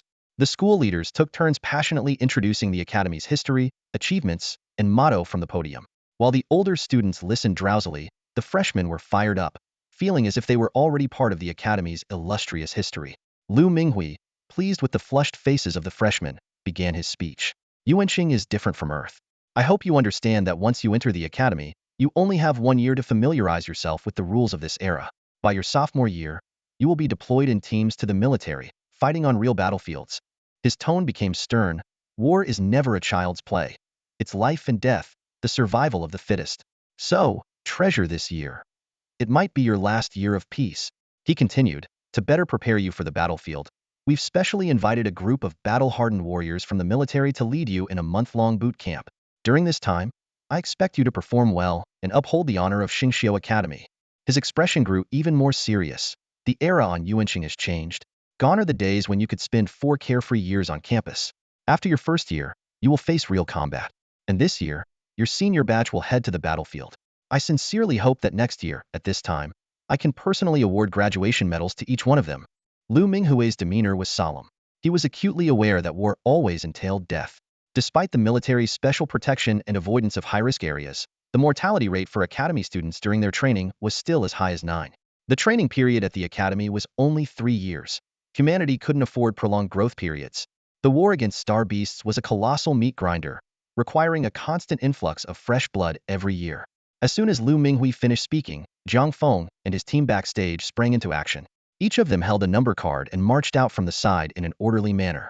They stood tall with their hands behind their backs in the space between the new students and Lu Minghui. Because of her petite stature, Imoku was placed at the front of the line. Her eyes were instantly drawn to Jiang Feng. However, Jiang Feng, who was just in his early 20s, didn't notice her at all. As the youngest instructor, he was trying hard to maintain a serious expression, standing straight and rigid, fearful of showing any flaws under the intense gaze of nearly 10,000 new students. Seeing Jiang Feng, who usually feared nothing and even dared to challenge class star beasts, so nervous, Imoka couldn't help but laugh. Her laughter caught the attention of a slightly taller, petite girl behind her, who wore large framed glasses and had her hair in twin ponytails, looking like a model student. Imoku, what's so funny?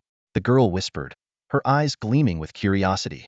Ah, Inglan, don't sneak up on me like that. Imoku was startled. It's my brother.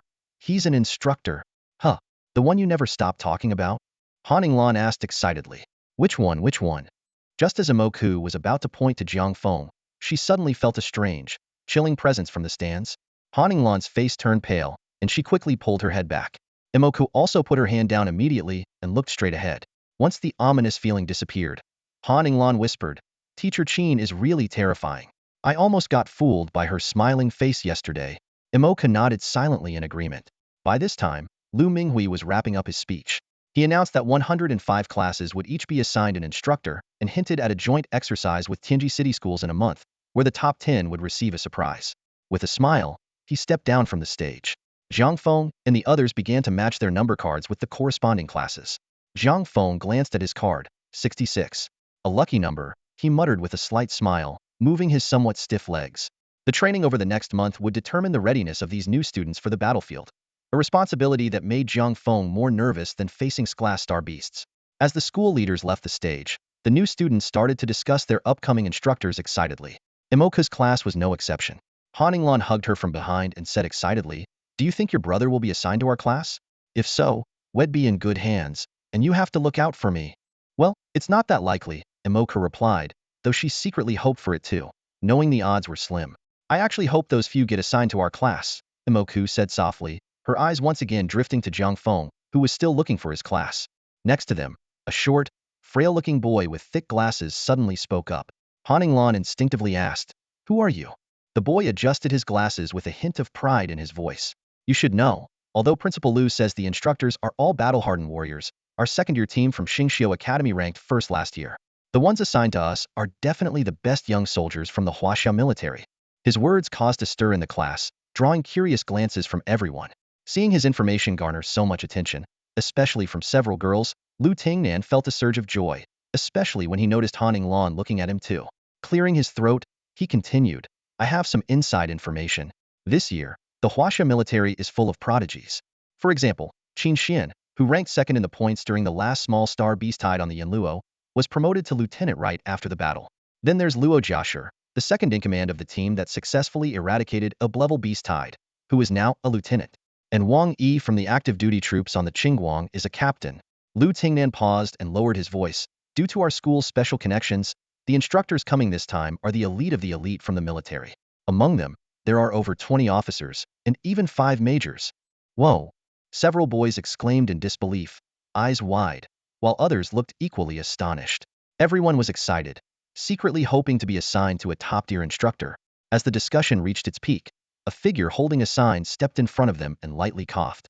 A powerful aura of bloodline suppression instantly enveloped the area, silencing most people as they instinctively focused on the newcomer. Hello, I'm Jiang Feng. The person tried to maintain a calm expression. I'll be leading class 66 for the next month.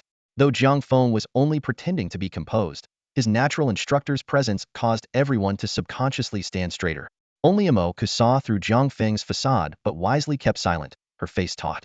Jiang Feng's peripheral vision caught other instructors chatting and laughing with the new students, making him realize he was too stern. He coughed again and softened his tone. No need to be so tense. I'm not someone to be afraid of. As long as you follow the rules, everything will be fine. While Jiang Feng was explaining the training details, Lu Tingnan stood frozen. The most fearsome instructor had actually come. Gradually, everyone began to relax, and a smile reappeared on Amoka's face. Seeing her expression, Han Yinglan understood and clenched her fist. Could it be that I, Han Yinglan, will finally have some connections? Just then, a sharp voice broke the calm. How old are you, instructor? Xingxiu Academy doesn't accept just any rank. Jiang Feng's eyes narrowed as he looked towards the voice. It was a medium-height boy with one side of his hair shaved short, the other side reaching his ear, and sporting an earring, his face full of disdain. What's your name? Jiang Feng asked. Lu Tingfeng. The boy replied arrogantly. You don't look much older than us. Did the military just send anyone over? Everyone then noticed Jiang Feng's youthful face, and compared to the other instructor's hardened demeanor, he did seem more like a recent graduate. Jiang Feng suddenly smiled, causing Imoku to feel a pang of unease. Lu Tingnan sensed trouble and quickly stepped forward, bowing his head earnestly. I apologize, instructor. My brother's been a bit off since a childhood accident. Please don't take his words to heart. Jiang Feng looked curiously at the frail boy with weak energy. From their faces, he could see a faint resemblance between the two brothers. Everyone was taken aback for a moment, but then burst into laughter at Lu Tingnan's words. Lu Tingfeng's face turned bright red. He clenched his fists tightly and roared, Lu Tingnan, what did you just say? Lu Tingnan turned and glanced at him calmly, his voice low and steady. This isn't home. It's not a place where you can throw a tantrum. Lu Tingfeng was momentarily stunned, then his anger flared. He roughly shoved aside the people around him, striding forward and grabbing Lu Tingnan by the collar, gritting his teeth. How dare you talk to me like that? At that moment, Jiang Feng strolled over, a faint smile playing on his lips. He gently patted Lu Tingfeng's hand and said in a calm tone, all right, let go. Lu Tingfeng gave Lu Tingnan a fierce glare before reluctantly releasing his grip. He then turned his sharp gaze to Jiang Feng, challenging, if you want us to listen to you, do you even have the qualifications? Jiang Feng's smile vanished instantly. He sighed and rubbed his forehead. There's always a troublemaker, no matter where you go. Then, he lifted his head and gave Lu Tingfeng a cold, penetrating look. That look seemed to pierce through time and space. Before Lu Tingfeng could react, he suddenly felt his legs grow as heavy as lead. In Jiang Feng's gaze, he saw endless mountains of corpses and seas of blood, making him feel as insignificant as an ant. Fear washed over him like a tidal wave, and he felt surrounded by the specter of death. In truth, Jiang Feng regarded him as nothing more than a low-level star beast he could crush at any moment. Although Jiang Feng had participated in few real battles, his star beast kill count was among the highest. Such a murderous gaze was something no ordinary school bully could withstand. Lu Tingnan looked at Lu Tingfeng with pity, then steeled himself and walked up to Jiang Feng, whispering, sorry, instructor. He's just spoiled at home. Jiang Feng nodded, not intending to hold it against Lu Tingfeng. He smiled again and ignored the despondent Lu Tingfeng, continuing, now, where was I? Moke, standing nearby, reminded him, as long as we follow the rules, everything will be fine. Jiang Feng gave her an approving look and continued, exactly. I'm actually very easygoing, but only if you are too. I'm not here to fight with you. I'm here to give you the courage and foundation to face war. He looked around, his tone becoming serious. War is never a game. The mistake that student made just now was questioning authority. In the face of star beasts, even united warriors struggle against high-level ones. Doubt can be the crack in the group and the opening for star beasts. Jiang Feng paused, then continued, Not to mention, you probably don't know much about the situation in Dawn City from Tianji City. I came from there. Unlike Tianji City, the attacks from star beasts in Dawn City never cease. They have no choice but to use the fire source to spread the pressure from the main city to the surrounding areas. He briefly explained the situation in Dawn City, his gaze sweeping over the crowd to ensure everyone was listening attentively. There, graduates go straight to the battlefield, responsible for the lowest level of fire source defense. In such battles, if there's a breach in your area, it's not just your responsibility. It affects your comrades and friends too. So, don't be the one to drag your teammates down. Jiang Feng gave Lu Tingfeng, who had somewhat recovered but still stood in place, a meaningful look. This tactic seemed effective on these sheltered students, and others were temporarily too intimidated to act out because of Lu Tingfeng's experience. But Jiang Feng knew this was only temporary. Getting them all to behave would take more effort. Then, Jiang Feng briefly explained some military training precautions and went straight to the point.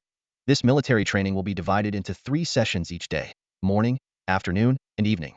Mornings will be basic physical training, afternoons will be armor training, and evenings will be survival knowledge on the battlefield. Any questions? If you're feeling unwell, speak up now. As soon as he finished speaking, a pretty girl who looked a bit delicate timidly raised her hand. Report, instructor, I'm not feeling well. Jiang Feng's smile remained warm as he said, all right, step out. Anyone else? It seemed that Jiang Feng's smile was contagious, and with the girl taking the lead, soon over a dozen people raised their hands. Jiang Feng kept smiling and had them all step out. When it comes to military training, everyone's first impression is definitely the terrifying physical exercises, which they all try to avoid. Now, an opportunity to dodge it seems to have appeared, and some people are naturally not going to miss it. Standing in front of the group, Jiang Feng scanned the students. Is anyone feeling unwell? As soon as he finished speaking, over a dozen male and female students quickly stepped forward, their faces full of hope. Jiang Feng nodded and asked again, anyone else? Seeing no response, he abruptly turned and left, leaving a group of students exchanging puzzled glances. Awoke stood in place, looking sympathetically at the students who had stepped forward, shaking her head lightly. Han Inglan sidled up to her and whispered, is he your brother? Awoke nodded in acknowledgement but added, my brother is never this easygoing. This statement made Han Inglan shudder, grateful she hadn't raised her hand. Before long, Jiang Feng returned with a female soldier. Pointing at the students who had stepped forward, he smiled and said to the female soldier, thank you for your hard work. We have quite a few students here who are feeling unwell. The female soldier nodded and, with a wave of her hand, a large beam of light enveloped the students. As the light dissipated, they felt their fatigue vanish and their energy surging. After thanking the female soldier, Jiang Feng turned to the students and announced, for those who were feeling unwell, I've brought in an rank healer from the military. She has also applied a holy light mark on you. The effect might not be very strong, but it should be more than enough to sustain your physical strength. He looked around and continued, now, let's begin the physical training. Anyone else feeling unwell? The students exchanged looks, realizing that their plan to feign illness had backfired, as the military had even prepared an rank healer. Without waiting for a response, Jiang Feng immediately ordered, if not, let's get started. The other classes have already begun. First, run 20 laps around the field. Although it's large, don't worry. The healer will help you recover when you reach your limit. So, run with all your might. As the students were about to start, Jiang Feng suddenly added, oh, and those who were unwell earlier, add 5 more laps. At that moment, everyone's perception of Jiang Feng changed. The idea of him being easygoing was completely shattered. He was clearly a devil in disguise, using a fishing tactic to deal with these naive freshmen. Most of the students had already started running, but Lu Tingfeng remained still. A few of his close friends gathered around him, their faces filled with worry. One of the students, who had raised his hand earlier, whispered, Lu Xiao, what about the physical training? Didn't you say we could avoid it if the instructor wasn't strong? Shut up. Lu Tingfeng's face darkened. Recalling Jiang Feng's earlier gaze, he obediently joined the others on the track. Seeing this, the others didn't dare to delay and followed suit. The entire field became lively in an instant. It wasn't just Class 66. Over 100 classes had simultaneously started their physical training. Some were running laps, while others were doing various basic military exercises. Sweat glistened under the scorching sun of Yuanqing, making the new students sweat profusely with even the slightest exertion, while many older students watched from the sidelines, gloating. This scene made Jiang Feng feel nostalgic, as if he had returned to his own military training days in a previous life.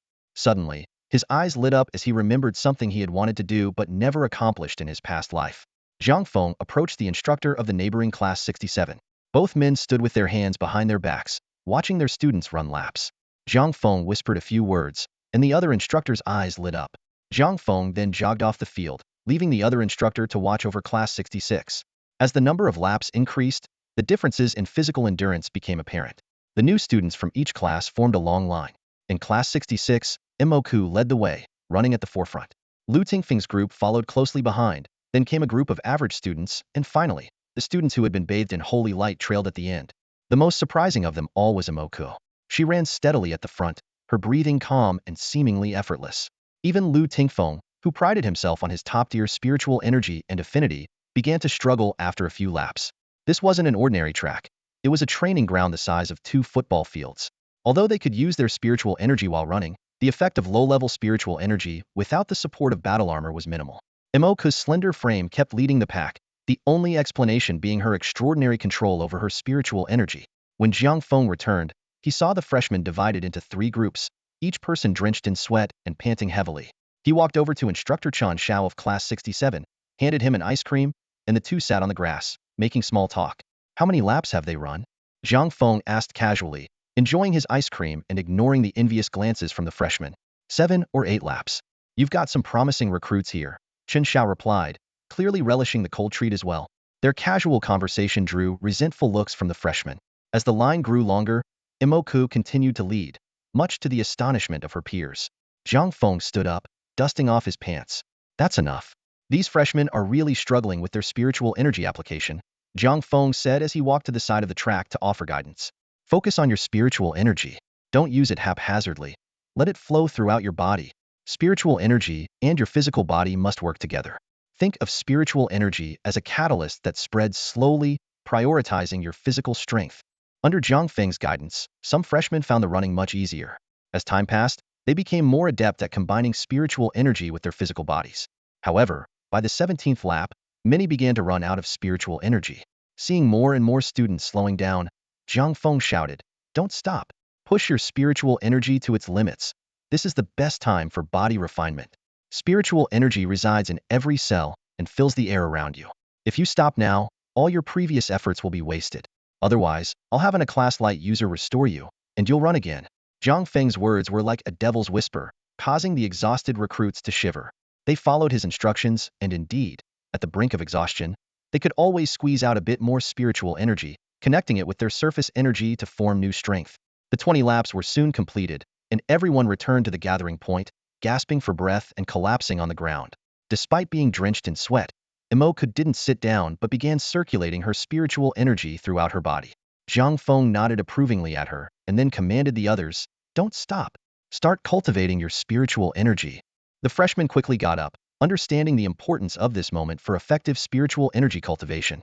Jiang Feng waited for the dozen or so who had to run extra laps. Once they finished and began their cultivation, Jiang Feng spoke, "Honestly, you all disappointed me. I expected some to give up, but not this many." His words made the freshmen, who were meditating, twitch their eyelids. Jiang Feng continued, "On the battlefield, you can retreat, but not with a flimsy excuse. Everyone has their position and task. If you back out, you double the burden on others. One day, you might carry the hope of an entire warship. Will you retreat when faced with death and despair like you did today?" Jiang Feng's words struck a chord with everyone, even drawing the attention of Chen Xiao from the neighboring class. Jiang Feng walked among the meditating freshmen, recounting a hero's story. There was once a hero whose warship was surrounded. He held the distress signal in his hand, but ahead was a sea of star beasts. Yet, he charged forward without hesitation. The freshmen were captivated by Jiang Feng's story, their attention fully engaged, not realizing that their spiritual energy flow had become instinctive. Sensing their coordinated physical and spiritual energy, Jiang Feng nodded in satisfaction and continued, "I don't expect each of you to be like him, as not everyone is born a hero. But next time you think of retreating, remember what you stand for and what you're responsible for." Jiang Feng's words were powerful, causing the dozen or so freshmen to blush with shame. Chen Xiao approached Jiang Feng and whispered, "Aren't you pushing them too hard?" "They just started." Jiang Feng sighed and shook his head. "It's crucial to correct these subconscious thoughts from the beginning. It's the most effective way." Chen Xiao's expression grew complex, falling silent as if recalling past memories. Chen Xiao watched Jiang Feng's retreating figure, a thought flashing through his mind. He realized that from the moment Jiang Feng met this group of new students, he had already begun to cultivate their mindset. "Perhaps this is the difference between us," Chen Xiao sighed inwardly. Shaking his head, he turned his attention back to the new students of Class 67, his gaze becoming more focused. Jiang Feng's approach was indeed wise. as there was not much time left for these young people. After about an hour of training, the students had almost recovered their stamina. Jiang Feng then woke them up to start the next round of physical training. The military-style training applied to these students might not show immediate results, but it undoubtedly pushed them to their limits. Time flew by during this intense physical training. In no time, the afternoon arrived, and the new students were given a 2-hour break before starting their mech training. Mech training was the most critical part. Both physical and spiritual training were in service of this. According to the academy's arrangement, instructors and new students shared the same cafeteria to foster a sense of camaraderie. On the way to the cafeteria, many students from Class 66 surrounded Jiang Feng, eagerly asking him various questions. This was a common sight. Other instructors were also warmly surrounded by their students. Jiang Feng interacted with the students cheerfully, without any airs, quickly putting them at ease. Along the way, the young people soon became a lively group, filled with laughter and joy. Instructor, is it true that the star beasts on the battlefield are everywhere? Are you scared when you actually fight them? A few girls asked curiously while eating, their eyes sparkling with excitement. Despite just undergoing extreme physical and spiritual training, the teenagers quickly regained their energy during the break. Jiang Feng smiled as he watched them and replied, "Of course, there's fear, but your comrades give you courage." Instructor, what's your rank? We heard there are a few majors among you. Do you know them? A few boys asked from the opposite table, their faces brimming with curiosity. Jiang Feng pondered for a moment before saying, "Rank? I think it's major." As soon as he said this, the atmosphere around him froze. The new students from Class 66 who were eating nearby stopped their actions, and the ones who asked about his rank widened their eyes in disbelief. "No way. He's actually assigned to our group." Instantly, the entire area buzzed with excitement. The students stared at Jiang Feng in awe, as if observing a rare specimen. Awoke, who had secured a spot next to Jiang Feng early, beamed with pride, while Han Lan, sitting beside her, was completely taken aback. She had some knowledge about her new friend. Despite his ordinary demeanor and attire, she was already surprised to learn that their instructor was her brother. Now, finding out he was one of the 5 majors, and seemingly the youngest one, left her in shock. Lu Tingfeng and others, eating at a distance, were clueless about what had happened. However, seeing the astonished expressions on everyone's faces, they grew curious. Soon, someone discreetly gathered information, which left Lu Tingfeng stunned. He wished he could slap himself. He then understood the significance of Lu Tingnin's previous actions. Coming from a somewhat influential family, he knew the weight of being a major at such a young age. Realizing how foolish his earlier behavior appeared in Jiang Feng's eyes, his face turned red with embarrassment. "Wow, instructor, you're already a major at such a young age. You must be an incredible genius. In stories, they call you a prodigy," a girl exclaimed excitedly. Jiang Feng gently tapped the girl's head and laughed. "What prodigy? It's just a few battles. Nothing as exaggerated as you think." Lu Tingnan, eating nearby, couldn't help but twitch his mouth. "A few battles? 10-year rare war, S-class Star Beast siege, 30s class Star Beasts invasion, and you call that a few battles?" He thought to himself, silently grumbling. "An instructor as young and handsome as you, and a major no less, must have a girlfriend, right? What kind of person would be worthy of such an outstanding instructor?" A girl with braided hair asked, her eyes sparkling with curiosity. The others also turned their inquisitive gazes toward Jiang Feng, their interest evident. Jiang Feng was enjoying his lunch in the cafeteria when a joke suddenly made him pause. He cleared his throat and said with mock seriousness, "Women only slow down my blade. I've been slaughtering pigs for over a decade. My heart is as cold as my butcher's knife." As soon as he finished speaking, the freshmen around him burst into laughter. "Ha ha ha! Instructor, you're hilarious!" someone shouted. This humorous exchange quickly bridged the gap between Jiang Feng and the freshmen. In private, Jiang Feng was down-to-earth and treated them like friends, quickly earning most of their goodwill. Lunch passed in pleasant conversation. Chatting with these carefree freshmen, Jiang Feng felt the hostility he had accumulated from years of battling star beasts slowly dissipate. After the meal, the freshmen returned to their dorms to rest, while Jiang Feng headed to the designated area for instructors to take a short break. In the afternoon, Jiang Feng went to the storage area for battle armor and retrieved the standard issue armor from the military. He then headed to the training ground. By the time he arrived, many freshmen had already gathered, carrying portable battle armor, mostly in the form of briefcases, with some strapped to their backs. Jiang Feng nodded to the instructors he encountered, and then approached Class 66, which had already assembled. "Good afternoon." Jiang Feng greeted the freshmen. "Good afternoon, instructor."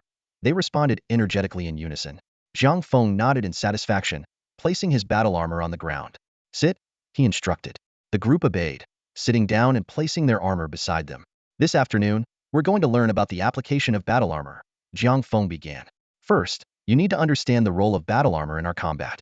First, it amplifies psionic energy, which everyone knows. Second, system assistance. Third, defense. The first and third points are straightforward, so I'll focus on the second. As soon as he finished speaking, a hand shot up. Jiang Feng looked over and was surprised to see it was Lu Tingfeng from the previous day. He nodded, and Lu Tingfeng immediately stood up to ask, "Instructor, isn't the most important function of battle armor to amplify psionic energy?" A slight smile appeared on Jiang Feng's face as he gave Lu Tingfeng an approving look. "It's good to ask questions," he said. "Psionic amplification can indeed enhance your energy within a certain range through its circuitry, but it has its limits. By the time you reach Class A, you can pretty much maximize the potential of your armor. However, the system's assistance on the battlefield is far more crucial." Jiang Feng continued, "First of all, the battlefield is ever-changing. The human brain can't multitask and gather every piece of information. But the battle armor system can filter and summarize various chaotic data. This is where the system's value shines. In war, information is key where the defense line is weak, which direction the pressure is coming from, or when facing a unique star beast and you can't recall any information about it immediately, even the star beast you're currently facing, its weaknesses, or any hidden injuries, these are things you can't see at a glance due to its massive size. This is where the scanning capability of the battle armor comes into play." Lu Tingfeng nodded thoughtfully, and the other freshmen listened intently. Jiang Feng went on, "The sooner you get the information, the sooner you can act. As long as your armor system is operational, you'll always get the best intel before the star beast. Of course, this doesn't mean you should rely entirely on the armor. It's just a tool for gathering information. The real decision maker is still you." As soon as Jiang Feng finished speaking, the group broke into applause. His words had been enlightening for everyone. Jiang Feng raised his hand to signal for silence and continued, "Next is advanced training. Form a circle, and I'll pick one of you to spar with me." Hearing that they would go straight into combat, the freshmen's faces lit up with excitement. An instructor who jumps right into practical training was a rare sight, while other instructors on the field were still giving long-winded lectures. Jiang Feng's teaching style thrilled the freshmen of Class 66, and they quickly formed a circle, eager for the upcoming demonstration. Chun Xiao stood to the side, and after observing Class 60's actions, he had a sudden inspiration. Clearing his throat, he addressed the freshmen of Class 67, "Theory can only take you so far. Let's watch some real combat now. Keep your eyes wide open. This officer next to me, Jiang Feng, is one of the most talented in our military." With that, Chun Xiao directed the freshmen of Class 67 to form an outer circle around Class 66. Although the freshmen were puzzled by the sudden inclusion of another class, no one wanted to miss the chance to witness their instructor's prowess firsthand. Ignoring this minor interruption, they focused intently on Jiang Feng in the center. Jiang Feng, clad in standard-issue combat armor, scanned the crowd before his gaze settled on Chen Xiao, his expression darkening. He asked, "Is there anyone who wants to volunteer?" No sooner had he spoken than over 10 hands shot up. After a moment of contemplation, Jiang Feng pointed to Lu Tingfeng. "You, step forward." His choice was not arbitrary. Jiang Feng sensed that, aside from Moke, Lu Tingfeng had the strongest psychic energy, making him an ideal opponent for a demonstrative match. Excitement gleamed in Lu Tingfeng's eyes. Despite previous friction with Jiang Feng, learning of Jiang Feng's rank as a major had replaced any resentment with a fierce desire to test himself against the young officer. Lu Tingfeng donned his silver-white combat armor, which featured menacing lines and hidden spikes at the joints, exuding an aura of danger. "A combat-type armor? Perfect," Jiang Feng signaled to him. "I'll match my psychic energy level to yours. Give it everything you've got." Lu Tingfeng, having just reached Clevel psychic energy, had no intention of holding back.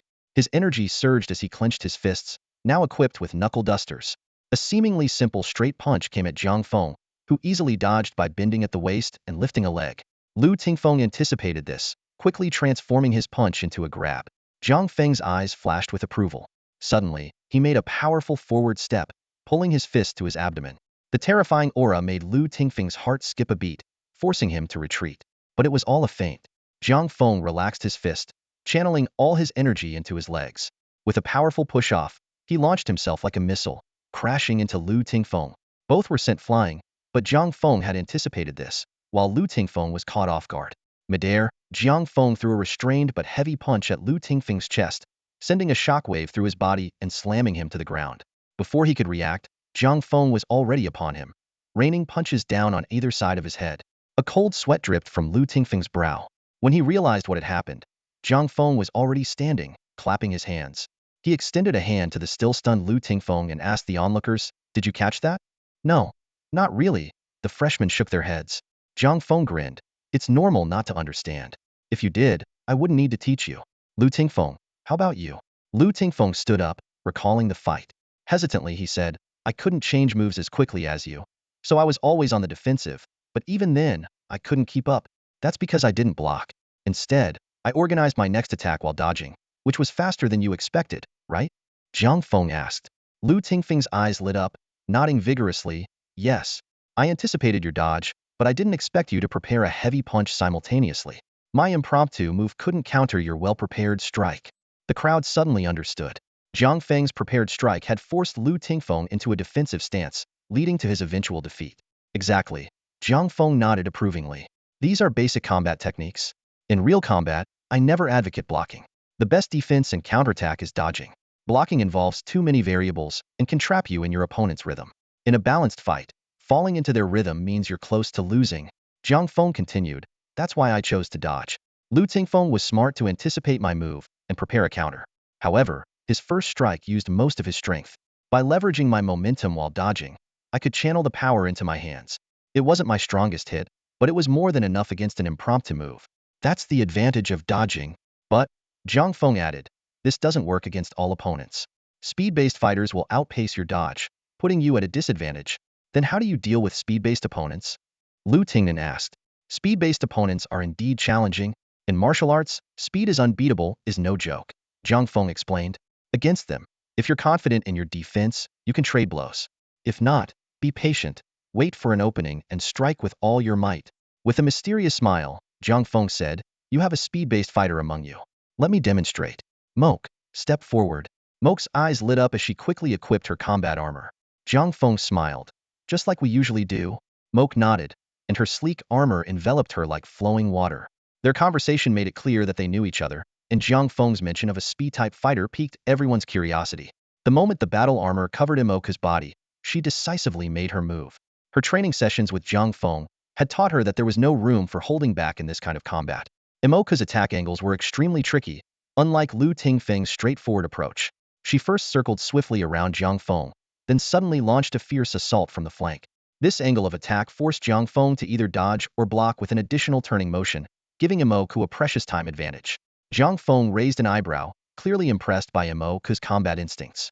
Rather than dodging or blocking her attack, he preemptively threw a punch straight ahead. Imoku's pupils contracted as she quickly twisted her body to break her attack rhythm, performing 2 backflips before landing steadily and resuming her movement. Jiang Feng remained stationary, knowing he couldn't match Imoku's speed at the same level. This brief exchange elicited gasps from the new students watching. Although the two hadn't yet made physical contact, the tactical battle had already begun. Chun Zhao's eyes gleamed. He could tell from that moment that Imoku had exceptional combat intuition. After a brief standoff, Imoku struck again, surprisingly choosing the same attack angle as before. Jiang Feng instinctively threw another straight punch in anticipation. A sly smile appeared on Imoku's lips as energy surged from the back of her Tek Armor, allowing her to spin rapidly in midair, effortlessly dodging Jiang Feng's punch. She then delivered a heavy elbow strike to his shoulder. Jiang Feng grunted, but reacted swiftly. The moment Imoku spun, he sensed something was off. While taking the hit, he forcefully countered with a knee strike. Imoku, knowing she couldn't take the full force of his knee, crossed her arms to shield herself. Boom! The impact sent Imoku flying, but Jiang Feng didn't let his guard down. He knew she had cleverly deflected most of the force. Their combat left everyone in awe. The speed of their reactions, their predictive abilities, and their skill in changing tactics were beyond anything the onlookers had imagined. By the time they realized what had happened, they were amazed at how one could neutralize an opponent's move. After a brief pause in midair, Imoku charged at Jiang Feng again. The two became a blur of rapid exchanges, their dazzling moves leaving the audience stunned. They felt as if they had discovered a new world, realizing their previous combat techniques were mere instinctive flailing. As the battle intensified, Imoku's stamina began to wane, and she started breathing heavily. In contrast, Jiang Feng, who had been mostly stationary and reactive, had expended far less energy. Imoku's constant movement, changing tactics, and attacking had drained her physical and spiritual energy much more than Jiang Feng's. Though it seemed to outsiders that they were evenly matched, Imoku knew better. Jiang Feng was like an impenetrable wall. No matter how she attacked, he always found a way to counter or accurately predict and block her moves. Even her surprise attacks were neutralized with minimal effort. When Imoku finally stopped, it was clear who had the upper hand. Jiang Feng's breathing was steady, and he appeared unchanged, while Imoku was nearly exhausted, both physically and spiritually. Continuing the fight would only lead to one outcome. All right, let's stop here. You fought well, beyond my expectations, Jiang Feng said, looking at Imoku with approval. As you all saw, Imoku is an excellent speed-type warrior. The way I exhausted her physical and spiritual energy just now is the worst possible outcome. His words left everyone momentarily stunned. He continued, on the battlefield, stats are not constant. If a warrior like her wields an unstoppable weapon, she becomes the most formidable opponent.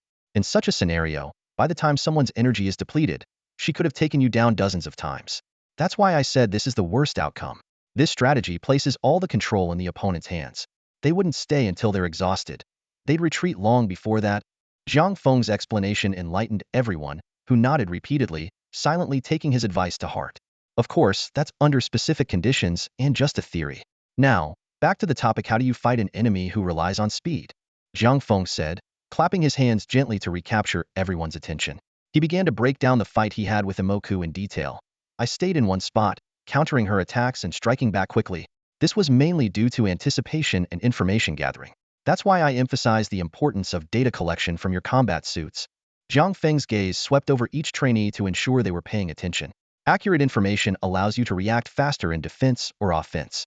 Imoku's first attack came from the side, but initial attacks are usually either probing or surprise full-force strikes.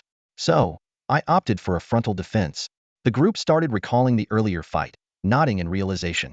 Jiang Feng continued, I used a straight punch. This has its pros and cons. If she was prepared to dodge and counterattack, my punch would leave me open. But since she had committed to her first strike, she couldn't easily change her move and had to retreat.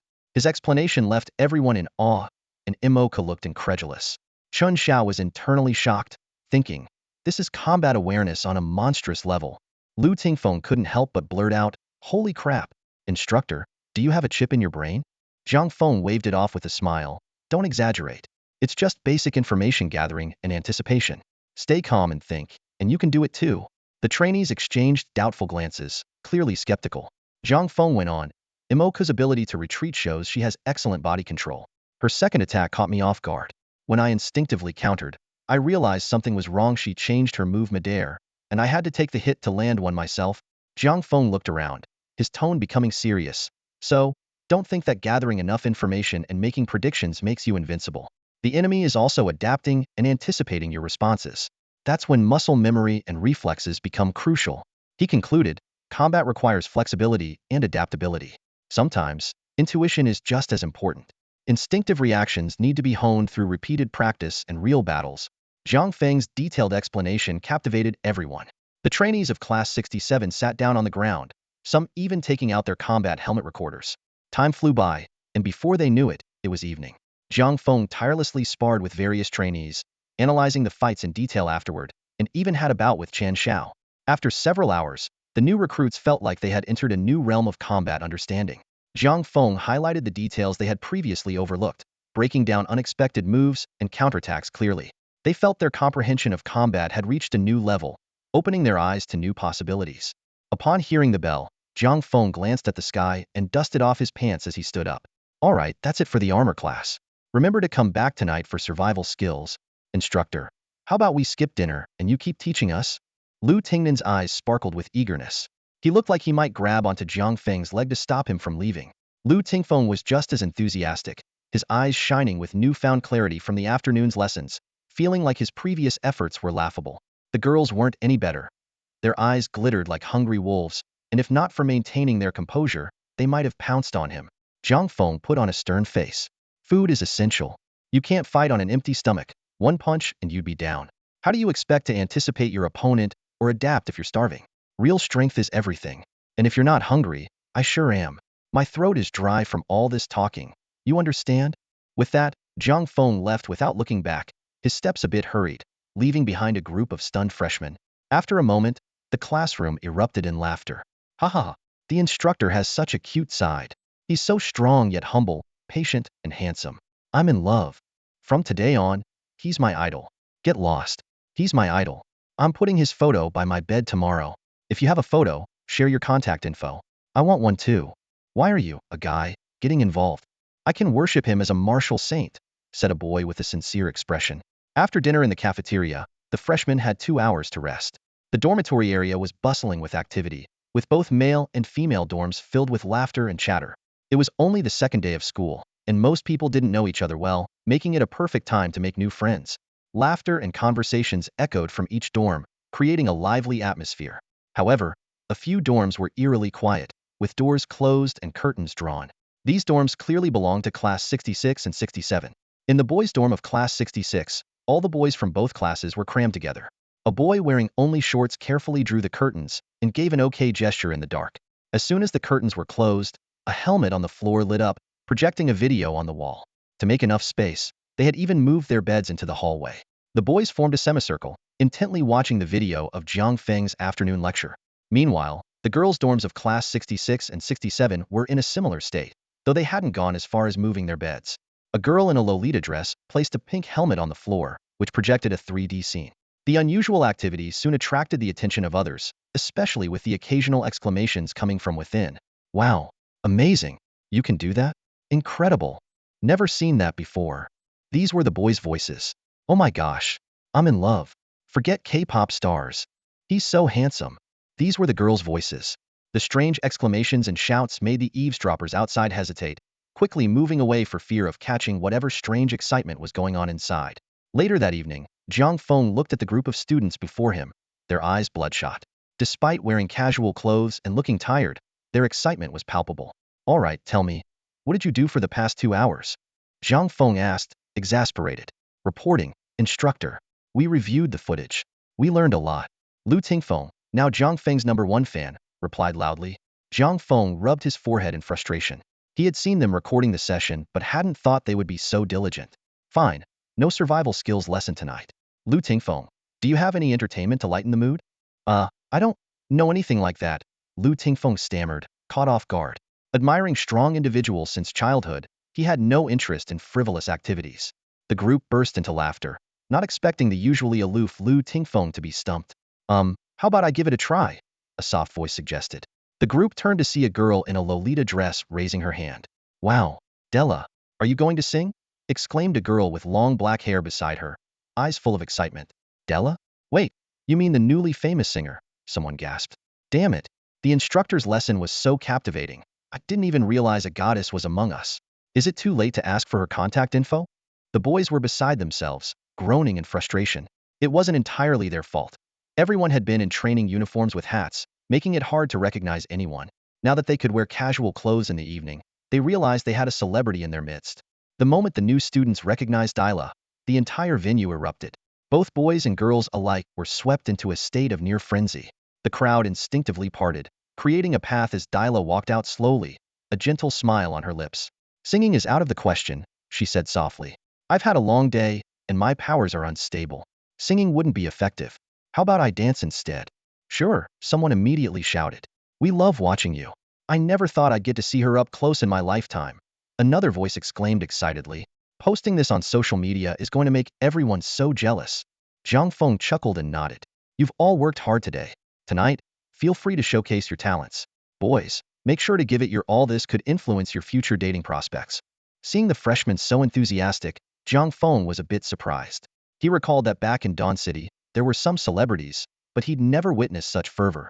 At this moment, Lu Tingnan leaned in and whispered, Instructor, you might not know since you just returned from Dawn City, but Dyla has awakened sound-based psychic abilities. She can inflict damage through sound, but she mainly plays a supportive role now. Her singing can not only relax people, but also cleanse their minds and dispel fatigue. That's incredible, Jiang Feng said, astonished.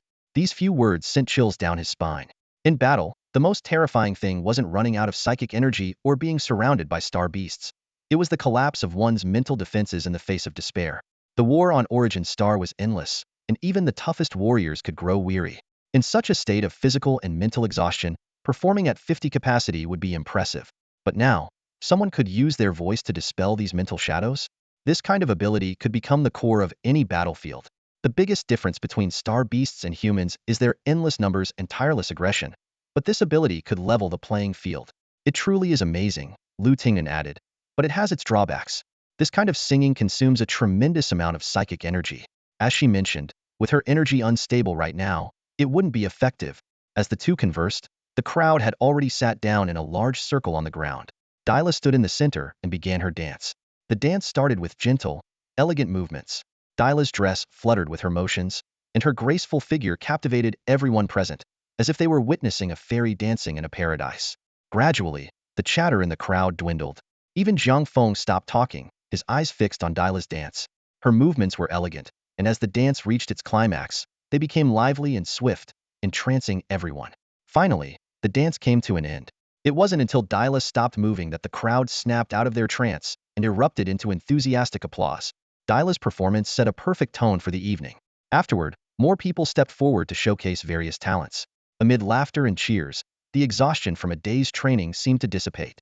Jiang Feng's approach won the freshmen's approval, and they reluctantly said goodbye to him, looking forward to the next day. The next morning, Jiang Feng noticed a marked improvement in everyone's spirits and a more serious attitude towards training.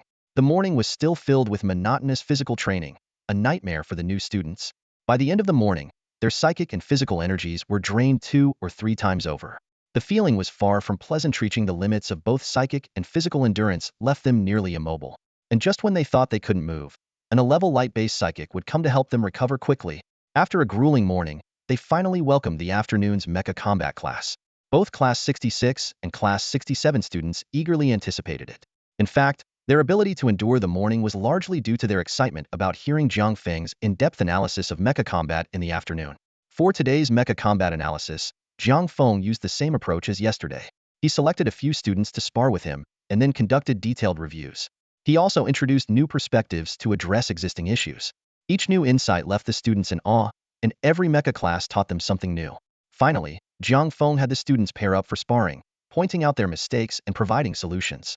By the end of the afternoon, everyone felt they had gained a lot and looked forward to the upcoming lessons with even more enthusiasm.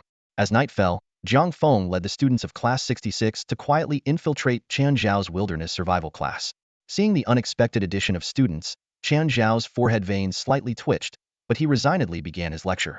Jiang Feng, meanwhile, sat among the students, feigning a serious demeanor as if he were attentively listening. Standing before the group, Chen Xiao spoke in a steady voice about the key aspects of wilderness survival. A wilderness mission can last over a month, he emphasized, so it's crucial to adapt to outdoor living and plan your supplies carefully. His gaze swept across the faces of the students as he continued. Our greatest enemy in the wild is not the star beasts, but nature itself. This statement made the new students hold their breath. Chen Xiao went on to explain the unique benefits of star beast meat and how to use it as a food source in the wilderness. Every word he spoke was filled with practical experience, and even Jiang Feng couldn't help but mentally note this valuable information. Chen Xiao then detailed several dangerous star beasts, such as the flame bees and Rocky Mountains. He vividly described their characteristics and behaviors, as well as the countermeasures to take when encountering them. Each example made the students feel as though they were already in the perilous wilderness. After finishing his lecture, Chen Xiao took a sip of water to relieve his dry throat from the long talk. Jiang Feng sighed inwardly, deeply impressed by the skills of the military-appointed instructor. For the next half-month, the new student schedules were packed. Physical training in the morning, combat suit exercises at noon, and wilderness survival lessons at night. This intense training continued until the 15th day. On that day, Jiang Feng and the other instructors were summoned, while the new students were granted a rare day off. The person who summoned them was a middle-aged man with the rank of lieutenant general, whose presence reminded Jiang Feng of a previous encounter with Yizong. The lieutenant general was tall, with a steady demeanor like a mountain, and a deep, powerful voice. Everyone, the lieutenant general began straightforwardly, after discussions with the Star Academy, we are introducing a new policy for the military. Now, I want to hear your thoughts. His words immediately grabbed everyone's attention, as they realized this new policy was likely related to the recruits they were currently training. The military training has already lasted 15 days, and under the guidance of the instructors, each class is gradually getting on track. However, an unexpected meeting disrupted the original plans. The lieutenant general surveyed the instructors with a grave expression and said in a deep voice, "The higher-ups and the Xingxiu have decided that the freshmen will enter the battlefield ahead of schedule. The situation at Qingguang isn't urgent, making it a suitable place for their trial." As soon as he spoke, the room erupted into chaos. The instructors looked at each other in disbelief. For years, Huaxia's combat academy had adhered to a fixed training model, training for the entire first year, followed by actual combat tasks in the second year. The sudden decision to send the newly enrolled freshmen to the battlefield shocked everyone. "Isn't it too early?" someone tentatively asked, their voice filled with concern. The lieutenant general slowly shook his head, his voice steady and firm. Currently, 32.1 of second-year students die on the battlefield due to theoretical knowledge inertia, and last year, this figure reached a record high of 47.5. The Xingxiu want to make a change. He continued to explain, second-year students are sent on missions in small teams. Although they are led by veterans, the number of teams executing tasks simultaneously is large, and the military can only allocate limited protection forces. After discussing with Xingxiu, we agreed that it is necessary for freshmen to experience actual combat earlier. You, as their instructors, will lead them into the battlefield. An instructor next to Jiang Feng couldn't help but exclaim, each freshman class has at least 70 students, some even over 100. There are too many variables on the battlefield, and we alone might not be enough. How can we ensure their safety? This question hit the nail on the head. Throwing such a large group of freshmen into the battlefield recklessly made it difficult for the military to guarantee their safety. There were simply too many uncertainties. The lieutenant general crossed his arms and nodded slightly. You're right. Therefore, this trial will only select the top 10 freshmen from each class, and you will lead them on a half-month mission. When they return, they will become the backbone of the freshmen in their second year. What about the other freshmen's training tasks? Someone asked. The military will increase manpower and send a new batch of instructors to take over your work, the lieutenant general replied. Upon hearing this arrangement, the instructors' attitudes began to change. Chun Xiao thought for a moment and said, if that's the case, the group we take out this time could indeed lead the other freshmen in a year. I think this plan is feasible. I agree. So do I. Support. Soon, most of the instructors expressed their approval. A slight smile appeared on the lieutenant general's face. Since that's the case, send your list of the top 10 students to the military tonight. Tomorrow, explain to them the risks and opportunities of the mission. If there are changes, submit them again. Don't tell me that after 15 days, you still don't know which students are promising. With that, he turned and left, leaving Jiang Feng and the other instructors to ponder which excellent students to select from their classes. Jiang Feng already had a few candidates in mind. Stroking his chin, he headed straight back to his dorm. The next day, under the puzzled gazes of the freshmen, the instructors and school leaders announced the new policy. The news shocked everyone. Clearly, those who were selected and returned would become the elite among the freshmen in the coming year. However, this also meant great risk. Even with instructor protection, life and death on the battlefield were unpredictable. For a moment, the freshmen' expressions were complex, and they began to discuss it fervently. In front of Class 66, Jiang Feng directly announced the 10 names submitted to the military last night. Mok, Lu Tingnan, Lu Tingfeng, Haninglan, Daila, Huang Peng, Chen Xian. The 7 named students stepped out of the lineup and stood in a row. Jiang Feng said sternly, you have been the most outstanding in the 15 days of training. Regarding this mission, I'll be frank. Even with my protection, there is a certain risk of death. I don't know the exact probability, but I will do my utmost to minimize this risk. Opportunities and risks coexist. You have half a day to contact your families and give me your answer by the afternoon. If you choose to withdraw, other instructors will take over your training. As soon as Jiang Feng finished speaking, except for Mok, Lu Tingfeng, and Lu Tingnan, the others' expressions became complicated. Clearly, this was not a decision they could make alone. Today's classes are suspended. Think it over carefully. If anyone withdraws, I will choose replacements from the others, Jiang Feng added. Upon hearing this, everyone was stunned for a moment, then left the training ground to contact their families and discuss the matter. By the afternoon, Jiang Feng received the final list. Chen Xian and another person withdrew, and Jiang Feng immediately called in 2 freshmen from the backup list. They were already prepared, and the 10-person list was finalized. Mok, Lu Tingnan, Lu Tingfeng, Haninglan, Daila, Huang Peng, Lin Ming, Yang Sishi, Chun Mu, Wang Mingming. Jiang Feng gathered the 10 students separately and said with a serious expression, meet at the school gate tomorrow. There will be a special vehicle to take you to Qingguang. The mission will last for half a month. Apart from your battle armor, do not bring any extra items. Qingguang will provide the necessary supplies. Seeing Jiang Feng's unprecedentedly serious expression, the students couldn't help but swallow nervously. They had never seen this side of him before. Since I chose you, I will be responsible to the end, Jiang Feng continued. In the upcoming mission, if you encounter star beasts you can't handle, I will intervene. Get a good night's sleep tonight. You might not have such an opportunity in the next half-month.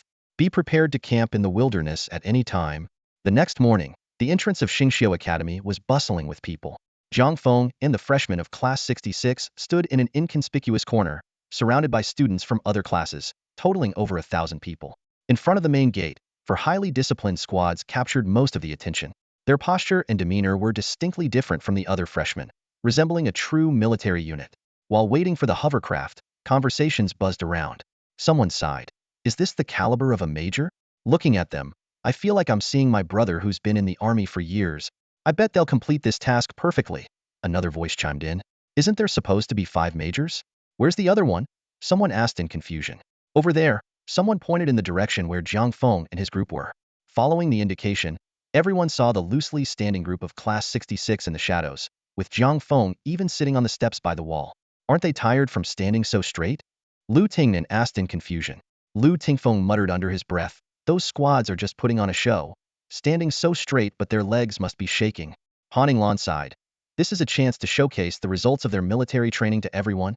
Just as Lu Tingnan was about to respond, he froze because the attention of the other freshmen had shifted towards them. The majors at the front also noticed the situation, and one of them, a man with a hint of disdain in his eyes, strode over. Oh no, Lu Tingnan whispered. That's Su Shenglang from the Su family. Before Lu Tingfeng could react, Su Shenglang was already in front of Jiang Feng, looking down at him and questioning, is this how lax your discipline is? How do you expect to fight on the battlefield like this? Is this how you've been leading them for the past 15 days, Major Jiang? He emphasized the words Major Jiang, and the surrounding instructors edged closer, eager to see the drama unfold. Jiang Feng frowned as he stood up and asked calmly, who are you? Su Shenglang sneered. Su Shenglang, a major who lets his freshmen get like this? I'm starting to doubt your qualifications. He glanced meaningfully at the students of Class 66. Behind Su Shenglang, the freshmen of Class 07 stood in perfect formation, their serious and disciplined presence creating a palpable pressure that seemed to freeze the air around them. The students of Class 66 couldn't help but straighten up under the scrutiny. Jiang Feng glanced at Class 07 and chuckled. This is the last moment of relaxation. If you're always tense, you'll break under pressure on the battlefield. Jiang Feng's attitude darkened Su Shenglong's expression, and he snapped, you're being irresponsible. Let me test their strength. Before he finished speaking, a powerful level spiritual pressure descended on Class 66. However, to everyone's surprise, the students of Class 66 looked at the grimacing Su Shenglang with bewilderment, seemingly unaffected by the pressure. This scene left the watching instructors and other freshmen stunned. Even those standing further away could feel the pressure from Su Shenglang and Class 07, yet the freshmen of Class 66, at the center of it, appeared unfazed. Jiang Feng is no ordinary person. One of the remaining three majors, an older-looking one, remarked. Indeed, just in terms of resilience, there aren't many squads here that can match them. Another major agreed, his tone filled with amazement and admiration. Next to him stood a woman in a military uniform, her well-defined figure accentuated perfectly, and her short hair giving her a neat and efficient look. He had underestimated the two major battles, but it made sense whenever anyone returned from Dawn City or Morning Light City, he would get agitated. I never thought he would go 15 days without causing trouble. The last person was a young man, only slightly older than Jiang Feng. Su Shenglang didn't know that maintaining a commanding presence was always part of Class 60 SIXS training. In combat, mental stability is crucial. When faced with overwhelming beast hordes or 100 turtle giants, only those who remain calm can fight effectively and showcase their true strength. What does Class 66 usually train against? They face Jiang Feng, who has slaughtered tens of thousands of star beasts, fought class star beasts, and traversed endless tides of star beasts. Compared to this, Su Shenglang and his group seemed too inexperienced. As a result, everyone barely felt any pressure from their imposing presence. Some were even curiously observing Su Shenglong's grim and menacing expression. Just as Su Shenglong's aura hadn't yet dissipated, Jiang Feng frowned and waved his hand, instantly neutralizing the powerful pressure. He coldly said, I'll take responsibility for my students. Are you overstepping your bounds? Seeing the unscathed students of Class 66 and the calm demeanor of Jiang Feng, an unnamed fury surged within Su Shenglang, and he blurted out, who knows if the traitors returning from Dawn City might harm them. The atmosphere instantly froze. The indifferent expressions on the faces of Class 66 students vanished, and they stood at attention, their terrifying presence pressing down on Su Shenglang. Faster than anything else, a shadow appeared between Jiang Feng and Su Shenglang in an instant. Feeling the crisis, Su Shenglang's scalp tingled, and he instinctively activated his battle armor. Awoke! A sharp shout broke the tense atmosphere. Only then did everyone notice a petite figure in battle armor standing between Su Shenglang and Jiang Feng, with a blade of black energy pointing at Su Shenglang's throat. Staring at the energy blade, Su Shenglang involuntarily swallowed. He could feel the genuine intent to kill. The person before him was not bluffing. She could truly kill him in front of everyone. The battle armor gave Su Shenglang a slight sense of security, but his face burned with embarrassment, thankfully hidden by his helmet. Just as Su Shenglang was about to act, a student behind him moved even faster. The student's battle armor activated instantly, and wielding a long blade, he deflected Awoke's energy blade from below. Awoke leaped back, creating distance, and crossed two energy blades in front of her chest, ready to attack at any moment. Clack, clack, swoosh, swoosh. The sound of armor activating filled the air. The students of Class 66 behind Jiang Feng simultaneously donned their battle armor, forming a neat line behind awoke. The students of Class 07, though slightly slower, quickly followed suit, standing behind the first student who had acted, and the atmosphere became extremely tense. Su Shenglang finally came to his senses, giving his students a signal to stand down. He stepped forward and shouted, "How dare you openly attack a federal officer? Is anyone really going to be scared by a freshman?" A sarcastic voice chimed in. Imoku was just joking around. You, a dignified lieutenant colonel with A-level abilities. What could she possibly do to you? Jiang Feng turned to see a tall, black and gold armored figure with a giant sword on its back among the Class 66 students. It was Lu Tingnan's armor. Jiang Feng sighed, not expecting this usually quiet and skinny guy to be so sharp-tongued, and his armor style so different from his usual demeanor. These words left Su Shenglang speechless. First, they downplayed Imoku's strength, then elevated themselves, putting him at a disadvantage and gaining sympathy from those around. Moke's true strength was known only to herself. The full-force sneak attack, just now, if not for Jiang Feng's timely intervention, might have already drawn Su Shenglang's blood. Despite being a class warrior, Su Shenglang, unprepared and without his battle armor, would have struggled to survive this near-class assault. The atmosphere grew tense, and the air was thick with hostility. At this moment, one of the seasoned majors from Class 07 shook his head and murmured, "Su Shenglang really got the short end of the stick. It seems Class 66 is stronger than they appear, possibly even more formidable than Class 07, especially that little girl. We've got another formidable opponent on our hands." With that, he signaled the other two to follow, and the three of them walked to the middle of the standoff between the two classes. Clearing his throat, the seasoned major spoke in a deep voice. "All of you are now soldiers of Tianji City and instructors at Xingqiu Academy. You represent the future of the Federation. Is this really how you intend to train them?" These words made Su Shenglang's face turn pale. Realizing his loss of composure, he snorted coldly and said, "I hope you can be this strong on the battlefield." Jiang Feng remained calm, merely waving his hand, and the battle armors of Class 66 were promptly removed. Seeing this, Class 07 also disarmed. The tension eased slightly, but the sharp glances exchanged between the two classes suggested that conflict could ignite at any moment. All right, save your energy for the star beasts," said the young major from the trio, unable to bear the tension any longer. "The hovercrafts are here." Everyone turned to see 3 starships, each about 30 meters long, hovering in the sky. One of them slowly descended. The starships were rectangular, with a slightly pointed front, resembling the high-speed trains of the past, except for the tail fins and engine ports at the rear. As the first starship landed, the freshmen boarded in an orderly fashion. After it was full, the second and third starships followed suit. Class 66 was assigned to the second starship. Once seated, they all turned to Lu Tingnan with curious eyes. "Who knew you could be so sarcastic?" Chun Mu, the tall and thin one, couldn't help but say. Lu Tingnan, seeing their expressions, explained helplessly, "Come on, you know I don't usually act like this. I just wanted to annoy that guy." Han Yinglan puffed her cheeks and asked angrily, "What's his deal anyway? None of the other instructors bother us as much as he does." Lu Tingnan sighed, "I can't say much about him, but his family doesn't like us, the ones sent from Dawn City and Morning City. So, because our instructor is from Dawn City, he's targeting us?" "Exactly." Hearing the discussion from the back, Jiang Feng glanced at Lu Tingnan more attentively. This kid seemed to know quite a bit. Meanwhile, on the first starship, Su Shenglang asked one of his students with a somber expression, "What did you think of that girl just now?" "She's strong," replied a boy with bangs, his head lowered, hiding his expression. Su Shenglang's heart skipped a beat. "Stronger than you?" "I don't know."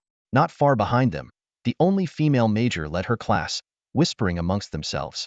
"Xiao Xian, how did it feel?" The short-haired female instructor asked, nodding towards a black-haired girl beside her. Xiao Xian pondered for a moment, then said with some frustration, "I couldn't tell. I wasn't paying attention at first, and we didn't really fight, so I can't judge." The female major chuckled, patting her head. "Let me tell you, you have about a 30% chance of winning against her right now." "What?" Xiao Xian exclaimed. Although she wasn't sure of Moke's exact strength, she was confident in her own abilities. Her psionic power is probably around class, not at its peak yet, but quite strong. Combined with her terrifying speed and dark element stealth ability, she could potentially take down a class in a full-force sneak attack. This revelation caused the surrounding freshmen to gasp. Xiao Xian was their strongest, and if she only had a 30% chance, what chance did they have? "If she's that strong, we stand no chance in the end-of-month exercise," someone couldn't help but complain. "Exactly, and the rest of Class 66 isn't weak either. The Liu family's 2 young masters are there, and so is that mixed-race singer, Della." Lin Yak, the female major, suddenly raised her voice. "What kind of attitude is this? I, Lin Yak, won't tolerate such low spirits. I'm telling you her strength to motivate you, and remember, Real combat is the fastest way to improve. In these 15 days, she is your target. Got it? Lin Yak's stern command sent a shiver through everyone, followed by a surge of battle spirit. Even though Moke's move was brief, it left a deep impression on everyone. Her strike had been launched right under the instructors' noses, revealing a staggering amount of information. As a result, she became a primary focus for most teams. Competition and rivalry are everywhere, especially with a military exercise on the horizon. Yet, at this moment, the focus of all this discussion, Moke, was sound asleep, leaning on Han Ninglan's shoulder. The rest of Class 66 followed suit. After a brief discussion, they either slept or meditated. This was a special lesson from Jiang Feng. Once a mission was accepted, rest whenever possible during the mission, avoiding unnecessary exhaustion. While other classes thought the mission started with the Qingguang, Class 66 had been in mission mode since the moment they assembled. 3 starships soared through the sky, steadily ascending along the preset trajectory from the control tower, heading towards the vast wilderness outside Tianji City. Jiang Feng was about to take a nap when the system's excited voice suddenly echoed in his mind. Are we going to the wild? Are we going to the wild? I've been dying to go. The sudden shout startled Jiang Feng, and he looked around warily. Seeing that everyone else was quietly resting, he breathed a sigh of relief. If anyone had seen his unusual reaction, the image he had painstakingly cultivated over the past few days would have been ruined. Shut up, Jiang Feng angrily rebuked in his mind. You lazy worm. Look at your energy points. Can't you have a bit of ambition? Upon hearing this, Jiang Feng delved into his consciousness to check his energy points. What he saw shocked him. Only 21,389 points left. He couldn't help but roar internally. Where did all my energy points go? I had a huge pile. We agreed on 75 points per day. The system retorted defiantly. Think about how many days have passed since you last exchanged 50,000 points. Looking at the dwindling energy points, Jiang Feng's expression grew serious. This couldn't go on. His psionic talent was average, and energy points were his only way to quickly improve his strength. Without enough energy points, his progress would stagnate. Although he had the purple Qilin to back him up, it was clearly not enough when facing star beasts. After pondering for a moment, Jiang Feng asked the system, what's the next tier of creatures, requiring 100,000 to 150,000 energy points? What level are they? First and second tier Rubik's Cube dragons. The system replied without hesitation, then urged, now that you know, hurry up and earn more energy points. Jiang Feng's pupils contracted. The strength of creatures beyond first and second tier Rubik's Cube dragons would increase exponentially. He resolved to seize the opportunity during this mission to hunt a batch of star beasts and replenish his energy points. The starship flew at near supersonic speed for about an hour, showcasing the vastness of Origin Star and the expansive exploration area of Huaxia. As the starship entered a mountainous region, a colossal star-class carrier came into view. This giant vessel, named Qingguang, was nearly twice the size of Baifeng. Its hull was covered with densely packed weapon turrets, making it a formidable sight. Numerous small and medium-sized starships took off and landed around it, resembling a moving airborne fortress. Even more striking was the scene beneath Qingguang. Several mountains had been leveled, and a steel city exuding a militaristic aura stood tall. Although not large in scale, it gave an impression of impregnable strength. The 3 starships landed steadily on Qingguang's deck. A broadcast sounded, waking the sleeping passengers. Jiang Feng and the others disembarked in a line, finding over 100 instructors already standing on the deck, each leading their own team. An officer wearing a major general's epaulet stepped forward, and the instructors saluted in unison. The major general returned the salute and said, "We've received orders from above. Supplies and tasks are all arranged. This mission will be their first direct encounter with the battlefield. You must protect them while letting them experience the reality of combat firsthand." Su Shenglang stepped forward and asked, "What is the mission this time? Will there be extra time to plan our strategy?" The Major General replied, "Time is tight. Your mission area is roughly in the southeast, where the star beasts are fewer and of lower levels. Your task is to clear and investigate the star beasts in that area." He then gave Su Shenglang a meaningful look. "Your only task is to intervene if their lives are in danger. This has been the rule since they started at the academy. So, next time, don't ask if there's time to plan." Su Shenglang's expression froze, and he retreated with a grim face. At this moment, Jiang Feng stepped forward and asked, "If we can only intervene when their lives are in danger, can we provide some tips on task details and survival skills?" The Major General replied, "There will be a dedicated star ring for communication. Verbal tips are allowed. Otherwise, the teaching effect wouldn't be achieved." He nodded approvingly. "Understood," Jiang Feng responded. The Major General continued, "Now, follow me to collect your equipment and supplies." With that, he turned and walked into Qingguang. The group followed the Major General into the ship, arriving at a space resembling a large warehouse. Inside, Various mechanical supplies were neatly arranged, including hovercars, weapons, and battle armor. Jiang Feng even spotted several medium-sized starships. The Major General led them to a row of medium-sized hovercars.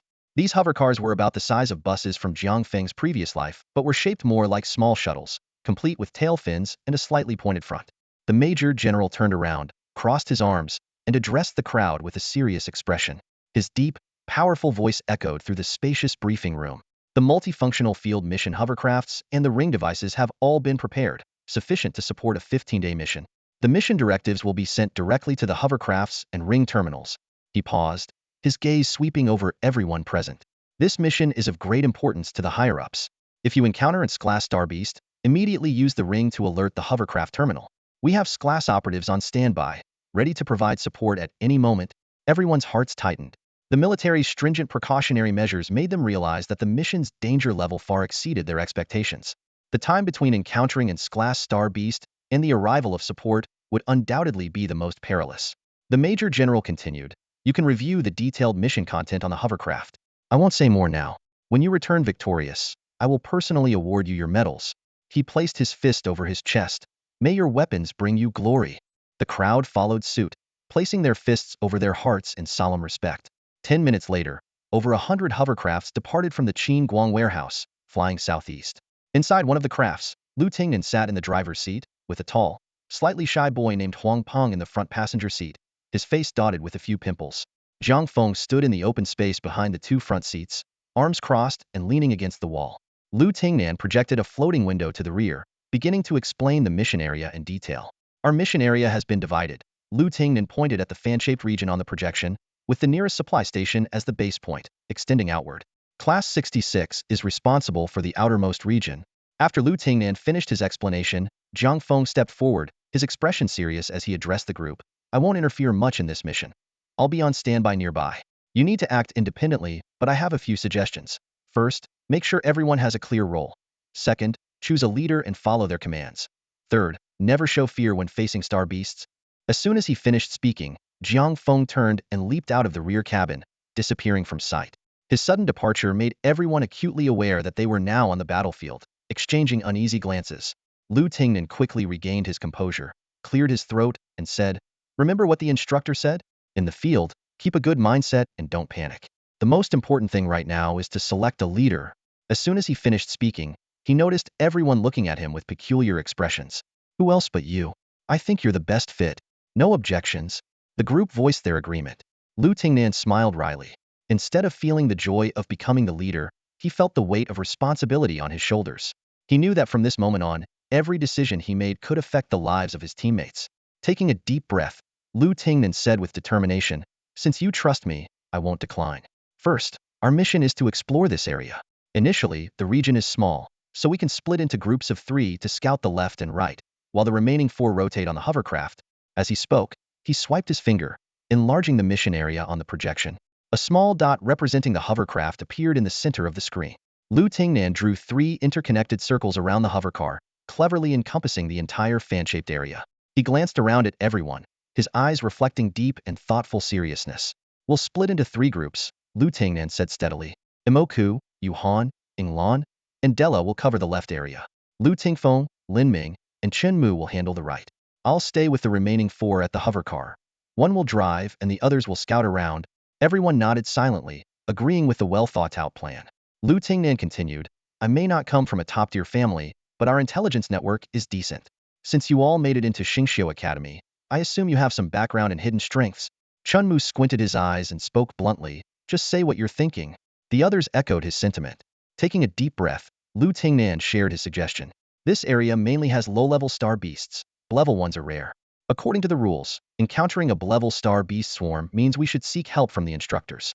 But if we only encounter a single level beast, I think we should try to take it down." Surprisingly, no one objected immediately. Instead, they fell into deep thought. As geniuses who made it into Xingqiu Academy, they had confidence and ambition, but they also had to be cautious on their first mission. "We'll be in groups of 3, Lu Tingnan continued to explain. "If it's not a large-scale star beast swarm, I believe we can take it down by force. Of course, the specific situation will need to be judged by the 3 of you together. But," his tone suddenly became passionate, "having this kind of training opportunity in our freshman year, I don't want to spend it idly. Think it over, everyone. Without waiting for a response, Lu Tingnan decisively waved his hand. The mission starts now. Everyone, maintain communication through the star rings. Lu Tingfeng smiled slightly and left the rear cabin with Chun Mu and Lin Ming. Imoku, silent and clad in battle armor, followed closely behind with Han Inglan and Della. In the barren mountains below, Jiang Feng, riding a rock dragon, grinned. Over the past few days, he had watched this group act obediently in front of him, never expecting they had such pride beneath the surface. What he didn't know was that everyone who entered Xingqiu Academy was a standout among their peers. The 10 he had selected, except for Imoku, all had significant backgrounds. If it weren't for Jiang Feng's impressive track record and genuine skills, they wouldn't be so compliant under his guidance. Seeing 6 small black dots flying out of the hovercar, Jiang Feng made a mental note and summoned 2 more rock dragons on a nearby slope, making a total of 3. System, issue the command, Jiang Feng said. Each rock dragon will protect one team. Remaining invisible, command issued. The system responded excitedly. What now? Going to hunt star beasts? It was eager for energy points. What else? Jiang Feng chuckled. The Promethean rock dragons, with their A-level strength, were enough to protect them. Even if a level or higher creatures appeared, the rock dragons could help them escape or hold off the threat until reinforcements arrived. Jiang Feng didn't mind exposing the rock dragon's presence. The higher-ups were turning a blind eye to him anyway. With even griffins appearing, what was an A-level rock dragon to fear? With this arrangement, Jiang Feng was completely free to explore the wilderness. Little did Lu Tingnan and his group know, as soon as the mission began, Jiang Feng had already left them behind. The 3 rock dragons disappeared, with one staying in place and the other 2 gliding to the sides. Time to earn some energy points. Jiang Feng's eyes gleamed with excitement as he vanished into the mountains. Once far enough from the hovercar, he mounted his griffin and ascended to 20,000 meters before stopping. In the area assigned to Lu Tingnan and his team, if there were tower-based detection devices, they would see a rainbow streak flashing across the sky at an incredible speed. Within minutes, Jiang Feng had flown out of the mission area, entering an unexplored, unknown territory ahead. Meanwhile, Imoku, clad in her Tek Armor, flew in the lead, with Della and Han Inglan flanking her from afar, forming a triangular formation. They flew at a moderate speed, using the new exploration devices in their helmets to search for star beasts.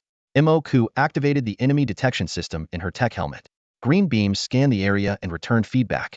After flying for a while, Imoku finally detected something unusual below. The green waves seemed ordinary, but careful observation revealed slight ripples. Smiling subtly, Imoku pretended not to notice and continued flying.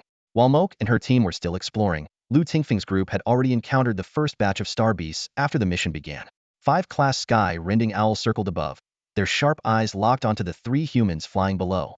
The mix of spiritual energy and blood sent from the humans stimulated the star beast senses, turning their aimless wandering into a focused hunt. The piercing shrieks of the sky-rending owls grew louder as they approached. Lu Tingfeng and his companions' pupils contracted, and their hearts raced.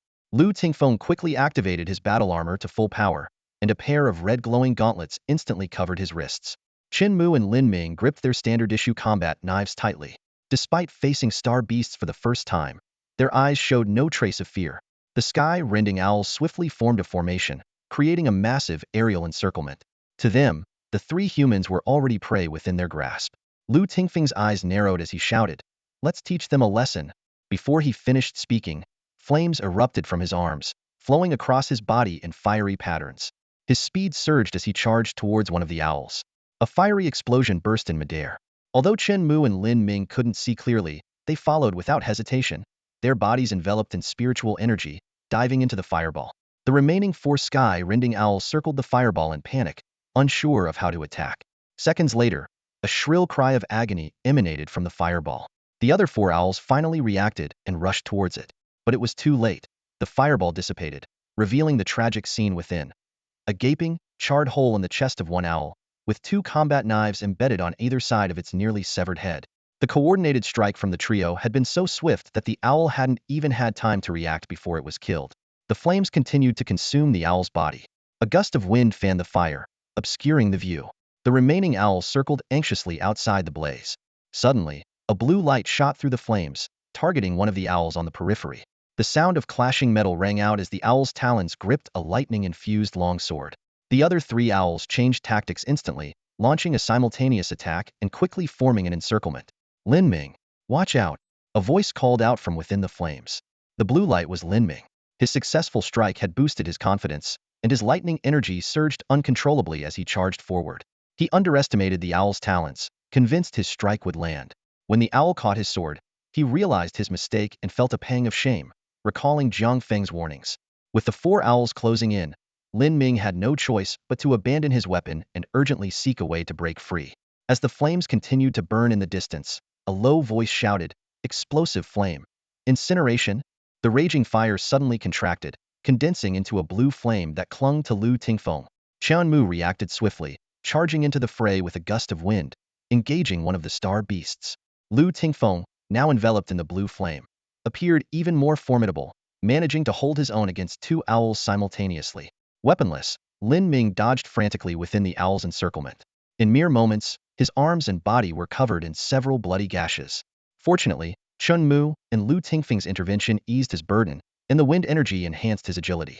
"Help him retrieve his weapon first," Lu Tingfeng ordered through his helmet. "Chun Mu, draw their attacks." Without hesitation, Chun Mu gathered his spiritual energy, wind blades swirling around his combat knife. Lin Ming, his eyes gleaming, spoke rapidly. "Continue with that coordinated strike. I can immobilize it. Even better. Let's move." Chen Mu shouted, leading Lin Ming to evade an owl strike. Lin Ming's eyes narrowed, his voice resolute. "Don't worry about me. I'll find a way to get close to that riftwing owl." Before his words had fully left his mouth, he had already darted away from Chen Mu, speeding directly toward one of the riftwing owls. The star beast was highly alert, its eagle eyes full of wariness, the image of its companion's brutal death still vivid. It turned and retreated without hesitation, seemingly planning to outmaneuver Lin Ming. Undeterred, Lin Ming keenly observed the movements of the surrounding riftwing owls while continuously gathering spiritual energy on his back. Without Chun Mu's wind elemental boost, the riftwing owls were even more interested in Lin Ming. Sure enough, it wasn't long before one of them suddenly launched an attack, its talon slamming hard into Lin Ming. Prepared for this, Lin Ming adjusted his direction at the moment of impact, flying backward toward the riftwing owl still holding his battle knife. The owl, seeing Lin Ming approaching, had its golden eyes glinting with cruelty, its wings flapping furiously, and its sharp talons slightly raised, ready to capture its prey. Just as they were about to collide, a blinding burst of electricity erupted from Lin Ming's body. The riftwing owl convulsed violently, its wings stiffening instantly, and it plummeted to the ground with Lin Ming. Chen Mu and Lu Tingfeng, who had been on standby, immediately broke free from their own engagements and flew at full speed to support him.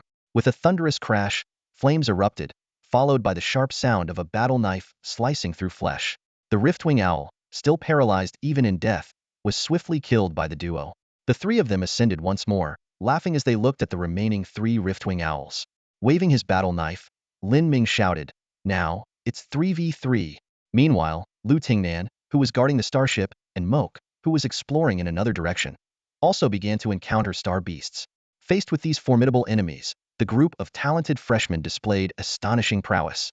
Although the number of star beasts they encountered was fewer than those Lu Tingfeng and the others faced, they still had to deal with small groups led by 2 or 3 star beasts, making the battle challenging. Fortunately, they remembered Professor Jiang Feng's combat techniques, working in perfect coordination, and fought the star beasts to a standstill. Moke's team even seemed to have a slight upper hand. 3 rock dragons hid in the distance, silently observing the battle. Jiang Feng, who had left the rock dragons behind, was already wreaking havoc in the unexplored areas. After leaving the mission zone, whenever he encountered a sizable group of star beasts, he would summon the Qilin to crush them. Along the way, although he hadn't encountered any large star beast groups, he had accumulated nearly 5,000 energy points. Facing the impending need for hundreds of thousands of energy points, the amount provided by lower-tier star beasts was becoming insufficient. Jiang Feng couldn't help but reminisce about the overwhelming star beast swarms in Dawn City and Tianji City. The star beast groups he encountered now, whether Tyre or Attire, were no match for the Qilin, which could contend with steer star beasts. The Qilin crushed the head of an Attire star beast with a single swipe, its fangs flickering with purple-black flames. Jiang Feng, riding on its back, surveyed the surrounding star beast corpses and sighed inwardly. If only there were a larger star beast tide. At this rate, I don't know how long it will take. I can't venture too far either, or I won't make it back in time if they get into trouble. As his level increased, the energy points required became more and more, and the number of lower-tier star beasts he needed to kill reached astronomical figures. Meanwhile, in a main control room aboard the Qingguang, a giant screen was split into thousands of smaller screens, each displaying the personal perspectives of the freshmen. Apart from the staff responsible for monitoring and recording, The major general who had previously led Jiang Feng and the others was also present, alongside a group of officers who were watching with great interest. Lin Yak's group is impressive. Several of them can really fight. Handling 3-tier star beasts perfectly, the officers occasionally whispered. Although the densely packed small screens were dizzying to look at, the instructors connected to the system could select any screen to enlarge for closer viewing at any time. At that moment, a group of people was focused on watching the performance of the class led by Lin Yak. She's quite capable, both in terms of her own strength and her ability to lead, someone commented. That's not necessarily true. People from well-disciplined families often have a good grasp of the rules. The officers present were fervently discussing the performance of the new recruits, occasionally glancing at the young faces battling the star beasts in the distance. Not always. One officer pointed at Su Shenglang in the holographic projection. Look at him over there, flailing around against the star beast. If it weren't for his overwhelming power, he would have been in deep trouble. Groups of people formed small circles, whispering among themselves. This batch of recruits was arguably the strongest of the year. Observing them early not only helped expand their own units, but also allowed them to identify and recruit potential talents. Outstanding young blood is always in high demand, no matter where you are. While the officers appeared to be critiquing the recruits, it was essentially a silent battle for talent. In an inconspicuous corner, 5 officers, 3 men and 2 women were huddled together, furtively watching their tablets and occasionally looking around to ensure they weren't noticed. They were intently focused on the battle footage of Class 66. This is definitely the dark horse of the year. An excited female officer exclaimed. Look at their coordination, their handling of the situation. Sure. Ahua, keep it down. A man beside her quickly made a silencing gesture. The fewer people who notice this team, the less competition we'll have. Ahua immediately fell silent, but her eyes couldn't hide the excitement as she continued to watch the screen. As night fell, the various patrol teams began returning to their hovercrafts. The members of Class 66 were no exception. Following Lu Tingnan's instructions, they quickly tended to their conditions and then convened for a battle debriefing in the cockpit. Their hovercraft was parked behind a mountain, supported by 4 massive metal legs firmly planted on the ground. 2 large compartments extended from the sides, nearly doubling the size of the hovercraft. Inside the cockpit, everyone had just taken their seats when Lu Tingnan stood up. For this mission, we split into 3 teams, and none of us know how the other teams fared in battle. Let's each discuss the mistakes we made during the day, the consequences, and how we can remedy them. Since it was my suggestion, I'll start. He took a deep breath and continued. We encountered star beasts 3 times today. Our coordination was decent during the first battle, but I got overconfident during the second and tried to take down 2 star beasts on my own, nearly losing my life. Realizing my mistake, I retreated and regrouped before taking them down with minimal losses. Lu Tingnan's expression was serious. My mistake was the most severe, and it almost cost my teammates. It all boils down to my arrogance. After he finished, the others shared their experiences, identifying the details they overlooked and the mistakes they made in battle, discussing ways to correct them. The debriefing lasted for 2 hours. As it was their first encounter with star beasts, everyone felt they had learned a lot. After the debriefing, they returned to the fold-out living quarters on the sides of the hovercraft to rest. The facilities were comprehensive, with individual rooms and shower systems, far better than the conditions during missions out of Dawn City. Meanwhile, in the unexplored zone, Jiang Feng also activated the Prometheus base station and shield, preparing to rest. After a day's work, he had accumulated nearly 8,000 energy points. The usually irritable system seemed as relaxed as a cat on catnip with so many energy points coming in. Jiang Feng replenished the energy elements. Given the high-intensity field operations, energy elements were in high demand. Both the base station, generators, and Tek battle armor required significant energy. He considered sending Kiran to hunt star beasts for energy points, but the system required him to be nearby for the kills to convert to points, so he had to abandon the idea. Despite the small size of the Crimson Tech shield, it was still quite conspicuous in the night sky. When Jiang Feng woke up the next day, he found that over 200 energy elements had been depleted from the shield. Looking outside, he saw a dense swarm of star beasts, their attacks continuously draining the shield's energy. Jiang Feng stretched, washed up, and mounted Kiran to begin another day of slaughter. As energy points flowed in, the new recruits were rapidly gaining experience in battling star beasts. By the 5th day, none of the teams showed the initial signs of panic. They had expanded their exploration range within the mission area. All of them were geniuses with strong adaptability, and within a few days, they had already acclimated to the battlefield. Several teams demonstrated impressive combat talents over these days. Among the 5 colonels, 4 teams stood out, but one team surprisingly outshone those led by 3 ordinary instructors. While theoretical knowledge and practical combat skills are both essential, they don't always correlate.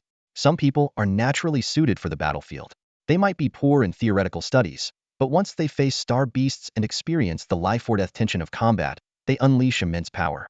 Such examples do exist. Lu Tingfeng, who was an arrogant second-generation student back at the academy, became somewhat subdued after encountering Jiang Feng. But on the battlefield, he seemed like a different person, calm, decisive, and fiercely brave. Many officers observing their battles praised him as a natural-born warrior. These rookies quickly became hot commodities among the officers. Being stationed on the Qingguang, they had the advantage of getting information faster than those in other military divisions. In the corridor, several officers were huddled together, speaking in hushed tones. That little girl Jiang Feng brought back isn't bad either. What's her name, Moke? She seemed pretty normal in her performance, one officer remarked.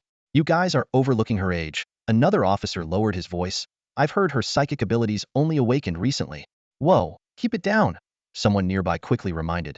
Not many people know about this, don't let it slip. Such whispered conversations were happening all over the place. During this phase every year, the military divisions didn't care about past connections. Each one guarded their information fiercely. Meanwhile, in the unexplored zone, Jiang Feng was riding a Qilin, racing forward.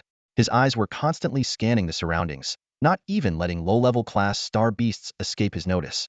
The system kept chiming with joyful notifications, and at this rate, he would break through the 10,000 energy point mark in a few days. Reaching 15,000 by the end of the mission wasn't out of the question. Just then, a massive horde of star beasts appeared ahead, stretching beyond the horizon. Excitement flashed in Jiang Feng's eyes as the Qilin lowered its body, its powerful hind legs exploding with force, launching them directly into the star beast horde. Leading the horde were several A-class star beasts. Seeing a human charge at them, they were instantly enraged.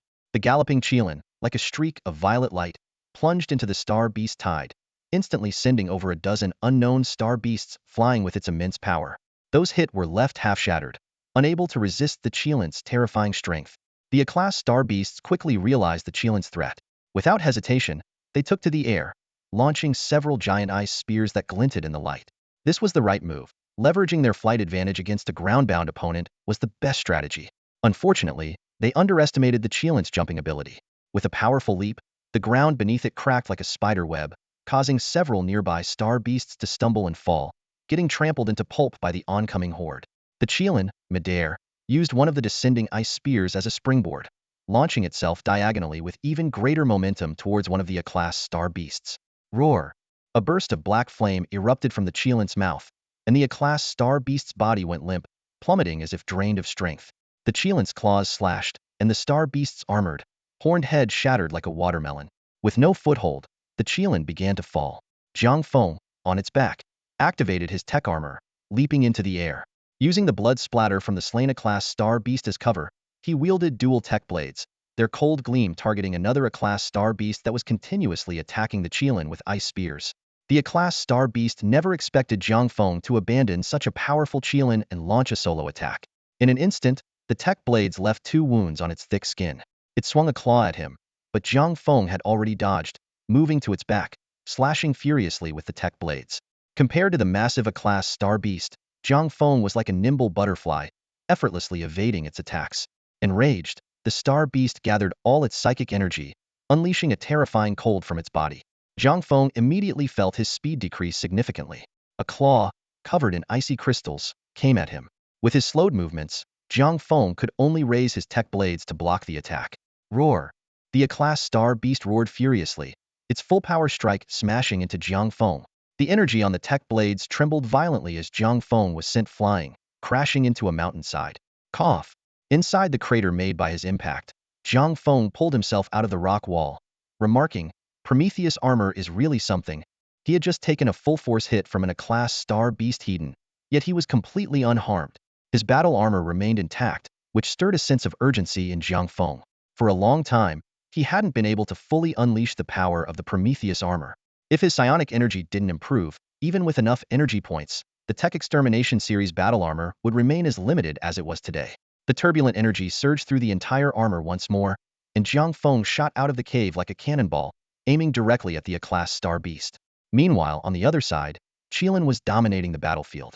The remaining 4 A-class star beasts dared not approach and could only command lower-level star beasts to entangle with Qilin while cautiously using long-range psionic attacks to harass. However, those lower-level star beasts couldn't even scratch Qilin's scales and ended up turning into energy points that flowed into Jiang Feng from afar. The battlefield was ablaze with action, and the tide of star beasts surged continuously. Qilin was like a tireless killing machine, while Jiang Feng transformed into a relentless force, caring little for his own safety and adopting a ferocious, trade blow-for-blow strategy. Initially, the A-class star beast had the upper hand, but as the Tek Lightblade overloaded, wounds began to cover its body. By now, it was riddled with injuries, as if subjected to 1,000 cuts, a torment unbearable even for a star beast. Charging again, Jiang Feng locked eyes with the enraged, roaring star beast. Its gaping maw sparked an idea in his mind. System: exchange for Tek gravity grenades. As soon as he finished speaking, 30 energy points vanished, replaced by a pouch containing 6 grenades that appeared in his hand. The Tek gravity grenades were something Jiang Feng had long forgotten, present on his initial summoning list. They had been overlooked because they caused no direct damage, only generating a powerful suction at the point of explosion, pulling surrounding creatures in. However, after thoroughly testing the durability of the Prometheus armor, a bold idea flashed through Jiang Feng's mind. With the Prometheus armor glowing red, Jiang Feng shot out like an arrow, the Tek Lightblade aimed at the star beast's chest. The A-class star beast was used to such direct attacks and swung its claws with a roar. But this time, Jiang Feng, well prepared, dodged and instantly closed in on its throat. Roar! The beast's foul-smelling fangs were inches away, but Jiang Feng didn't hesitate. He thrust the 6 prime Tek grenades into its mouth and used its jaw as leverage to propel himself away, the Tek Lightblade leading the way. His body twisted midair, and with a burst of strength from his legs, he spun away, leaving a spiral trail of light in the air. Slash! The star beast's retaliating claws were instantly slashed by the Tek Lightblade, leaving scores of cuts. Jiang Feng took this chance to escape its side. At that moment, a muffled explosion came from within the beast. It stood rigid, eyes wide open. Blarg! A torrent of foul green blood spewed from its fang-filled mouth, and its aura weakened drastically. The 6 Tek gravity grenades were creating a terrifying suction within its cramped innards. Seizing this rare opportunity, Jiang Feng's overloaded Tek Lightblade danced like the wind, a storm of blade light and sword shadows flashing across the star beast's body. Swish, swish, swish! Unlike the earlier slow accumulation of damage, Jiang Feng now swung the overloaded Tek Lightblade without any reservations, as the A-class star beast was nearly immobilized by its internal injuries. Jiang Feng focused his attacks on its head. For a full 30 seconds, the Tek Lightblade relentlessly slashed at its head, leaving countless cuts. Yet, despite this, the beast stubbornly clung to life. With a grim expression, Jiang Feng summoned a cruise missile, shoved it into the beast's mouth, and pulled the trigger before swiftly flying away. Boom! A massive explosion of fire erupted, completely engulfing the A-class star beast. Taking down an A-rank star beast, or obtaining 500 energy points, Jiang Feng grinned, a ruthless glint flashing in his eyes. I still can't kill you, he muttered under his breath, then turned to check on the Qilin's battle. The scene before him left Jiang Feng momentarily stunned. For massive A-rank star beasts lay dead on the ground, their blood soaking the surrounding grass. The Qilin, like a golden lightning bolt, darted among the remaining lower-rank star beasts, its claws creating clouds of blood mist with each strike. The low-rank star beasts scattered in panic, unable to escape the Qilin's relentless pursuit. Jiang Feng watched in awe at the spectacular sight, finally realizing why he hadn't been bothered by the lower-rank star beasts during his own battle. Snapping out of his daze, he quickly caught up with the Qilin, beginning a frenzy of energy point collection. Meanwhile, the awoke squad, who had been having a smooth run, encountered trouble. After a day of exploration, they faced more battles than usual due to the expanded mission area. As Amoku, Haninglan, and Dyla scouted the edge of the mission zone and prepared to return, they noticed several small black dots appearing on the horizon. Imoku squinted, checked her mission bracelet, and confirmed that it was another class's mission area. The other group had evidently noticed them too and, after a brief pause, started flying towards them. Soon, 3 armored figures landed in front of the Imoku squad. The person in the middle, upon seeing Dyla's armor, trembled visibly. He quickly removed his helmet, revealing a young, excited face. Dyla. Haha, are you Dyla? He stammered. I'm Shun Yi from Class 15. Our mission area is right next to yours. Shun Yi's gaze swept over the 3, lingering on Dyla with a predatory intensity. Instinctively, Dyla stepped back, taking cover behind Imoku. This reflexive action left everyone momentarily stunned. Shun Yi's eyes widened, his expression freezing. His companion, unable to stand it, spoke up, our leader is just trying to be friendly. Why so cold? Realizing her reaction might have been too extreme, Dyla was about to apologize but was interrupted by Imoku. Imoku coldly eyed Shun Yi, her tone laced with clear disdain. First, you crossed the boundary. Second, you scared her, didn't you notice? Shun Yi's companion, visibly annoyed, retorted, "Hey, we're all classmates. What's wrong with getting to know each other?"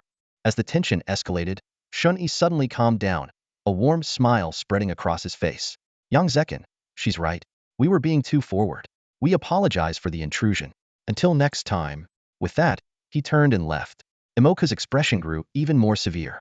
Shun-Yi's sudden shift in demeanor only heightened her unease. After they left, Han Yinglan whispered, "Did you guys find that Shun-Yi a bit creepy?" His gaze was disgusting. "I felt the same way," Dyla murmured. "I was really scared at that moment." Imoka nodded, cautioning, "Be careful. People like him can be very dangerous." However, this encounter was no coincidence. Over the next 3 days, every time the Imoku squad went on a mission, they encountered Shin-Yi's group at the edge of their mission area. By the 3rd day, they even met them well before reaching Class 60 SIXS mission zone, indicating a deliberate wait. Facing off in the air once again, Imoka spoke with a chilling tone, "Classmates, your actions are becoming a significant obstruction and disturbance to our mission." Shin-Yi removed his helmet, a nonchalant smile playing on his lips. His gaze locked onto Della, disregarding everyone else as if they didn't exist. "Taking care of female classmates is a gentleman's duty," Shun-Yi said casually, a hint of boastfulness in his tone. "We're clearing the star beasts pretty fast over here. How about we help you out a bit?" "Thanks, but no thanks," Han Yinglan retorted immediately, her voice brimming with annoyance. Shun-Yi ignored Han Yinglan's attitude, his eyes still fixed on Della with an intensity that was almost palpable. "It's my honor to serve a lady," he continued, "especially a goddess like Della." At that moment, a buzzing sound sliced through the tense atmosphere. Imoka silently drew her Tek blade, the dark blade gleaming dangerously in the sunlight. The unspoken warning instantly heightened the tension. Shun-Yi squinted, his smile vanishing, replaced by a dangerous glint. "What's the meaning of this?" he asked coldly. "Leave," Imoka responded curtly. "What if I don't?" Shun-Yi's voice was laced with provocation, his eyes flashing with menace. Della suddenly spoke, her voice calm and resolute. "Mission log. 3 humanoid star beasts appeared at the mission boundary today. Proceed with expulsion." No sooner had she finished speaking than Imoka's Tek Armor surged with energy, her figure disappearing in an instant. Shun-Yi instinctively dodged, veins bulging on his forehead. "You actually dare to attack?" he roared. His answer came in the form of Imoka's swiftly approaching Tek blade. Her sudden assault ignited the battle, with Han Yinglan and Della quickly joining the fray. "What are you standing there for? Help me out!" Shun-Yi yelled at his 2 companions, who were still standing in shock. The 6-person skirmish immediately caught official attention. Though the viewing hall wasn't crowded, the specialist responsible for recording observations quickly noticed the disturbance and reported it. Shortly thereafter, a middle-aged man wearing a lieutenant general's badge hurried over, his expression dark and foreboding. "What's going on here?" the lieutenant general demanded. The specialist, responsible for monitoring the combat data of new recruits, stood up and saluted, recounting the recent conflicts between Imoka's group and Shun-Yi. The lieutenant general's face grew even grimmer as he listened. "Resorting to violence over minor disputes? Do they have any sense of the law?" he thundered. "Such individuals are a liability on critical battlefields. Where are their instructors? Have we contacted the ground team?" "We're working on it," the specialist replied. "Relying on mission wristbands as relays, it takes some time to transmit messages."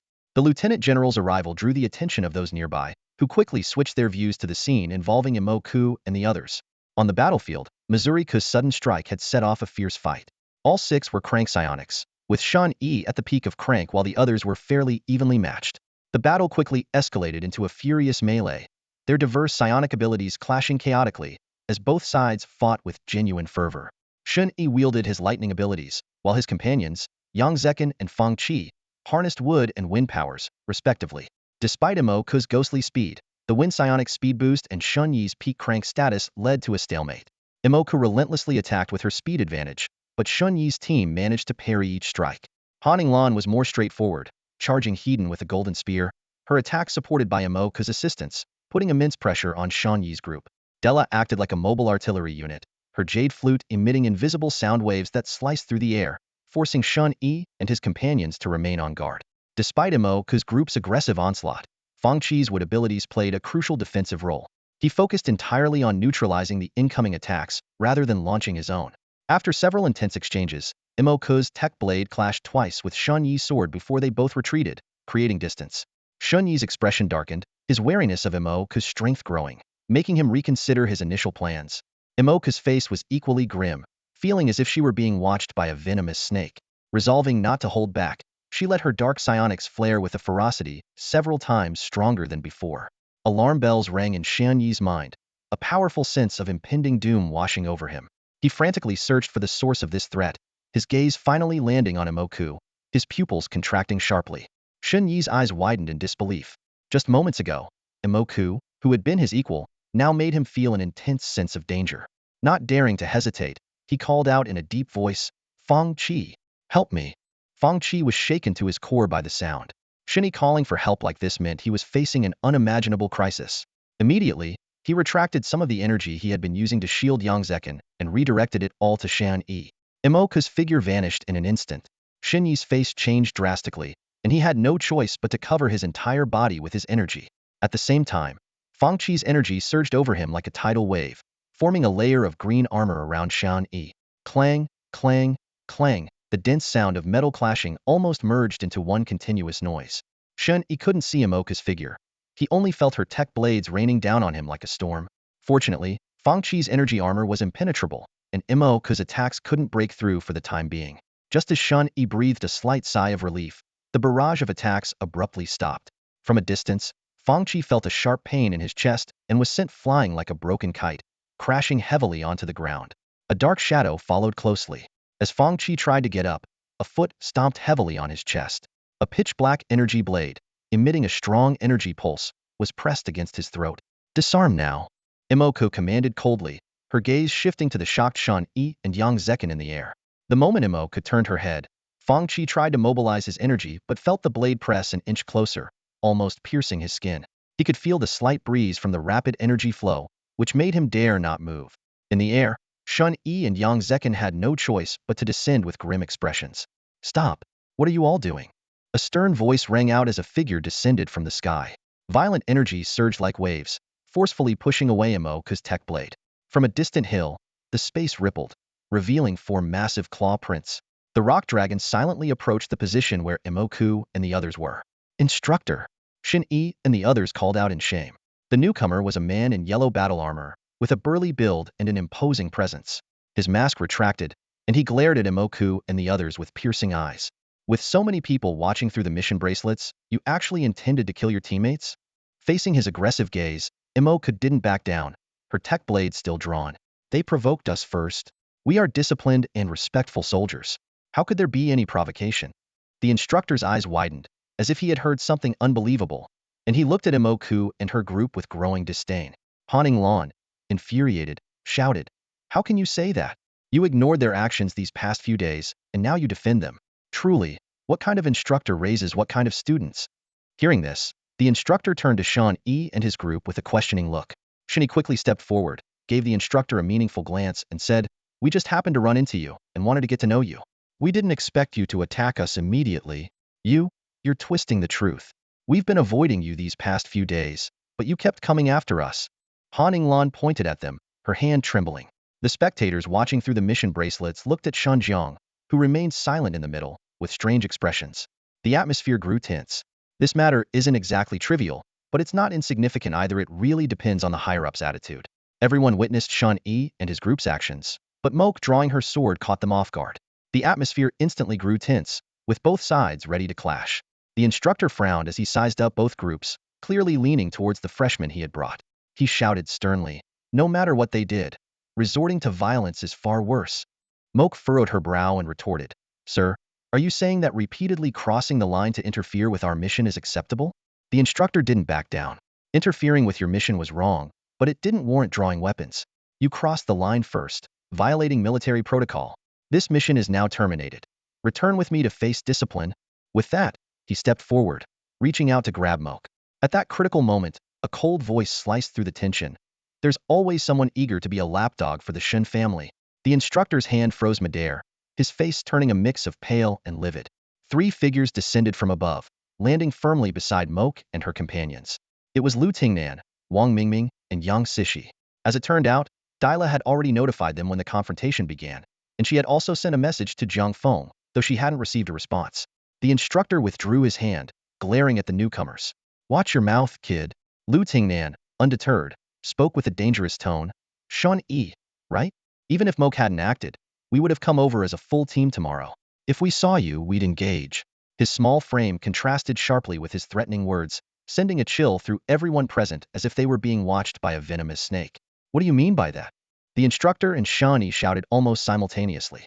Lu Tingnan stood his ground, coldly retorting, the real question is, what do you mean by your actions? Interfering with our team's mission, don't give me any excuses about familiarity. Sorry, we don't know you. As for help, you think you're capable? His contempt was evident, causing the other side's faces to flush with anger. The instructor was in a tight spot, but the prospect of aligning with the Shun family made him persist. No matter what, they struck first.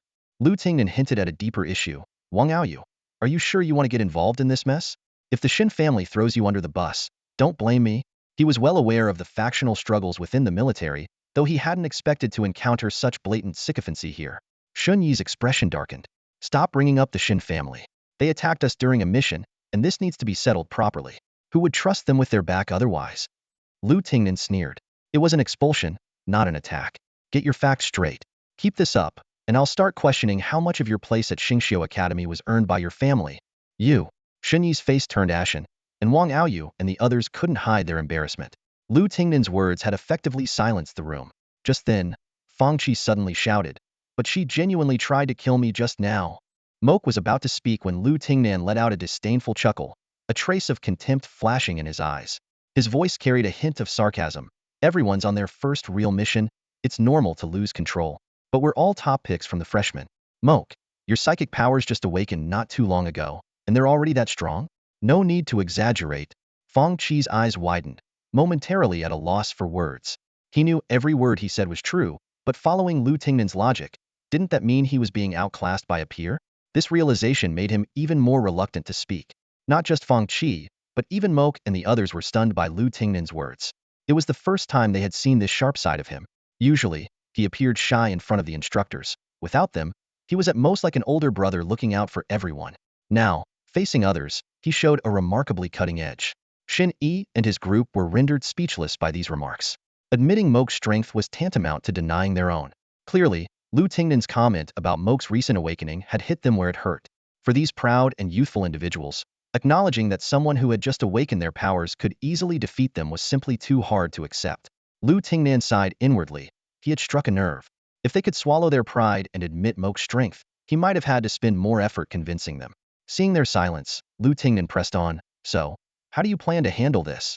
Wang Aoyu and the others exchanged glances, finally managing to say, well, considering everything, your so-called attack was just a reasonable means to ensure our mission could proceed smoothly. Lu Tingnan grinned, following their lead. Looks like that's the case. Next time, you guys should be more careful and not chase star beasts across the boundary. Wang Aoyu, finding a way out, breathed a sigh of relief. Humph. We understand it's hard to distinguish between humans and star beasts during a mission. Shin Yi and his group looked grim. Lu Tingnan's interference had made an already embarrassing situation even worse. Unable to stay any longer, they reluctantly turned and left.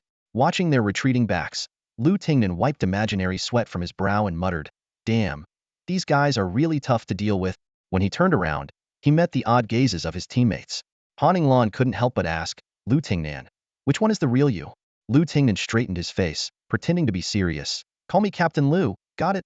Meanwhile, the instructors watching through their mission wristbands were taken aback by Lu Tingnan's handling of the situation. They hadn't expected this greenhorn to navigate such a tricky situation so smoothly. Shen Zhang's face darkened.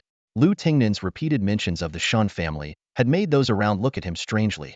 Under such circumstances, speaking up for Shan Yi would be tantamount to admitting it was a case of bullying. Thus, he could only stand silently, observing the developments.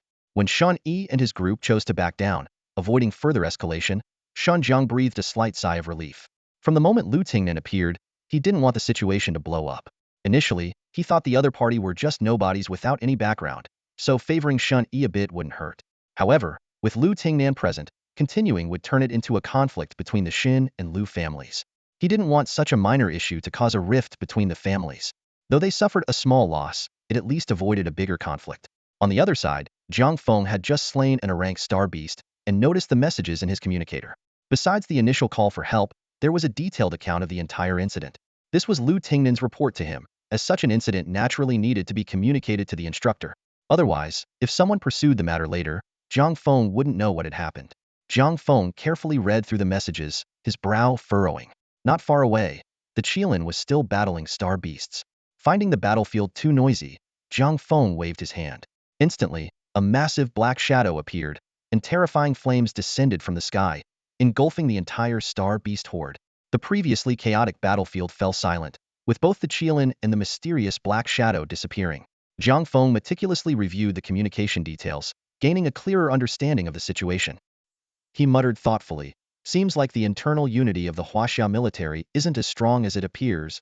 From Lu Tingnan's report, he keenly noticed the Xin family's influence, surprising him that it could drive Wang Aoyu to such lengths. Moke's abilities need to improve too. Jiang Feng continued to mutter to himself, if he's strong enough, Wang Aoyu wouldn't have a leg to stand on. In the following days, Jiang Feng encountered several large star beast tides. The accumulation of energy points surged rapidly, soon surpassing the 120,000 mark. At this point, a new summonable creature appeared, the Tier 1 Rubik's Cube Dragon. The Tier 1 Rubik's Cube Dragon came in 4 types: Crimson Feather Tyrannosaurus, Shogun, Nidhogg, and Broodmother Spider. Each required 118,000 energy points. Jiang Feng chose to summon the only one capable of flight, the Black Dragon Nidhogg. When Nidhogg appeared, Jiang Feng was deeply shocked. This was a true black dragon, exuding the unique style of the Prometheus series. Its battle armor and flesh were perfectly integrated, with wings made of machinery and energy, and a pair of silver metallic horns on its head that were truly intimidating. Nidhogg was massive, with a wingspan exceeding 100 meters, standing over 50 meters tall, and nearly 90 meters long. In its presence, even the Qilin seemed tiny. Although Jiang Feng hadn't specifically tested Nidhogg's Tier 1 strength, its ability to swiftly kill lower-tier star beasts was undoubtedly top-notch. Even rank star beasts struggled to survive under its devastating dragon breath. After summoning Nidhogg and killing more star beasts, Jiang Feng's energy points dwindled to just over 2,000. Nidhogg's power made Jiang Feng himself crave energy points even more intensely. After Lu Tingnan dealt with the incident involving Xian Yi and others, Moke and her team spent several days exploring the perimeter without encountering them. The performance of the new recruits far exceeded the military's expectations. On the 11th day, with only 4 days left until the mission deadline, most teams had scoured their designated areas and were left idle at the mission zone's edge. In the military conference room, several major generals and 3 lieutenant generals sat in a circle, discussing the new recruits' progress. One lieutenant general, resting his chin on his fist, pondered, "It seems we were too conservative. We should have assigned them more challenging areas." Another officer added, "It also speaks to the exceptional quality of this batch. Other starships are eyeing these new recruits. If we release them now, they'd be snatched up in half a day. Who knows how many will end up with us at Qingguang upon graduation?" A major general suggested, "How about we let them enter unexplored areas? The Griffin is right there. We can station an S-class expert on the periphery to ensure their safety, while allowing the recruits to freely explore the unknown territory." This proposal sparked interest among the officers, and they quickly agreed. Soon, the new recruits and their instructors received orders to enter the unexplored zone. Class 66 held an immediate meeting. Lu Tingnan opened the map and asked, "What did the instructors say?" Everyone exchanged glances until Jiang Feng sent a message, "Explore freely, and call me if there's any danger." By this time, several teams had already entered the unexplored area. The military observation hall was packed with officers, with the most attention focused on Class 07, led by Su Shenglang. Su Shenglang sat calmly in a hovercraft, while 10 new recruits spread out to maintain vigilance. As the team leader, Su Haoyu led the exploration at the front. The unexplored area resembled the known zones, desolate and sparsely populated with star beasts. After half an hour of flying, they noticed something unusual. An area spanning nearly 2 kilometers was littered with the white bones of star beasts. Su Haoyu landed to investigate and remarked gravely, "These star beasts died recently, within the last half-month. Their flesh has been eaten, likely the result of star beast battles." Someone responded, "Star beast fights are common. Let's keep moving." Other teams also encountered similar scenes and assumed it was normal, continuing their deeper exploration. Unknown dangers and opportunities awaited these brave new recruits ahead. In the multi-view observation hall, a sudden commotion broke out. Someone urgently pointed out, "This isn't normal. No matter how fierce the star beasts are, they shouldn't leave such a dense trail of corpses. Looking at the distribution, it seems more like something is systematically slaughtering them." This revelation was like an alarm bell, instantly alerting the generals present. After careful observation, they reached the same conclusion. Immediately, the mission was called off, and the recruits were ordered to return to the standby area. Lu Tingnan and his companions stood before the star beast remains, shocked by the news. They realized that they had just stepped out of the mission zone only to encounter such a massive upheaval. Lu Tingnan, still shaken, recalled that when he first saw the bones, he thought it was just the result of ordinary star beast skirmishes. In the observation hall, the generals were in a dilemma. The recruits had just established contact with their families when the mission was abruptly halted, leaving the entire group stranded at the mission zone's edge. They had no idea that the real culprit behind all this was Jiang Feng. Over the past 11 days, Jiang Feng had almost wiped out the star beasts outside the mission zone, especially after summoning Nidhogg, which significantly boosted his efficiency. When he received news from the recruits, he realized the potential impact of his achievements. Sure enough, Jiang Feng soon received the mission termination notice. The reason left him bemused. The military suspected the presence of a powerful and ferocious star beast in the area. He lightly patted Nidhogg's sharp horn and joked, "In a way, they're not wrong." The sudden halt of the mission forced Jiang Feng to stop collecting energy points. The biggest gain this time was undoubtedly Nidhogg. With it, Jiang Feng felt confident even against level opponents. Looking at the remaining 30,000 plus energy points, he stretched and decided to call it a day. The system in Jiang Feng's mind grumbled, "Damn it, I didn't expect them to end the mission like this. If I'd known, I would have gone further to hunt."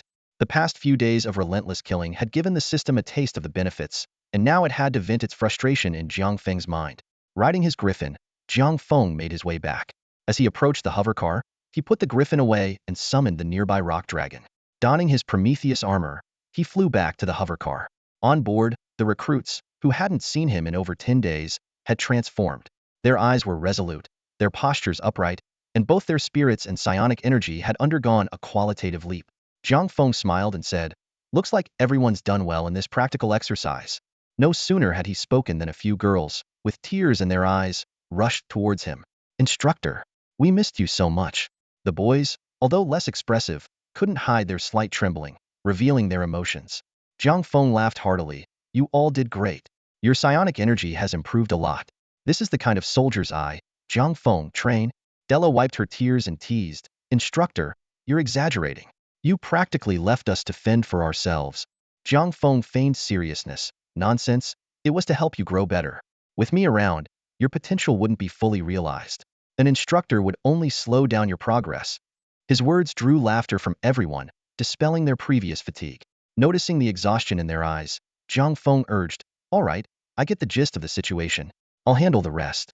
You all should get some rest." Without further ado, they returned to their rooms to rest. Jiang Feng sat alone by the control panel, carefully reviewing the battle logs from the past days. Each page documented the growth of Class 66 students, from reviews to reflections to improvements, making Jiang Feng smile broader.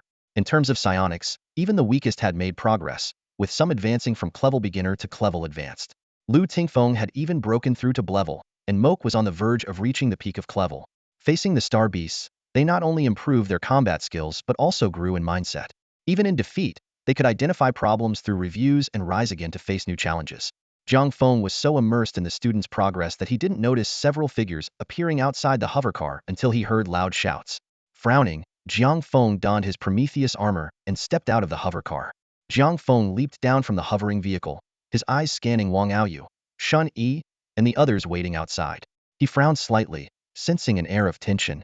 Wang Aoyu stepped forward, his face dark and somber. "You're the instructor of Class 66, Jiang Feng, right?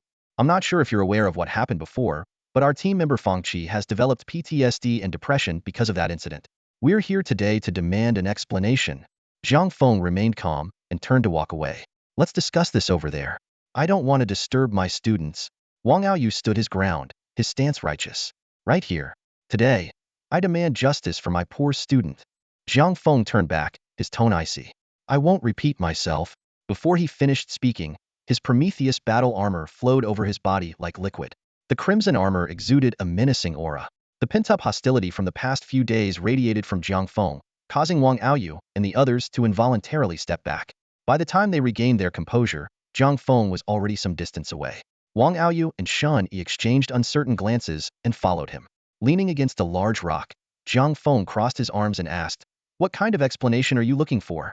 Wang Aoyu immediately responded, "Hand over the girl who started the fight and let the military court handle it. Justice will be served." Hearing this, Jiang Feng let out a cold laugh. "You come demanding an explanation? Yet my 3 students are so traumatized by your harassment that they're afraid to leave their rooms. What about their explanation? Who will give them justice for a life of solitude? Will you?" Jiang Feng smirked inwardly. He had seen such extortion tactics many times in his previous life. Compared to those who would fall to the ground and start picking out houses or claim to attend car shows after a punch, Wang Aoyu was still too inexperienced. To extort someone, you first have to make a scene, leaving the other party no room to maneuver, and then stand on the moral high ground, leaving them defenseless. From the moment Wang Aoyu brought his students to demand an explanation, Jiang Feng saw through his ploy. Jiang Feng's words left Wang Aoyu and the others breathless. They had thought their fabricated PTSD claim was shameless enough, but Jiang Feng handled such matters with ease. They had hoped Jiang Feng would care about his reputation, but it was clear he was ready for a mutually destructive confrontation. Yang Zekin couldn't help but step forward, accusing, "You're lying. We saw them perfectly fine before we left. They were even fighting star beasts normally in the following days." As soon as he spoke, Shen Yi and Wang Aoyu's faces changed. Jiang Feng's expression darkened, and he shouted angrily, "Harassment is one thing, but following them afterward? Are you planning something heinous in a secluded place? Murder? Or something even more vile? Explanation? If you don't give me a solution this time, we'll see each other in military court." Yang Zekin was stunned, and even Wang Aoyu and Shan Yi's faces turned grim. Wang Aoyu glared at Yang Zekin and defended, "We just ran into them by coincidence. Even you don't believe that," Jiang Feng said, his eyes cold. "I don't have time for this. I'm telling you to drop these petty schemes. You're too young to play these games. Stop wasting time with nonsense, or I have countless ways to ruin your reputation. You were in the wrong from the start, and the task wristband records everything. I don't want to make this ugly. If I find you still lingering around." At this point, a wave of killing intent surged from Jiang Feng. "The consequences will be unbearable for you." Shen Yi and the others felt their legs trembling. The Jiang Feng before them seemed like a terrifying beast, making them feel as insignificant as ants. Even Wang Aoyu was drenched in cold sweat, unable to speak. When the oppressive aura finally dissipated, they realized Jiang Feng had already left. They exchanged glances, seeing the fear in each other's eyes. Jiang Feng returned to the hovercar, lost in thought. His eyes turned cold, and a murderous intent began to form in his heart. The repeated harassment by Wang Aoyu and his group had pushed him to his limit, and now they even wanted Imoku to face a military tribunal. Jiang Feng knew that if this happened, Imoku's life would be completely ruined. In this era, the military had zero tolerance for internal conflict. Jiang Feng silently calculated, considering where he could eliminate Wang Aoyu and his group without leaving a trace. This wasn't out of bloodlust, but because their actions had crossed his bottom line. Jiang Feng understood that if it weren't for Lu Tingnan's background, or if they were just an ordinary squad with a regular instructor, Imoku and the others would have been crushed under the immense pressure from the Shin family long ago. Jiang Feng had always shown no mercy to those who threatened his life. In his view, forgiveness should be reserved for those close to him, not for his enemies. The hovercar remained parked at the edge of the mission area. Jiang Feng had made up his mind. If they ventured into the unexplored zone again, he would seize the opportunity to eliminate Wang Aoyu and his group. This intimidation was just the beginning, but Jiang Feng knew that someone like Shan Yi, backed by the Shin family, wouldn't give up easily. Although they were wary of his strength now, over time, the growing power of the Lu family would embolden them, and they would eventually come back. Jiang Feng never left loose ends. At this moment, he was just waiting for the military's final decision. However, the military leaders were unaware that the task they were about to assign would directly influence the fate of Wang Aoyu and his group. Meanwhile, the military was holding an emergency meeting. The sight of the unexplored zone littered with bones had shocked everyone. It was something they had never encountered while exploring new areas. This discovery gave them a new understanding of the dangers posed by the star beasts, and they began to speculate about the kind of creature that could cause such devastation. As they discussed, a streak of azure light flashed quickly across the unexplored zone. It was the griffin Jiang Feng had entrusted to Huaxia, completing the area's exploration in just half an hour. When the griffin stopped, its true form of an eagle-head lion was revealed. Riding on the griffin's back was a valiant woman with short, sharp hair, clad in ice-blue battle armor with a prominent blue rose on her chest. She held her helmet under her arm and reported through her task bracelet, "The area has been surveyed. There are barely any active star beast groups within a few hundred miles, but there are about 30 bone piles." This news brought silence to the conference room. Normally, such a large area wouldn't lack active star beast groups. Coupled with the bone piles, it was clear. The star beasts feared this region. A senior officer broke the silence, asking, "Lu Qisher, can you estimate the opponent's strength?"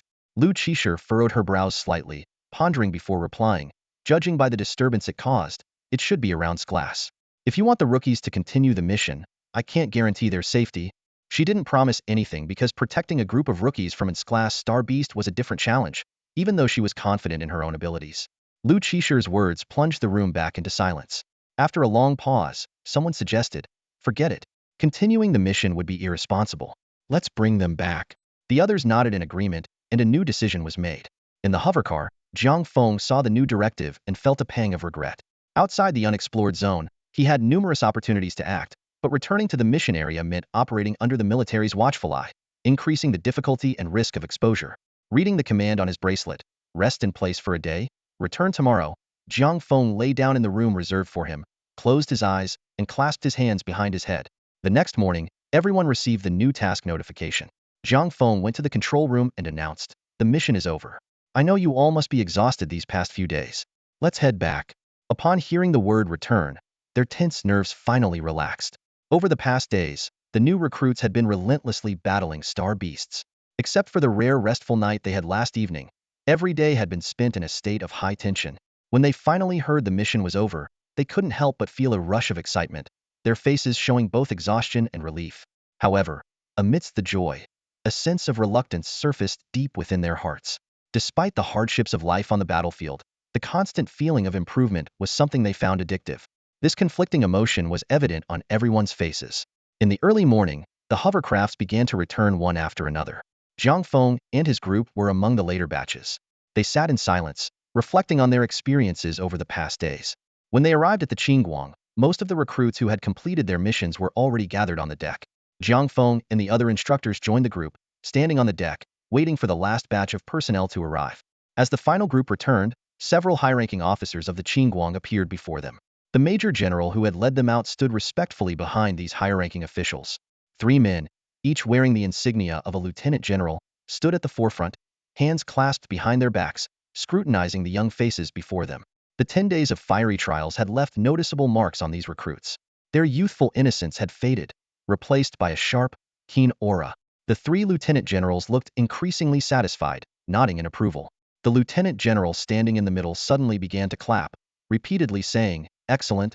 The growth of these recruits had evidently exceeded his expectations, particularly a few standout individuals who brought a delighted smile to his face. "Hello, everyone," the central lieutenant general began.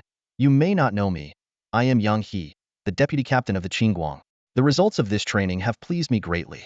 Not only did you complete the mission 4 days ahead of schedule, but some of your performances have truly surprised me. As the new generation of Huaxia, you are likely to become pillars of our nation in the future. When the youth are strong, the nation is strong. I am heartened by the presence of such a generation." Yang He's words were filled with expectation and encouragement. "However, this mission is just the beginning. I hope you understand that you must continue to train hard after you return. There are more star beasts and battles awaiting you in the future, and you must become the generation that supports the dragon of Huaxia. I won't say much more. I believe you are all exhausted after these days. 2 years from now, the doors of the Qingguang will still be open for you." As soon as Yang He finished speaking, enthusiastic applause erupted. Receiving recognition and expectation from a Huaxia lieutenant general made everyone feel incredibly inspired. The hardships and difficulties of the past days were released and understood in this moment, with excitement evident on every face. Yang He nodded with a smile and pointed to 3 starships landing nearby. "The starships for your return journey are ready. Now, go back and embrace your lives." Just as everyone thought they were about to be dismissed, another lieutenant general standing beside Yang He spoke up, "Let me say a few words." All eyes turned to this lieutenant general. He glanced around, pausing a bit longer at Class 60SIX's position, then introduced himself. "Hello, I am Shen Mingyi, the lieutenant general responsible for external missions on the Qingguang. This mission was arranged by me." Shen Mingyi's tone was calm, but it carried a hint of unease. Overall, this mission was very successful. As the first batch of freshmen to undertake missions from their first year, your performance is commendable. However, his tone shifted, and everyone's hearts tightened. "Some individuals have greatly disappointed me." Shen Mingyi's gaze locked onto Class 66 and the front-standing Jiang Feng, his voice turning icy. "These people have shown blatant disregard for military discipline, even attacking their comrades on the battlefield. I believe such behavior makes them unfit to re-enter the military." Shen Mingyi's words struck like a thunderclap, causing an uproar on the deck. Although the recruits dared not speak loudly due to discipline, their faces betrayed their agitation and anger. Even Yang He and the other lieutenant general beside Shen Mingyi looked displeased. "I am referring to them." Shen Mingyi pointed at Jiang Feng and his group, and all eyes instantly focused on them. Anger, regret, confusion, and disbelief, all kinds of emotions pierced them like sharp blades. Lu Tingnan's face turned grim. Despite being usually resourceful, he was at a loss for words in the face of a lieutenant general's direct accusation. The others fared no better. looking utterly bewildered and helpless. Clap, clap, clap, clap. The sudden applause broke the silence. Jiang Feng stood before the students of Class 66, silently smiling and rhythmically clapping his hands. This unexpected action instantly drew everyone's attention and provided a moment of relief for the students under immense pressure. Jiang Feng raised his head, his dark eyes sharp like blades, and stared directly at Shan Mingi. I'm quite disappointed too. A major general acting so irrationally, indiscriminately accusing a group of freshmen in this setting. Do you realize the psychological impact this could have on them? His words were filled with disrespect, leaving everyone present stunned. Shen Mingi's anger flared instantly, and he barked, "Watch your tone when speaking to a major general. I have the authority to hold you accountable for your insolence." Unfazed, Jiang Feng stepped forward, confronting Shan Mingi Heiden. "And where exactly are these accusations coming from? The victims have told me everything, and there's video evidence. What more do you have to say?" Yang He and another major general remained silent. With Shun Mingi handling the situation, they knew that speaking up could potentially escalate the conflict unnecessarily. Shin Mingi sneered, "Video evidence? Are you referring to your students restraining those from Class 15? Jiang Feng didn't back down, retorting, "How do you define comrades? Does someone who repeatedly harasses female classmates qualify as one?" Shin Mingi was livid. "Don't twist the facts. They were only trying to help, but Imoka's actions were undeniably coercive. I'm telling you this to make you understand that she crossed the line, and it's unforgivable. I'm not here to argue. Arrest them."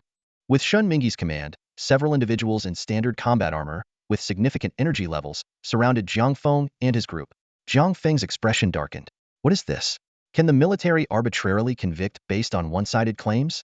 He was ready to summon Nidhogg and the Qilin, waiting to see if anyone would stop Shin Mingi's overbearing behavior. Just as the enforcers were about to act, Yang He sighed and spoke up, "Hold on." Shin Mingi turned sharply, his face grim. "The facts are clear. The military won't tolerate someone attacking their comrades." Ignoring him, Yang He turned to Jiang Feng and his group. "It seems there's more to this story.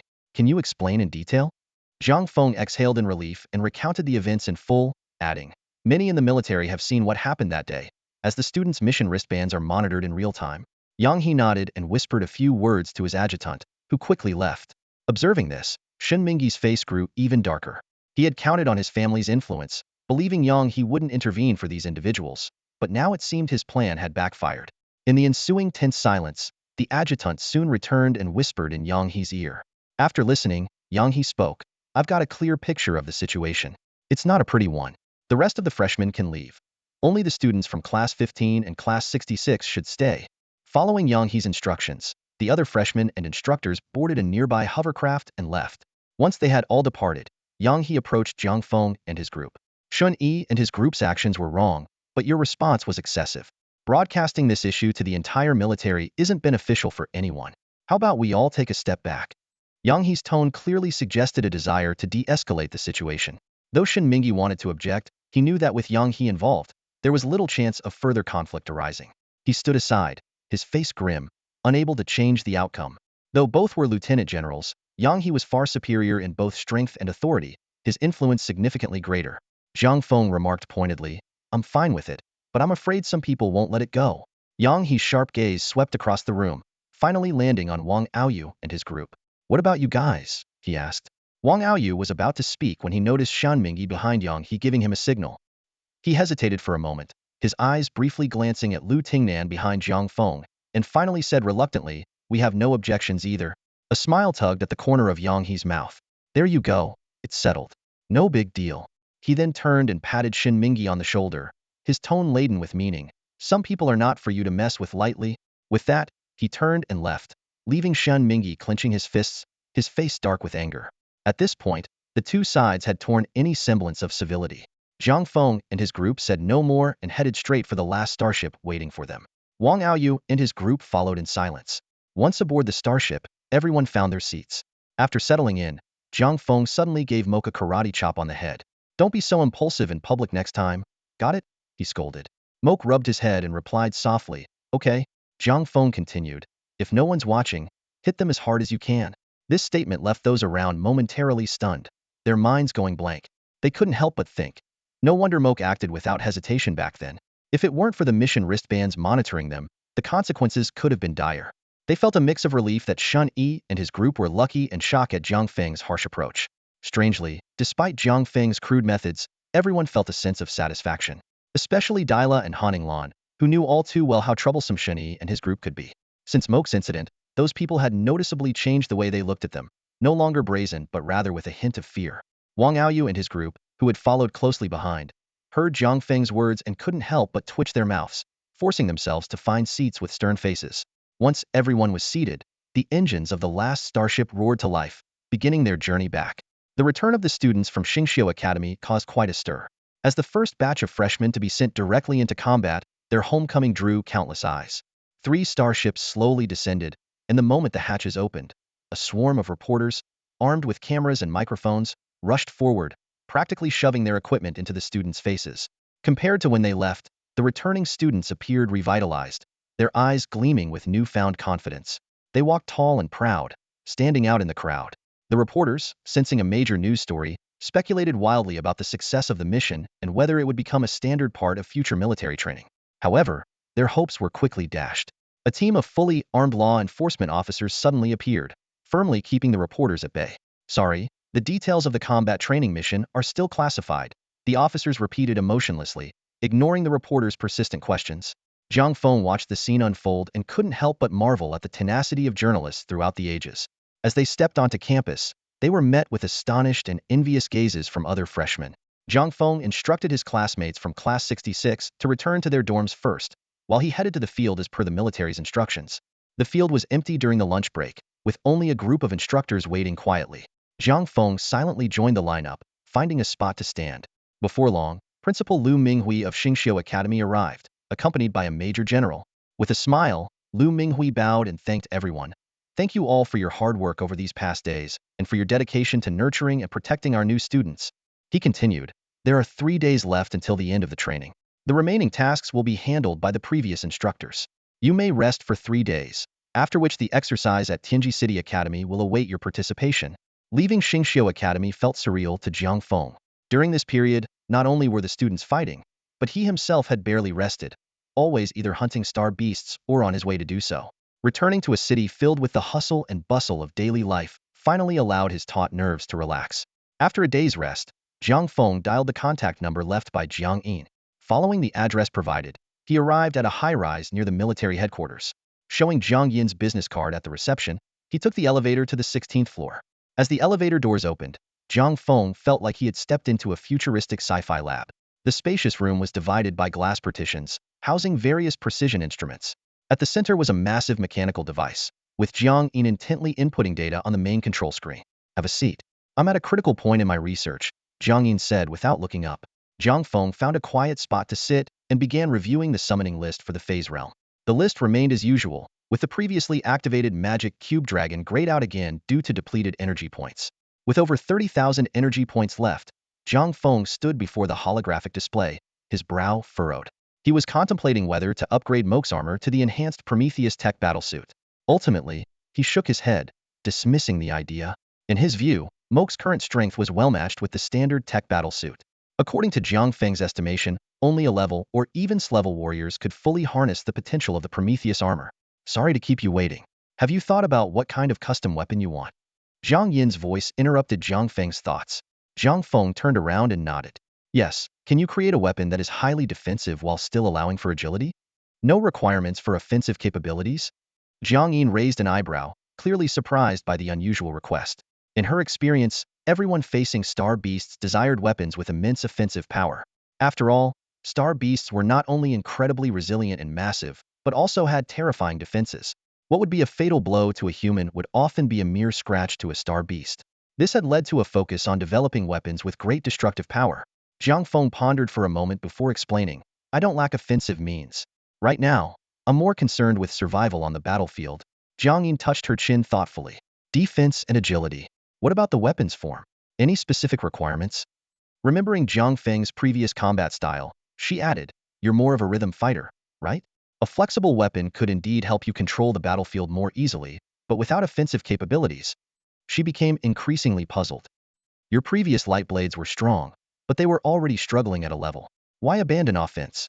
The form of the weapon doesn't matter much, Jiang Feng said firmly, looking Jiang Yin in the eyes.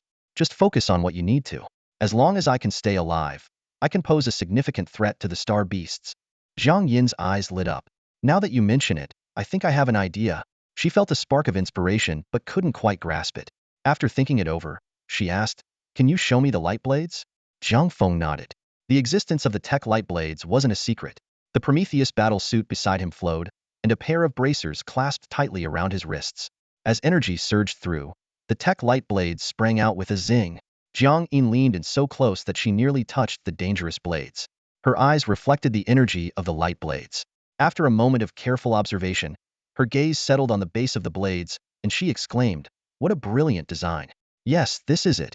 I had an idea the first time I saw these light blades," she excitedly explained. Once Tek weapons reach a level, their power starts to decline, and by the time they get to S-level, their effectiveness is minimal. S-level warriors usually rely on their own psychic energy to form weapons. However, these light blades use the armor's amplified energy, which for us translates to a minimal psychic energy cost in exchange for an incredibly sharp blade.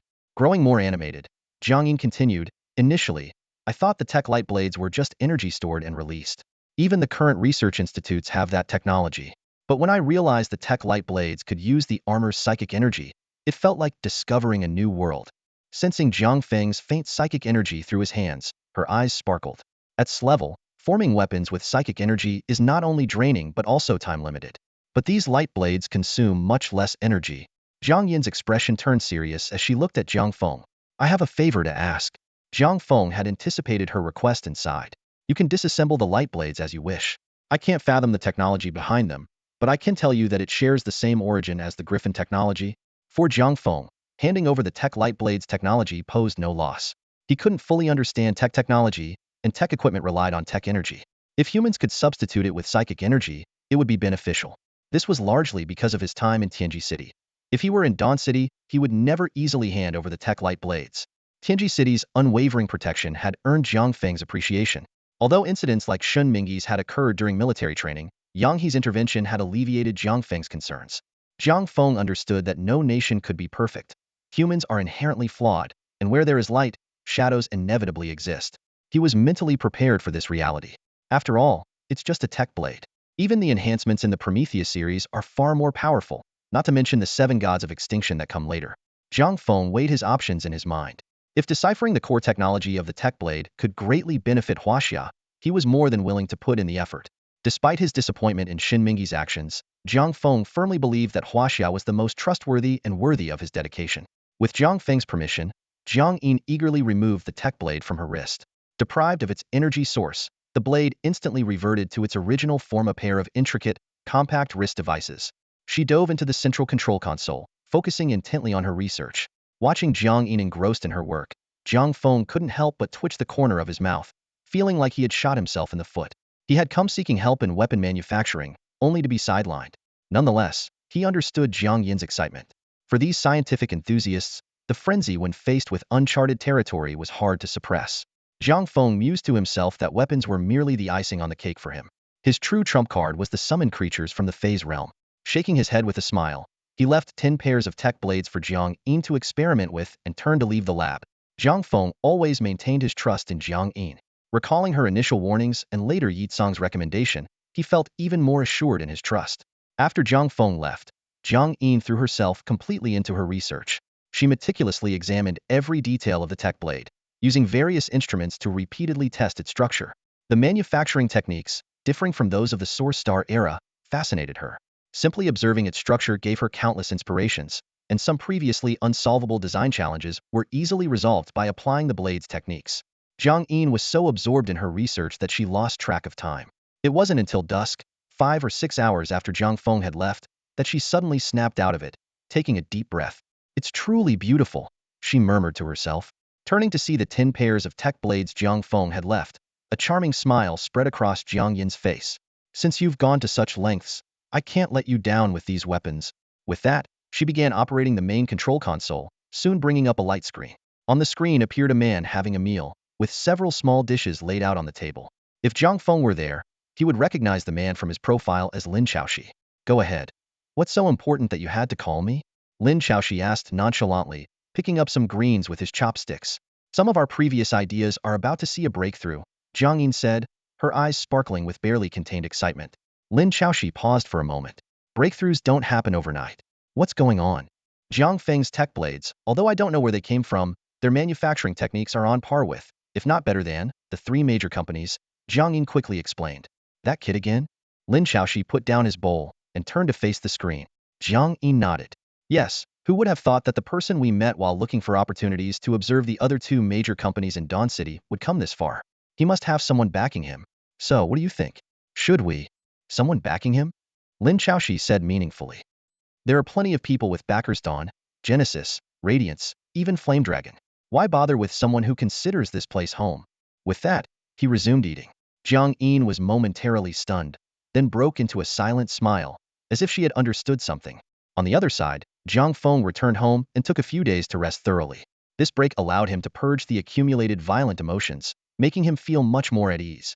Not only that, but his psychic abilities also improved, reaching a mid-level B rank.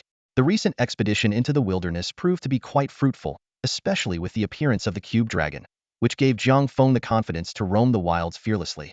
Having tasted success, he began planning his next venture. In just over 10 days, he had gathered enough energy points to summon the cube dragon. With this powerful ally, his efficiency in harvesting energy points would undoubtedly increase significantly. In his mind, Jiang Feng could already envision summoning higher-level cube dragons, as if they were beckoning to him. He secretly resolved that one day, he would summon a creature with strength comparable to or even surpassing the SSS rank to truly secure his place in this era. The 3 days of rest flew by. On this particular day, it was the end of the military training at Xingqiu Academy, marking the beginning of the joint exercises between academies. It was then that Jiang Feng learned that Tianji City hosted more than just Xingqiu Academy. Every year, Huaxia used this joint exercise to determine the resources allocated to the new batch of students. To Jiang Feng's surprise, the exercise was not held within Tianji City, but in the buffer zone between 5 dispatched starships and the city. When he arrived, he found a flattened mountain top with a towering military base. At the foot of the mountain, hundreds of thousands of freshmen from various academies in Tianji City gathered with their battle armor and equipment. Amid this vast crowd, the members of Class 66 were like a drop in the ocean, yet they attracted countless gazes. To be precise, almost all the students from Xingqiu Academy became the center of attention. Xingqiu Academy had boldly broken tradition by providing first-year students with actual combat opportunities, making these returning students stand out among the younger generation. After all, the gap between practical experience and theoretical learning was enormous. When Jiang Feng arrived, the principals and military leaders were giving speeches to the freshmen. He quietly found a spot next to the instructors from Xingqiu Academy. This time, they were merely observers with no specific tasks. The exercise rules were straightforward. Actors would play the roles of star beasts entering the exercise area, and the freshman's task was to kill as many of these star beasts as possible within the allotted time to earn military merit points. Rankings would be based on the points accumulated. After the military leaders finished explaining the rules, someone stepped forward to add, "This year's exercise has a new rule. Military merit points can also be obtained from other classes." This announcement left everyone wide-eyed. This special rule added a significant element of brutality to the exercise. Previous training programs rarely focused on combat against humans. As on Source Star, humanity's greatest enemy had always been the star beasts. Combat techniques against humans were considered of little use in the past. Now, Huaxia was training the new generation to handle human combat, a move that carried profound implications.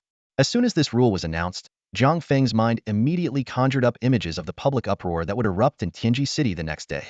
He had already learned from Yitsong about the delicate relationships among the 3 major cities of Yuanxing. The fact that Tianji City was now focusing on the development of their next generation would undoubtedly trigger the sensitive nerves of the other 2 cities. It was thought-provoking that Huaxia was proceeding with this plan despite the obvious consequences. Coupled with Yitsong's previous remarks and some recent arrangements, it became increasingly evident that Huaxia was gearing up for a significant move. Despite the shock and speculation among the masses, the joint exercises for new academy students commenced as scheduled. Tens of thousands of freshmen, carrying their equipment and basic survival supplies, streamed into the exercise area. As soon as they departed, a massive sand table rose before Jiang Feng, displaying the terrain of the entire exercise zone. On this sand table, numerous red dots moved randomly, while blue dots representing various schools and classes were scattered throughout. At the same time, the exercise was being live-streamed on the Tianji City network. As the broadcast began, a flood of eagerly waiting viewers poured in. As the most prestigious exercise event for the new generation in Tianji City, its popularity was unprecedented. The number of viewers surged by the thousands, quickly surpassing the million mark and continuing to climb. The barrage of comments in the military's official livestream room instantly filled the screen, completely obscuring the view. Fortunately, Tianji City's back-end servers were robust enough to handle the load. Otherwise, they would have collapsed under the strain. Countless people cheered for their supported teams, while many families quietly monitored the progress of their children's classes. With advanced live streaming technology, the official stream showed an overall sand table, but viewers could touch the red and green dots to switch to the first-person perspective of specific classes or veteran soldiers. Each class and veteran was equipped with drone-like devices that not only provided a first-person view, but also calculated scores and sent distress signals. The Academy exercises employed a class-based system, with each class acting as a team. The final rankings were determined by team scores and the number of remaining members, with a proportion of the top teams being selected. Since the military couldn't breed star beasts, veteran soldiers played the role of star beasts in this exercise. They were assigned roles based on the strength of the star beasts they were mimicking, often teaming up to simulate the social behavior of these creatures. To prevent any unforeseen incidents, 5 class experts were on standby throughout the exercise. At the start of the exercise, new students from various schools deliberately kept their distance from one another. Drawing from years of experience, they strategically chose their base locations. The entire exercise would last 7 days, during which they had to survive in the exercise area while fending off random star beast attacks. The freshmen of Class 66 closely followed Lu Ting, Nanimo, and others who had excelled in actual combat. These outstanding students naturally became the leaders of their class. Not only them, but also the students from Xingqiu Academy who had participated in the previous survival task returned to become the core members of their respective classes. Upon entering the exercise area, Class 66 wasted no time, moving swiftly and eventually establishing a large cave as their base in a secluded valley using their psionic abilities. Their proficient wilderness survival skills immediately caught the attention of many viewers, who clicked on the blue at the center of the sand table to follow their progress. In the live stream, the members of Class 66 methodically set up their base, working in coordinated teams. As soon as the cave was completed, they began setting up concealed sentry posts and living areas. The audience was full of praise. This team has impressive wilderness survival skills. They are from Xingqiu Academy. All their freshmen have undergone real survival missions this year, so it's no surprise they're doing so well. Their leader is quite capable. Look at the neighboring team from Xingqiu Academy. Their roles aren't as clearly defined, and some people are just wandering around aimlessly. The live stream chat was buzzing with comments as viewers eagerly exchanged thoughts. When someone clicked on a blue marker, an independent live stream room instantly appeared. Some viewers stayed in one room, while many others flitted between different classes, busy as bees. While everyone was marveling at Class 60 SIX's outdoor expertise, another blued suddenly caught their attention: the live stream for Class 67. Curious onlookers rushed in, discovering that Class 67's choices were strikingly similar to Class 60 SIX's, but even superior in some details. Class 67's water resource management was particularly impressive. On this planet with no natural water sources, they swiftly created a pool, with several water element students tirelessly conjuring water. Compared to Class 66, Class 67 seemed more cautious.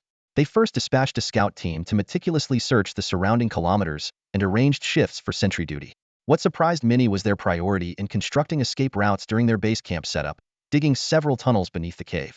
This foresight earned them praise from the viewers. As time passed, the popularity of Class 67's livestream soared, making them one of the top contenders among all the colleges. In contrast, Class 60 SIX's initial buzz gradually waned, and they started to seem rather ordinary. More and more freshman teams found suitable spots to settle down. Meanwhile, some classes began to encounter veteran players role-playing as star beasts. These first confrontations immediately drew the majority of the audience's attention because, compared to the mundane base construction, the clash between freshmen and veterans was undeniably more thrilling. Classes that encountered veterans quickly became hot topics, with Class 15 garnering the most attention. Although dozens of classes ran into veterans, most were just brief encounters with scouts, and only a few faced the main force. Most classes chose to avoid conflict, but Class 15 took a different approach and opted for a proactive strike. Led by Shan E, Class 15 encountered a group of about a dozen veterans while their base was only half built. Instead of retreating, they set up an ambush. The entire class hid on a nearby hill, launching a surprise attack as the veterans passed by. Despite being outnumbered, the veterans remained calm, faithfully playing their roles as ferocious star beasts. Shin E led the charge, heading straight into the enemy's center. His lightning abilities gathered in front of him and exploded, instantly breaking through the class armor of 3 veterans, eliminating them from the exercise. Yang Zekin, Fang Qi, and others followed closely, attacking with ferocity, quickly overpowering the veterans. Although a few freshmen were injured, none were eliminated, having little impact on the overall battle. This swift and decisive victory earned the cheers of the audience, especially for Shan E, whose outstanding performance and handsome appearance made him the most popular contestant. As the exercise progressed, Clashes between veterans and freshmen became more frequent. More classes completed their base setups and began actively seeking out veterans. Battles erupted everywhere, with some getting eliminated and others standing out. In this bustling battlefield, Class 66 seemed out of place. They continued to focus on building their base and took no action, almost fading into obscurity. However, this unconventional approach once again drew attention. The live stream for Class 66 became lively again, but most comments were either filled with confusion or outright mockery. People couldn't help but wonder what kind of strategy this seemingly unique team was brewing. What is this? Are they planning to just hide until the end? The live stream chat was flooded with comments.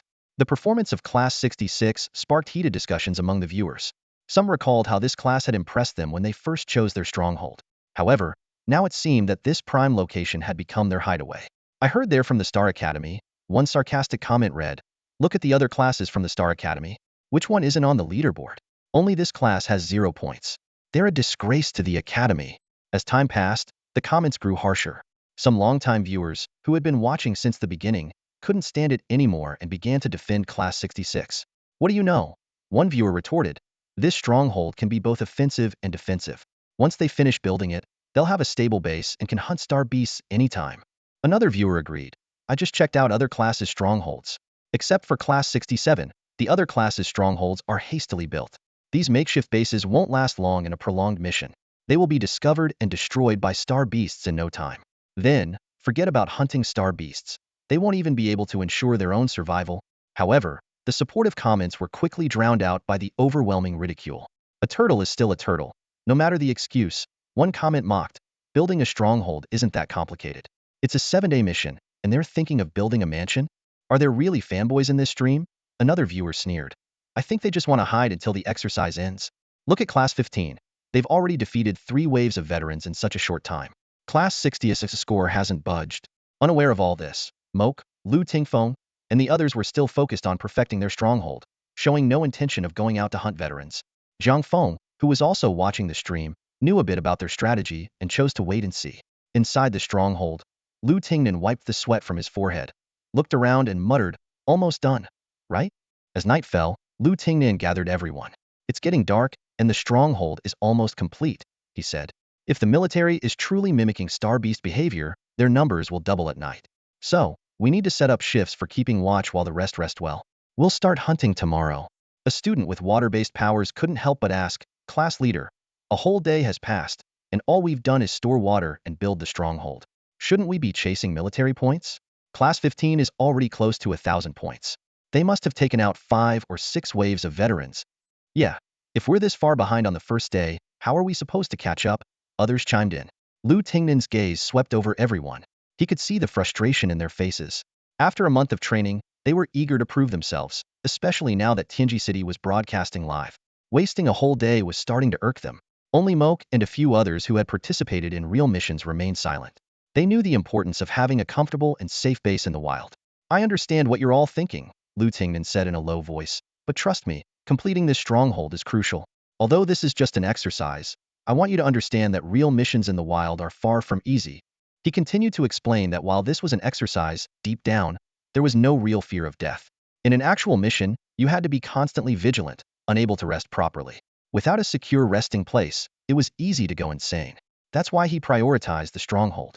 Star beasts could be hunted anytime, but hunting without preparation was meaningless compared to a well-prepared hunt. Seeing Lu Tingnan's determination, the others who had been on real missions with him didn't object, and the rest of the group fell silent. "Don't worry," Lu Tingnan promised. "I may not guarantee first place, but I have enough confidence to get us into the top 10. As night fell, the number of viewers in the live stream increased. Many latecomers, unaware of the situation, were swayed by the negative comments and joined in the criticism. With more people being misled, the voices defending Class 66 became nearly invisible. After Lu Tingnan arranged the rotation for the sentry posts, he announced that everyone should rest in place. This decision was like a bomb, instantly igniting the entire live stream. The chat was flooded with complaints and criticisms. Some accused them of laziness, others said they lacked ambition, and some even complained it was a waste of resources. The atmosphere in the live stream quickly became tense. At that moment, a comment from a user named Honghu Tian sparked a new wave of discussion. The seemingly casual comment read, "Are they acting like this because their instructor taught them to? After all, they've been on real missions. Did their instructor let them hide during those missions too?" This comment was like a fuse that set off the viewers' emotions. The audience quickly turned their ire towards Class 60 SIXS instructor, Jiang Feng. With Jiang Feng's profile displayed in the class information section of the live stream, the viewers quickly locked onto their target. The tone of the chat shifted drastically, with almost all comments turning into accusations against Jiang Feng. Jiang Feng, who was watching the live stream, was stunned by the barrage of insults and accusations. Shocked by the sudden attack, he immediately turned off the chat display. Do these people have nothing better to do at night? Jiang Feng muttered through gritted teeth. In stark contrast to Class 66, the live stream of the top-ranked Class 15 was filled with praise. No wonder they're the combat class. Their efficiency and strength make them the undisputed number one among the freshmen, one person commented. Another viewer was more reserved. I'm not sure about them being number one, since there are still many days left and dark horses might appear. But their strength is undeniable, especially Shan Yi. He always leads the charge and is incredibly strong. Shan Yi's fans were even more enthusiastic. No matter who you are or where you are, if you say Ari is strong, you're our brother. Shan Yi is so handsome. I'm in love. Such comments were endless. Some viewers switched from Class 60 SIXS livestream to Class 15 and couldn't help but remark, I can't believe the gap between classes under the same constellation is this wide. One is first, and the other is dead last. What's up with Class 66? Another viewer immediately responded, just look at the scoreboard. They're dead last with 0 military achievements, still hiding in their stronghold. As the discussion grew more intense, a comment from a username, Jisibuyu, caught everyone's attention. Ahem. I'm the instructor of Class 15. Let me clarify, Class 66 is actually quite strong. Maybe they're conserving their energy, though I don't see the point of building a stronghold for a whole day. This comment once again stirred up the chat. Haha, the instructor is so savage. Even the instructor of the top-ranked class said that. Looks like they're planning to camp out till the end. Confirmed. If students like this can get into Xingqiu Academy, I could too. I suggest expelling them. Xingqiu Academy official. Watching the chat shift its focus to Class 66, Wang Aoyu smiled in satisfaction. Thus, the first day of the exercise came to an end. There were significant losses among the freshmen, but the veteran side suffered even more. On the military achievement leaderboard, Class 15 was far ahead, followed closely by Xingqiu's Class 07 and Class 01. Xingqiu occupied 5 of the top 10 spots, with the rest taken by top contenders from other academies. In the top 100, Xingqiu held nearly half the positions. This dominance left other academies both shocked and impressed by the effectiveness of the exercise. In previous years, Xingqiu Academy was strong but never to this extent. Other academies usually had a fighting chance. However, this year, it seemed Xingqiu was destined to take the lead.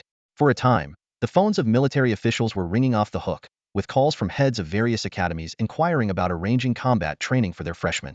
Faced with this situation, the military officials felt quite helpless. This operation was initially just a trial, with considerable risks involved. They hadn't expected such outstanding performance from this batch of freshmen, leading to these results. However, they couldn't guarantee that every year's freshmen would reach this level. If casualties occurred, it would be a significant problem. Jiang Feng was awakened the next day by Jiang Yin's urgent call. The phone screen flashed with an incoming call alert, and he groggily answered. Hello? Can you come to the lab right now? I've made some progress on your weapon, but I hit a snag. Maybe you can help. Jiang Yin's voice was filled with urgency. Rubbing his sleepy eyes, Jiang Feng realized his plan to continue watching the exercise today was ruined. He quickly washed up, got dressed, and took a taxi to Jiang Yin's lab. Pushing open the lab door, Jiang Feng saw Jiang Yin hunched over a precision machine, intently tinkering with a spindle-shaped metal piece. Her long hair was disheveled, clearly neglected for days. Jiang Feng cleared his throat, and Jiang Yin snapped out of her trance, excitement gleaming in her eyes. Floating cannons. I figured it out. It's the floating cannons, she exclaimed. Jiang Feng was baffled. What are those? Jiang Yin quickly explained, for your weapon, the best fit would be a floating cannon system. These weapons are small and agile, can form a shield wall for defense when needed, and pack a decent punch. She pulled out a design blueprint from the control panel, the intricate lines making Jiang Feng's head spin. He sighed, I can't make sense of these designs. Just tell me how to use it. Despite the dark circles under her eyes, Jiang Yin's excitement remained. She detailed the working principles, defensive capabilities, flexibility, and attack modes of the floating cannons. Jiang Feng was left in awe at how such a small device could integrate so many features. This is the perfect weapon. Jiang Feng marveled. Why not equip it for class warriors?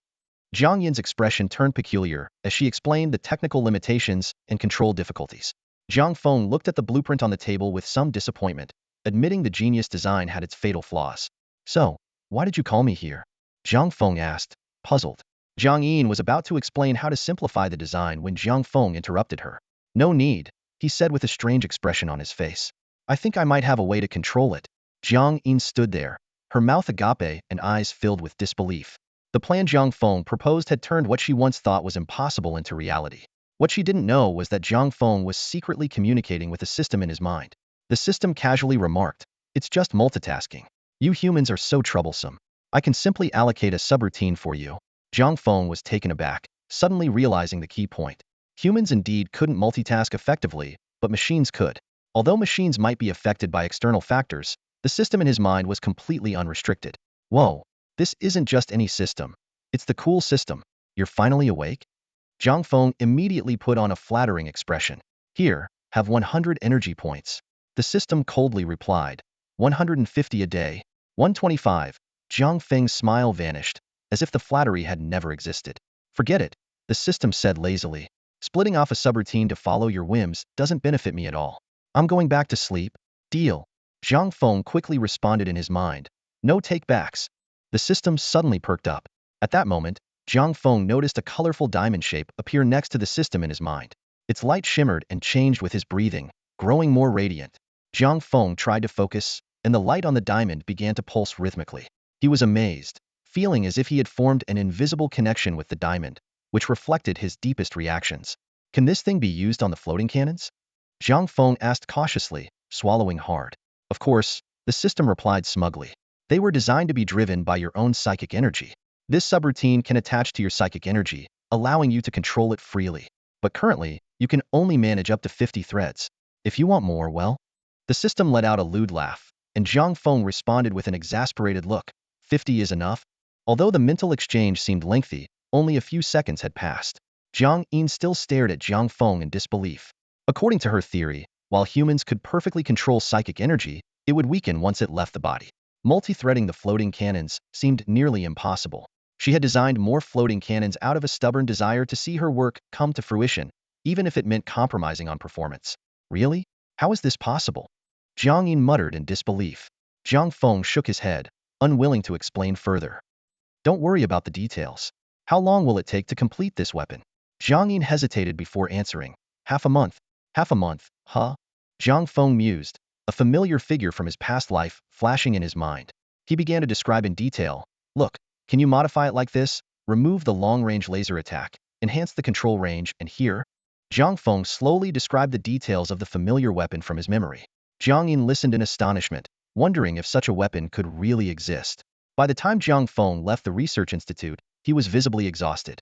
Ever since he had described the weapon's shape and function, Jiang Yin had bombarded him with questions, her gaze seemingly trying to pry open his skull. Looking up at the sky, he realized it was already nearing dusk. He found a place to grab a quick dinner and then headed home. He still didn't know how today's exercise had gone. Opening the military's official live stream, the first thing he saw was a massive sandbox. Red and blue dots intermingled, with red and blue dots disappearing intermittently. The red dots were vanishing at a faster rate than the blue ones. Thanks to a constant influx of red dots, the balance was maintained. Next to the sandbox was a leaderboard showing the top 100 classes, with the lower ranks folded away. Jiang Feng casually clicked into Class 60 SIXS livestream, surprised to find it bustling with activity. After spending some time reading the comments, he roughly understood what had happened. Class 66, being part of Xingxiu Academy, was already under a lot of scrutiny. Because they hadn't earned any military points yesterday, many people had come to criticize them. Today's events had further escalated the situation, causing the comments to split into two factions arguing with each other. The reason behind this is that Class 66 had been conserving their energy and had split into 10 teams early on, with 10 experienced members serving as captains, heading out to hunt down veteran soldiers. Awoke's team happened to run into a small squad from Class 15, which had also dispersed. A battle was imminent. Awoke demonstrated incredible combat prowess, subduing Fang Qi almost instantly upon contact. Her movements were swift and her strikes fierce, taking down Fang Qi in just a few moves and then relentlessly pursuing the rest of Fang Qi's team. The freshmen from Class 66 were left speechless, stunned by Awoke's display of power. The live chat exploded with comments, as viewers who had looked down on Class 66 the day before were now shocked to see such a formidable fighter among them. Awoke's flawless looks and cold demeanor quickly attracted a large fan base for Class 66. The chat began to fill with supporters of Awoke, who clashed with those mocking the class. This was just the beginning. As other teams from Class 66 continued to wipe out waves of veteran soldiers, their impressive combat abilities left everyone amazed. It became clear that this class, which had been quiet until now, was just as strong as the top-ranked Class 15. Tensions rose. Some questioned why Class 66, with their evident strength, hadn't started scoring points from the beginning. While establishing a base was understandable, after Awoke successfully eliminated Feng Qi's team, someone started a rumor in the chat. Class 66 never intended to hunt veteran soldiers. Their target was other classes, planning to take advantage of them after they were exhausted from fighting veterans. This rumor spread like wildfire, and more viewers began to criticize Class 66. The new rule allowing points from other teams was hard for many to accept, as they were still used to the old system. Class 60's IXS popularity soared, surpassing even Class 15. The chat was filled with heated debates, and moderators struggled to keep up. Opinions varied widely. How can there be such a despicable class? We're all supposed to fight the star beasts together, and they're stabbing us in the back. They're from the same school. The higher-ups must have a reason for this rule, but targeting classmates seems too much. Focusing on fighting people instead of star beasts, what kind of students are they training? Are they preparing for war with the other two cities? Exactly. Awoke was able to take down Feng Qi so quickly because Feng Qi's training was all about star beasts, while there were also voices of support. Some people need to stop being so sour. Feng Qi was defeated quickly because Awoke is strong. Is it so hard to admit someone else's strength?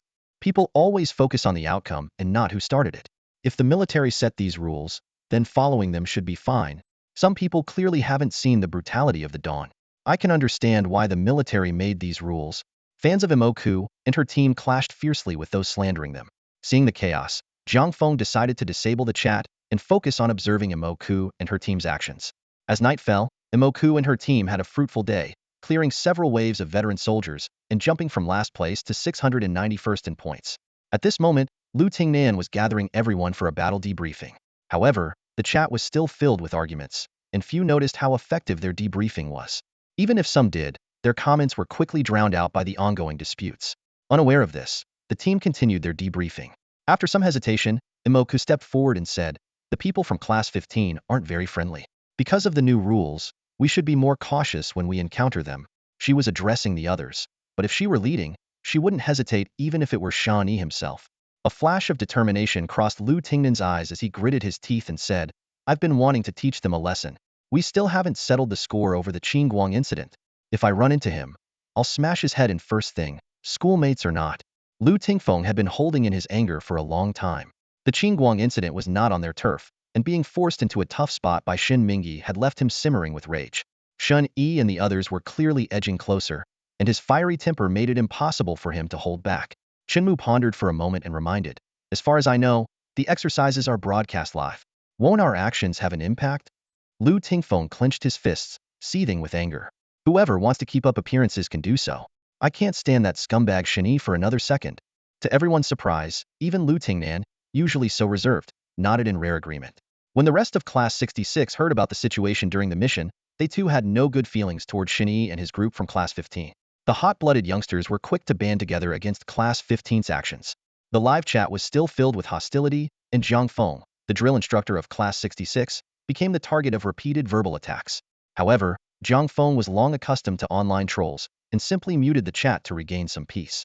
As night fell, the freshmen from each class huddled in their bases, too afraid to venture out, which finally caused the live stream's viewership to drop. However, the verbal sparring in Class 60's IXS live chat continued unabated.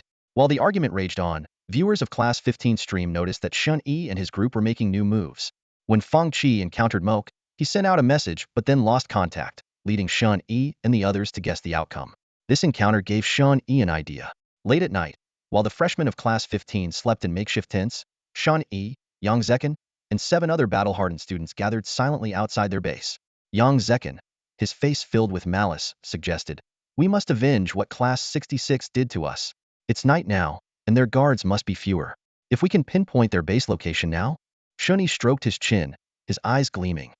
"You mean, tomorrow when they split up to hunt, we take out their main base?" "Exactly."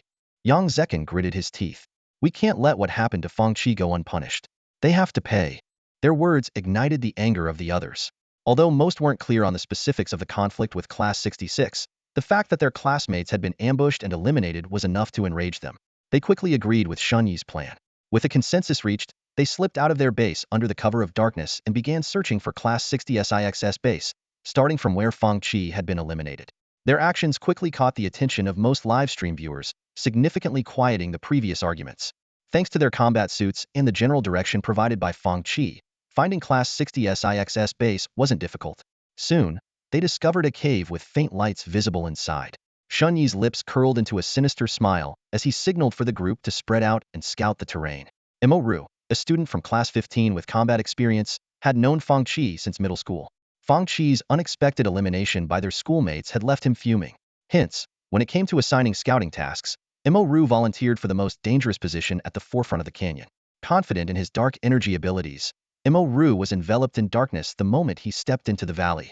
He believed that even if someone were close by, they wouldn't notice him, mistaking him for part of the night. However, as the darkness enveloped Mo Ru, Moke, who had been meditating in the cave, suddenly opened her eyes. She gently pushed aside Haning Lan and Daila, who were clinging to her like octopuses, donned her Tek Armor, and silently left the tent. As darkness fell, her form vanished into the night, much like Mo Ru. Mo Ru, focused on mapping the valley's terrain in detail for the next day's assault, was suddenly startled by a cold voice whispering in his ear, "You're out?" Cold sweat broke out all over Mo Ru as he realized a cut had appeared on his neck. Touching the blood, he removed his task bracelet with a complex expression and stood there in a daze. The live chat erupted at this scene. Moke's stealthy strike was so swift and silent that even with the bracelet's tracking, the viewers hadn't noticed a thing. A flood of question marks filled the screen, followed by a flurry of comments. What was that? Such terrifying stealth. Mo Ru didn't even react. That's scary. A silent strike in the dark on a battlefield. You wouldn't even know how you died. This girl's dark energy abilities are terrifying. Mo Ru also has dark energy but didn't sense her at all. She's a tough one. Looks like Class 15 bit off more than they can chew. Despite the shock, some viewers who had sided with Class 15 felt a surge of stubbornness and indignation.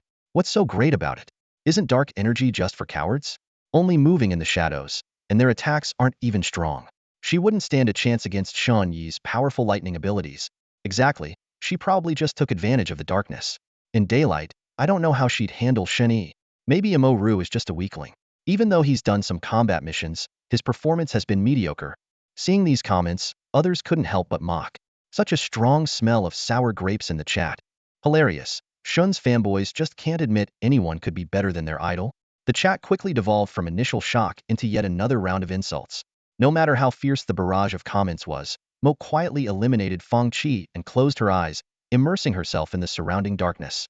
Under the cover of night, her psychic abilities seemed to amplify, far exceeding their usual level. She had just effortlessly approached Mo Ru without being detected, a feat that even surprised herself. Using the cover of night, Mo keenly noticed a suspicious figure on a nearby hill. The darkness became her greatest ally as she moved like a ghost, silently and swiftly closing in on her target. Mo Ru, how's it going on your end? I've got a clear view here. Yang Zekin crouched behind a large boulder on the hill, overlooking the entire valley. The mission wristband was silent, and he instinctively called out again, but still received no response. The sudden silence made him realize something was wrong, and he quickly tried to contact Shen Yi and the others. Something's off, Mo Ru, he stopped mid-sentence. A glowing blade was already pressed against his throat. Moke deftly turned off his mission wristband and tossed it aside, her intentions clear. Fear filled Yang Zekin's eyes. Moke's silent approach chilled him to the bone. He realized that Mo Ru had likely been subdued just as silently. The only comfort was that his interrupted call might alert Shen Yi and the others to the danger. We've lost. But Yang Zekin, unwilling to accept defeat, looked up to say something, only to find Moke had vanished into the darkness like a phantom. Her eerie way of moving left him deeply unsettled. If they were truly mortal enemies, could they survive against such a terrifying opponent? This thought took root in his mind. Yang Zekin couldn't help but recall the last time they faced off against Moke's team. When Moke had suddenly captured Feng Qi, he had thought it was due to Feng Qi's carelessness. But now, he wondered if that was really the case.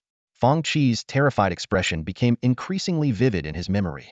What kind of formidable adversary have we provoked? Yang Zekin sighed and left the training area alone. Moke's back-to-back eliminations stirred up the viewers, her ghostly combat style leaving them in awe.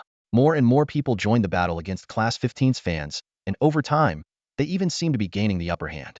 Class 15 had dominated the rankings from the start, with a large and loyal fan base, while Class 66 had faced significant backlash initially. Yet, Moke's 3 decisive actions had drastically shifted public perception, highlighting her formidable prowess. After thoroughly searching the area around the base and finding no one else, Moke frowned, realizing that Yang Zekin's last call might have alerted the others. After confirming there were no ambushes, she returned to the tent. Inside the tent, Han Lan and Della were fast asleep, tangled together like two octopuses, their pajamas barely covering them. Moke smiled wryly and lay down beside them. Her years in the slums had made her a light sleeper, and with her enhanced psychic abilities at night, she was confident she could react quickly if anyone from Class 15 entered their base again. However, Moke didn't know that after losing Mo Ru and Yang Zekin, Shen Yi and the others were hesitant to act rashly. For the classes at Xingxiu Academy, every student who had participated in real combat was a core member, and losing even one was a significant blow. Losing 3 to Moke had severely disrupted their scouting efforts, reducing their operational efficiency. "We need to cancel tomorrow's plan," said a tall man with glasses beside Shan Yi. "After this, they'll definitely be on guard. Acting rashly would be disadvantageous for us. Plus, with 3 members down, facing their full team is risky." Shen Yi's expression was grim. "I know. After today, our lead might shrink. To maintain our top position, we'll need to increase our hunting frequency. Otherwise, losing 3 members will eventually let the second place catch up. Let's give them a few days of peace. When everyone starts losing members, our pressure will lessen, and we can strike again." He sneered, his eyes darkly fixed on the valley shrouded in darkness. Advantages accumulate bit by bit, and so do disadvantages. Losing 3 members from Class 15 is like losing the contribution of 3 squads worth of merit points, while Class 07, in second place, remains unaffected. This gap is gradually closing, putting Class 15's top spot in jeopardy. The change was quickly picked up by viewers in the livestream chat, and fans of Class 15 began to worry. As Class 07's merit points slowly but steadily caught up, their anxiety became more apparent. Driven by this emotion, Class 66 became the target of their anger. It's a peculiar aspect of human nature to blame others for one's own shortcomings rather than acknowledge their strengths. A swarm of Class 15 fans flooded into Class 60's livestream, launching an unrestrained tirade. Attacking fellow classmates? Seems some people don't want their school to come first. Exactly, no sense of camaraderie at all. No wonder they're so unpopular. I knew this class was trouble. Fangchi had a run-in with them and got attacked immediately. The sudden accusations left fans in Class 60's livestream dumbfounded. New viewers, though initially confused, quickly understood the situation with the help of longtime fans and were shocked by the unreasonable behavior. For a moment, the chat was dominated by Class 15's fans. At that moment, Jiang Feng opened the chat and was stunned by the malicious comments. Class 15 failed in their sneak attack and yet blamed them? This was beyond absurd. What the heck? Jiang Feng muttered, feeling numb. Suddenly, the system's voice roared in his mind, startling him. What the heck? Move aside. Let me take over. How do I move aside? Jiang Feng instinctively asked. Relax, don't resist, the system instructed. Following the system's guidance, Jiang Feng's hands began to tremble and then blurred into a flurry of motion on the virtual keyboard. A barrage of sharp comments shot out like machine gun fire. Where did these Class 15 stray dogs come from? Can you wipe the crap off your mouths before speaking here? Your own incompetence in a sneak attack got you killed, and you blame others? Do you think the world revolves around you? What a joke. You don't even understand the situation on the battlefield and you yap away. Supporting someone like Shan Yi? The stench of your stupidity is overwhelming even through the screen. And that one talking about same school? If I were the principal, I'd kick Class 15 out first, a bunch of pests. You get beaten and come here to whine? Try crying to the star beasts on the battlefield and see if they care. You idiots. Don't know anything and yet you let yourselves be used as tools? Are you really from Class 15? Due to Jiang Feng's status as Class 60's combat instructor, he had no cooldown restrictions on his messages. The chat was flooded, nearly drowning out the comments from Class 15's fans. Everyone was stunned, especially when they saw the special Class 66 combat instructor Jiang Feng tag next to each message. The system's tirade continued with a variety of insults, each more creative than the last, cleverly using symbols and homophones to bypass the chat's profanity filters. Class 15's fans tried to fight back, but most of their messages were automatically blocked. The few who attempted serious arguments were met with multiple angles of fierce rebuttal for every point they raised. This barrage lasted over 2 minutes before it abruptly stopped. Only then did viewers notice a red notification at the bottom of the chat. System notice. Class 66 combat instructor Jiang Feng has been muted for excessive language. The chat exploded with comments, now focused entirely on Jiang Feng's astonishing display. Excuse me, was that typing speed even humanly possible? He's wind elemental, right? Maybe he used psionics to type? Stop exaggerating. Controlling psionics that precisely would require at least a rank peak skills. I hereby crown him the Federation's king of flame wars. Let's celebrate the coronation. This wasn't just a flame war. It was a massacre. Did you see how Class 15's fans got obliterated? Class 15's supporters, having faced such a relentless assault, had already retreated in disgrace. Meanwhile, Jiang Feng, as if his soul had left his body, slumped in his chair, hands hovering over the keyboard, watching as the chat window continued to fill with messages. System notice. You have been muted in this chat. System notice. You have been muted in this chat. System notice. You have been muted in this chat. Damn it. I just got online. Can I hack this stupid system?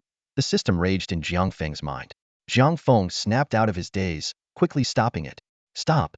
You'll ruin my reputation. What reputation? You really think you're somebody? This wave just boosted your fame. Look, they're all praising you. The system retorted. Jiang Feng was exasperated. Do you even know what praise means? As he argued with the system, a call suddenly came in. Jiang Feng answered, and a sweet female voice greeted him. Hello, is this Mr. Jiang Feng? Yes, it is. This is the military department website backend. We detected some excessive language from you online just now, and we'll be muting you for 3 days. Do you have any objections to this? No, Jiang Feng replied calmly, though internally he was still arguing with the system. All right, we won't disturb you further. Please take these days to cool down and be mindful of your words. Goodbye. The call ended, and Jiang Feng slumped completely, feeling utterly drained. He could already imagine how people would look at him from now on. My reputation is ruined. Jiang Feng lamented internally. Awoke and her team had no idea about the fierce debate raging in the live chat outside. When she woke up in the morning, she mentioned last night's events to Lu Tingnan. Lu Tingnan frowned slightly, thought for a moment, and then said, You, Han Lan, and Wang Mingming stay at the base. We'll reduce our hunting range today. Shunyi is probably gearing up to make a move. Lu Tingfeng scratched his head and chimed in. 3 of their members have already been knocked out. They probably won't dare to come back, right? It's a one-way trip for them. Lu Tingnan shook his head, his expression serious. That's possible, but we can't rule out the chance that they might take a desperate risk. Now, we not only have to guard against them but also consider other classes as potential threats. We need to be more cautious moving forward. Clearly, Lu Tingnan had thought things through and realized the danger of underestimating the point-stealing rules and the initial complacency. As Lu Tingnan predicted, after nearly 2 days of intense clashes with the veterans and the additional rules imposed by the military, some teams were ready to turn their attention to internal conflicts. Once such a situation started, it spread like wildfire, unstoppable. Compared to the tough battles with the veterans, wiping out a new class to gain points was obviously much easier. On the 3rd day, the attrition rate among the new classes skyrocketed. Awoke and her team were not spared. They lost 2 squads in a skirmish with Class 15. However, Lu Tingfeng's squad managed to take down one of Class 15's teams, so there was some payoff. Interestingly, the new students seemed more eager to weaken each other to climb the rankings rather than engage the veterans directly for military points. As the infighting among the new students intensified, the veterans also continued to decrease in number. In just a few days, the brutality within the exercise area escalated significantly. By the 5th day, Jiang Feng finally lifted the communication ban. Over these days, Class 66 emerged as a dark horse, their scores skyrocketing and propelling them to 5th place. Class 15, on the other hand, had dropped to 4th place after losing 3 team leaders and another member to Lu Tingnan. The live chat rooms for both classes were already filled with hostility and insults. However, as time went on, Class 60 SIX's momentum clearly surpassed that of Class 15.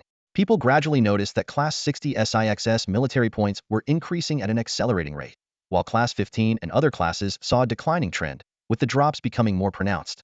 On the 5th day, a post comparing the data of Class 66 and Class 15 went viral.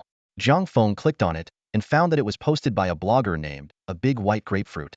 The post meticulously compared the 2 classes from various angles, including some insider information from their missions, indicating a lot of effort had been put into it. The post began by pinpointing the root cause of the friction between the 2 classes. You don't need to guess about the feud between these 2 classes. It started during the actual combat missions, but I can't say more. The main part of the post followed. First was a comparison of their bases, with Class 60 SIX's base clearly superior to Class 15's makeshift one. Then came the daily military points data charts for both classes. Class 15 showed a high start but dwindling momentum, while Class 66 started from 0 and rapidly caught up to Class 15's score. After this data comparison, A Big White Grapefruit added a sharp comment. Unless Class 15 goes all out and takes down Class 66, they are doomed to fail. They might strike at other classes, but Class 66 will definitely not let them go unscathed. The blogger then explained the rationale behind Class 60 SIX's base construction. The data for both classes mirrors each other. The root cause is that base. I've closely observed the states of students from both classes and found that Class 66 maintains peak condition when clearing out veterans, while Class 15's initial momentum quickly waned. This post was like a bombshell, making everyone realize why these two classes from the same school had become arch-enemies and revealing the secret behind Class 60 SIX's stunning rise. At this moment, the true intention behind Class 60 SIX's meticulous effort in building their stronghold finally became clear. In stark contrast to Class 15, whose base was harassed by veterans for 3 out of the 5 nights, Class 60 SIX's stronghold remained undiscovered. The rest environments of the two classes were worlds apart. After each battle, Class 66 conducted a thorough review. In the next day's hunting operations, the mistakes from the previous day were noticeably reduced. In contrast, Class 15 kept repeating the same errors and failed to correct them over several days. Observers finally realized. One side was recklessly charging ahead with sheer momentum, while the other was steadily advancing, facing their opponents in peak condition and constantly improving. Most people probably thought it was just a 7-day mission to endure, with the primary goal being to earn military merit points from eliminating veterans. They completely underestimated the importance of a perfect stronghold. The author of the post boldly asserted, if the mission lasted more than half a month, apart from Class 67, the scores of the other classes would be less than half of Class 15's. This claim was backed by extensive data, leaving the onlookers in the livestream astonished. A seemingly simple 7-day task was elevated to such a high level by them. Because of this post, the barrage of comments from Class 66 for the first time completely overshadowed those from Class 15. At this point, if anyone still couldn't see the disparity between the two sides, they were truly beyond reasoning. People began to wonder, how did Class 66 manage to have such strict discipline and high awareness? Some even suspected that Jiang Feng, the person who dominated the screen that day, might be their instructor. Remembering Jiang Feng's fierce debate that day, many fell into deep self-doubt. They couldn't reconcile that image with the current instructor of Class 66. The outside world keenly noticed this, and Shan Yi and his team were naturally aware as well. They realized they had underestimated the freshman's determination. Initially, they thought it wasn't star beasts they were facing, so they could just casually handle the stronghold.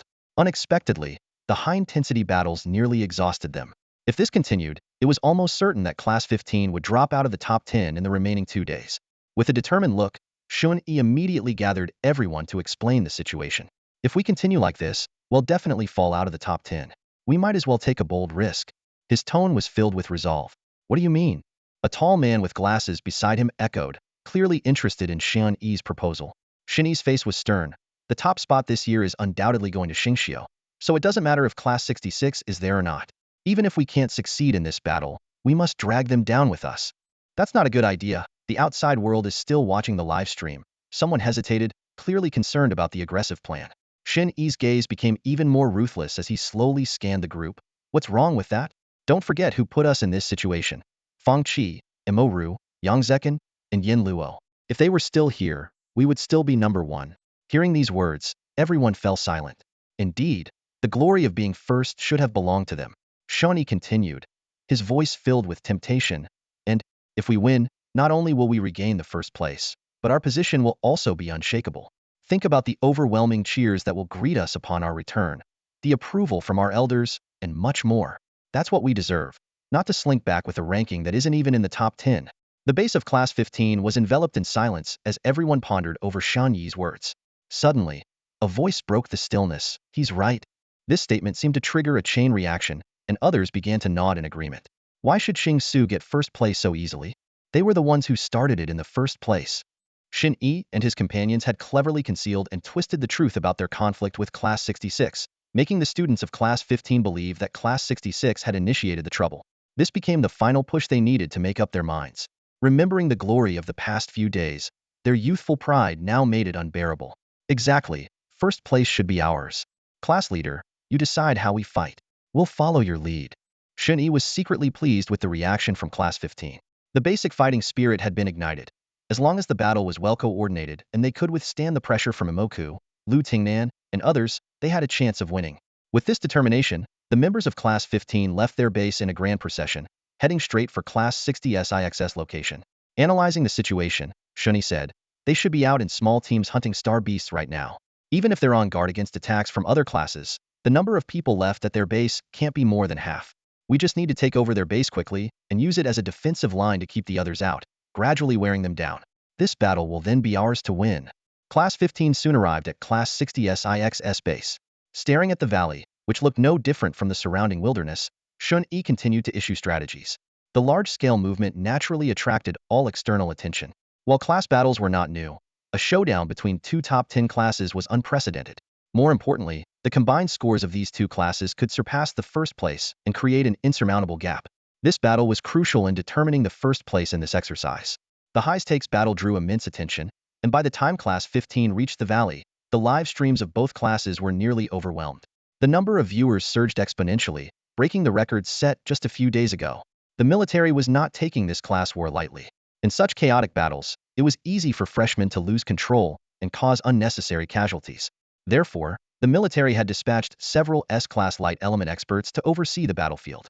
Similar arrangements had been made in previous class wars, with S-class experts ensuring zero casualties with their reaction speed and S-class abilities. Unaware of the military's preparations, Shun Yi divided his team into 3 groups after issuing his final orders. He personally led the largest group to launch a frontal assault through the valley entrance, while the other 2 groups used their abilities to climb the cliffs on either side, preparing for a flanking attack. Class 60 SIXS sentries quickly spotted Class 15's movements, and the news spread rapidly throughout the valley. Today, Lu Tingfeng, Wang Mingming, and Chun Mu were on guard. Ever since Imoku had noticed Class 15's unusual activities, Imoku, Lu Tingfeng, and Lu Tingnan had been taking turns staying at the base. Upon receiving the news, Lu Tingfeng's expression hardened, and he immediately called everyone to arm themselves. Several figures took to the air simultaneously, and Lu Tingfeng quickly locked onto Xianyi in the valley. You check the surroundings for others. I'll handle Xianyi. Although he had little respect for Xianyi's character, he did not underestimate his strength. Among those present, only a few who had actual combat experience could match him. The rest would be no more than cannon fodder. Flames erupted out of thin air, then quickly contracted into intricate, ornate patterns on Lu Tingfeng's armor. With a swift dive, he charged furiously towards Xianyi's position. With a sizzle, a blinding flash of lightning appeared and vanished. Lu Tingfeng's fist stopped short against a layer of lightning shielding Xianyi, unable to break through. Unfazed, Lu Tingfeng dodged an arc of electricity from the right, moving to Xianyi's side and delivering a punch to an unsuspecting freshman. With the dual enhancement of his battle armor and psychic abilities, Lu Tingfeng's punch packed an astonishing force. The freshman was sent flying like a kite with a broken string, crashing heavily against the nearby mountainside, his fate uncertain. In a flash, an strength powerhouse overseeing the battlefield swooped down from the sky and rescued the freshman. Xianyi's face darkened, a flicker of apprehension in his eyes. As a fellow clan member, he was no stranger to Lu Tingfeng and had always considered himself superior. However, the speed and power Lu Tingfeng displayed were on par with his own. It was crucial to note that they had just advanced to rank, and their mastery of psychic abilities was still rudimentary, meaning their combat effectiveness relied heavily on the enhanced speed and strength from their abilities. This realization was bad news for Xianyi. If Lu Tingfeng managed to stall him, the return of Class 60 SIXS other members would put him in grave danger. By now, the surroundings had devolved into chaos. The valley echoed with battle cries, and freshmen from Class 15 surged in like a tide from both sides of the cliffs, fiercely clashing with Wang Mingming and Chan Mu. On the periphery, Xianyi's main force was entangled in a fierce struggle with Lu Tingfeng's team, neither side gaining the upper hand. The duel between Lu Tingfeng and Xianyi quickly became the focal point. Their evenly matched fight left Class 15's supporters on edge. Initially, they had hoped for a swift victory over Class 60 SIXS stronghold, but now that seemed unlikely. Curiosity about Lu Tingfeng's background grew, and the findings were startling. Class 66 was a hidden dragon's lair, boasting not only the previously formidable dark-type specialist Imoku, but also the newly emerged Lu family scion who could rival Xianyi.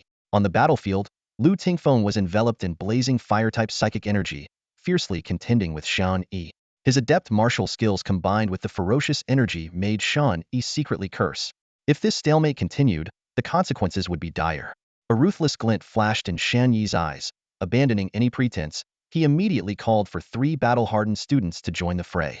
The foreknown situation put immense pressure on Lu Tingfeng. At this moment, Wang Mingming and Chen Mu were still fending off Class 15's surprise troops on both sides. With the addition of 3 fresh forces, the battle's balance shifted instantly. Facing the combined assault, Lu Tingfeng could only struggle to hold on, relying on the evasive maneuvers drilled into him by Jiang Feng during military training. Even so, he was in grave danger. Suddenly, 2 bolts of lightning struck Lu Tingfeng's back. Although his battle armor's psychic energy absorbed most of the damage, the powerful impact made him spit out blood, which splattered across his helmet's visor. As the armor's cleaning system cleared the blood, a fist clad in armor approached his face. Instinctively, Lu Tingfeng ducked to avoid it and rolled awkwardly, barely dodging 2 whistling ice spikes. Despite Lu Tingfeng's dire straits, Xianyi felt no triumph. The more resilient Lu Tingfeng was, the closer they were to failure. As each second ticked by, Shen Yi's anxiety surged like a tidal wave. He knew he had to end this fight quickly. Otherwise, once Class 60SX other members returned, the situation would spiral out of control. From the attack until now, they had wasted too much time at the mouth of the valley. Shen Yi's veins bulged on his face as cold sweat trickled down his forehead. The progress in eliminating the freshmen of Class 66 was slow, and if they couldn't successfully take down this batch of students, the consequences would be dire. He took a deep breath and decisively ordered, "Go all out. Don't worry about conserving your energy. We'll deal with the aftermath later." Lu Tingfeng panted slightly, glancing at the information on his task bracelet, feeling a flicker of joy in his heart. Just a bit more stalling will do. Suddenly, a thick bolt of lightning flashed across the sky. Shen Yi and his team threw caution to the wind and unleashed their energy powers wildly across the battlefield. Lu Tingfeng squinted his eyes, feeling the fire energy within him flow steadily, the patterns on his body becoming more pronounced. Boom! A charred crater exploded on the ground as Lu Tingfeng soared into the sky, effortlessly dodging the energy attacks from Shen Yi and his three companions. Bolts of lightning, as thick as an arm, rapidly spread across the sky, striking the red figure in an instant. A burst of sparks erupted as Lu Tingfeng emerged, maneuvering agilely in midair and diving down. Crackle, whoosh. Enormous wings of flame unfurled behind him, propelling Lu Tingfeng's speed to new heights as the distance to the ground shrank rapidly. As he neared the ground, he spun around, his fiery wings following the motion, trailing a dazzling line of fire as he flew over Shen Yi and his team. Immediately, a surge of flames erupted.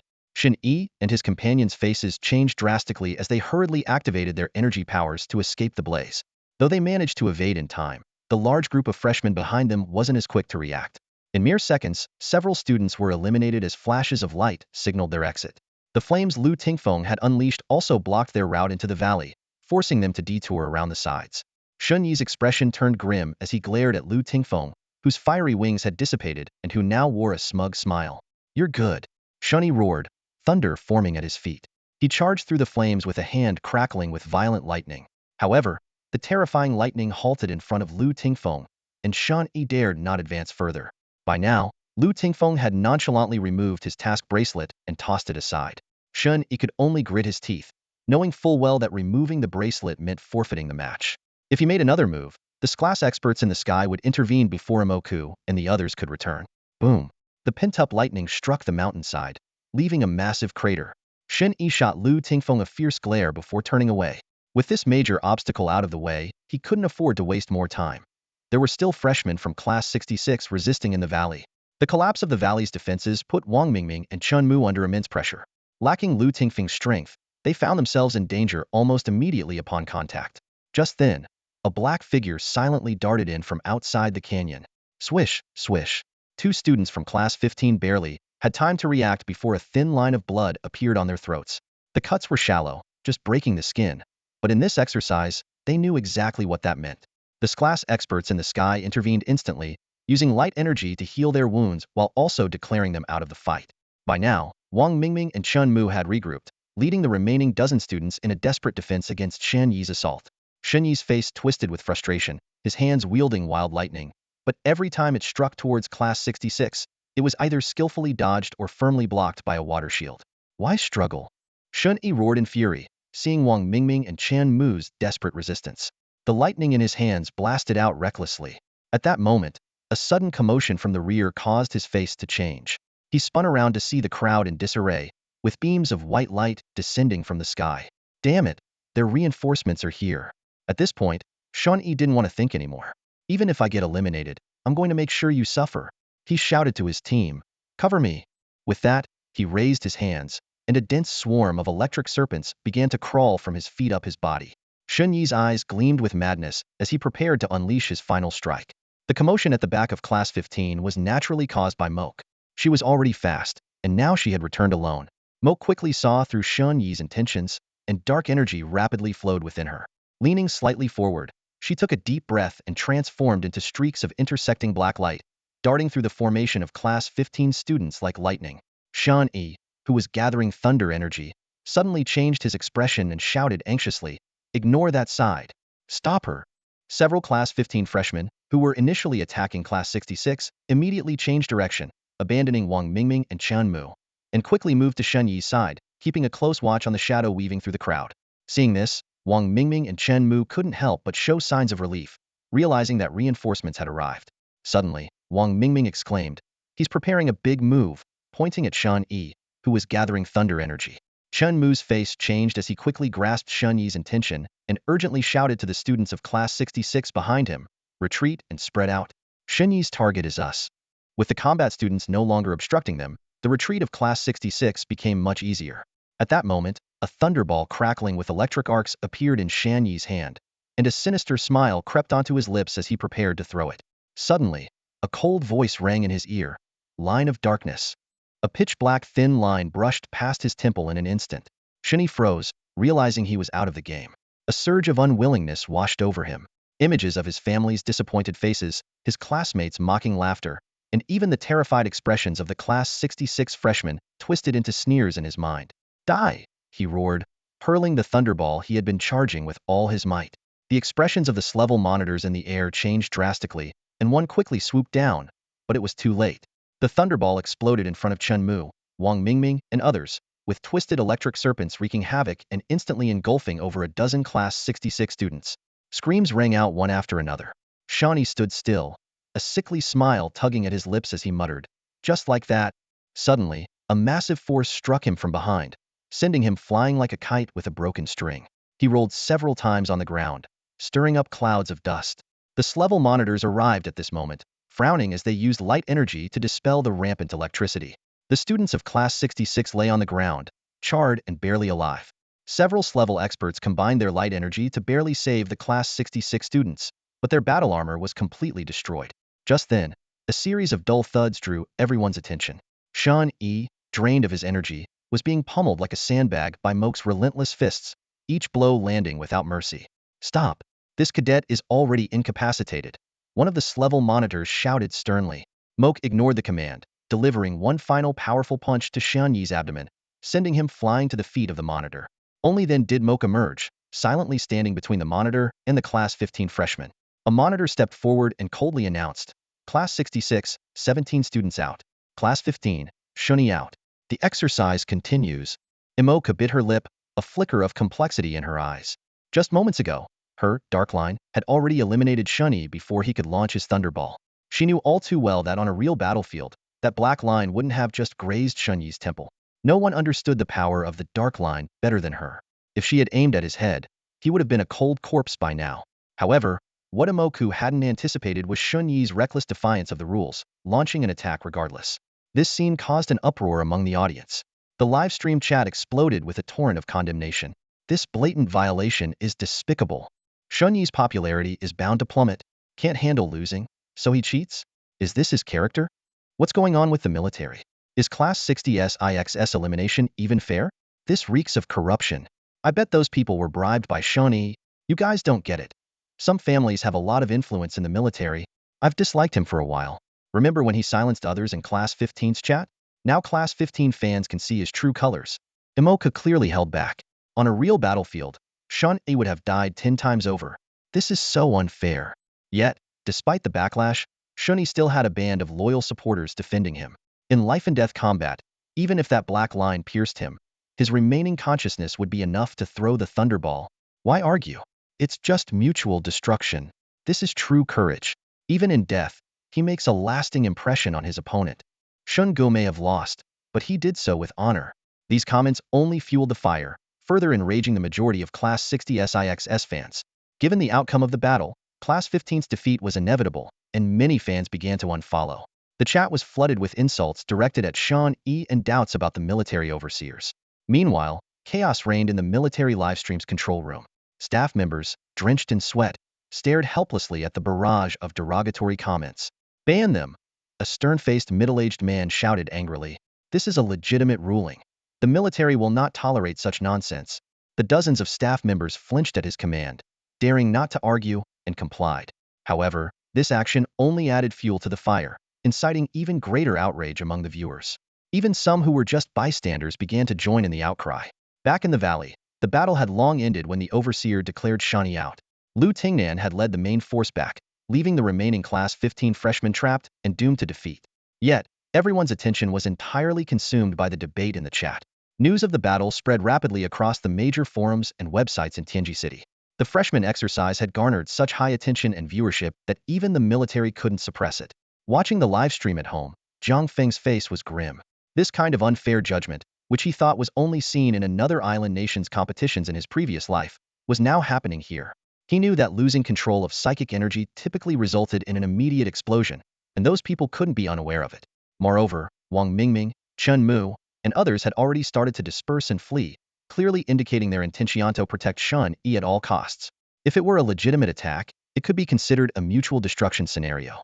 But if not, it involved the serious issue of maliciously attacking comrades. Although Jiang Feng didn't understand what made Shun Yi so influential, he certainly wouldn't let them off easily this time. Last time, they had tried to judge awoke based on this point, and Jiang Feng remembered the effectiveness of that tactic all too well. What a clever move. Jiang Feng sneered. The hat you pinned on us before. Now it's your turn to taste it. By now, the battle in the valley had concluded. Class 66 had wiped out the students of Class 15. Upon hearing about the plight of Imoku, Su Shu, Chun Mu, and others, Lu Tingnan's face turned equally grim. The other freshmen of Class 66 were in an uproar. Such blatant unfairness was intolerable for anyone. The atmosphere in the stronghold was as tense as ice, and everyone fell silent. Lu Tingnan suddenly stood up, his eyes blazing with anger. This time, Shun Yi must give us an explanation. Dai La hesitated for a moment and softly reminded him, but behind him is the Shun family. Lu Tingnan scoffed. The Lu family isn't to be trifled with either. Last time on the Qingguang, it was their turf. But now we're in Tianji City. This isn't a place where the Shun family can call all the shots. Do they think they can push us around time and again? Han Yinglan suddenly stood up, her eyes resolute. Count me in. He must give us an explanation. Imoka looked at Han Yinglan in surprise, her eyes full of doubt. Ordinary family? Han Yinglan made a playful face and laughed. I'm coming clean. I'm a young mistress. Lu Tingnan's lips curled slightly. No more pretending? No more pretending, Han Yinglan said seriously. They've gone too far. Lu Tingnan nodded. All right, let's wait until this exercise is over, then we'll put the pressure on them. The results of the exercise were announced. Class 66 soared to the top by decisively defeating Class 15, scoring a third more than the second-place team. The huge gap left the other classes feeling hopeless. The only way to surpass Class 66 was to replicate their strategy. However, initiating a class-wide battle was no easy task, fraught with both risks and opportunities. The exercise area presented a peculiar scene. Lower-ranked classes became targets, students chased and tussled, even ignoring encounters with star beasts. Some eyed the top-ranked Class 66 with envy, but were repeatedly repelled by Imoka's formidable strength. Imoka's true abilities were fully revealed in several defensive battles. Though only cranked, her full power was on par with ranked fighters.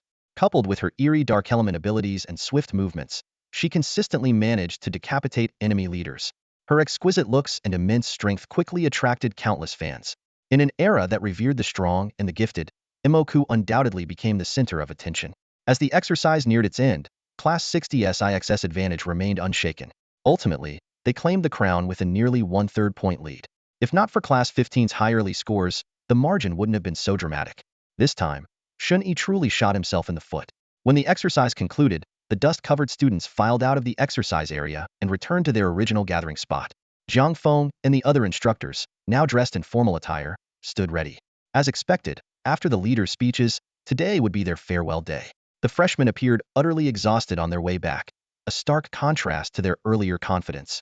Their faces were smeared with dust, their clothes wrinkled, but their eyes shone with the resilience forged through hardships. Xingxiu Academy unsurprisingly clinched first place, causing envy among the leaders of other academies. They discreetly approached high-ranking military officials, hoping to secure opportunities for their students in the next trial. At the closing ceremony of the exercise, the formulaic speeches made the weary freshmen drowsy. Most had only a cursory understanding of the importance of base construction, hastily completing their tasks and lacking sufficient rest. All they wanted at that moment was for the event to end, so they could get some much-needed sleep. Just as the ceremony was about to conclude, the entire Class 66 suddenly stepped forward in unison. The military lieutenant general, who was speaking, looked at them in surprise and asked, "Do you have something to say?" Lu Tingnan stepped out from the crowd, his voice clear and resonant across the venue. "I believe some of the judges' decisions in this exercise need to be reviewed." The lieutenant general raised an eyebrow and, with a blank expression, said, "Oh, what issue do you want to address?" Without further explanation, Lu Tingnan played a video of Shun Yi's actions using his task wristband. He explained, at that time, Our attack was sufficient to eliminate him. Because of the exercise rules, we deliberately missed, but he still threw out a lightning ball. Later, the inspectors ruled out 15 of our members. We need an explanation. The lieutenant general's face darkened, and he turned to ask, who was responsible for that area? General Yang, it was us. Several class experts immediately stepped forward. A thin man in white explained, we determined that such a precise, penetrating attack would leave the consciousness intact even after being hit. So Shan's counterattack with the lightning ball can be seen as a final act of defiance. Yang Tao glanced at him indifferently and said to Lu Tingnan, that's basically it. Lu Tingnan wanted to argue further, but Jiang Feng gave him a timely signal. Realizing that the military didn't want to escalate the situation publicly, Lu Tingnan gritted his teeth and said, I understand. Thank you for the clarification. Then he stepped back into line.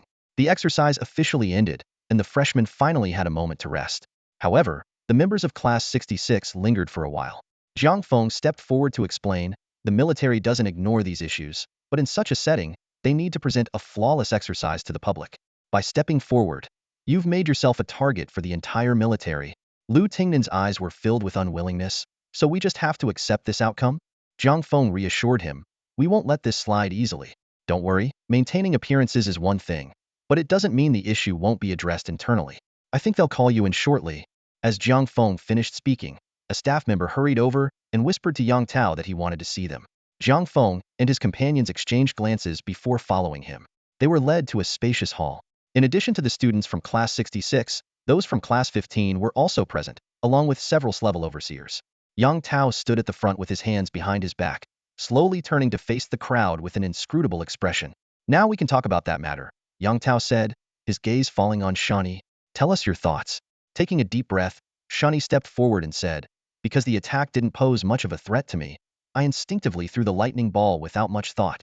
The battle was too intense at the time. The members of Class 66 were taken aback by his words, looking at Shan Yi in disbelief. They clearly remembered that when Imoku's Black Line King attacked, Shun Yi had been too scared to move. Yang Tao nodded and turned to the level overseers. Shin Mingjun, you handled it at the time. What's your judgment?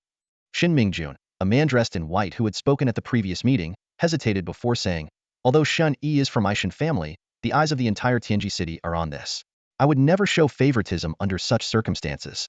At the time, I also believe that her linear psychic damage was insufficient to instantly wipe out consciousness.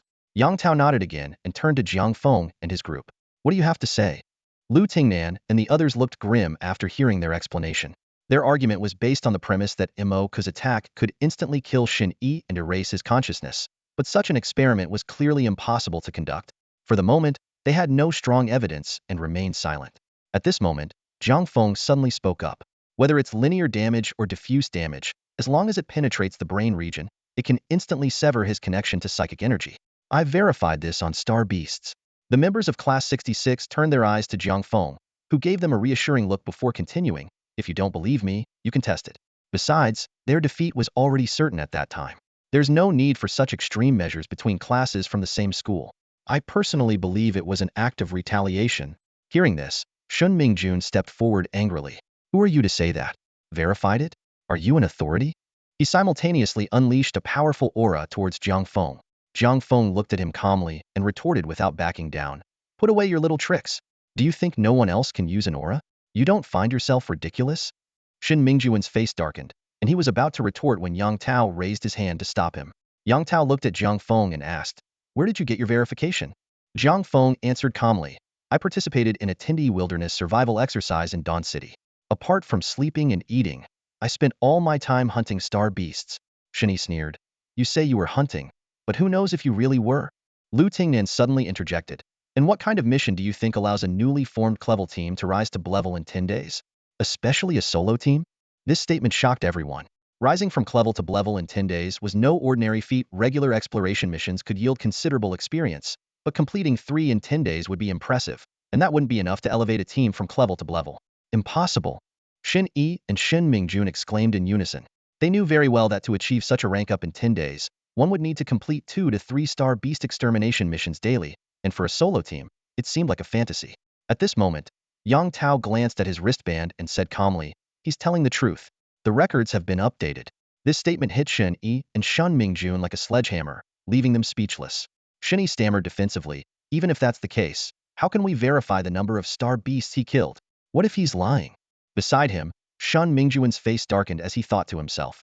If we're found guilty of favoritism in this exercise, our future prospects will be bleak. Yang Tao glared at them fiercely and reprimanded. Watch your words. Are you questioning a holder of the galactic badge? Are you doubting the military? His words struck Shin Yi and Shun Mingjun like a heavy blow, leaving them stunned. The new recruits around them were also taken aback, their minds buzzing. The fact that Jiang Feng held a galactic badge was known only to a few top officials stationed in Tianji City, and now, hearing it from Yang Tao, everyone was in shock. For those who had lived in Tianji City for years, the significance of the galactic badge was crystal clear. It was the highest honor awarded by the military to individuals with great contributions and trusted by the marshal. Shin Yi and Shun Mingjuan's questioning had crossed a line with the military. Yang Tao sighed inwardly. He had anticipated this outcome as soon as Shun Yi acted. Earlier, he couldn't intervene in front of everyone, but now he had called them aside to resolve the matter privately. He hadn't expected Shun Yi and Shun Mingjun to be so oblivious. He said in a deep voice, since Jiang Feng has stated his case, it should be as he says. Do either of you have any objections? Shun Yi's eyes were full of struggle, but under Yang Tao's unwavering gaze, he could only lower his head and say dejectedly, no. Shin Mingjun was in the same boat. With Yang Tao's firm stance, further arguments would be pointless. Yang Tao continued, this issue must be eradicated at its root. The impact is significant, and the public reaction is still unknown. I will report this to the higher-ups in the military for a meeting to discuss your punishment. These words made Shun Yi and Shun Mingjun turn pale. Once the matter reached the upper echelons of the military, Shin Yi's future was uncertain, but Shun Mingjuan's career was likely over. Yang Tao concluded, all right, that's how we'll handle this. If there's nothing else, you can leave. The results will be announced after the high-level meeting. Jiang Feng and his group had no objections to this outcome. Their losses were merely a few sets of armor, and they had only brought the matter to light to vent their frustration. Yang Tao's handling of the situation provided them with a satisfactory resolution. Given the severity of the situation, even the Liu family would have to pay a heavy price to protect them. After leaving the exercise area and returning to Tianji City, everyone went their separate ways. The victory celebration was unanimously decided to be postponed until the next day. After 10 days, they all longed for the comfort of their beds at home. As soon as she got home, Imoku headed straight for the bathroom. Not having a proper shower for 10 days was an unbearable ordeal for a girl. Hearing the sound of running water from the bathroom, Jiang Feng smiled, took a sip of water, and went to the kitchen to prepare dinner. Over half an hour later, Imoku emerged from the bathroom, towel-drying her hair, and looked for Jiang Feng. Seeing him busy in the kitchen, she couldn't help but smile. The warmth of home after 10 exhausting days was incredibly comforting. The next evening, Jiang Feng and Imoku went to Lingchuan Banquet Hall together. This was the most prestigious hotel in Tianji City, frequently hosting high society events. Han Yinglan had suggested this venue because it was owned by her family, allowing them to use it freely. Following Jiang Feng into the luxurious hotel, Imoku was stunned when she saw Han Yinglan warmly welcoming them. The sudden transformation of her childhood friend into a socialite from a prestigious family in Tianji City felt surreal. A manager in formal attire, seemingly the hotel manager, respectfully guided them. This way, please. The banquet for Class 66 is on the top floor. The three of them took the elevator upstairs. As soon as the doors opened, they were greeted by an open-air banquet area complete with a pool, flower pots, and even a dedicated bar. From the hotel's top floor, half of Tianji City was visible, its neon lights glittering, with hover cars weaving through the air, painting a picture of bustling prosperity. Most people had already arrived. As soon as Jiang Feng appeared, he drew everyone's attention. Someone shouted, "Instructor Jiang is here." Immediately, everyone stopped what they were doing. Whether in evening gowns or long dresses, they all stood up simultaneously. "Good evening, instructor," they greeted in unison, making Jiang Feng momentarily dazed. He quickly regained his composure and smiled. "Today is a day for celebration. No need to be so formal. Please take your seats." Lu Tingnan walked over and led Jiang Feng and his companions to a round table at the front. "Instructor, this way, please." Seated around the table were those who had participated in the mission, along with a woman with short, ear-length hair. Lu Tingnan introduced her. "Instructor, let me introduce you. This is Instructor Yang Shusha, who took over your duties after our mission." Jiang Feng looked over just as Yang Shusha turned her head. With a hint of interest in her eyes, she stood up and extended her hand. "Instructor Jiang Feng, I've heard a lot about you. That's all for today. Thank you so much for watching. I hope you guys enjoyed. If you wish to have another part of this recap, please give us at least 1,000 likes. Please don't forget to comment and subscribe to our channel for more content like this. Until next time.